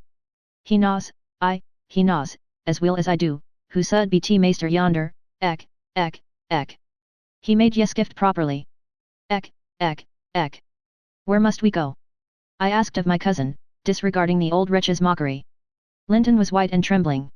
He was not pretty then, Ellen, oh, no. He looked frightful, for his thin face and large eyes were wrought into an expression of frantic, powerless fury. He grasped the handle of the door, and shook it. It was fastened inside. "If you don't let me in, I'll kill you, if you don't let me in, I'll kill you," he rather shrieked than said. Devil, I'll kill you, I'll kill you." Joseph uttered his croaking laugh again. "Theer, that's father," he cried. "That's father. We've allus some yet o' either side in us. Niver heed, Hareton, lad, dunnot be feared, he cannot get at thee." I took hold of Linton's hands, and tried to pull him away, but he shrieked so shockingly that I dared not proceed. At last his cries were choked by a dreadful fit of coughing, blood gushed from his mouth, and he fell on the ground. I ran into the yard, sick with terror, and called for Zillah, as loud as I could. She soon heard me. She was milking the cows in a shed behind the barn, and hurrying from her work, she inquired what there was to do. I hadn't breath to explain. Dragging her in, I looked about for Linton. Earnshaw had come out to examine the mischief he had caused, and he was then conveying the poor thing upstairs. Zillah and I ascended after him, but he stopped me at the top of the steps, and said I shouldn't go in, I must go home. I exclaimed that he had killed Linton, and I would enter. Joseph locked the door, and declared I should do no such stuff, and asked me whether I were banned to be as mad as him. I stood crying till the housekeeper reappeared. She affirmed he would be better in a bit, but he couldn't do with that shrieking and din, and she took me, and nearly carried me into the house. Ellen, I was ready to tear my hair off my head. I sobbed and wept so that my eyes were almost blind, and the ruffian you have such sympathy with stood opposite, presuming every now and then to bid me wished, and denying that it was his fault, and, finally, frightened by my assertions that I would tell Papa, and that he should be put in prison and hanged, he commenced blubbering himself, and hurried out to hide his cowardly agitation. Still, I was not rid of him. When at length they compelled me to depart, and I had got some 100 yards off the premises, he suddenly issued from the shadow of the roadside, and checked me and took hold of me. "Miss Catherine, I'm ill-grieved," he began, "but it's rather too bad." I gave him a cut with my whip, thinking perhaps he would murder me. He let go, thundering one of his horrid curses, and I galloped home more than half out of my senses. I didn't bid you good night that evening, and I didn't go to Wuthering Heights the next. I wished to go exceedingly, but I was strangely excited, and dreaded to hear that Linton was dead, sometimes, and sometimes shuddered at the thought of encountering Hareton. On the third day I took courage. at least, I couldn't bear longer suspense, and stole off once more. I went at 5 o'clock, and walked, fancying I might manage to creep into the house, and up to Linton's room, unobserved. However, the dogs gave notice of my approach. Zillah received me, and saying the lad was mending nicely, showed me into a small, tidy, carpeted apartment, where, to my inexpressible joy, I beheld Linton laid on a little sofa, reading one of my books. But he would neither speak to me nor look at me, through a whole hour. Ellen, he has such an unhappy temper. And what quite confounded me, when he did open his mouth, it was to utter the falsehood that I had occasioned the uproar, and Hareton was not to blame. Unable to reply, except passionately, I got up and walked from the room. He sent after me a faint Catherine. He did not reckon on being answered so, but I wouldn't turn back, and the morrow was the second day on which I stayed at home, nearly determined to visit him no more. But it was so miserable going to bed and getting up, and never hearing anything about him, that my resolution melted into air before it was properly formed. It had appeared wrong to take the journey once, now it seemed wrong to refrain. Michael came to ask if he must saddle Minnie. I said yes, and considered myself doing a duty as she bore me over the hills. I was forced to pass the front windows to get to the court. It was no use trying to conceal my presence. "Young master is in the house," said Zillah, as she saw me making for the parlour. I went in. Earnshaw was there also, but he quitted the room directly. Linton sat in the great armchair half asleep. Walking up to the fire, I began in a serious tone, partly meaning it to be true. "As you don't like me, Linton, and as you think I come on purpose to hurt you, and pretend that I do so every time, this is our last meeting. Let us say goodbye, and tell Mr. Heathcliff that you have no wish to see me, and that he mustn't invent any more falsehoods on the subject." "Sit down and take your hat off, Catherine," he answered. "You are so much happier than I am, you ought to be better. Papa talks enough of my defects, and shows enough scorn of me, to make it natural I should doubt myself. I doubt whether I am not altogether as worthless as he calls me, frequently, and then I feel so cross and bitter. I hate everybody. I am worthless, and bad in temper, and bad in spirit, almost always, and, if you choose, you may say goodbye, you'll get rid of an annoyance. Only, Catherine, do me this justice, believe that if I might be as sweet, and as kind, and as good as you are, I would be, as willingly, and more so, than as happy and as healthy. And believe that your kindness has made me love you deeper than if I deserved your love, and though I couldn't, and cannot help showing my nature to you, I regret it and repent it, and shall regret and repent it till I die." I felt he spoke the truth, and I felt I must forgive him, and, though we should quarrel the next moment, I must forgive him again. We were reconciled, but we cried, both of us, the whole time I stayed, not entirely for sorrow, yet I was sorry Linton had that distorted nature. He'll never let his friends be at ease, and he'll never be at ease himself. I have always gone to his little parlour, since that night, because his father returned the day after. About 3 times, I think, we have been merry and hopeful, as we were the first evening. The rest of my visits were dreary and troubled, now with his selfishness and spite, and now with his sufferings, but I've learned to endure the former with nearly as little resentment as the latter. Mr. Heathcliff purposely avoids me. I have hardly seen him at all. Last Sunday, indeed, coming earlier than usual, I heard him abusing poor Linton cruelly for his conduct of the night before. I can't tell how he knew of it, unless he listened. Linton had certainly behaved provokingly. However, it was the business of nobody but me, and I interrupted Mr. Heathcliff's lecture by entering and telling him so. He burst into a laugh, and went away, saying he was glad I took that view of the matter. Since then, I've told Linton he must whisper his bitter things. Now, Ellen, you have heard all. I can't be prevented from going to Wuthering Heights, except by inflicting misery on 2 people, whereas, if you'll only not tell Papa, my going need disturb the tranquillity of none. You'll not tell, will you? It will be very heartless, if you do. I'll make up my mind on that point by tomorrow, Miss Catherine, I replied. It requires some study, and so I'll leave you to your rest, and go think it over. I thought it over aloud, in my master's presence, walking straight from her room to his, and relating the whole story, with the exception of her conversations with her cousin, and any mention of Hareton. Mr. Linton was alarmed and distressed, more than he would acknowledge to me. In the morning, Catherine learnt my betrayal of her confidence, and she learnt also that her secret visits were to end.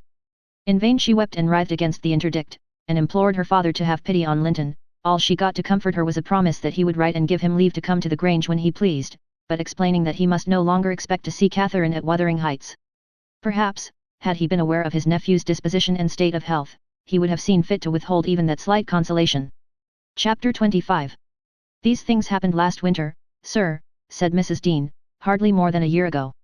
Last winter, I did not think, at another 12 months' end, I should be amusing a stranger to the family with relating them. Yet, who knows how long you'll be a stranger. You're too young to rest always contented, living by yourself, and I some way fancy no one could see Catherine Linton and not love her. You smile, but why do you look so lively and interested when I talk about her? And why have you asked me to hang her picture over your fireplace? And why? Stop, my good friend! I cried. It may be very possible that I should love her, but would she love me? I doubt it too much to venture my tranquility by running into temptation, and then my home is not here. I'm of the busy world, and to its arms I must return. Go on. Was Catherine obedient to her father's commands? She was, continued the housekeeper. Her affection for him was still the chief sentiment in her heart, and he spoke without anger, he spoke in the deep tenderness of one about to leave his treasure amid perils and foes, where his remembered words would be the only aid that he could bequeath to guide her. He said to me, a few days afterwards, I wish my nephew would write, Ellen, or call. Tell me, sincerely, what you think of him, is he changed for the better, or is there a prospect of improvement, as he grows a man? He's very delicate, sir, I replied, and scarcely likely to reach manhood, but this I can say, he does not resemble his father, and if Miss Catherine had the misfortune to marry him, he would not be beyond her control, unless she were extremely and foolishly indulgent. However, master, you'll have plenty of time to get acquainted with him and see whether he would suit her, it wants 4 years and more to his being of age. Edgar sighed, and, walking to the window, looked out towards Gimmerton Kirk. It was a misty afternoon, but the February sun shone dimly, and we could just distinguish the 2 fir trees in the yard, and the sparely scattered gravestones. I've prayed often, he half soliloquized, for the approach of what is coming, and now I begin to shrink, and fear it. I thought the memory of the hour I came down that Glen a bridegroom would be less sweet than the anticipation that I was soon, in a few months, or, possibly, weeks, to be carried up, and laid in its lonely hollow. Ellen, I've been very happy with my little Cathy, through winter nights and summer days she was a living hope at my side. But I've been as happy musing by myself among those stones, under that old church, lying, through the long June evenings, on the green mound of her mother's grave, and wishing, yearning for the time when I might lie beneath it. What can I do for Cathy? How must I quit her? I'd not care one moment for Linton being Heathcliff's son, nor for his taking her from me, if he could console her for my loss. I'd not care that Heathcliff gained his ends, and triumphed in robbing me of my last blessing. But should Linton be unworthy, only a feeble tool to his father, I cannot abandon her to him. And, hard though it be to crush her buoyant spirit, I must persevere in making her sad while I live, and leaving her solitary when I die. Darling! I'd rather resign her to God, and lay her in the earth before me. Resign her to God as it is, sir, I answered, and if we should lose you, which may he forbid, under his providence, I'll stand her friend and counsellor to the last. Miss Catherine is a good girl, I don't fear that she will go wilfully wrong, and people who do their duty are always finally rewarded. Spring advanced, yet my master gathered no real strength, though he resumed his walks in the grounds with his daughter. To her inexperienced notions, this itself was a sign of convalescence, and then his cheek was often flushed, and his eyes were bright, she felt sure of his recovering. On her 17th birthday, he did not visit the churchyard, it was raining, and I observed. You'll surely not go out tonight, sir? He answered, no, I'll defer it this year a little longer. He wrote again to Linton, expressing his great desire to see him, and, had the invalid been presentable, I've no doubt his father would have permitted him to come. As it was, being instructed, he returned an answer, intimating that Mr. Heathcliff objected to his calling at the Grange, but his uncle's kind remembrance delighted him, and he hoped to meet him sometimes in his rambles, and personally to petition that his cousin and he might not remain long so utterly divided. That part of his letter was simple, and probably his own. Heathcliff knew he could plead eloquently for Catherine's company, then. I do not ask, he said, that she may visit here, but am I never to see her, because my father forbids me to go to her home, and you forbid her to come to mine? Do, now and then, ride with her towards the heights, and let us exchange a few words, in your presence. We have done nothing to deserve this separation, and you are not angry with me, you have no reason to dislike me, you allow, yourself. Dear uncle! Send me a kind note tomorrow, and leave to join you anywhere you please, except at Thrushcross Grange. I believe an interview would convince you that my father's character is not mine, he affirms I am more your nephew than his son, and though I have faults which render me unworthy of Catherine, she has excused them, and for her sake, you should also. You inquire after my health, it is better, but while I remain cut off from all hope, and doomed to solitude, or the society of those who never did and never will like me, how can I be cheerful and well? Edgar, though he felt for the boy, could not consent to grant his request, because he could not accompany Catherine. He said, in summer, perhaps, they might meet. Meantime, he wished him to continue writing at intervals, and engaged to give him what advice and comfort he was able by letter, being well aware of his hard position in his family. Linton complied, and had he been unrestrained, would probably have spoiled all by filling his epistles with complaints and lamentations, but his father kept a sharp watch over him, and, of course, insisted on every line that my master sent being shown, so, instead of penning his peculiar personal sufferings and distresses, the themes constantly uppermost in his thoughts, he harped on the cruel obligation of being held asunder from his friend and love, and gently intimated that Mr. Linton must allow an interview soon, or he should fear he was purposely deceiving him with empty promises. Cathy was a powerful ally at home, and between them they at length persuaded my master to acquiesce in their having a ride or a walk together about once a week, under my guardianship, and on the moors nearest the Grange, for June found him still declining.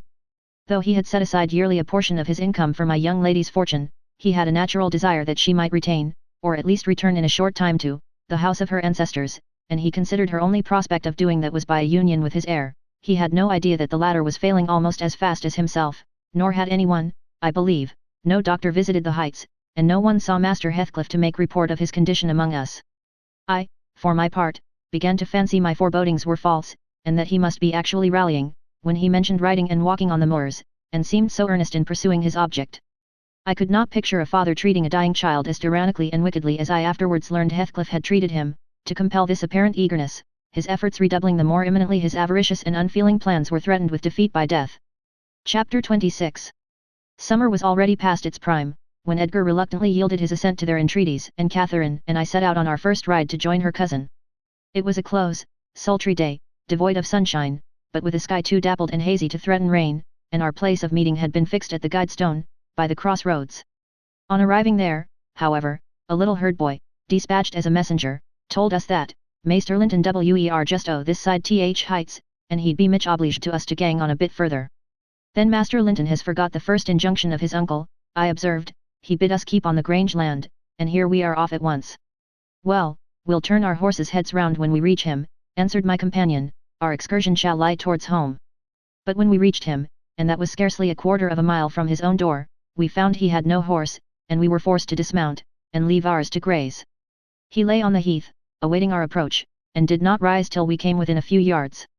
Then he walked so feebly, and looked so pale, that I immediately exclaimed, "Why, Master Heathcliff, you are not fit for enjoying a ramble this morning. How ill you do look!" Catherine surveyed him with grief and astonishment. She changed the ejaculation of joy on her lips to one of alarm, and the congratulation on their long postponed meeting to an anxious inquiry, whether he were worse than usual. "No, better, better," he panted, trembling and retaining her hand as if he needed its support, while his large blue eyes wandered timidly over her, the hollowness round them transforming to haggard wildness the languid expression they once possessed. "But you have been worse," persisted his cousin, "worse than when I saw you last. You are thinner, and—" "I'm tired," he interrupted, hurriedly. "It is too hot for walking, let us rest here. And, in the morning, I often feel sick, Papa says I grow so fast." Badly satisfied, Cathy sat down, and he reclined beside her. "This is something like your paradise," said she, making an effort at cheerfulness. "You recollect the 2 days we agreed to spend in the place and way each thought pleasantest? This is nearly yours, only there are clouds, but then they are so soft and mellow, it is nicer than sunshine. Next week, if you can, we'll ride down to the Grange Park, and try mine." Linton did not appear to remember what she talked of, and he had evidently great difficulty in sustaining any kind of conversation. His lack of interest in the subjects she started, and his equal incapacity to contribute to her entertainment, were so obvious that she could not conceal her disappointment. An indefinite alteration had come over his whole person and manner. The pettishness that might be caressed into fondness, had yielded to a listless apathy. There was less of the peevish temper of a child which frets and teases on purpose to be soothed, and more of the self-absorbed moroseness of a confirmed invalid, repelling consolation, and ready to regard the good-humoured mirth of others as an insult. Catherine perceived, as well as I did, that he held it rather a punishment, than a gratification, to endure our company, and she made no scruple of proposing, presently, to depart. That proposal, unexpectedly, roused Linton from his lethargy, and threw him into a strange state of agitation. He glanced fearfully towards the Heights, begging she would remain another half-hour, at least.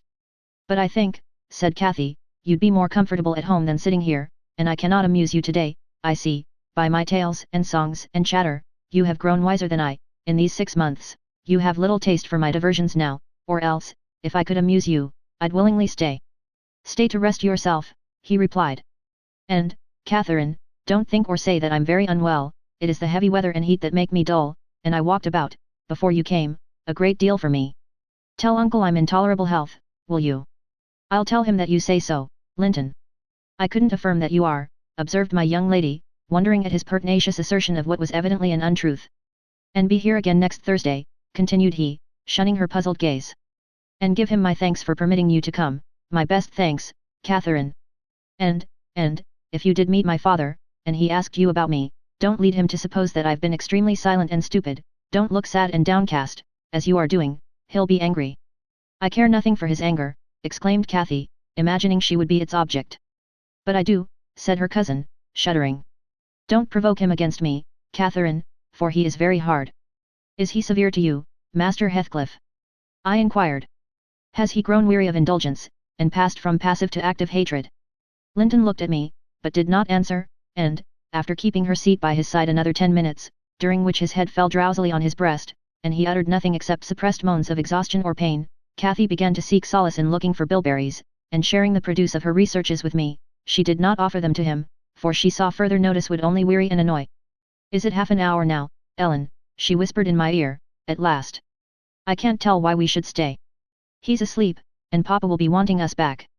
Well, we must not leave him asleep, I answered, wait till he wakes, and be patient. You were mighty eager to set off, but your longing to see poor Linton has soon evaporated. Why did he wish to see me? Returned Catherine. In his crossest humours, formerly, I liked him better than I do in his present curious mood. It's just as if it were a task he was compelled to perform, this interview, for fear his father should scold him. But I'm hardly going to come to give Mr. Heathcliff pleasure, whatever reason he may have for ordering Linton to undergo this penance. And, though I'm glad he's better in health, I'm sorry he's so much less pleasant, and so much less affectionate to me. You think he is better in health, then? I said. Yes, she answered, because he always made such a great deal of his sufferings, you know. He is not tolerably well, as he told me to tell Papa, but he's better, very likely. There you differ with me, Miss Cathy, I remarked. I should conjecture him to be far worse. Linton here started from his slumber in bewildered terror, and asked if anyone had called his name. No, said Catherine, unless in dreams. I cannot conceive how you manage to doze out of doors, in the morning. I thought I heard my father, he gasped, glancing up to the frowning nab above us. You are sure nobody spoke? Quite sure, replied his cousin. Only Ellen and I were disputing concerning your health. Are you truly stronger, Linton, than when we separated in winter? If you be, I'm certain one thing is not stronger, your regard for me. Speak, are you? The tears gushed from Linton's eyes as he answered, yes, yes, I am. And, still under the spell of the imaginary voice, his gaze wandered up and down to detect its owner. Cathy rose. For today we must part, she said. And I won't conceal that I have been sadly disappointed with our meeting, though I'll mention it to nobody but you, not that I stand in awe of Mr. Heathcliff. Hush, murmured Linton, for God's sake, hush. He's coming. And he clung to Catherine's arm, striving to detain her, but at that announcement she hastily disengaged herself, and whistled to Minnie, who obeyed her like a dog. I'll be here next Thursday, she cried, springing to the saddle. Goodbye. Quick, Ellen. And so we left him, scarcely conscious of our departure, so absorbed was he in anticipating his father's approach. Before we reached home, Catherine's displeasure softened into a perplexed sensation of pity and regret, largely blended with vague, uneasy doubts about Linton's actual circumstances, physical and social, in which I partook, though I counselled her not to say much, for a second journey would make us better judges. My master requested an account of our ongoings. His nephew's offering of thanks was duly delivered, Miss Cathy gently touching on the rest. I also threw little light on his inquiries, for I hardly knew what to hide and what to reveal. Chapter 27. 7 days glided away, every one marking its course by the henceforth rapid alteration of Edgar Linton's state. The havoc that months had previously wrought was now emulated by the inroads of hours.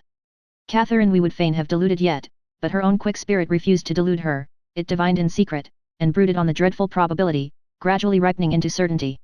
She had not the heart to mention her ride. When Thursday came round, I mentioned it for her, and obtained permission to order her out of doors, for the library, where her father stopped a short time daily, the brief period he could bear to sit up, and his chamber, had become her whole world. She grudged each moment that did not find her bending over his pillow, or seated by his side. Her countenance grew wan with watching and sorrow, and my master gladly dismissed her to what he flattered himself would be a happy change of scene and society, drawing comfort from the hope that she would not now be left entirely alone after his death. He had a fixed idea, I guessed by several observations he let fall, that, as his nephew resembled him in person, he would resemble him in mind, for Linton's letters bore few or no indications of his defective character.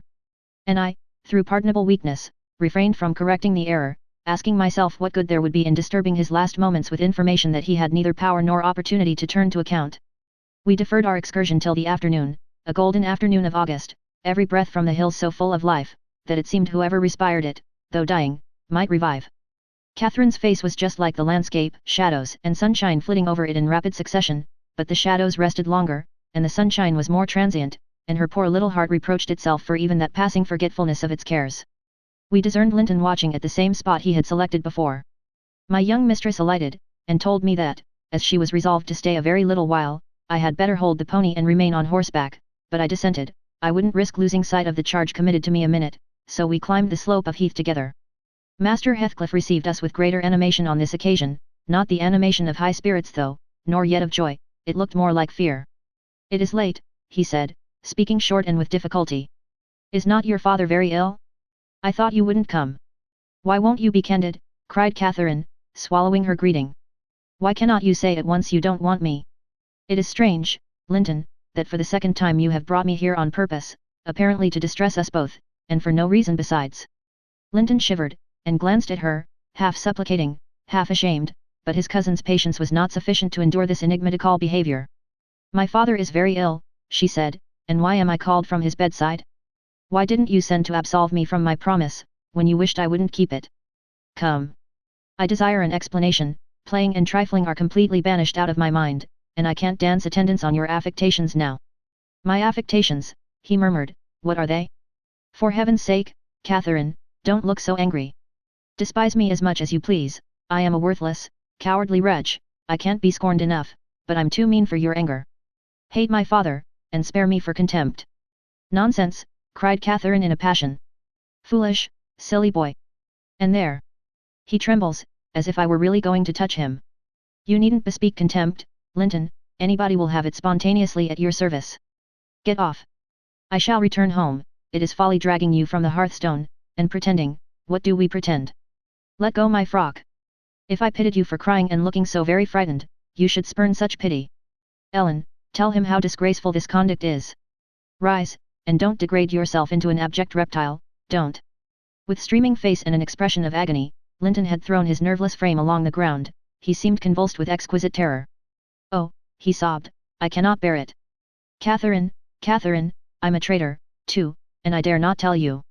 But leave me, and I shall be killed. Dear Catherine, my life is in your hands, and you have said you loved me, and if you did, it wouldn't harm you. You'll not go, then? Kind, sweet, good Catherine.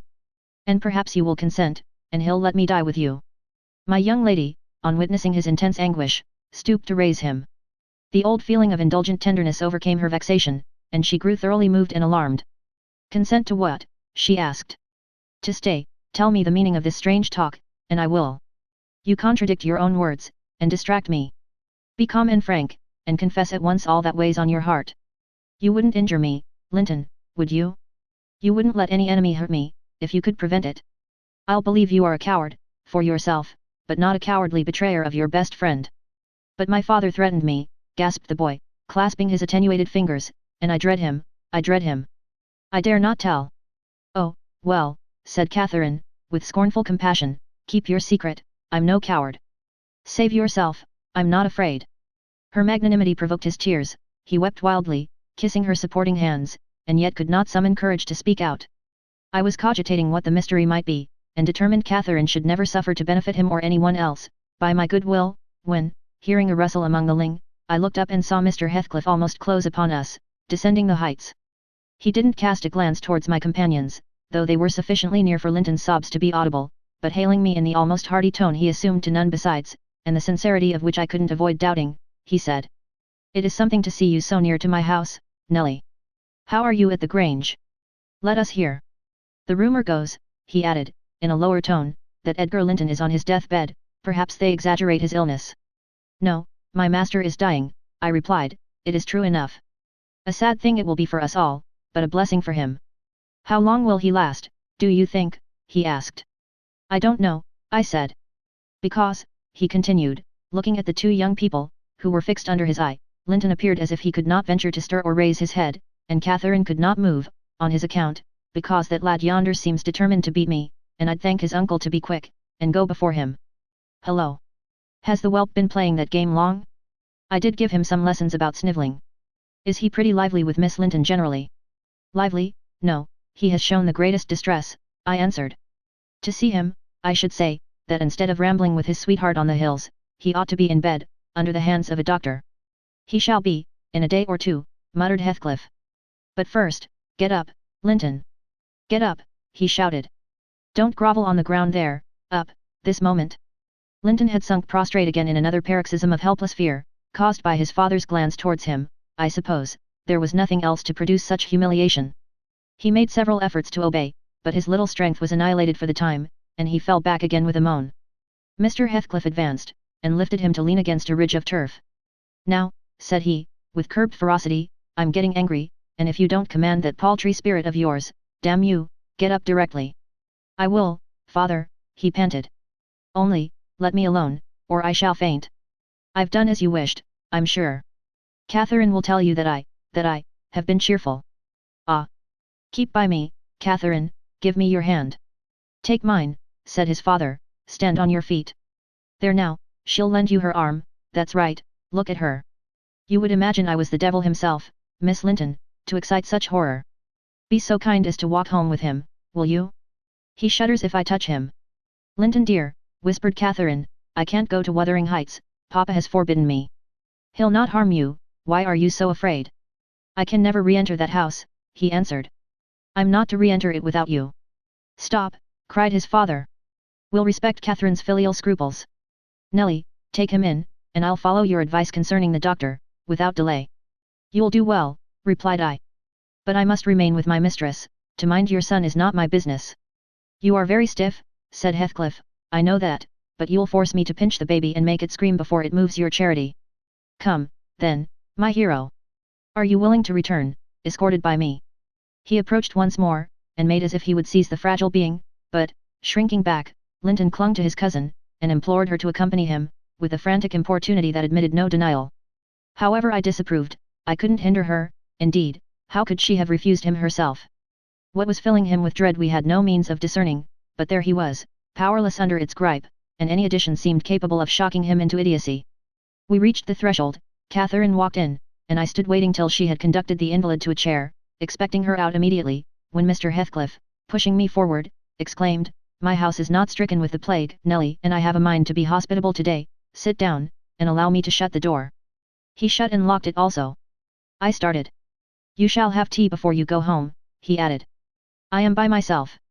Hareton is gone with some cattle to the Leas, and Zillah and Joseph are off on a journey of pleasure, and, though I'm used to being alone, I'd rather have some interesting company, if I can get it. Miss Linton, take your seat by him. I give you what I have, the present is hardly worth accepting, but I have nothing else to offer. It is Linton, I mean. How she does stare.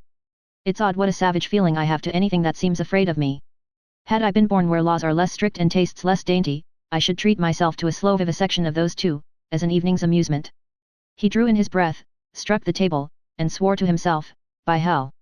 I hate them. I am not afraid of you, exclaimed Catherine, who could not hear the latter part of his speech. She stepped close up, her black eyes flashing with passion and resolution.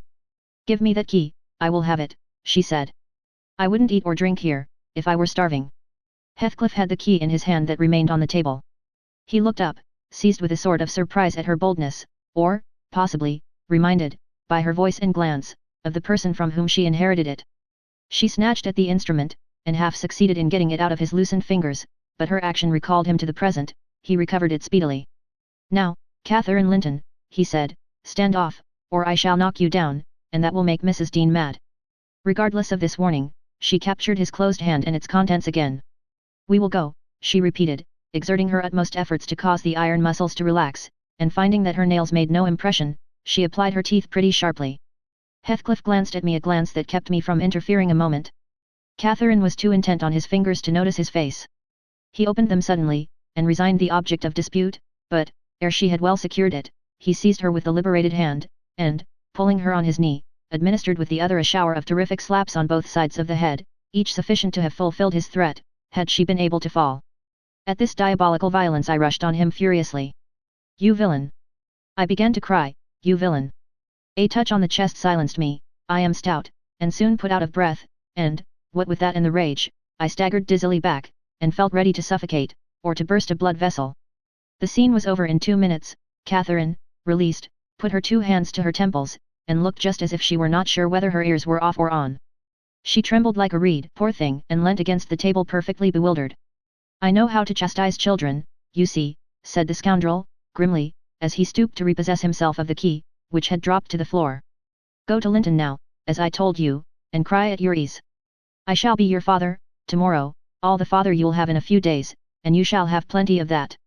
You can bear plenty, you're no weakling, you shall have a daily taste, if I catch such a devil of a temper in your eyes again.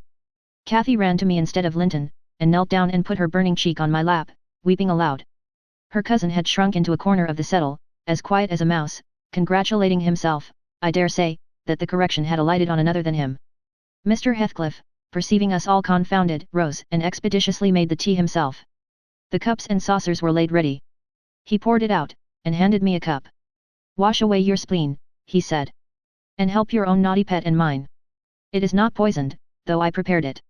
I'm going out to seek your horses. Our first thought, on his departure, was to force an exit somewhere. We tried the kitchen door, but that was fastened outside. We looked at the windows, they were too narrow for even Cathy's little figure.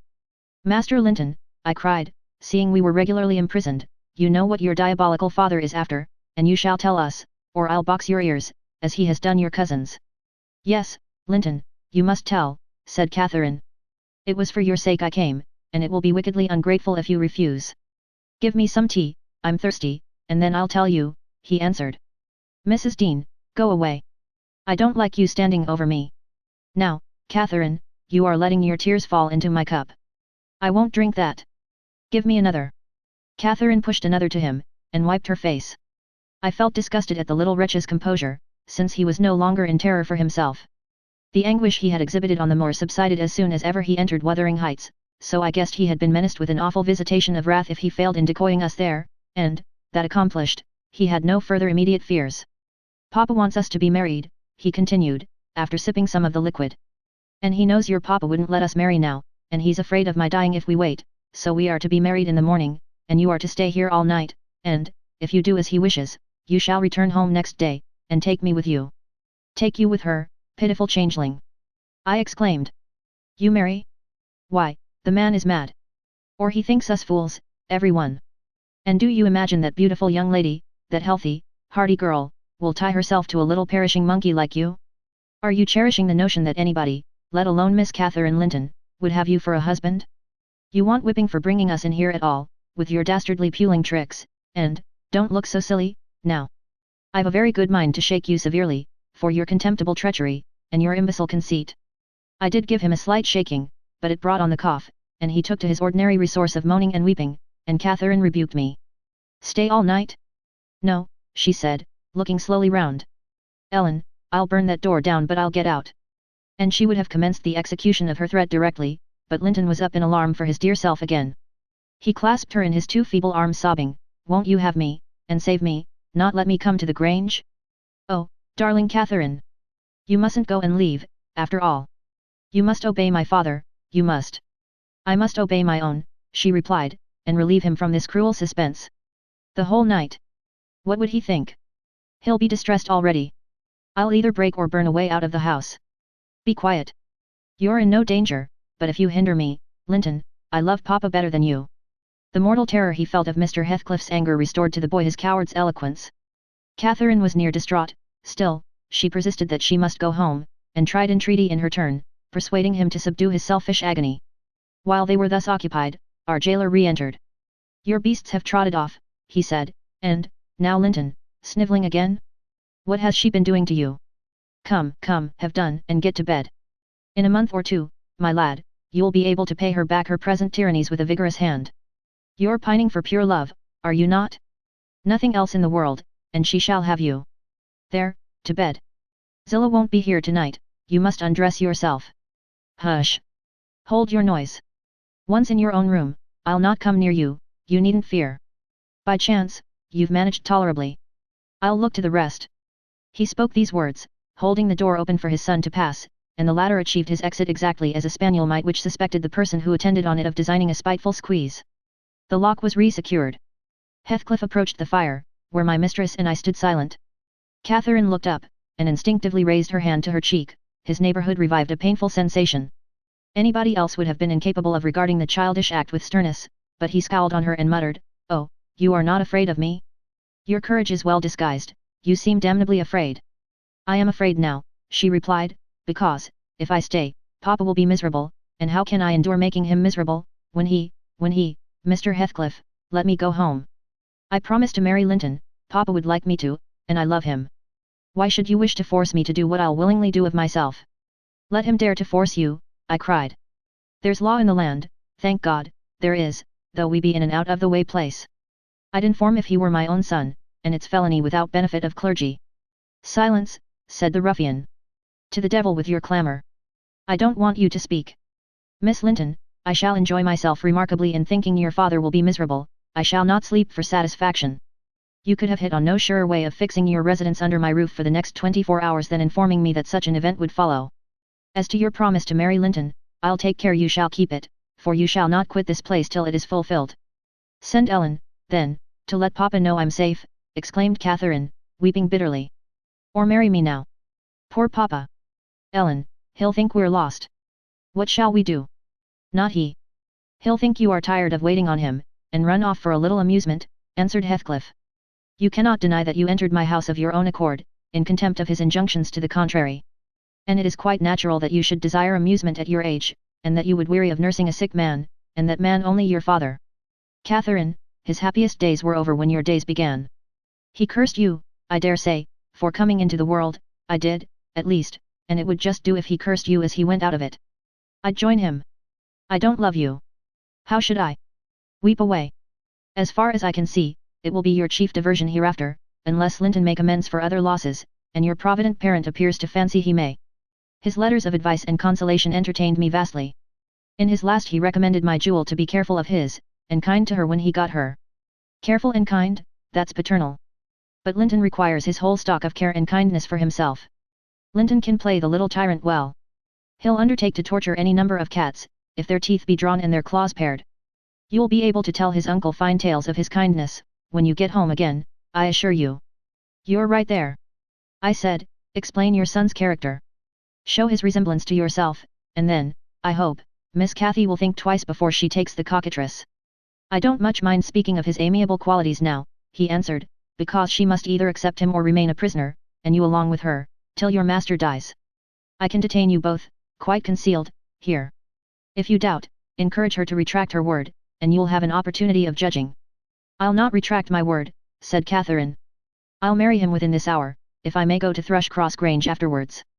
"Mr. Heathcliff, you're a cruel man, but you're not a fiend, and you won't, from mere malice, destroy irrevocably all my happiness. If Papa thought I had left him on purpose, and if he died before I returned, could I bear to live? I've given over crying, but I'm going to kneel here, at your knee, and I'll not get up, and I'll not take my eyes from your face till you look back at me. No, don't turn away.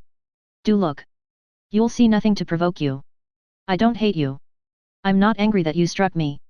Have you never loved anybody in all your life, uncle? Never? Ah. You must look once. I'm so wretched, you can't help being sorry and pitying me. Keep your F's fingers off, and move, or I'll kick you," cried Heathcliff, brutally repulsing her. "I'd rather be hugged by a snake. How the devil can you dream of fawning on me? I detest you." He shrugged his shoulders, shook himself, indeed, as if his flesh crept with aversion, and thrust back his chair, while I got up, and opened my mouth, to commence a downright torrent of abuse. But I was rendered dumb in the middle of the first sentence, by a threat that I should be shown into a room by myself the very next syllable I uttered. It was growing dark, we heard a sound of voices at the garden gate. Our host hurried out instantly. He had his wits about him, we had not. There was a talk of 2 or 3 minutes, and he returned alone. "I thought it had been your cousin Hareton," I observed to Catherine. "I wish he would arrive. Who knows but he might take our part." "It was 3 servants sent to seek you from the Grange," said Heathcliff, overhearing me. "You should have opened a lattice and called out, but I could swear that Chit is glad you didn't.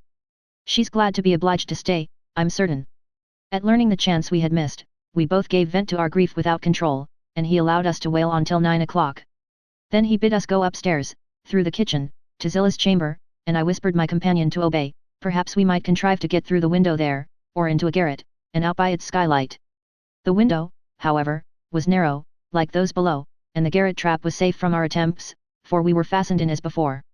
We neither of us lay down. Catherine took her station by the lattice, and watched anxiously for morning, a deep sigh being the only answer I could obtain to my frequent entreaties that she would try to rest.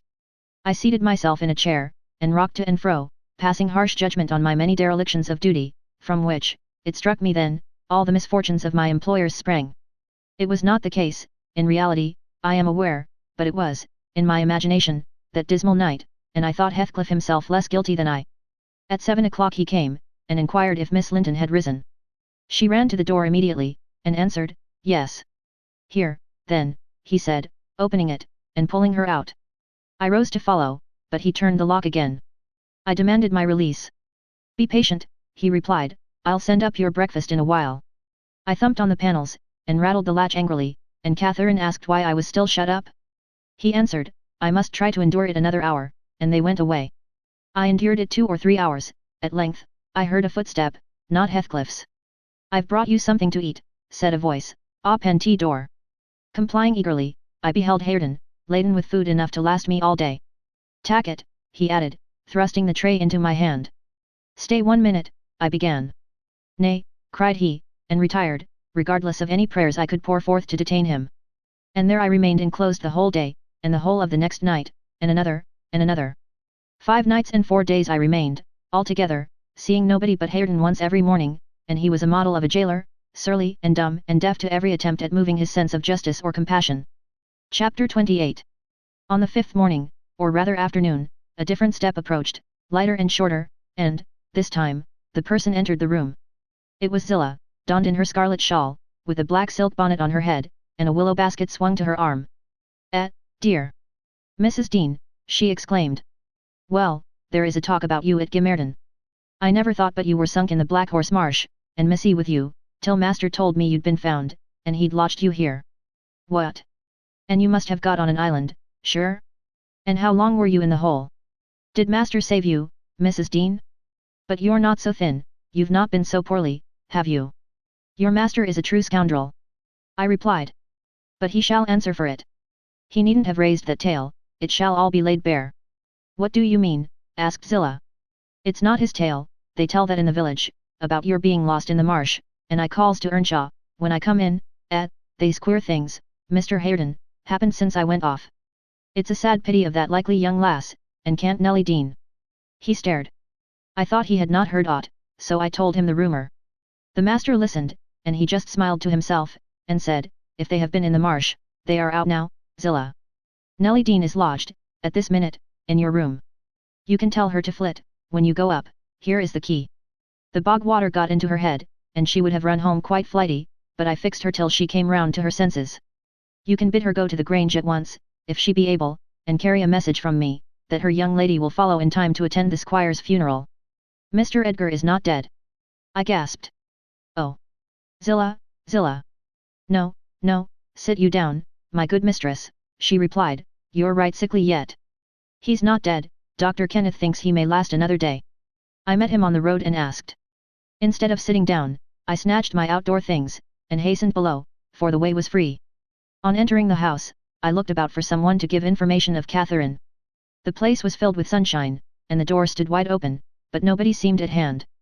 As I hesitated whether to go off at once, or return and seek my mistress, a slight cough drew my attention to the hearth. Linton lay on the settle, sole tenant, sucking a stick of sugar candy, and pursuing my movements with apathetic eyes. Where is Miss Catherine? I demanded sternly, supposing I could frighten him into giving intelligence, by catching him thus, alone. He sucked on like an innocent. Is she gone? I said. No, he replied, she's upstairs, she's not to go, we won't let her. You won't let her, little idiot? I exclaimed. Direct me to her room immediately, or I'll make you sing out sharply. Papa would make you sing out, if you attempted to get there, he answered. He says I'm not to be soft with Catherine, she's my wife, and it's shameful that she should wish to leave me. He says she hates me and wants me to die, that she may have my money, but she shan't have it, and she shan't go home. She never shall, she may cry, and be sick as much as she pleases. He resumed his former occupation, closing his lids, as if he meant to drop asleep. Master Heathcliff, I resumed, have you forgotten all Catherine's kindness to you last winter, when you affirmed you loved her, and when she brought you books and sung you songs, and came many a time through wind and snow to see you? She wept to miss one evening, because you would be disappointed, and you felt then that she was 100 times too good to you, and now you believe the lies your father tells, though you know he detests you both. And you join him against her. That's fine gratitude, is it not?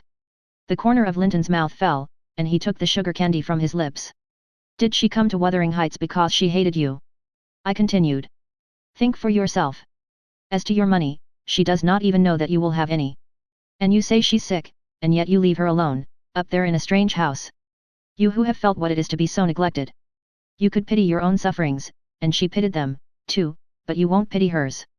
I shed tears, Master Heathcliff, you see, an elderly woman, and a servant merely, and you, after pretending such affection, and having reason to worship her almost, store every tear you have for yourself, and lie there quite at ease. Ah! You're a heartless, selfish boy. I can't stay with her, he answered crossly. I'll not stay by myself. She cries so I can't bear it. And she won't give over, though I say I'll call my father. I did call him once, and he threatened to strangle her if she was not quiet, but she began again the instant he left the room, moaning and grieving all night long, though I screamed for vexation that I couldn't sleep. Is Mr. Heathcliff out? I inquired, perceiving that the wretched creature had no power to sympathize with his cousin's mental tortures. He's in the court, he replied, talking to Dr. Kenneth, who says uncle is dying, truly, at last. I'm glad, for I shall be master of the Grange after him. Catherine always spoke of it as her house. It isn't hers. It's mine, Papa says everything she has is mine. All her nice books are mine, she offered to give me them, and her pretty birds, and her pony Minnie, if I would get the key of our room, and let her out, but I told her she had nothing to give, they were all mine. And then she cried, and took a little picture from her neck, and said I should have that, 2 pictures in a gold case, on one side her mother, and on the other uncle, when they were young. That was yesterday, I said they were mine, too, and tried to get them from her. The spiteful thing wouldn't let me, she pushed me off, and hurt me.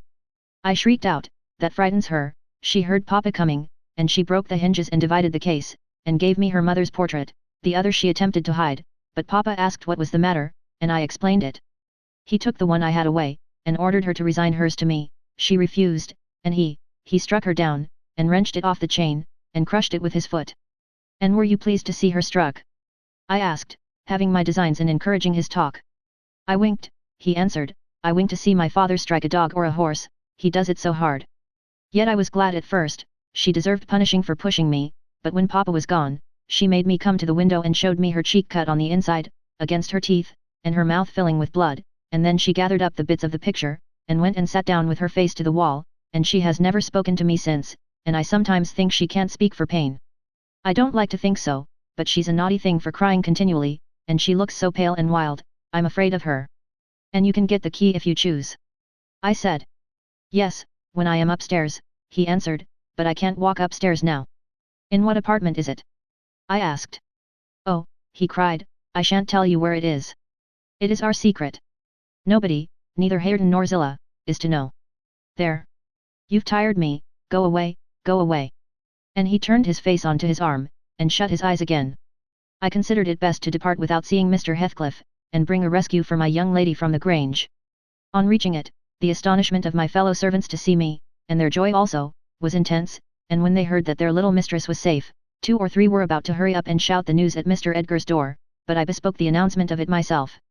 How changed I found him, even in those few days. He lay an image of sadness and resignation awaiting his death. Very young he looked, though his actual age was 39, one would have called him 10 years younger, at least. He thought of Catherine, for he murmured her name. I touched his hand, and spoke. Catherine is coming, dear master. I whispered, she is alive and well, and will be here, I hope, tonight. I trembled at the first effects of this intelligence. He half rose up, looked eagerly round the apartment, and then sank back in a swoon. As soon as he recovered, I related our compulsory visit, and detention at the Heights. I said Heathcliff forced me to go in, which was not quite true. I uttered as little as possible against Linton, nor did I describe all his father's brutal conduct, my intentions being to add no bitterness, if I could help it, to his already overflowing cup. He divined that one of his enemy's purposes was to secure the personal property, as well as the estate, to his son, or rather himself, yet why he did not wait till his decease was a puzzle to my master, because ignorant how nearly he and his nephew would quit the world together. However, he felt that his will had better be altered. Instead of leaving Catherine's fortune at her own disposal, he determined to put it in the hands of trustees for her use during life, and for her children, if she had any, after her. By that means, it could not fall to Mr. Heathcliff should Linton die. Having received his orders, I dispatched a man to fetch the attorney, and 4 more, provided with serviceable weapons, to demand my young lady of her jailer. Both parties were delayed very late. The single servant returned first. He said Mr. Green, the lawyer, was out when he arrived at his house, and he had to wait 2 hours for his re-entrance, and then Mr. Green told him he had a little business in the village that must be done, but he would be at Thrushcross Grange before morning. The 4 men came back unaccompanied also. They brought word that Catherine was ill, too ill to quit her room, and Heathcliff would not suffer them to see her. I scolded the stupid fellows well for listening to that tale, which I would not carry to my master, resolving to take a whole bevy up to the heights at daylight and storm it literally, unless the prisoner were quietly surrendered to us. Her father shall see her, I vowed, and vowed again, if that devil be killed on his own doorstones in trying to prevent it. Happily, I was spared the journey and the trouble. I had gone downstairs at 3 o'clock to fetch a jug of water, and was passing through the hall with it in my hand, when a sharp knock at the front door made me jump. "Oh, it is Green," I said, recollecting myself, "only Green," and I went on, intending to send somebody else to open it, but the knock was repeated, not loud, and still importunately. I put the jug on the banister and hastened to admit him myself. The harvest moon shone clear outside. It was not the attorney. My own sweet little mistress sprang on my neck sobbing, "Ellen, Ellen! Is Papa alive?" "Yes," I cried, "yes, my angel, he is, God be thanked, you are safe with us again." She wanted to run, breathless as she was, upstairs to Mr. Linton's room, but I compelled her to sit down on a chair, and made her drink, and washed her pale face, chafing it into a faint colour with my apron. Then I said I must go first, and tell of her arrival, imploring her to say, she should be happy with young Heathcliff. She stared, but soon comprehending why I counselled her to utter the falsehood, she assured me she would not complain. I couldn't abide to be present at their meeting. I stood outside the chamber door a quarter of an hour, and hardly ventured near the bed, then. All was composed, however. Catherine's despair was as silent as her father's joy. She supported him calmly, in appearance, and he fixed on her features his raised eyes that seemed dilating with ecstasy. "He died blissfully, Mr. Lockwood, he died so." Kissing her cheek, he murmured, "I am going to her, and you, darling child, shall come to us," and never stirred or spoke again, but continued that rapt, radiant gaze, till his pulse imperceptibly stopped and his soul departed. None could have noticed the exact minute of his death, it was so entirely without a struggle. Whether Catherine had spent her tears, or whether the grief were too weighty to let them flow, she sat there dry-eyed till the sun rose. She sat till noon, and would still have remained brooding over that deathbed, but I insisted on her coming away and taking some repose. It was well I succeeded in removing her, for at dinner time appeared the lawyer, having called at Wuthering Heights to get his instructions how to behave. He had sold himself to Mr. Heathcliff, that was the cause of his delay in obeying my master's summons. Fortunately, no thought of worldly affairs crossed the latter's mind, to disturb him, after his daughter's arrival. Mr. Green took upon himself to order everything and everybody about the place. He gave all the servants but me notice to quit. He would have carried his delegated authority to the point of insisting that Edgar Linton should not be buried beside his wife, but in the chapel, with his family. There was the will, however, to hinder that, and my loud protestations against any infringement of its directions. The funeral was hurried over. Catherine, Mrs. Linton Heathcliff now, was suffered to stay at the Grange till her father's corpse had quitted it. She told me that her anguish had at last spurred Linton to incur the risk of liberating her. She heard the men I sent disputing at the door, and she gathered the sense of Heathcliff's answer. It drove her desperate. Linton, who had been conveyed up to the little parlour soon after I left, was terrified into fetching the key before his father reascended.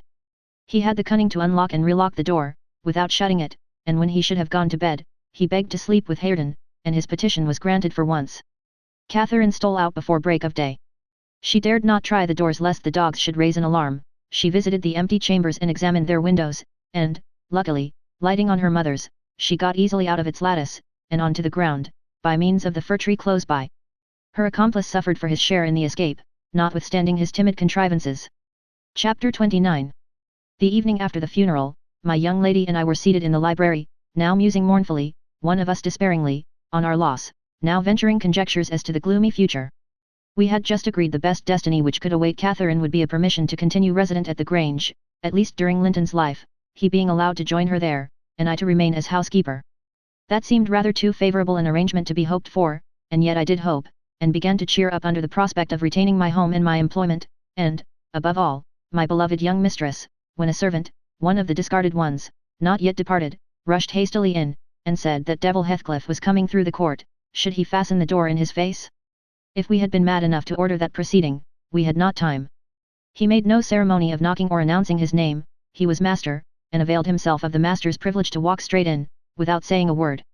The sound of our informant's voice directed him to the library. He entered and motioning him out, shut the door. It was the same room into which he had been ushered, as a guest, 18 years before. The same moon shone through the window, and the same autumn landscape lay outside. We had not yet lighted a candle, but all the apartment was visible, even to the portraits on the wall, the splendid head of Mrs. Linton, and the graceful one of her husband. Heathcliff advanced to the hearth. Time had little altered his person either. There was the same man, his dark face rather sallower and more composed, his frame a stone or two heavier, perhaps, and no other difference. Catherine had risen with an impulse to dash out, when she saw him. "Stop," he said, arresting her by the arm. "No more runnings away. Where would you go? I'm come to fetch you home, and I hope you'll be a dutiful daughter and not encourage my son to further disobedience." I was embarrassed how to punish him when I discovered his part in the business. He's such a cobweb, a pinch would annihilate him, but you'll see by his look that he has received his due. I brought him down one evening, the day before yesterday, and just set him in a chair, and never touched him afterwards. I sent Hareton out, and we had the room to ourselves. In 2 hours, I called Joseph to carry him up again, and since then my presence is as potent on his nerves as a ghost, and I fancy he sees me often, though I am not near. Hareton says he wakes and shrieks in the night by the hour together, and calls you to protect him from me, and, whether you like your precious mate, or not, you must come. He's your concern now. I yield all my interest in him to you. Why not let Catherine continue here, I pleaded, and send Master Linton to her? As you hate them both, you'd not miss them, they can only be a daily plague to your unnatural heart. I'm seeking a tenant for the Grange, he answered, and I want my children about me, to be sure. Besides, that lass owes me her services for her bread. I'm not going to nurture her in luxury and idleness after Linton is gone. Make haste and get ready, now, and don't oblige me to compel you. I shall, said Catherine. Linton is all I have to love in the world, and though you have done what you could to make him hateful to me, and me to him, you cannot make us hate each other. And I defy you to hurt him when I am by, and I defy you to frighten me. You are a boastful champion, replied Heathcliff, but I don't like you well enough to hurt him. You shall get the full benefit of the torment, as long as it lasts. It is not I who will make him hateful to you, it is his own sweet spirit. He's as bitter as gall at your desertion and its consequences. Don't expect thanks for this noble devotion. I heard him draw a pleasant picture to Zillah of what he would do if he were as strong as I. The inclination is there, and his very weakness will sharpen his wits to find a substitute for strength. I know he has a bad nature, said Catherine, he's your son. But I'm glad I've a better, to forgive it, and I know he loves me, and for that reason I love him. Mr. Heathcliff, you have nobody to love you, and, however miserable you make us, we shall still have the revenge of thinking that your cruelty arises from your greater misery. You are miserable, are you not? Lonely, like the devil, and envious like him? Nobody loves you, nobody will cry for you when you die. I wouldn't be you. Catherine spoke with a kind of dreary triumph. She seemed to have made up her mind to enter into the spirit of her future family, and draw pleasure from the griefs of her enemies. You shall be sorry to be yourself presently, said her father-in-law, if you stand there another minute. Begone, witch, and get your things. She scornfully withdrew. In her absence I began to beg for Zillah's place at the Heights, offering to resign mine to her, but he would suffer it on no account. He bid me be silent, and then, for the first time, allowed himself a glance round the room and a look at the pictures. Having studied Mrs. Linton's, he said, I shall have that home. Not because I need it, but, he turned abruptly to the fire, and continued, with what, for lack of a better word, I must call a smile, I'll tell you what I did yesterday. I got the sexton, who was digging Linton's grave, to remove the earth off her coffin lid, and I opened it.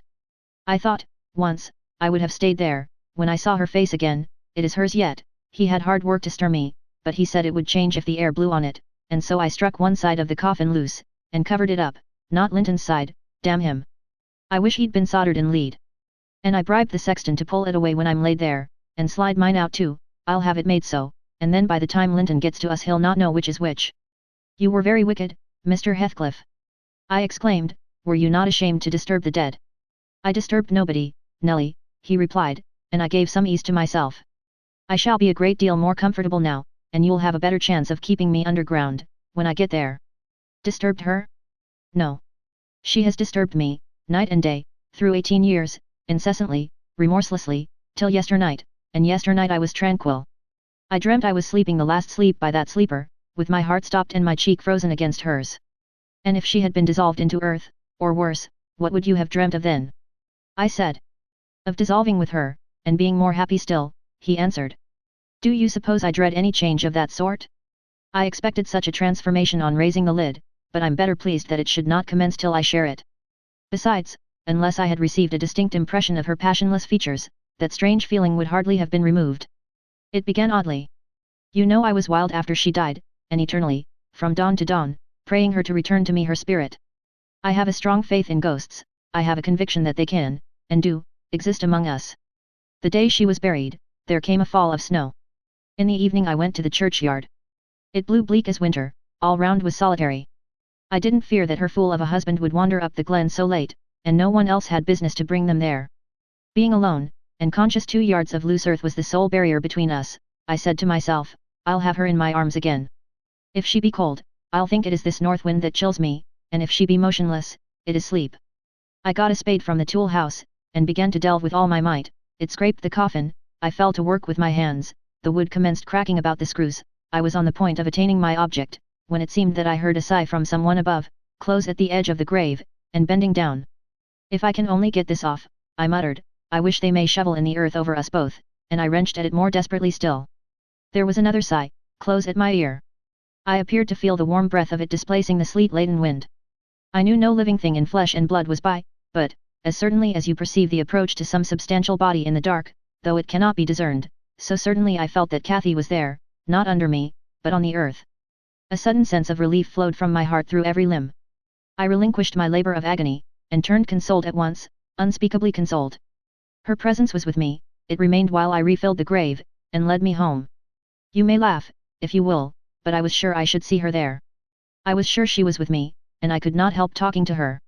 Having reached the heights, I rushed eagerly to the door. It was fastened, and, I remember, that accursed Earnshaw and my wife opposed my entrance. I remember stopping to kick the breath out of him, and then hurrying upstairs, to my room and hers. I looked round impatiently, I felt her by me, I could almost see her, and yet I could not. I ought to have sweat blood then, from the anguish of my yearning, from the fervour of my supplications to have but one glimpse. I had not one. She showed herself, as she often was in life, a devil to me. And, since then, sometimes more and sometimes less, I've been the sport of that intolerable torture. Infernal. Keeping my nerves at such a stretch that, if they had not resembled catgut, they would long ago have relaxed to the feebleness of lintons. When I sat in the house with Hareton, it seemed that on going out I should meet her, when I walked on the moors I should meet her coming in. When I went from home I hastened to return, she must be somewhere at the heights, I was certain. And when I slept in her chamber, I was beaten out of that. I couldn't lie there, for the moment I closed my eyes, she was either outside the window, or sliding back the panels, or entering the room, or even resting her darling head on the same pillow as she did when a child, and I must open my lids to see. And so I opened and closed them 100 times a night, to be always disappointed. It racked me. I've often groaned aloud, till that old rascal Joseph no doubt believed that my conscience was playing the fiend inside of me. Now, since I've seen her, I'm pacified, a little. It was a strange way of killing, not by inches, but by fractions of hairbreadths, to beguile me with the spectre of a hope through 18 years. Mr. Heathcliff paused and wiped his forehead, his hair clung to it, wet with perspiration, his eyes were fixed on the red embers of the fire, the brows not contracted, but raised next the temples, diminishing the grim aspect of his countenance, but imparting a peculiar look of trouble, and a painful appearance of mental tension towards one absorbing subject. He only half addressed me, and I maintained silence. I didn't like to hear him talk. After a short period he resumed his meditation on the picture, took it down and leant it against the sofa to contemplate it at better advantage, and while so occupied Catherine entered, announcing that she was ready, when her pony should be saddled. Send that over tomorrow, said Heathcliff to me, then turning to her, he added, you may do without your pony, it is a fine evening, and you'll need no ponies at Wuthering Heights, for what journeys you take, your own feet will serve you. Come along. Goodbye, Ellen, whispered my dear little mistress. As she kissed me, her lips felt like ice. Come and see me, Ellen, don't forget. Take care you do no such thing, Mrs. Dean, said her new father. When I wish to speak to you I'll come here. I want none of your prying at my house. He signed her to precede him, and casting back a look that cut my heart, she obeyed. I watched them, from the window, walk down the garden. Heathcliff fixed Catherine's arm under his, though she disputed the act at first evidently, and with rapid strides he hurried her into the alley, whose trees concealed them. Chapter 30. I have paid a visit to the Heights, but I have not seen her since she left. Joseph held the door in his hand when I called to ask after her, and wouldn't let me pass. He said Mrs. Linton was thrang, and the master was not in. Zillah has told me something of the way they go on, otherwise I should hardly know who was dead and who living. She thinks Catherine haughty, and does not like her, I can guess by her talk. My young lady asked some aid of her when she first came, but Mr. Heathcliff told her to follow her own business, and let his daughter-in-law look after herself, and Zillah willingly acquiesced, being a narrow-minded, selfish woman. Catherine evinced a child's annoyance at this neglect, repaid it with contempt, and thus enlisted my informant among her enemies, as securely as if she had done her some great wrong. I had a long talk with Zillah about 6 weeks ago, a little before you came, one day when we foregathered on the moor, and this is what she told me. The first thing Mrs. Linton did, she said, on her arrival at the Heights, was to run upstairs, without even wishing good evening to me and Joseph. She shut herself into Linton's room, and remained till morning. Then, while the master and Earnshaw were at breakfast, she entered the house, and asked all in a quiver if the doctor might be sent for. Her cousin was very ill. We know that, answered Heathcliff, but his life is not worth a farthing, and I won't spend a farthing on him. But I cannot tell how to do, she said, and if nobody will help me, he'll die. Walk out of the room, cried the master, and let me never hear a word more about him. None here care what becomes of him. If you do, act the nurse, if you do not, lock him up and leave him. Then she began to bother me, and I said I'd had enough plague with the tiresome thing. We each had our tasks, and hers was to wait on Linton. Mr. Heathcliff bid me leave that labour to her. How they managed together, I can't tell. I fancy he fretted a great deal, and moaned his self night and day, and she had precious little rest, one could guess by her white face and heavy eyes. She sometimes came into the kitchen all wildered-like, and looked as if she would fain beg assistance, but I was not going to disobey the master. I never dare disobey him, Mrs. Dean, and, though I thought it wrong that Kenneth should not be sent for, it was no concern of mine either to advise or complain, and I always refused to meddle. Once or twice, after we had gone to bed, I've happened to open my door again and seen her sitting crying on the stairs top, and then I've shut myself in quick, for fear of being moved to interfere. I did pity her then, I'm sure, still I didn't wish to lose my place, you know. At last, one night she came boldly into my chamber, and frightened me out of my wits, by saying, "Tell Mr. Heathcliff that his son is dying, I'm sure he is, this time. Get up, instantly, and tell him." Having uttered this speech, she vanished again. I lay a quarter of an hour listening and trembling. Nothing stirred, the house was quiet. She's mistaken, I said to myself. He's got over it. I needn't disturb them, and I began to doze.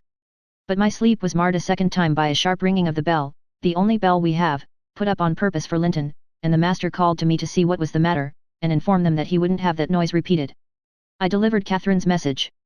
He cursed to himself, and in a few minutes came out with a lighted candle, and proceeded to their room. I followed. Mrs. Heathcliff was seated by the bedside, with her hands folded on her knees. Her father-in-law went up, held the light to Linton's face, looked at him, and touched him. Afterwards he turned to her. "Now, Catherine," he said, "how do you feel?" She was dumb. "How do you feel, Catherine?" he repeated. "He's safe, and I'm free," she answered. "I should feel well, but," she continued, with a bitterness she couldn't conceal, "you have left me so long to struggle against death alone, that I feel and see only death. I feel like death." And she looked like it, too. I gave her a little wine. Hareton and Joseph, who had been wakened by the ringing and the sound of feet, and heard our talk from outside, now entered. Joseph was fain, I believe, of the lad's removal. Hareton seemed a thought bothered, though he was more taken up with staring at Catherine than thinking of Linton. But the master bid him get off to bed again. We didn't want his help. He afterwards made Joseph remove the body to his chamber, and told me to return to mine, and Mrs. Heathcliff remained by herself. In the morning, he sent me to tell her she must come down to breakfast. She had undressed, and appeared going to sleep, and said she was ill, at which I hardly wondered. I informed Mr. Heathcliff, and he replied, "Well, let her be till after the funeral, and go up now and then to get her what is needful, and, as soon as she seems better, tell me." Cathy stayed upstairs a fortnight, according to Zillah, who visited her twice a day, and would have been rather more friendly, but her attempts at increasing kindness were proudly and promptly repelled. Heathcliff went up once, to show her Linton's will. He had bequeathed the whole of his, and what had been her, movable property, to his father. The poor creature was threatened, or coaxed, into that act during her week's absence, when his uncle died. The lands, being a minor, he could not meddle with. However, Mr. Heathcliff has claimed and kept them in his wife's right and his also, I suppose legally, at any rate, Catherine, destitute of cash and friends, cannot disturb his possession. Nobody, said Zillah, ever approached her door, except that once, but and nobody asked anything about her. The first occasion of her coming down into the house was on a Sunday afternoon. She had cried out, when I carried up her dinner, that she couldn't bear any longer being in the cold, and I told her the master was going to Thrushcross Grange and Earnshaw and I needn't hinder her from descending, so, as soon as she heard Heathcliff's horse trot off, she made her appearance, donned in black, and her yellow curls combed back behind her ears as plain as a Quaker, she couldn't comb them out. Joseph and I generally go to chapel on Sundays. The kirk, you know, has no minister now, explained Mrs. Dean, and they call the Methodists' or Baptists' place, I can't say which it is, at Gimmerton, a chapel. Joseph had gone, she continued, but I thought proper to bide at home.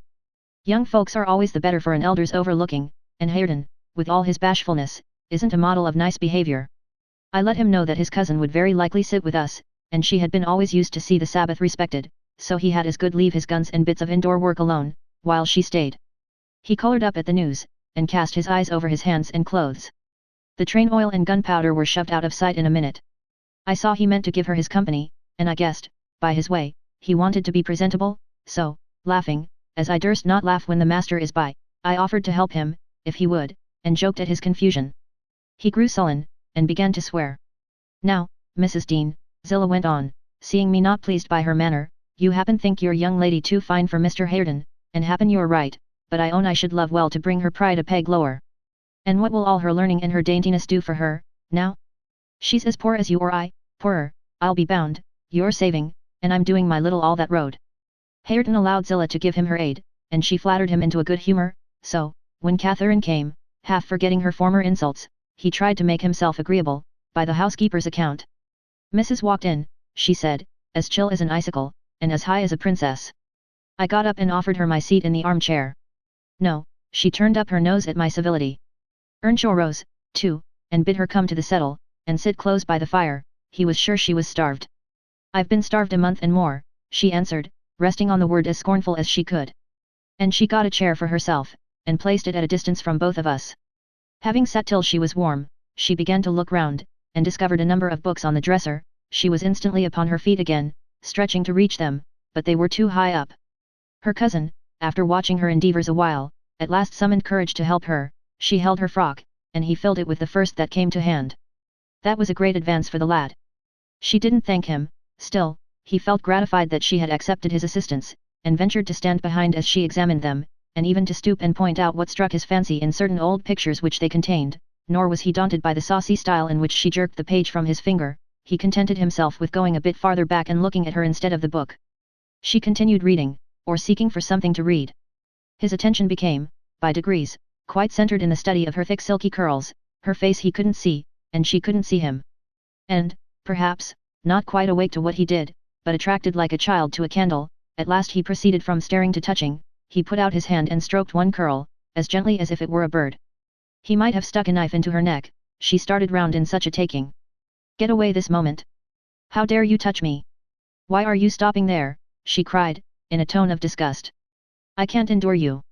I'll go upstairs again, if you come near me. Mr. Hareton recoiled, looking as foolish as he could do. He sat down in the settle very quiet, and she continued turning over her volumes another half hour. Finally, Earnshaw crossed over, and whispered to me. Will you ask her to read to us, Zillah? I'm stalled of doing naught, and I could like to hear her. Do not say I wanted it, but ask of yourseln. Mr. Hareton wishes you would read to us, ma'am, I said, immediately. He'd take it very kind, he'd be much obliged. She frowned, and looking up, answered. Mr. Hareton, and the whole set of you, will be good enough to understand that I reject any pretence at kindness you have the hypocrisy to offer. I despise you, and will have nothing to say to any of you. When I would have given my life for one kind word, even to see one of your faces, you all kept off. But I won't complain to you. I'm driven down here by the cold, not either to amuse you or enjoy your society. What could I ha' done? Began Earnshaw. How was I to blame? Oh, you are an exception, answered Mrs. Heathcliff. I never missed such a concern as you. But I offered more than once, and asked, he said, kindling up at her pertness, I asked Mr. Heathcliff to let me wake for you. Be silent. I'll go out of doors, or anywhere, rather than have your disagreeable voice in my ear, said my lady. Hareton muttered she might go to hell, for him, and unslinging his gun, restrained himself from his Sunday occupations no longer. He talked now freely enough, and she presently saw fit to retreat to her solitude, but the frost had set in, and, in spite of her pride, she was forced to condescend to our company more and more. However, I took care there should be no further scorning at my good nature. Ever since, I've been as stiff as herself, and she has no lover or liker among us, and she does not deserve one, for, let them say the least word to her, and she'll curl back without respect of anyone. She'll snap at the master himself, and as good as dares him to thrash her, and the more hurt she gets, the more venomous she grows.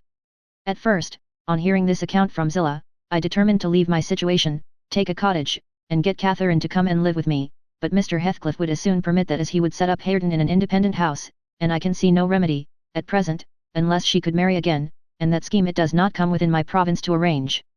Thus ended Mrs. Dean's story. Notwithstanding the doctor's prophecy, I am rapidly recovering strength, and though it be only the second week in January, I propose getting out on horseback in a day or two, and riding over to Wuthering Heights, to inform my landlord that I shall spend the next 6 months in London, and, if he likes, he may look out for another tenant to take the place after October. I would not pass another winter here for much. Chapter 31. Yesterday was bright, calm, and frosty. I went to the Heights as I proposed. My housekeeper entreated me to bear a little note from her to her young lady, and I did not refuse, for the worthy woman was not conscious of anything odd in her request. The front door stood open, but the jealous gate was fastened, as at my last visit. I knocked and invoked Earnshaw from among the garden beds. He unchained it, and I entered. The fellow is as handsome a rustic as need be seen. I took particular notice of him this time, but then he does his best apparently to make the least of his advantages. I asked if Mr. Heathcliff were at home. He answered, no, but he would be in at dinner time. It was 11 o'clock, and I announced my intention of going in and waiting for him, at which he immediately flung down his tools and accompanied me, in the office of watchdog, not as a substitute for the host. We entered together. Catherine was there, making herself useful in preparing some vegetables for the approaching meal. She looked more sulky and less spirited than when I had seen her first. She hardly raised her eyes to notice me, and continued her employment with the same disregard to common forms of politeness as before, never returning my bow and good morning by the slightest acknowledgement. She does not seem so amiable, I thought, as Mrs. Dean would persuade me to believe. She's a beauty, it is true, but not an angel. Earnshaw surlily bid her remove her things to the kitchen. Remove them yourself, she said, pushing them from her as soon as she had done, and retiring to a stool by the window, where she began to carve figures of birds and beasts out of the turnip parings in her lap. I approached her, pretending to desire a view of the garden, and, as I fancied, adroitly dropped Mrs. Dean's note onto her knee, unnoticed by Hareton, but she asked aloud, "What is that?" and chucked it off. "A letter from your old acquaintance, the housekeeper at the Grange," I answered, annoyed at her exposing my kind deed, and fearful lest it should be imagined a missive of my own. She would gladly have gathered it up at this information, but Hareton beat her. He seized and put it in his waistcoat, saying Mr. Heathcliff should look at it first. Thereat, Catherine silently turned her face from us, and, very stealthily, drew out her pocket handkerchief and applied it to her eyes, and her cousin, after struggling a while to keep down his softer feelings, pulled out the letter and flung it on the floor beside her, as ungraciously as he could. Catherine caught and perused it eagerly, then she put a few questions to me concerning the inmates, rational and irrational, of her former home, and gazing towards the hills, murmured in soliloquy, "I should like to be riding Minnie down there. I should like to be climbing up there. Oh! I'm tired, I'm stalled, Hareton." And she leant her pretty head back against the sill, with half a yawn and half a sigh, and lapsed into an aspect of abstracted sadness, neither caring nor knowing whether we remarked her. "Mrs. Heathcliff," I said, after sitting some time mute, "you are not aware that I am an acquaintance of yours, so intimate that I think it strange you won't come and speak to me. My housekeeper never wearies of talking about and praising you, and she'll be greatly disappointed if I return with no news of or from you, except that you received her letter and said nothing." She appeared to wonder at this speech, and asked, "Does Ellen like you?" "Yes, very well," I replied, hesitatingly. "You must tell her," she continued, "that I would answer her letter, but I have no materials for writing, not even a book from which I might tear a leaf." "No books?" I exclaimed. "How do you contrive to live here without them, if I may take the liberty to inquire?" "Though provided with a large library, I'm frequently very dull at the Grange. Take my books away, and I should be desperate." "I was always reading, when I had them," said Catherine, "and Mr. Heathcliff never reads, so he took it into his head to destroy my books. I have not had a glimpse of one for weeks. Only once, I searched through Joseph's store of theology, to his great irritation, and once, Hareton, I came upon a secret stock in your room, some Latin and Greek, and some tales and poetry, all old friends. I brought the last here, and you gathered them, as a magpie gathers silver spoons, for the mere love of stealing. They are of no use to you, or else you concealed them in the bad spirit that, as you cannot enjoy them, nobody else shall. Perhaps your envy counselled Mr. Heathcliff to rob me of my treasures? But I've most of them written on my brain and printed in my heart, and you cannot deprive me of those. Earnshaw blushed crimson when his cousin made this revelation of his private literary accumulations, and stammered an indignant denial of her accusations. Mr. Hareton is desirous of increasing his amount of knowledge, I said, coming to his rescue. He is not envious, but emulous of your attainments. He'll be a clever scholar in a few years. And he wants me to sink into a dunce, meantime, answered Catherine. Yes, I hear him trying to spell and read to himself, and pretty blunders he makes. I wish you would repeat Chevy Chase as you did yesterday, it was extremely funny. I heard you, and I heard you turning over the dictionary to seek out the hard words, and then cursing because you couldn't read their explanations. The young man evidently thought it too bad that he should be laughed at for his ignorance, and then laughed at for trying to remove it. I had a similar notion, and, remembering Mrs. Dean's anecdote of his first attempt at enlightening the darkness in which he had been reared, I observed, but, Mrs. Heathcliff, we have each had a commencement, and each stumbled and tottered on the threshold. Had our teachers scorned instead of aiding us, we should stumble and totter yet. Oh, she replied, I don't wish to limit his acquirements, still, he has no right to appropriate what is mine, and make it ridiculous to me with his vile mistakes and mispronunciations. Those books, both prose and verse, are consecrated to me by other associations, and I hate to have them debased and profaned in his mouth. Besides, of all, he has selected my favorite pieces that I love the most to repeat, as if out of deliberate malice. Hareton's chest heaved in silence a minute, he laboured under a severe sense of mortification and wrath, which it was no easy task to suppress. I rose, and, from a gentlemanly idea of relieving his embarrassment, took up my station in the doorway, surveying the external prospect as I stood. He followed my example, and left the room, but presently reappeared, bearing half a dozen volumes in his hands, which he threw into Catherine's lap, exclaiming, Take them. I never want to hear or read or think of them again. I won't have them now, she answered. I shall connect them with you, and hate them. She opened one that had obviously been often turned over, and read a portion in the drawling tone of a beginner, then laughed, and threw it from her. And listen, she continued, provokingly, commencing a verse of an old ballad in the same fashion.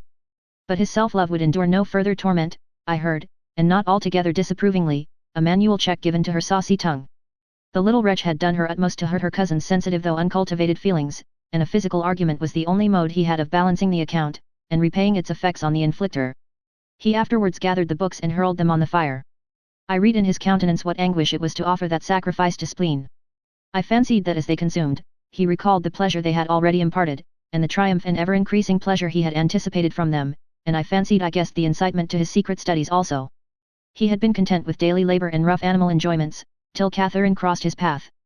Shame at her scorn, and hope of her approval, were his first prompters to higher pursuits, and instead of guarding him from one and winning him to the other, his endeavours to raise himself had produced just the contrary result.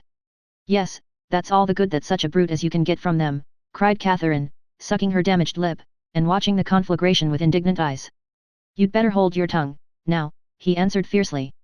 And his agitation precluded further speech, he advanced hastily to the entrance, where I made way for him to pass. But ere he had crossed the door-stones, Mr. Heathcliff, coming up the causeway, encountered him, and laying hold of his shoulder asked, What's to do now, my lad?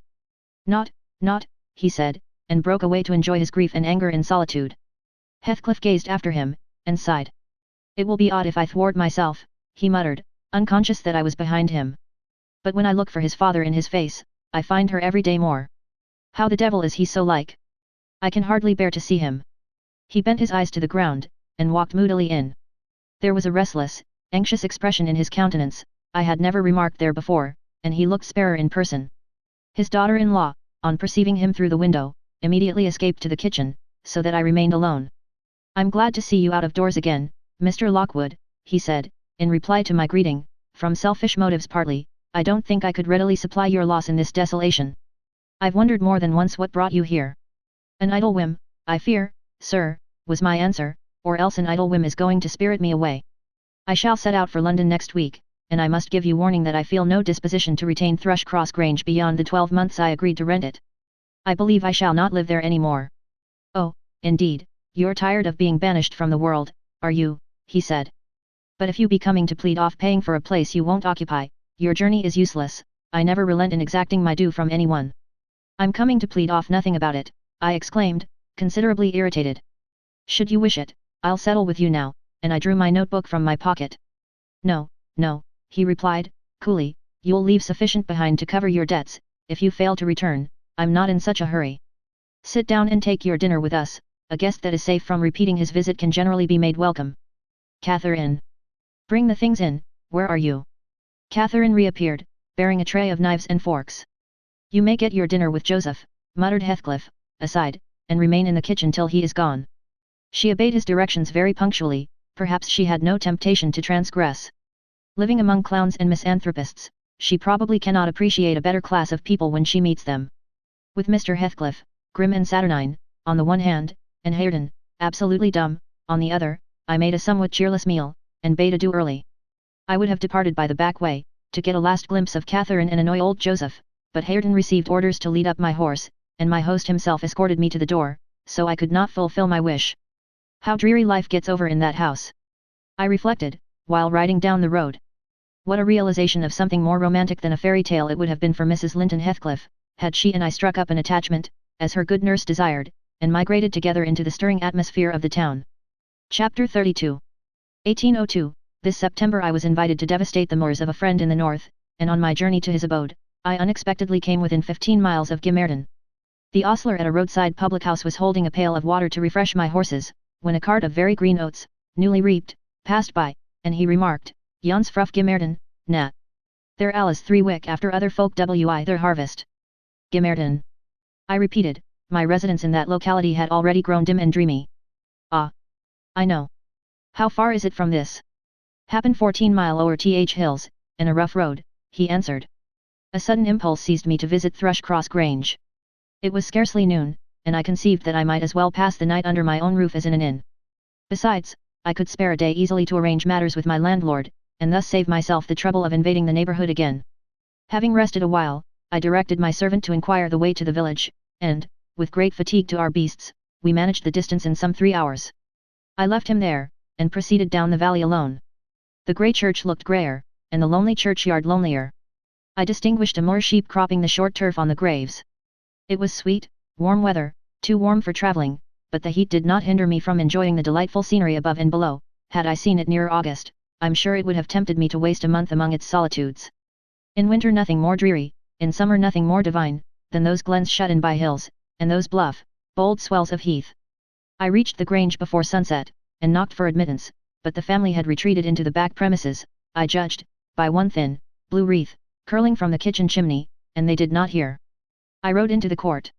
Under the porch, a girl of 9 or 10 sat knitting, and an old woman reclined on the house steps, smoking a meditative pipe. Is Mrs. Dean within? I demanded of the dame. Mistress Dean? Nay, she answered, she doesn't bide here, she's up at th Heights. Are you the housekeeper, then? I continued. I keep th house, she replied. Well, I'm Mr. Lockwood, the master. Are there any rooms to lodge me in, I wonder? I wish to stay all night. Tea-master, she cried in astonishment. Wet, however knew ya were coming. Ya said ha send word. They snout norther dry nor mensful of a tea place, nout there isn't. She threw down her pipe and bustled in, the girl followed, and I entered too, soon perceiving that her report was true, and, moreover, that I had almost upset her wits by my unwelcome apparition. I bade her be composed. I would go out for a walk, and, meantime she must try to prepare a corner of a sitting room for me to sup in, and a bedroom to sleep in. No sweeping and dusting, only good fire and dry sheets were necessary. She seemed willing to do her best, though she thrust the hearth brush into the grates in mistake for the poker, and malappropriated several other articles of her craft, but I retired, confiding in her energy for a resting place against my return. Wuthering Heights was the goal of my proposed excursion. An afterthought brought me back, when I had quitted the court. All well at the Heights? I inquired of the woman. Fr out na, she answered, scurrying away with a pan of hot cinders. I would have asked why Mrs. Dean had deserted the Grange, but it was impossible to delay her at such a crisis, so I turned away and made my exit, rambling leisurely along, with the glow of a sinking sun behind, and the mild glory of a rising moon in front, one fading, and the other brightening, as I quitted the park, and climbed the stony by-road branching off to Mr. Heathcliff's dwelling. Before I arrived in sight of it, all that remained of day was a beamless amber light along the west, but I could see every pebble on the path, and every blade of grass, by that splendid moon. I had neither to climb the gate nor to knock, it yielded to my hand. That is an improvement, I thought. And I noticed another, by the aid of my nostrils, a fragrance of stalks and wallflowers wafted on the air from amongst the homely fruit trees. Both doors and lattices were open, and yet, as is usually the case in a coal district, a fine red fire illumined the chimney. The comfort which the eye derives from it renders the extra heat endurable. But the house of Wuthering Heights is so large that the inmates have plenty of space for withdrawing out of its influence, and accordingly what inmates there were had stationed themselves not far from one of the windows.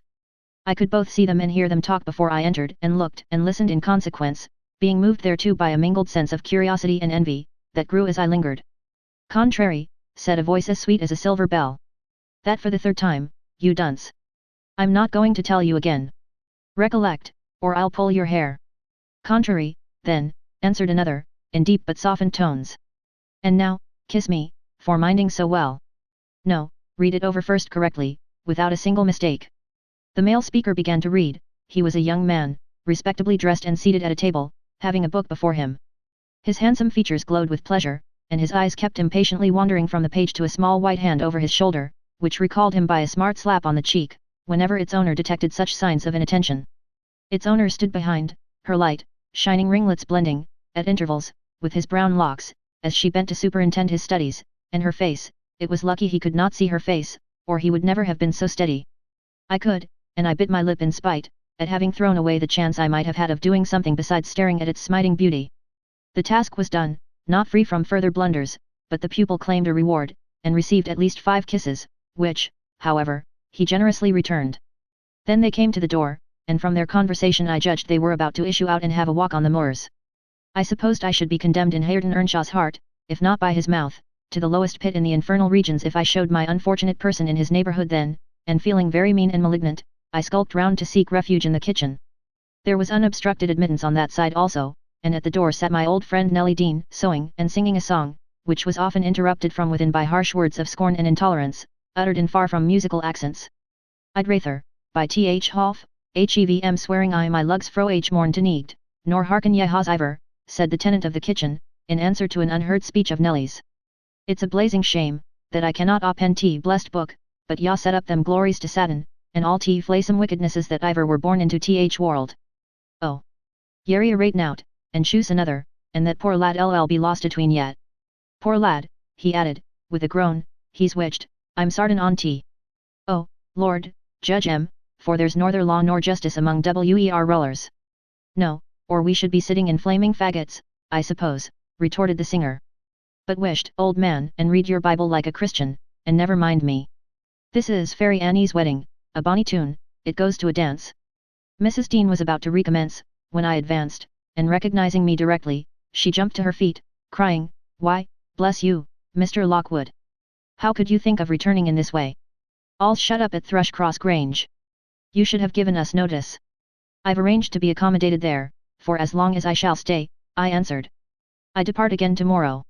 "And how are you transplanted here, Mrs. Dean? Tell me that." "Zillah left, and Mr. Heathcliff wished me to come, soon after you went to London, and stay till you returned." "But, step in, pray. Have you walked from Gimerton this evening?" "From the Grange," I replied, "and while they make me lodging room there, I want to finish my business with your master, because I don't think of having another opportunity in a hurry." "What business, sir?" said Nellie, conducting me into the house. "He's gone out at present, and won't return soon." "About the rent," I answered. "Oh, then it is with Mrs. Heathcliff you must settle," she observed, "or rather with me. She has not learned to manage her affairs yet, and I act for her, there's nobody else." I looked surprised. "Ah, you have not heard of Heathcliff's death, I see," she continued. "Heathcliff dead?" I exclaimed, astonished. "How long ago?"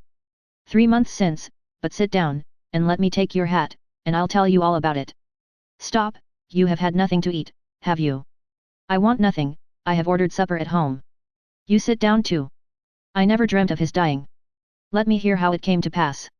"You say you don't expect them back for some time, the young people." "No, I have to scold them every evening for their late rambles, but they don't care for me." "At least, have a drink of our old ale, it will do you good, you seem weary." She hastened to fetch it before I could refuse, and I heard Joseph asking whether it warn't a crying scandal that she should have followers at her time of life? And then, to get them jocks out o' T Maester's cellar.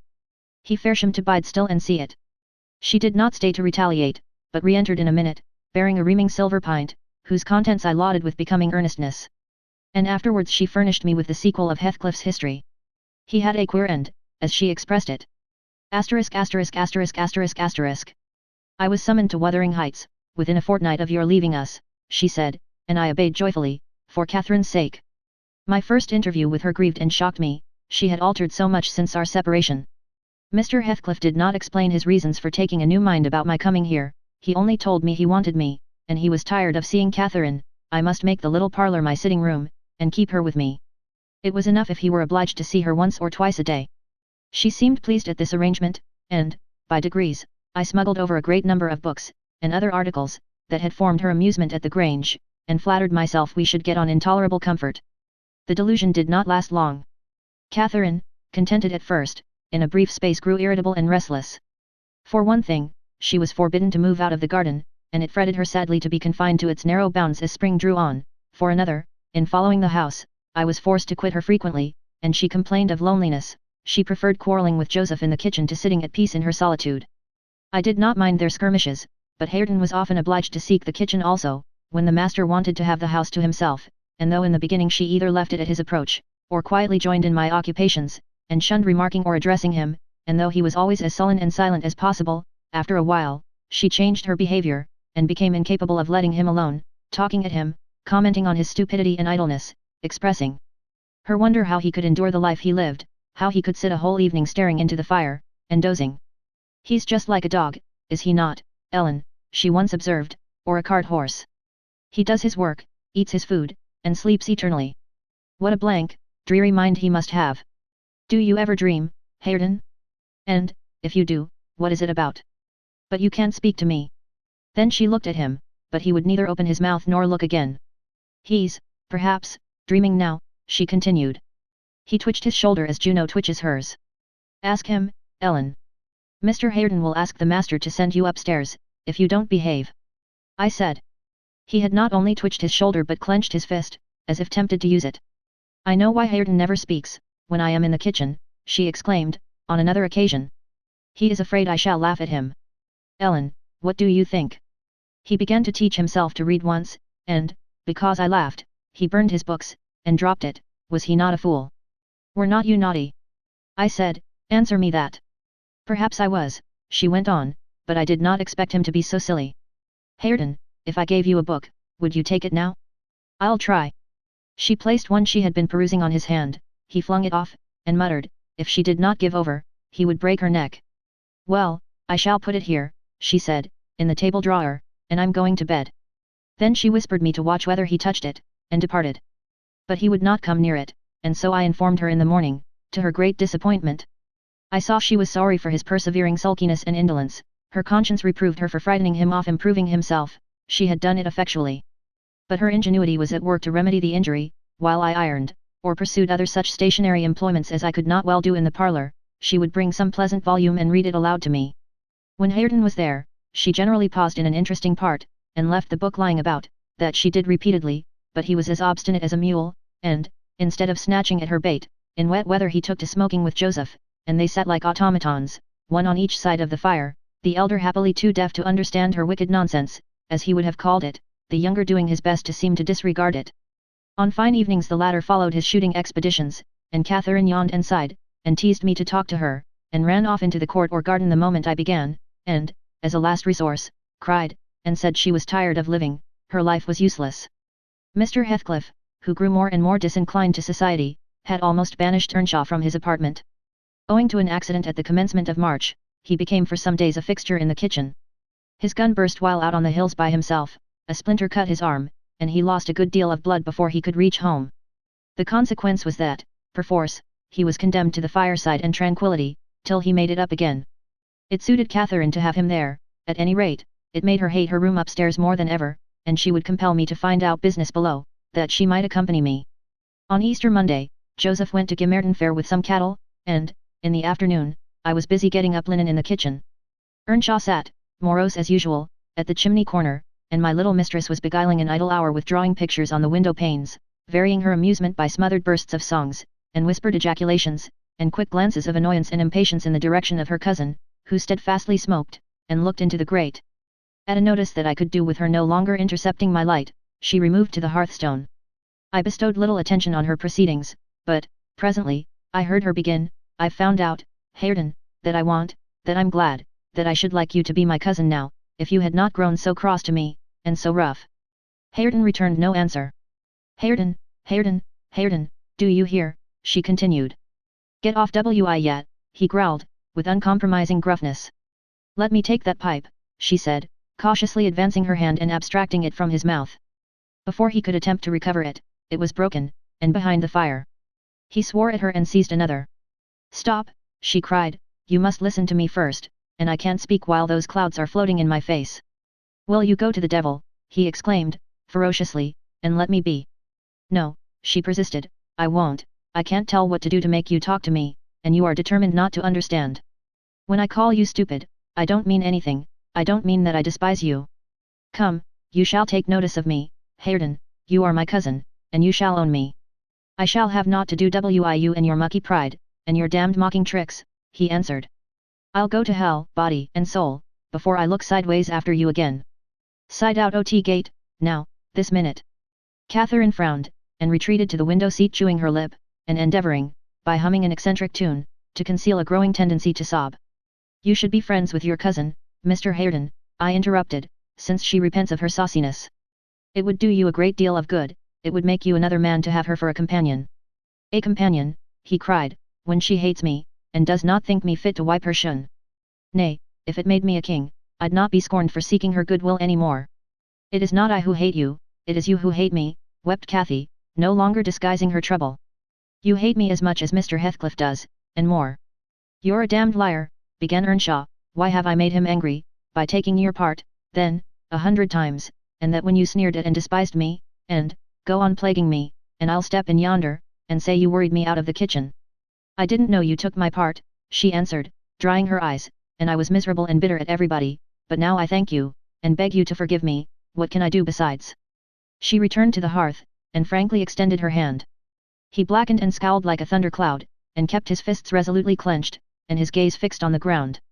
Catherine, by instinct, must have divined it was obdurate perversity, and not dislike, that prompted this dogged conduct, for, after remaining an instant undecided, she stooped and impressed on his cheek a gentle kiss. The little rogue thought I had not seen her, and, drawing back, she took her former station by the window, quite demurely. I shook my head reprovingly, and then she blushed and whispered, "Well, what should I have done, Ellen? He wouldn't shake hands, and he wouldn't look. I must show him some way that I like him, that I want to be friends." Whether the kiss convinced Hareton, I cannot tell. He was very careful, for some minutes, that his face should not be seen, and when he did raise it, he was sadly puzzled where to turn his eyes. Catherine employed herself in wrapping a handsome book neatly in white paper, and having tied it with a bit of ribbon, and addressed it to Mr. Hareton Earnshaw, she desired me to be her ambassadress, and convey the present to its destined recipient. "And tell him, if he'll take it, I'll come and teach him to read it right," she said, "and, if he refuse it, I'll go upstairs, and never tease him again." I carried it, and repeated the message, anxiously watched by my employer. Hareton would not open his fingers, so I laid it on his knee. He did not strike it off, either. I returned to my work. Catherine leaned her head and arms on the table, till she heard the slight rustle of the covering being removed, then she stole away, and quietly seated herself beside her cousin.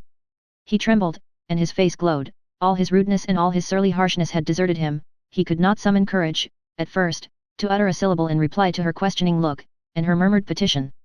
"Say you forgive me, Hareton, do. You can make me so happy by speaking that little word." He muttered something inaudible. "And you'll be my friend?" added Catherine, interrogatively. "Nay, you'll be ashamed of me every day of your life," he answered, "and the more ashamed, the more you know me, and I cannot bide it." "So you won't be my friend," she said, smiling as sweet as honey, and creeping close up. I overheard no further distinguishable talk, but, on looking round again, I perceived two such radiant countenances bent over the page of the accepted book, that I did not doubt the treaty had been ratified on both sides, and the enemies were, thenceforth, sworn allies. The work they studied was full of costly pictures, and those in their position had charm enough to keep them unmoved till Joseph came home. He, poor man, was perfectly aghast at the spectacle of Catherine seated on the same bench with Hareton Earnshaw, leaning her hand on his shoulder, and confounded at his favourite's endurance of her proximity, it affected him too deeply to allow an observation on the subject that night. His emotion was only revealed by the immense sighs he drew, as he solemnly spread his large Bible on the table, and overlaid it with dirty banknotes from his pocketbook, the produce of the day's transactions. At length he summoned Hareton from his seat. "Tak these into tea, meester, lad," he said, "and bide there. I's gang up to my own rom. This hoyle's neither mensful nor seemly for us, we mun side out and search another." "Come, Catherine," I said, "we must side out too, I've done my ironing. Are you ready to go?" "It is not 8 o'clock," she answered, rising unwillingly. "Hareton, I'll leave this book upon the chimney piece, and I'll bring some more tomorrow." "Ony books that y'all leave, I shall tak into th house," said Joseph, "and it'll be mitch if y'all find Jean, so y'all may plaise yourseln." Cathy threatened that his library should pay for hers, and, smiling as she passed Hareton, went singing upstairs, lighter of heart, I venture to say, than ever she had been under that roof before, except, perhaps, during her earliest visits to Linton. The intimacy thus commenced grew rapidly, though it encountered temporary interruptions. Earnshaw was not to be civilized with a wish, and my young lady was no philosopher, and no paragon of patience, but both their minds tending to the same point, one loving and desiring to esteem, and the other loving and desiring to be esteemed, they contrived in the end to reach it. "You see, Mr. Lockwood, it was easy enough to win Mrs. Heathcliff's heart. But now, I'm glad you did not try. The crown of all my wishes will be the union of those two. I shall envy no one on their wedding day, there won't be a happier woman than myself in England." Chapter 33. On the morrow of that Monday, Earnshaw being still unable to follow his ordinary employments, and therefore remaining about the house, I speedily found it would be impracticable to retain my charge beside me, as heretofore. She got downstairs before me, and out into the garden, where she had seen her cousin performing some easy work, and when I went to bid them come to breakfast, I saw she had persuaded him to clear a large space of ground from currant and gooseberry bushes, and they were busy planning together an importation of plants from the Grange. I was terrified at the devastation which had been accomplished in a brief half-hour. The black currant trees were the apple of Joseph's eye, and she had just fixed her choice of a flower bed in the midst of them. "There! That will be all shown to the master," I exclaimed, "the minute it is discovered. And what excuse have you to offer for taking such liberties with the garden? We shall have a fine explosion on the head of it, see if we don't. Mr. Hareton, I wonder you should have no more wit than to go and make that mess at her bidding." "I'd forgotten they were Joseph's," answered Earnshaw, rather puzzled, "but I'll tell him I did it. We always ate our meals with Mr. Heathcliff. I held the mistress's post in making tea and carving, so I was indispensable at table. Catherine usually sat by me, but today she stole nearer to Hareton, and I presently saw she would have no more discretion in her friendship than she had in her hostility. Now, mind you don't talk with and notice your cousin too much," were my whispered instructions as we entered the room. "It will certainly annoy Mr. Heathcliff, and he'll be mad at you both." "I'm not going to," she answered. The minute after, she had sidled to him, and was sticking primroses in his plate of porridge. He dared not speak to her there, he dared hardly look, and yet she went on teasing, till he was twice on the point of being provoked to laugh. I frowned, and then she glanced towards the master, whose mind was occupied on other subjects than his company, as his countenance evinced, and she grew serious for an instant, scrutinizing him with deep gravity. Afterwards she turned, and recommenced her nonsense. At last, Hareton uttered a smothered laugh. Mr. Heathcliff started, his eye rapidly surveyed our faces. Catherine met it with her accustomed look of nervousness and yet defiance, which he abhorred. "It is well you are out of my reach," he exclaimed. "What fiend possesses you to stare back at me, continually, with those infernal eyes? Down with them! And don't remind me of your existence again. I thought I had cured you of laughing." "It was me," muttered Hareton. "What do you say?" demanded the master. Hareton looked at his plate, and did not repeat the confession. Mr. Heathcliff looked at him a bit, and then silently resumed his breakfast and his interrupted musing. We had nearly finished, and the two young people prudently shifted wider asunder, so I anticipated no further disturbance during that sitting, when Joseph appeared at the door, revealing by his quivering lip and furious eyes that the outrage committed on his precious shrubs was detected. He must have seen Cathy and her cousin about the spot before he examined it, for while his jaws worked like those of a cow chewing its cud, and rendered his speech difficult to understand, he began. "I mun achieve my wage, and I mun goa. I had aimed to de where I'd sarved for 60 year, and I thought I'd lug my books up into tea garret, and all my bits o' stuff, and they sud achieve tea kitchen to their seln, for tea sake o' quietness. It were hard to gie up my on hearthstone, but I thought I could do that. But na, shoes ton my garden fro me, and by th heart, maester, I cannot stand it. Ya may bend to th yoke and ye will, I known used to tea, and an old man doesn't soon get used to new barthens. I'd rather arn my bite and my sup wi a hammer in th road. Now, Idiot, interrupted Heathcliff, cut it short. What's your grievance? I'll interfere in no quarrels between you and Nelly. She may thrust you into the coal hole for anything I care. It's known Nelly, answered Joseph. I suddenly shift for Nelly, nasty ill nout as Shu is. Thank God. Shu cannot stale tea sal o nob dy. Shu wer never so a handsome, but what a body mud look at her bout winking. It's yon flaysome, graceless queen, that switched our lad, wi her bold een and her forward ways, till, nay. It fair brusts my heart. He's forgotten all I've done for him, and made on him, and gone and riven up a whole row o' grandest currant trees garden, and here he lamented outright, unmanned by a sense of his bitter injuries, and Earnshaw's ingratitude and dangerous condition. Is the fool drunk? Asked Mr. Heathcliff. Hareton, is it you he's finding fault with? I've pulled up 2 or 3 bushes, replied the young man, but I'm going to set 'em again. And why have you pulled them up? Said the master. Catherine wisely put in her tongue. We wanted to plant some flowers there, she cried. I'm the only person to blame, for I wished him to do it. And who the devil gave you leave to touch a stick about the place? Demanded her father-in-law, much surprised. And who ordered you to obey her? He added, turning to Hareton. The latter was speechless. His cousin replied, you shouldn't grudge a few yards of earth for me to ornament, when you have taken all my land. Your land, insolent slut. You never had any, said Heathcliff. And my money, she continued, returning his angry glare, and meantime biting a piece of crust, the remnant of her breakfast. Silence, he exclaimed. Get done, and begone. And Hareton's land, and his money, pursued the reckless thing. Hareton and I are friends now, and I shall tell him all about you. The master seemed confounded a moment, he grew pale, and rose up, eyeing her all the while, with an expression of mortal hate. If you strike me, Hareton will strike you, she said, so you may as well sit down.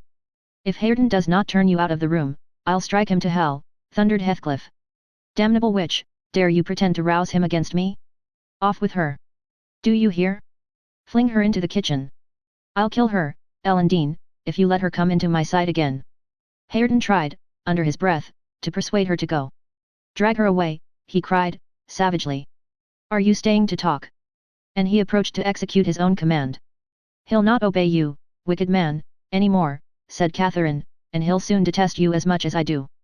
Wisht, muttered the young man, reproachfully, I will not hear you speak so to him. Have done. But you won't let him strike me, she cried. Come, then, he whispered earnestly. It was too late, Heathcliff had caught hold of her. Now, you go, he said to Earnshaw. Accursed witch, this time she has provoked me when I could not bear it, and I'll make her repent it forever. He had his hand in her hair. Hareton attempted to release her locks, entreating him not to hurt her that once. Heathcliff's black eyes flashed, he seemed ready to tear Catherine in pieces, and I was just worked up to risk coming to the rescue, when of a sudden his fingers relaxed, he shifted his grasp from her head to her arm, and gazed intently in her face. Then he drew his hand over his eyes, stood a moment to collect himself apparently, and turning anew to Catherine, said, with assumed calmness, you must learn to avoid putting me in a passion, or I shall really murder you some time. Go with Mrs. Dean, and keep with her, and confine your insolence to her ears. As to Hareton Earnshaw, if I see him listen to you, I'll send him seeking his bread where he can get it. Your love will make him an outcast and a beggar. Nelly, take her, and leave me, all of you. Leave me. I led my young lady out, she was too glad of her escape to resist, the other followed, and Mr. Heathcliff had the room to himself till dinner. I had counselled Catherine to dine upstairs, but, as soon as he perceived her vacant seat, he sent me to call her. He spoke to none of us, ate very little, and went out directly afterwards, intimating that he should not return before evening. The 2 new friends established themselves in the house during his absence, where I heard Hareton sternly check his cousin, on her offering a revelation of her father-in-law's conduct to his father. He said he wouldn't suffer a word to be uttered in his disparagement, if he were the devil, it didn't signify, he would stand by him, and he'd rather she would abuse himself, as she used to, than begin on Mr. Heathcliff. Catherine was waxing cross at this, but he found means to make her hold her tongue, by asking how she would like him to speak ill of her father. Then she comprehended that Earnshaw took the master's reputation home to himself, and was attached by ties stronger than reason could break, chains, forged by habit, which it would be cruel to attempt to loosen. She showed a good heart, thenceforth, in avoiding both complaints and expressions of antipathy concerning Heathcliff, and confessed to me her sorrow that she had endeavoured to raise a bad spirit between him and Hareton. Indeed, I don't believe she has ever breathed a syllable, in the latter's hearing, against her oppressor since. When this slight disagreement was over, they were friends again, and as busy as possible in their several occupations of pupil and teacher. I came in to sit with them, after I had done my work, and I felt so soothed and comforted to watch them, that I did not notice how time got on. You know, they both appeared in a measure my children. I had long been proud of one, and now, I was sure, the other would be a source of equal satisfaction. His honest, warm, and intelligent nature shook off rapidly the clouds of ignorance and degradation in which it had been bred, and Catherine's sincere commendations acted as a spur to his industry. His brightening mind brightened his features, and added spirit and nobility to their aspect. I could hardly fancy it the same individual I had beheld on the day I discovered my little lady at Wuthering Heights, after her expedition to the crags. While I admired and they laboured, dusk drew on, and with it returned the master.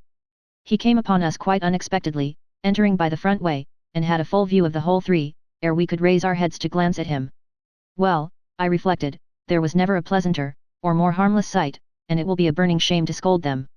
The red firelight glowed on their two bonny heads, and revealed their faces animated with the eager interest of children, for, though he was 23 and she 18, each had so much of novelty to feel and learn, that neither experienced nor evinced the sentiments of sober disenchanted maturity. They lifted their eyes together, to encounter Mr. Heathcliff. Perhaps you have never remarked that their eyes are precisely similar, and they are those of Catherine Earnshaw. The present Catherine has no other likeness to her, except a breadth of forehead, and a certain arch of the nostril that makes her appear rather haughty, whether she will or not. With Hareton the resemblance is carried farther. It is singular at all times, then it was particularly striking, because his senses were alert, and his mental faculties wakened to unwonted activity. I suppose this resemblance disarmed Mr. Heathcliff. He walked to the hearth in evident agitation, but it quickly subsided as he looked at the young man, or, I should say, altered its character, for it was there yet. He took the book from his hand, and glanced at the open page, then returned it without any observation, merely signing Catherine away. Her companion lingered very little behind her, and I was about to depart also, but he bid me sit still. It is a poor conclusion, is it not, he observed, having brooded a while on the scene he had just witnessed, an absurd termination to my violent exertions? I get levers and mattocks to demolish the two houses, and train myself to be capable of working like Hercules, and when everything is ready and in my power, I find the will to lift a slate off either roof has vanished. My old enemies have not beaten me, now would be the precise time to revenge myself on their representatives. I could do it, and none could hinder me. But where is the use?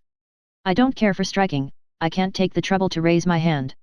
That sounds as if I had been laboring the whole time only to exhibit a fine trait of magnanimity. It is far from being the case. I have lost the faculty of enjoying their destruction, and I am too idle to destroy for nothing. Nelly, there is a strange change approaching. I'm in its shadow at present. I take so little interest in my daily life that I hardly remember to eat and drink. Those two who have left the room are the only objects which retain a distinct material appearance to me, and that appearance causes me pain, amounting to agony. About her I won't speak, and I don't desire to think, but I earnestly wish she were invisible. Her presence invokes only maddening sensations. He moves me differently, and yet if I could do it without seeming insane, I'd never see him again. You'll perhaps think me rather inclined to become so, he added, making an effort to smile, if I try to describe the thousand forms of past associations and ideas he awakens or embodies. But you'll not talk of what I tell you, and my mind is so eternally secluded in itself, it is tempting at last to turn it out to another. 5 minutes ago Hareton seemed a personification of my youth, not a human being. I felt to him in such a variety of ways, that it would have been impossible to have accosted him rationally. In the first place, his startling likeness to Catherine connected him fearfully with her.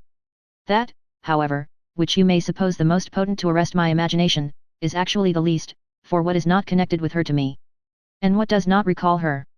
I cannot look down to this floor, but her features are shaped in the flags. In every cloud, in every tree, filling the air at night, and caught by glimpses in every object by day, I am surrounded with her image.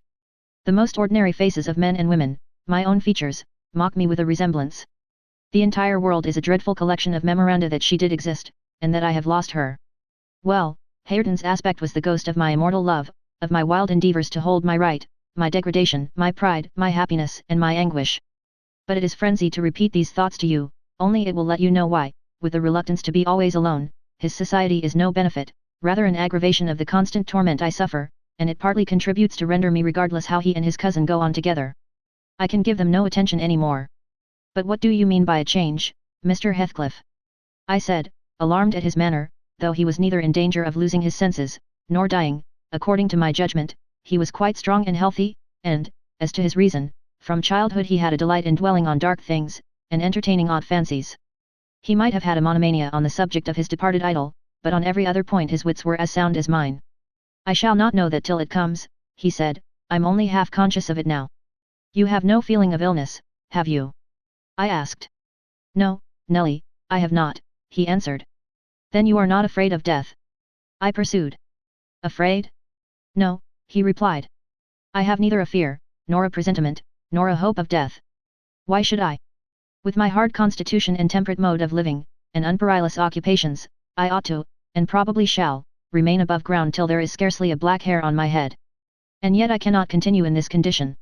I have to remind myself to breathe, almost to remind my heart to beat.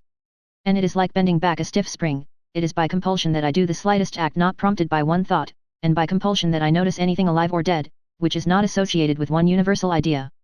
I have a single wish, and my whole being and faculties are yearning to attain it. They have yearned towards it so long, and so unwaveringly, that I'm convinced it will be reached, and soon, because it has devoured my existence, I am swallowed up in the anticipation of its fulfillment. My confessions have not relieved me, but they may account for some otherwise unaccountable phases of humor which I show. Oh God! It is a long fight, I wish it were over. He began to pace the room, muttering terrible things to himself, till I was inclined to believe, as he said Joseph did, that conscience had turned his heart to an earthly hell. I wondered greatly how it would end. Though he seldom before had revealed this state of mind, even by looks, it was his habitual mood, I had no doubt, he asserted it himself, but not a soul, from his general bearing, would have conjectured the fact. You did not when you saw him, Mr. Lockwood, and at the period of which I speak, he was just the same as then, only fonder of continued solitude, and perhaps still more laconic in company. Chapter 34. For some days after that evening, Mr. Heathcliff shunned meeting us at meals, yet he would not consent formally to exclude Hareton and Cathy. He had an aversion to yielding so completely to his feelings, choosing rather to absent himself, and eating once in 24 hours seemed sufficient sustenance for him. One night, after the family were in bed, I heard him go downstairs, and out at the front door. I did not hear him re-enter, and in the morning I found he was still away.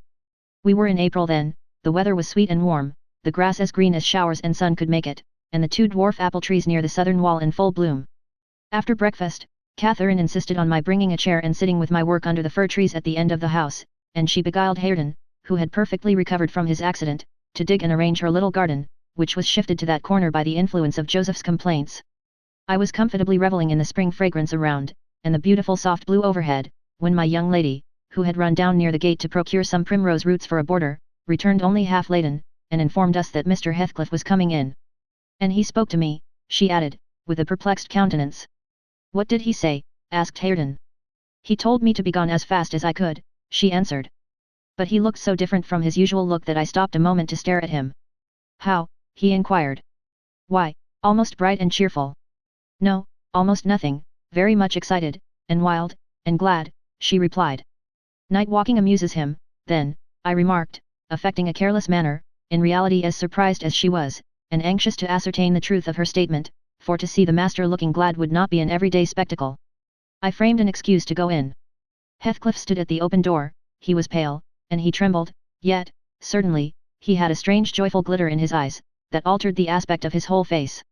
Will you have some breakfast? I said. You must be hungry, rambling about all night. I wanted to discover where he had been, but I did not like to ask directly. No, I'm not hungry, he answered, averting his head, and speaking rather contemptuously, as if he guessed I was trying to divine the occasion of his good humor. I felt perplexed, I didn't know whether it were not a proper opportunity to offer a bit of admonition. I don't think it right to wander out of doors, I observed, instead of being in bed, it is not wise, at any rate this moist season. I dare say you'll catch a bad cold, or a fever, you have something the matter with you now. Nothing but what I can bear, he replied, and with the greatest pleasure, provided you'll leave me alone, get in, and don't annoy me. I obeyed, and, in passing, I noticed he breathed as fast as a cat. Yes. I reflected to myself, we shall have a fit of illness. I cannot conceive what he has been doing. That noon he sat down to dinner with us, and received a heaped-up plate from my hands, as if he intended to make amends for previous fasting. I've neither cold nor fever, Nelly, he remarked, in allusion to my morning's speech, and I'm ready to do justice to the food you give me. He took his knife and fork, and was going to commence eating, when the inclination appeared to become suddenly extinct. He laid them on the table, looked eagerly towards the window, then rose and went out. We saw him walking to and fro in the garden while we concluded our meal, and Earnshaw said he'd go and ask why he would not dine, he thought we had grieved him some way. Well, is he coming? Cried Catherine, when her cousin returned. Nay, he answered, but he's not angry, he seemed rarely pleased indeed, only I made him impatient by speaking to him twice, and then he bid me be off to you, he wondered how I could want the company of anybody else. I set his plate to keep warm on the fender, and after an hour or two he re-entered, when the room was clear, in no degree calmer, the same unnatural, it was unnatural, appearance of joy under his black brows, the same bloodless hue, and his teeth visible, now and then, in a kind of smile, his frame shivering, not as one shivers with chill or weakness, but as a tight-stretched cord vibrates, a strong thrilling, rather than trembling. I will ask what is the matter, I thought, or who should? And I exclaimed, have you heard any good news, Mr. Heathcliff? You look uncommonly animated. Where should good news come from to me, he said. I'm animated with hunger, and, seemingly, I must not eat. Your dinner is here, I returned, why won't you get it? I don't want it now, he muttered, hastily, I'll wait till supper. And, Nelly, once for all, let me beg you to warn Hareton and the other away from me. I wish to be troubled by nobody, I wish to have this place to myself. Is there some new reason for this banishment? I inquired. Tell me why you are so queer, Mr. Heathcliff? Where were you last night? I'm not putting the question through idle curiosity, but... You are putting the question through very idle curiosity, he interrupted, with a laugh. Yet I'll answer it. Last night I was on the threshold of hell. Today, I am within sight of my heaven. I have my eyes on it, hardly 3 feet to sever me. And now you'd better go. You'll neither see nor hear anything to frighten you, if you refrain from prying. Having swept the hearth and wiped the table, I departed, more perplexed than ever. He did not quit the house again that afternoon, and no one intruded on his solitude, till, at 8 o'clock, I deemed it proper, though unsummoned, to carry a candle and his supper to him. He was leaning against the ledge of an open lattice, but not looking out, his face was turned to the interior gloom. The fire had smouldered to ashes, the room was filled with the damp, mild air of the cloudy evening, and so still, that not only the murmur of the beck down Gimmerton was distinguishable, but its ripples and its gurgling over the pebbles, or through the large stones which it could not cover. I uttered an ejaculation of discontent at seeing the dismal grate, and commenced shutting the casements, one after another, till I came to his. Must I close this? I asked, in order to rouse him, for he would not stir. The light flashed on his features as I spoke. Oh, Mr. Lockwood, I cannot express what a terrible start I got by the momentary view. Those deep black eyes. That smile, and ghastly paleness. It appeared to me, not Mr. Heathcliff, but a goblin, and, in my terror, I let the candle bend towards the wall, and it left me in darkness. Yes, close it, he replied, in his familiar voice. There, that is pure awkwardness. Why did you hold the candle horizontally? Be quick, and bring another. I hurried out in a foolish state of dread, and said to Joseph, the master wishes you to take him a light and rekindle the fire. For I dared not go in myself again just then. Joseph rattled some fire into the shovel, and went, but he brought it back immediately, with the supper tray in his other hand, explaining that Mr. Heathcliff was going to bed, and he wanted nothing to eat till morning. We heard him mount the stairs directly. He did not proceed to his ordinary chamber, but turned into that with the panelled bed. Its window, as I mentioned before, is wide enough for anybody to get through, and it struck me that he plotted another midnight excursion, of which we had no suspicion. Is he a ghoul or a vampire? I mused. I had read of such hideous incarnate demons. And then I set myself to reflect how I had tended him in infancy, and watched him grow to youth, and followed him almost through his whole course, and what absurd nonsense it was to yield to that sense of horror. But where did he come from, the little dark thing, harbored by a good man to his bane, muttered superstition, as I dozed into unconsciousness. And I began, half dreaming, to weary myself with imagining some fit parentage for him, and, repeating my waking meditations, I tracked his existence over again, with grim variations, at last, picturing his death and funeral, of which, all I can remember is, being exceedingly vexed at having the task of dictating an inscription for his monument, and consulting the sexton about it, and, as he had no surname, and we could not tell his age, we were obliged to content ourselves with the single word. Heathcliff. That came true, we were. If you enter the kirkyard, you'll read, on his headstone, only that, and the date of his death. Dawn restored me to common sense. I rose, and went into the garden, as soon as I could see, to ascertain if there were any footmarks under his window. There were none. He has stayed at home, I thought, and he'll be all right today. I prepared breakfast for the household, as was my usual custom, but told Hareton and Catherine to get theirs ere the master came down, for he lay late. They preferred taking it out of doors, under the trees, and I set a little table to accommodate them. On my re-entrance, I found Mr. Heathcliff below. He and Joseph were conversing about some farming business. He gave clear, minute directions concerning the matter discussed, but he spoke rapidly, and turned his head continually aside, and had the same excited expression, even more exaggerated. When Joseph quitted the room he took his seat in the place he generally chose, and I put a basin of coffee before him.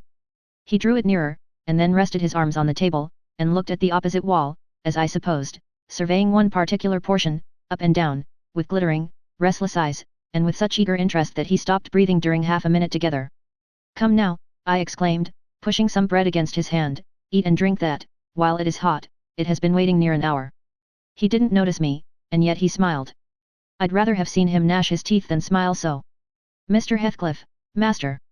I cried, "don't, for God's sake, stare as if you saw an unearthly vision. Don't, for God's sake, shout so loud," he replied. "Turn round, and tell me, are we by ourselves?" "Of course," was my answer, "of course we are." Still, I involuntarily obeyed him, as if I was not quite sure. With a sweep of his hand he cleared a vacant space in front among the breakfast things, and leant forward to gaze more at his ease. Now, I perceived he was not looking at the wall, for when I regarded him alone, it seemed exactly that he gazed at something within 2 yards distance. And whatever it was, it communicated, apparently, both pleasure and pain in exquisite extremes, at least the anguished, yet raptured, expression of his countenance suggested that idea. The fancied object was not fixed, either, his eyes pursued it with unwearied diligence, and, even in speaking to me, were never weaned away. I vainly reminded him of his protracted abstinence from food, if he stirred to touch anything in compliance with my entreaties, if he stretched his hand out to get a piece of bread, his fingers clenched before they reached it, and remained on the table, forgetful of their aim. I sat, a model of patience, trying to attract his absorbed attention from its engrossing speculation, till he grew irritable, and got up, asking why I would not allow him to have his own time in taking his meals? And saying that on the next occasion I needn't wait, I might set the things down and go. Having uttered these words he left the house, slowly sauntered down the garden path, and disappeared through the gate. The hours crept anxiously by, another evening came.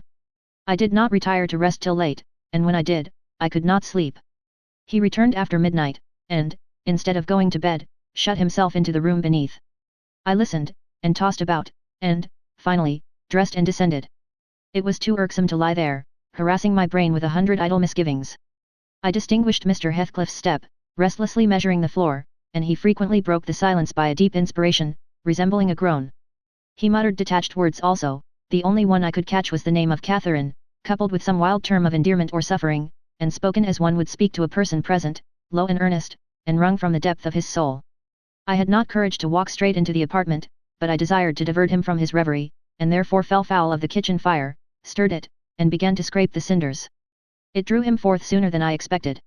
He opened the door immediately, and said, "Nelly, come here, is it morning? Come in with your light." "It is striking 4, I answered. "You want a candle to take upstairs, you might have lit one at this fire." "No, I don't wish to go upstairs," he said. "Come in, and kindle me a fire, and do anything there is to do about the room." "I must blow the coals red first, before I can carry any," I replied, getting a chair and the bellows. He roamed to and fro, meantime, in a state approaching distraction, his heavy sighs succeeding each other so thick as to leave no space for common breathing between. "When day breaks I'll send for Green," he said. "I wish to make some legal inquiries of him while I can bestow a thought on those matters, and while I can act calmly. I have not written my will yet, and how to leave my property I cannot determine. I wish I could annihilate it from the face of the earth." "I would not talk so, Mr. Heathcliff," I interposed. "Let your will be a while, you will be spared to repent of your many injustices yet. I never expected that your nerves would be disordered, they are, at present, marvellously so, however, and almost entirely through your own fault. The way you've passed these 3 last days might knock up a Titan. Do take some food, and some repose. You need only look at yourself in a glass to see how you require both. Your cheeks are hollow, and your eyes bloodshot, like a person starving with hunger and going blind with loss of sleep." "It is not my fault that I cannot eat or rest," he replied. "I assure you it is through no settled designs. I'll do both, as soon as I possibly can. But you might as well bid a man struggling in the water rest within arm's length of the shore.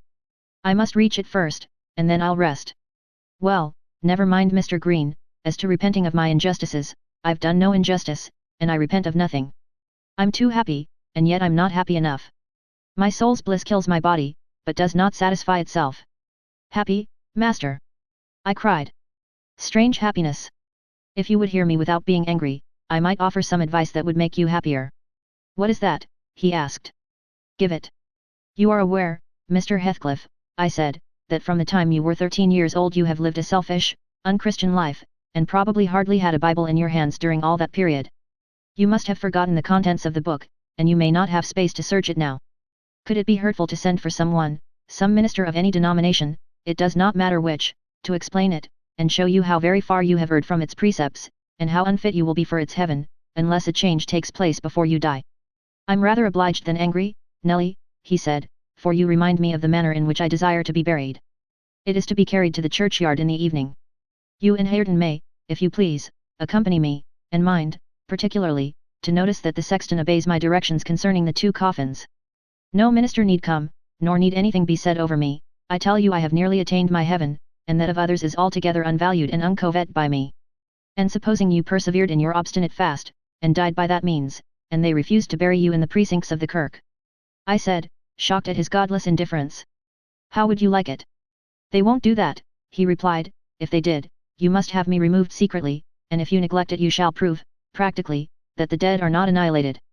As soon as he heard the other members of the family stirring he retired to his den, and I breathed freer. But in the afternoon, while Joseph and Hareton were at their work, he came into the kitchen again, and, with a wild look, bid me come and sit in the house. He wanted somebody with him. I declined, telling him plainly that his strange talk and manner frightened me, and I had neither the nerve nor the will to be his companion alone.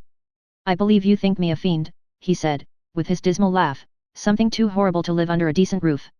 Then turning to Catherine, who was there, and who drew behind me at his approach, he added, half sneeringly, will you come, Chuck? I'll not hurt you. No. To you I've made myself worse than the devil. Well, there is one who won't shrink from my company. By God! She's relentless. Oh, damn it!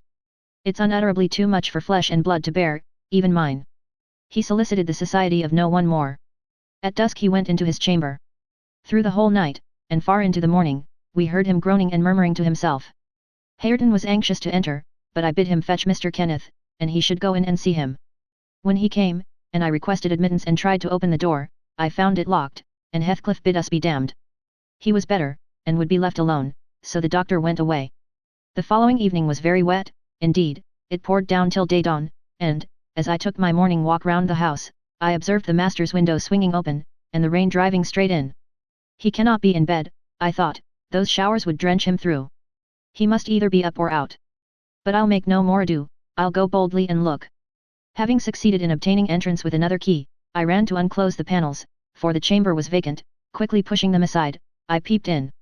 Mr. Heathcliff was there, laid on his back. His eyes met mine so keen and fierce, I started, and then he seemed to smile. I could not think him dead, but his face and throat were washed with rain, the bedclothes dripped, and he was perfectly still. The lattice, flapping to and fro, had grazed one hand that rested on the sill, no blood trickled from the broken skin, and when I put my fingers to it, I could doubt no more, he was dead and stark.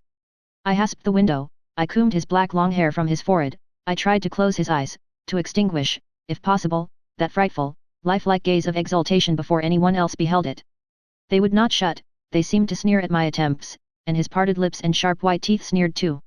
Taken with another fit of cowardice, I cried out for Joseph. Joseph shuffled up and made a noise, but resolutely refused to meddle with him. Th devils harried off his soul, he cried, and he may hev his carcass into bargain, for aught I care. Eck! What a wicked un he looks, gurning at death, and the old sinner grinned in mockery. I thought he intended to cut a caper round the bed, but suddenly composing himself, he fell on his knees, and raised his hands, and returned thanks that the lawful master and the ancient stock were restored to their rights.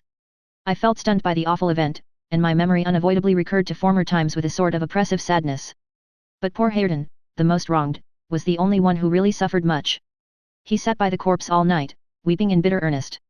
He pressed its hand, and kissed the sarcastic, savage face that every one else shrank from contemplating, and bemoaned him with that strong grief which springs naturally from a generous heart, though it be tough as tempered steel. Mr. Kenneth was perplexed to pronounce of what disorder the master died.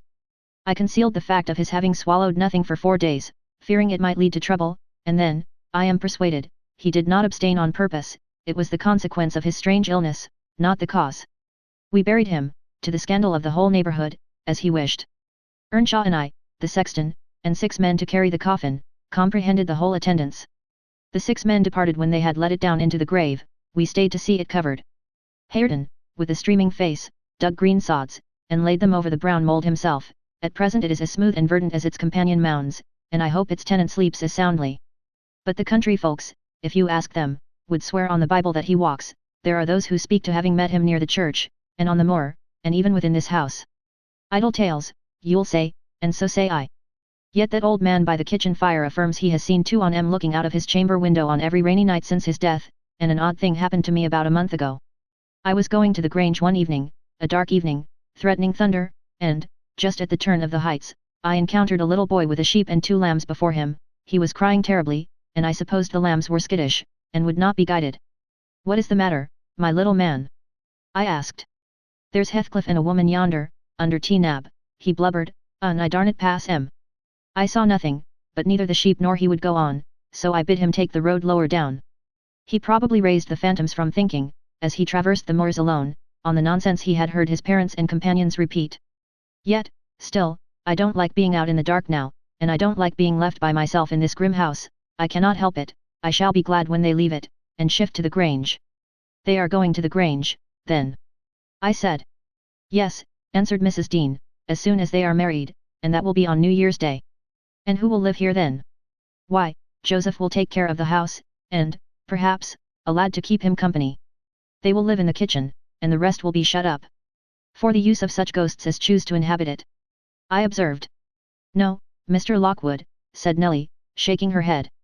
"I believe the dead are at peace, but it is not right to speak of them with levity." At that moment the garden gate swung to, the ramblers were returning. "They are afraid of nothing," I grumbled, watching their approach through the window. Together, they would brave Satan and all his legions. As they stepped onto the doorstones, and halted to take a last look at the moon, or, more correctly, at each other by her light, I felt irresistibly impelled to escape them again, and, pressing a remembrance into the hand of Mrs. Dean, and disregarding her expostulations at my rudeness, I vanished through the kitchen as they opened the house door, and so should have confirmed Joseph in his opinion of his fellow servants' gay indiscretions, had he not fortunately recognized me for a respectable character by the sweet ring of a sovereign at his feet. My walk home was lengthened by a diversion in the direction of the kirk. When beneath its walls, I perceived decay had made progress. Even in 7 months, many a window showed black gaps deprived of glass, and slates jutted off, here and there, beyond the right line of the roof, to be gradually worked off in coming autumn storms. I sought, and soon discovered, the 3 headstones on the slope next the moor, the middle one grey, and half buried in heath, Edgar Linton's only harmonized by the turf and moss creeping up its foot, Heathcliff still bare. I lingered round them, under that benign sky, watched the moths fluttering among the heath and harebells, listened to the soft wind breathing through the grass, and wondered how anyone could ever imagine unquiet slumbers for the sleepers in that quiet earth.